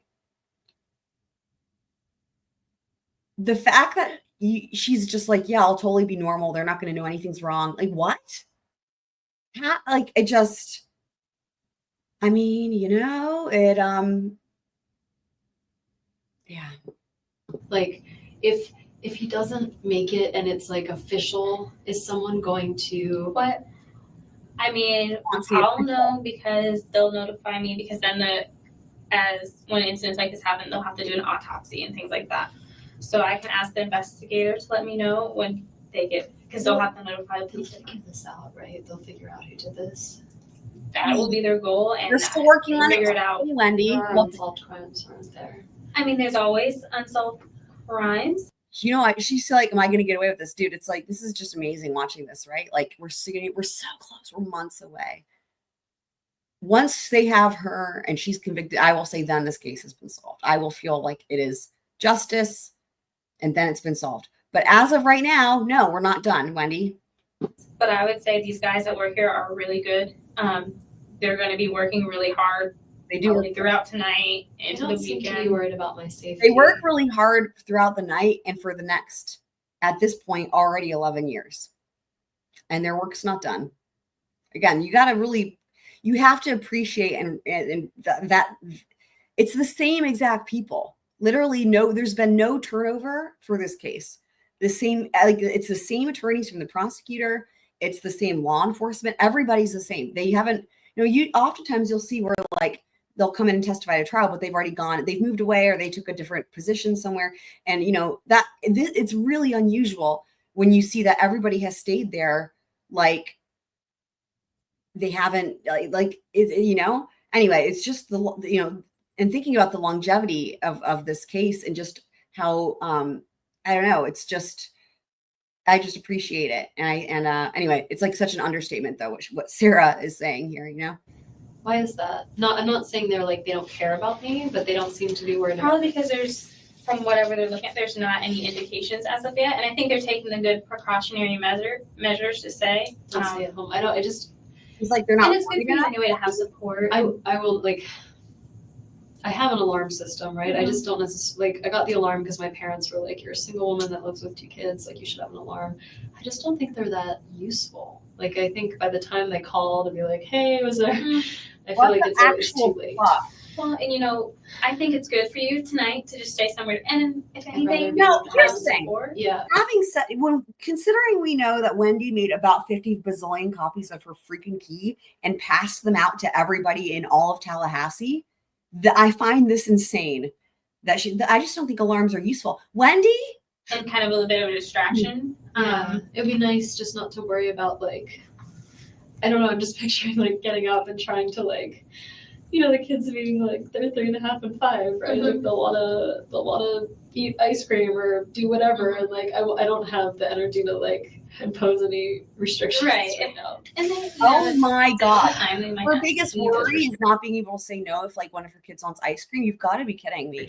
And these poor kids. They're not poor kids. They don't know anything's wrong. At this point, anyway. But I think, wow. if you think you'd be comfortable tonight just kind of waiting to see. I do. You think that makes sense? Not just because I am still not. Well, because this is, I would say maybe yes, it would make a little bit of sense. And talk it over with your, family and friends. But the thing is, because then if not, you're going to have to tell them something along the lines that he's seriously hurt. You can't see him, and stuff like that. Exactly. And and then you're going to have to come back and be like, oh, well, actually, What do you tell your children when their father was murdered? It's not Daddy had think you cancer tell- and he's sick and he's, he's around I for a don't long think you time. tell them all that right away. And No. again, I'm not, I don't work with children very often. But I would tell them, just that, he was really hurt and he had to either, go to heaven, whatever kind of concept that they have on that. I don't know how, I said, I don't know how much they get this. But, he was fine. He was healthy. He was strong. It's not like he was sick and they saw him get sick. Well, and that's why you said he was hurt, because, and I know they don't understand this, but think of this, he could have gotten in a traffic crash or something. I have questions, though, and I don't want to lie to them. And you don't. You're lying lying right now. He was hurt. How's he hurt? He felt like Guys. Well, you could then say something like some very bad person harmed your dad. Do you think they're gonna ask? I don't want to. I You don't don't want wanna to say expose them? something, but Well, I'm and gonna then- be so scared. What if the very bad person comes and harms me? They're not gonna think. We'll talk to, and again,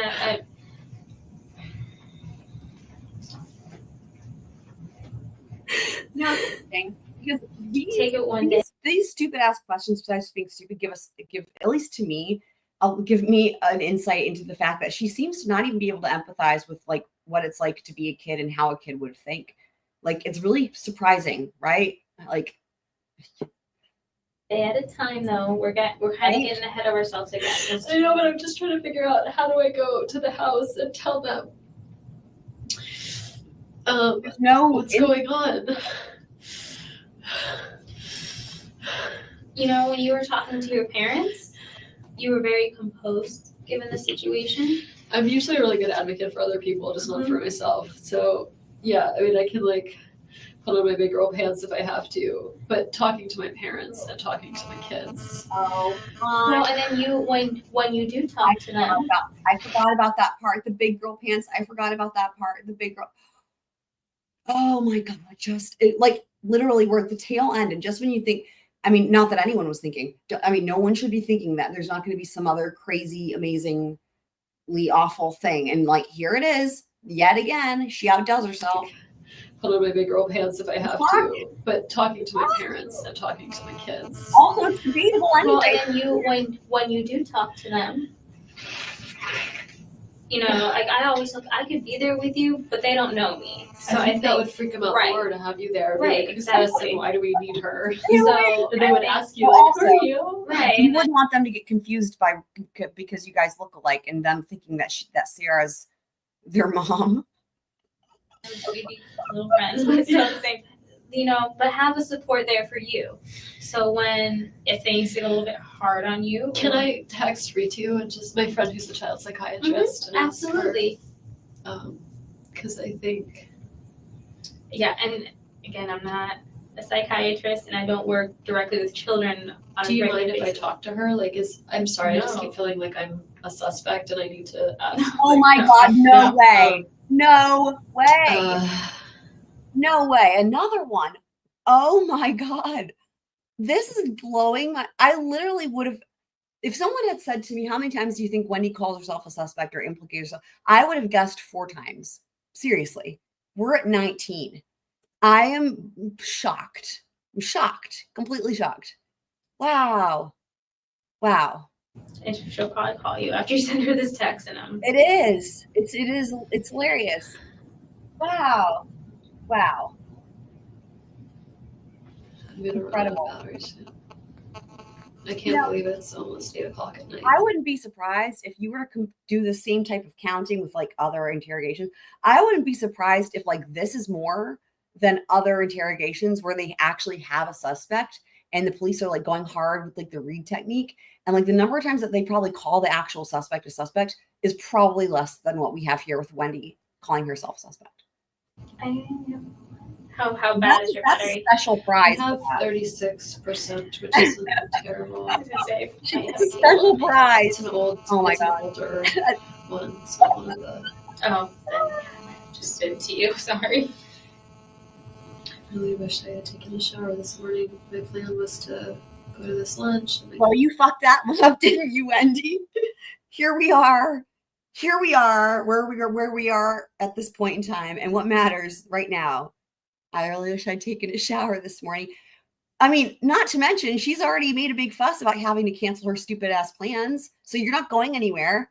You're just going over to what's her face's house to lie to your children. Oh my God. Home and work out and shower. Get ready for this party tonight. Yeah, you're not going to. Plans are funny. All kinds of plans. That will not be happening. You know what? Here's what I will say. She should have thought twice about how much she wanted to do her plans, aka take a shower and go to the stupid party. She should have thought twice about how it would impact her plans to do those things. When she decided to engage in a conspiracy to murder, she should have weighed those cost risk analysis, right? That it might affect some of your plans for a day. But boy, is it going to be awesome when it affects her plans for the rest of her life. Taking my dad on a trip for his 70th birthday on the 2 weeks when Danny goes with the kids to Canada. I was thinking about that before, of like, if the situation were reversed, I want to make she sure will have no that control over the rest of her life. his family has access to the kids, you know, that like they can feel like get that and have a indictment. good relationship with them before they're pretty difficult. I mean, I'm like, where my mind is at is I'm like, are they at this juncture, do they have the grand jury already, like, are they already impaneled? Maybe.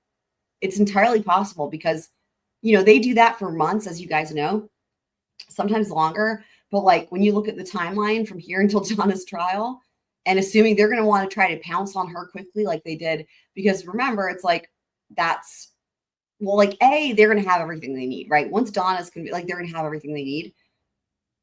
And, you know, they may have concerns about her fleeing, but regardless, I mean, I don't know. I would love to see them get her sooner even than Donna's trial. But regardless, it wouldn't surprise me if the grand jury is already working on this, because that way they have the indictment ready to go. And it's just, that makes the thought of that makes me like really happy and excited. Like, come on, like, I'm like thinking about that jury, like, you got this. Come on, grand jury, do it. Return an indictment on her. Come on now. But these are their grandkids, you know. So they will. I have faith. I want to make sure that they can have a relationship with them. And that would be good too, because that would be kind of giving literally, she does the opposite. She says, I want to make sure they have a relationship. No, she literally does the opposite, to the extent that the Markels actually have just gotten recent legislature passed in regards to grandparent alienation because of this.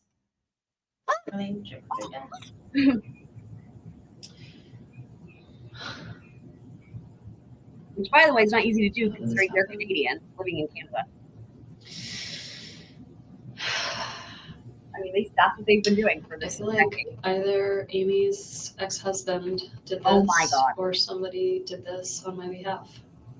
Some well, crazy brain. That in a way implicates both Charlie and her, I would say. Person honestly thought that this was a good way to support me, and that's why I feel responsible. Unless it was oh my God, Amy, and then I don't feel responsible. Bam. But then I'm still responsible because I'm the one who left Danny. Bam. Leave him, he would never be numbers are going up still. Wow. Wow. And now my kids don't have a father.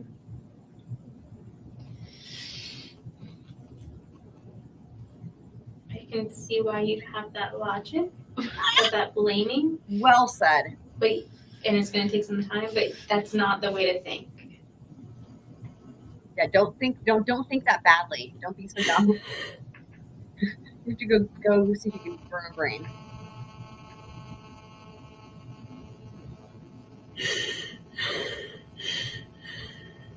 Wow. You did what was best for you and your kids.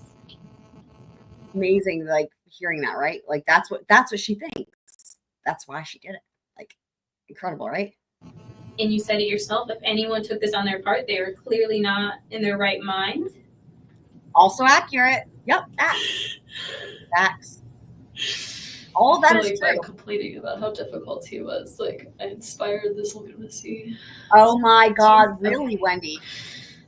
You went through a divorce. Oh, you're not the only person that complains about their soon-to-be ex-spouse. She's slamming them in. divorces aren't really things that that happen to people that are completely happy and together, and each person's going to talk to their person. Okay, you did what you needed to do for yourself,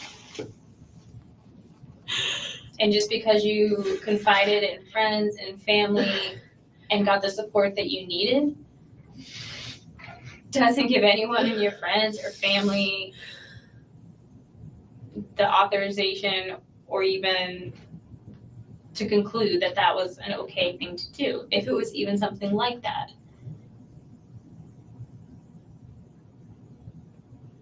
And you don't stay with someone for forever just in case something might happen. Do this, like, what if it's Jeff? Like, then I did this by asking for some time away from him. I made him crazy. So that's implicating both Jeff and her. She is like got a contest with herself to see just how much she can outdo herself in the last like 10 seconds of this thing. This is insane. But you haven't said anything that would indicate that Oh my you would God. think Jeff had anything against. I mean, well, she just didn't like Danny because Danny hurt me, you know? Right. Right. But what would make you think you'd go to this extreme? Nothing. So- would make me So think you're that. making literally no sense. So But very- whatever. Let's keep updating our kicker. Therapist. He's Like, a social worker. yeah. He felt for me. He was sad for me when I was sad. He would help me reason out things and figure out how. Yeah, she's like, wow, he had this thing where he was like, he actually cared about people's emotions and could like empathize with them. I understand that's a foreign concept for her. Like, But even that, it's like we have a parenting coordinator, and Danny didn't like our last parenting coordinator, so he fired her. And so we've been without one for a while, and like it's just all been dragging on. But we had a meeting July 24th, so next week, with this potential parenting coordinator, and Jeff helped me. Like, I didn't ask him to, but he wrote this long email of like, because I was like, yeah, the parenting coordinator asked if I have any issues, and I said I don't really, just like it's just hard, you know, co-parenting. But Then obviously that's light. So Jeff wrote a long email. He's like, hang on, I got this. I know all your issues because you talk about them literally every day. That's what he said, right? So he's right. He's like, I got this. I'll write this email. I don't have any like things I'm mad at. And as a parenting coordinator, are they? Their role is to help you basically. That's it, guys. Okay, so wow. That's just I don't even know right now. Well, we got what do we got? Let's look at our counters here. We got 24 for Wendi implicating herself. Wendi implicating Charlie. We got 4 of those. Wendi implicates Jeff 6. Wendi implicates Dan 5. Again, I'm thinking of ones for next time. What I need to do next time too is like add just like a general one for the family or like the parents, because she does implicate them a ton as well. And then whenever she mentions her friends, I think there was something else too. But anyway, wow, what a incredible thing that is. So well done, Heather, though, for finding this. But turns out, as it looks here, that she's legit a whatchamacall, social worker. Here she is. So Sarah, what was it, Latour? So also congratulations to her on, let me pull my banner down, to her on her, I guess, promotion, you could call it, or appointment.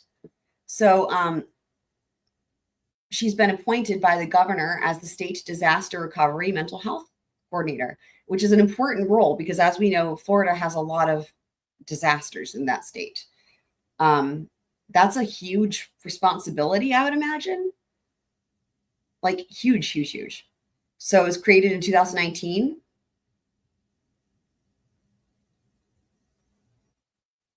Wow, and it's interesting that the examples they gave have nothing to do with hurricanes, but they mentioned the naval, I guess, a naval air station shooting, the Surfside building. God, that shit was wild.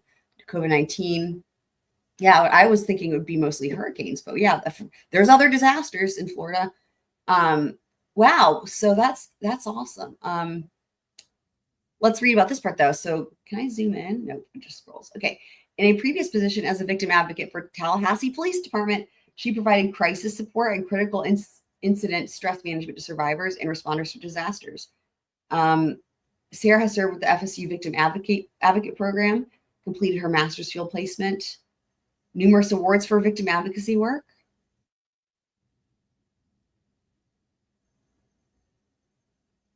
Wow. Well, there you go. So, I mean, it is, I mean, you know, what do you think? What do you guys think of that? I mean, it was really crazy that she was in that room for so long, right? There was a lot of things. It's like, okay, like, but I guess maybe, I mean, I don't know. I don't know what notes she was taking. Yeah, you're right. It does look nothing like her, though. Having said that, I mean, so that was 2014. And then this is 2022. So that's 8 years difference. So.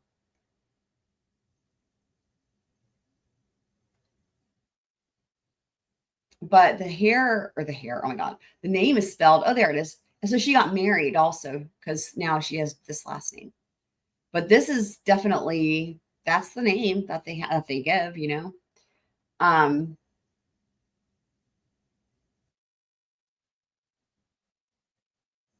Interesting.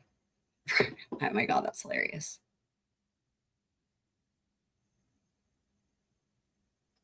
So this is through the AG.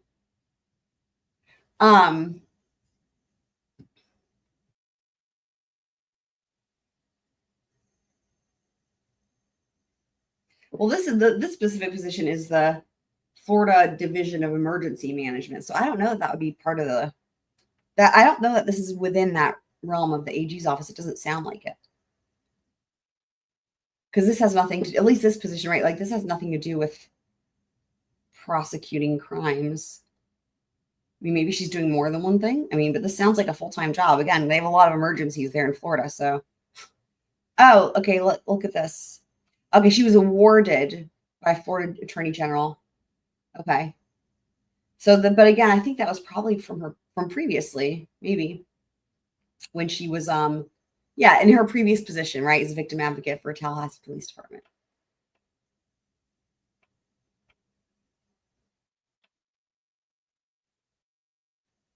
Oh, interesting. Right.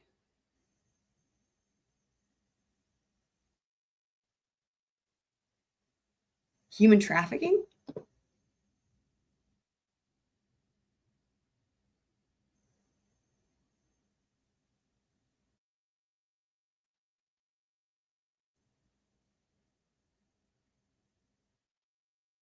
Oh, okay, with the AG. Yeah. Interesting, though, because that was Wendy's field. According to her, I mean, apparently. And that's what her book is supposed to be about. Well, it's really just about her and Tallahassee and how much she hates Tallahassee. Interesting, though.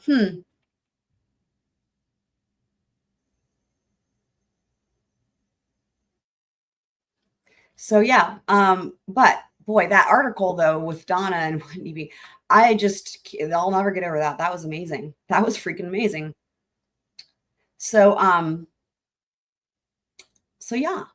But that's it for this one, guys. It was fun watching this again. And like I said, we noticed a fuck ton of new things this time around. So many new things. So it'll be, you know, of course, I'll timestamp all that. Like we pointed out a lot of new things. You know, so glad we got to go through and do that again. And yeah. And so, I wanted to say too, as far as BK. So what I'm going to be doing for BK, like I had the idea today, is what I want to do is I want to compile a list. And a list that is the suggested path of travel. I guess this would be, okay, what am I talking about? I'm talking about things that are contained in either the hearings or the pleadings, right? Court filings. That references the car, suspect vehicle 1. And so every, you know, all the times, like the specific times where it's like vehicle, blah, blah, and then where it's seen. So there's gonna be a list for car. And then, you know, every time that a time is given and a location, and list all that. And if it just gives a location, but not a time, or a time and a location, then that's fine. That'll be listed the way it is, right? And then do the same thing with the cell phone. So every time that they mention a cell phone ping or a lack of a ping or whatever, right? Anytime that there's like a date, here's a thing, and like with the time and then either the tower associated, or I guess they don't really ever mention that, but I guess it would be like the closest. I guess they usually mention it based on the like what street. But anyway, so location, right? Location of the ping or general location of the ping, and what time. And then what I'm going to do is I'm going to go through and color code it so that it's like the ones that changed will be like red or something, right? Because we know sometimes there's things that change, but I still want to include, like, in other words, instead of just including the updated information, I want to include the incorrect information and the updated information, or, the correct information, and just like color code it so that it's like, okay. And then, so there's gonna be like car, and then there's going to be phone. And the reason is because I know that there's many people, including myself, that are constantly trying to go back and do different things. And the question that keeps being asked by everybody, including me, to my knowledge, is like, wait a second, what time was that thing again? Right? Or wait, they said this and then it became that.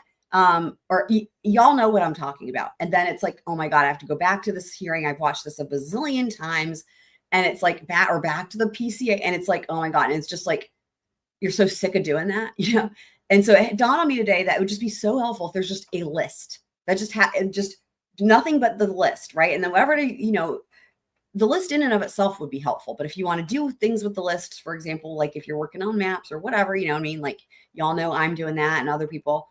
But anyway, so just to have a list where everything is in one place. And then what it'll be is it can always be updated, right? When we get more information, it'll be updated. So car, phone, because you guys know that's my thing. I've been like, that's what this case is about. It like car, phone, right? So, and again, as I will say, you have to put them together, and you have to put the person with both of those things and all three together.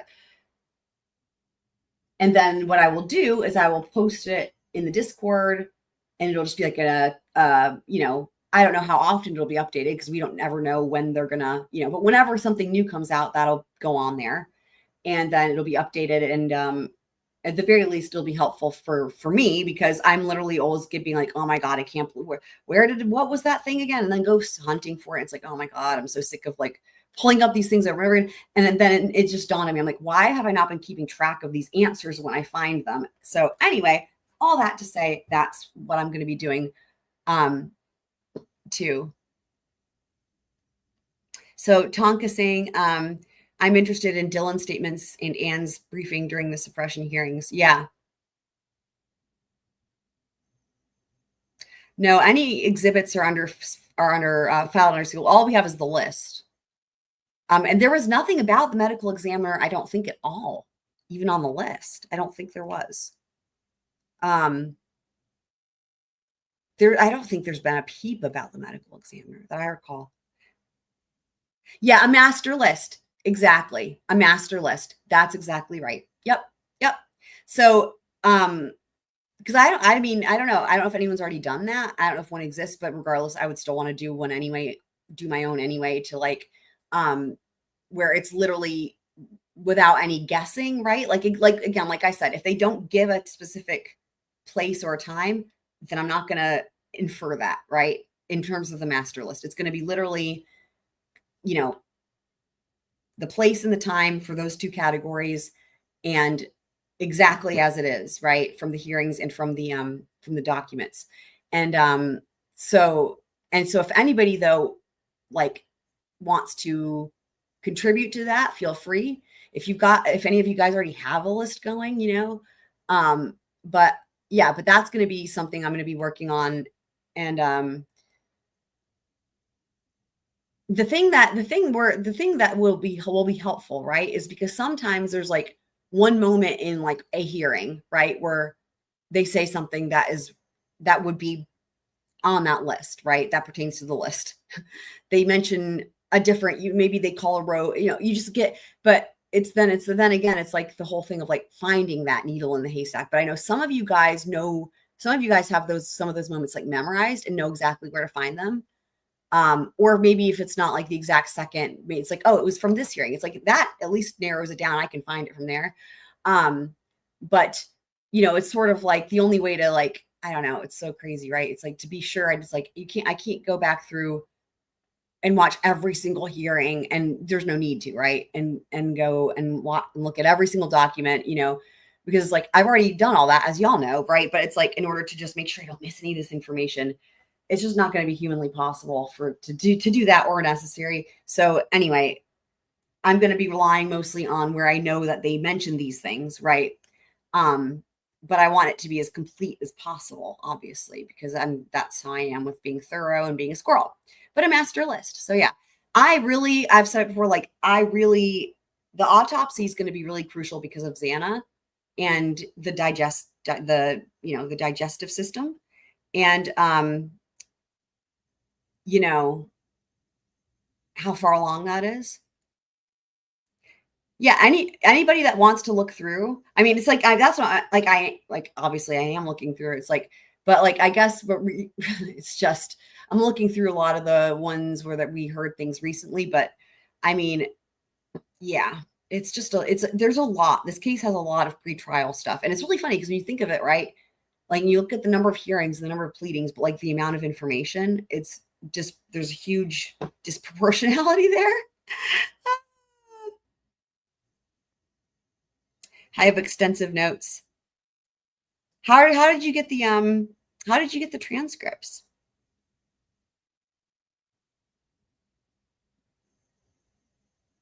You have all the transcripts. Are they digitized?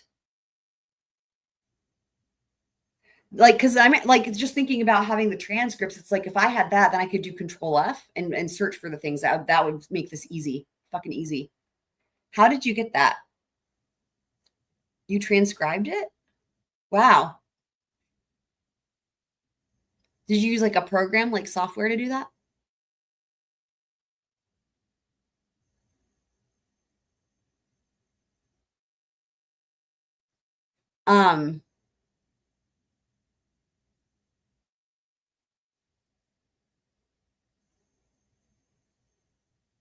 I assume you don't already have a master list the way that the way I've described it though. Hello, welcome back, Kane. Excellent. I'm wondering what Heather is going to say about that, but yeah, did you have a program to transcribe it? That's interesting.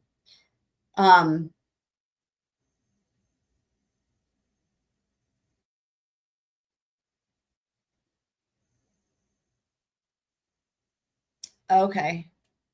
Copy paste.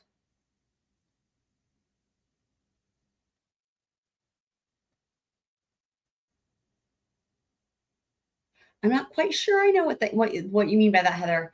Are you saying it's not like a transcript as in the entire, all the words, or like, I'm not quite sure. The other what? Okay, you have 2 copies. What's copy and pasted though?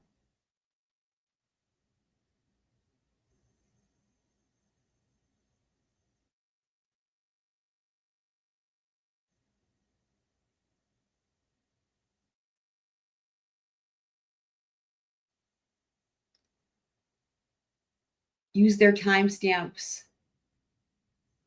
But what do you do with the timestamps after you have it? Yeah, I'm sure there will be. I actually just refreshed it just a second ago, or like, I don't know, 5 minutes ago, and there's nothing new yet. But yes, I'm sure. I think there will be, at the very least too, remember, he gave them that 3 weeks for Frank's dates that they would be available. And we're at this point, we will be the 2-week mark when we get to Friday. So because he said, right, he was like, look at the next 3 weeks and see what dates you'd have available in case. So what that means is, like, as we get closer to 3 weeks, right, that would mean that he's hoping to like have that hearing, Like, in other words, to me, what that means is like, I would imagine he's going to rule on it. If they're going to have it, right, he would be doing that very soon.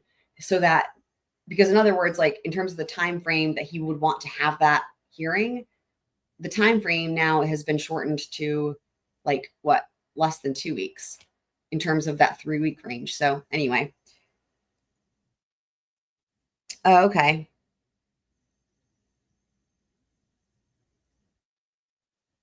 Interesting.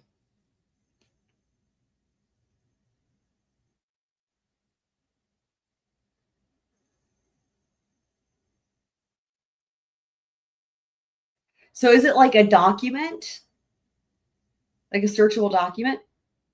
If you have if it is and you have a way you can send that, that would be extremely helpful in making a master time list. Or a master, what was it? Just a master list, I think is what you called it. That was the great name for it. Yeah, master list. Yeah.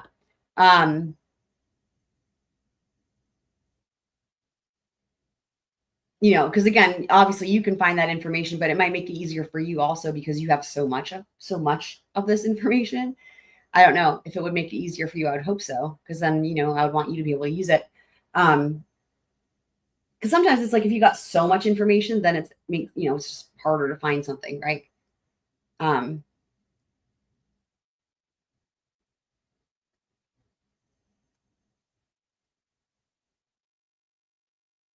But yeah, I'll keep an eye out. I mean, regardless, I'll take a look and see. I've got a number of things I've been working on with in terms of with Idaho. So I don't know that I'll have something ready for that today. But if anything comes out in terms of like on the docket, then we'll definitely cover that.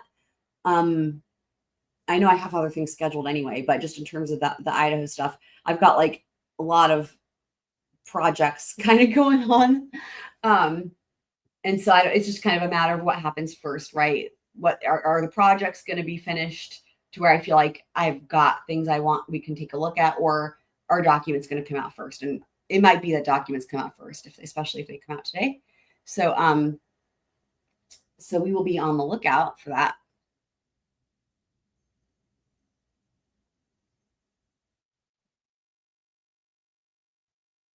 But I think we learned a lot about self-snitching, what not to do.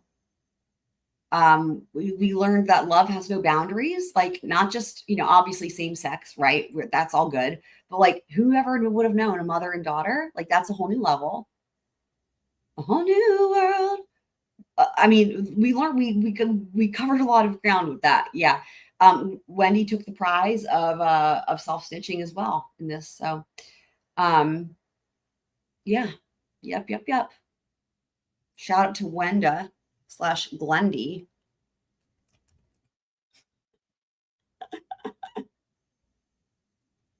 Or Wanda. Yeah. Wenda. Yeah. There we go. Glendi. But other than that, I think that'll be it for this one, guys. But as always, love y'all. Thanks for being awesome squirrel friends.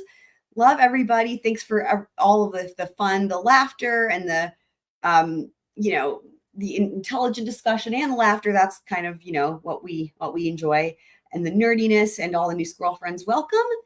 And I'll see y'all next time.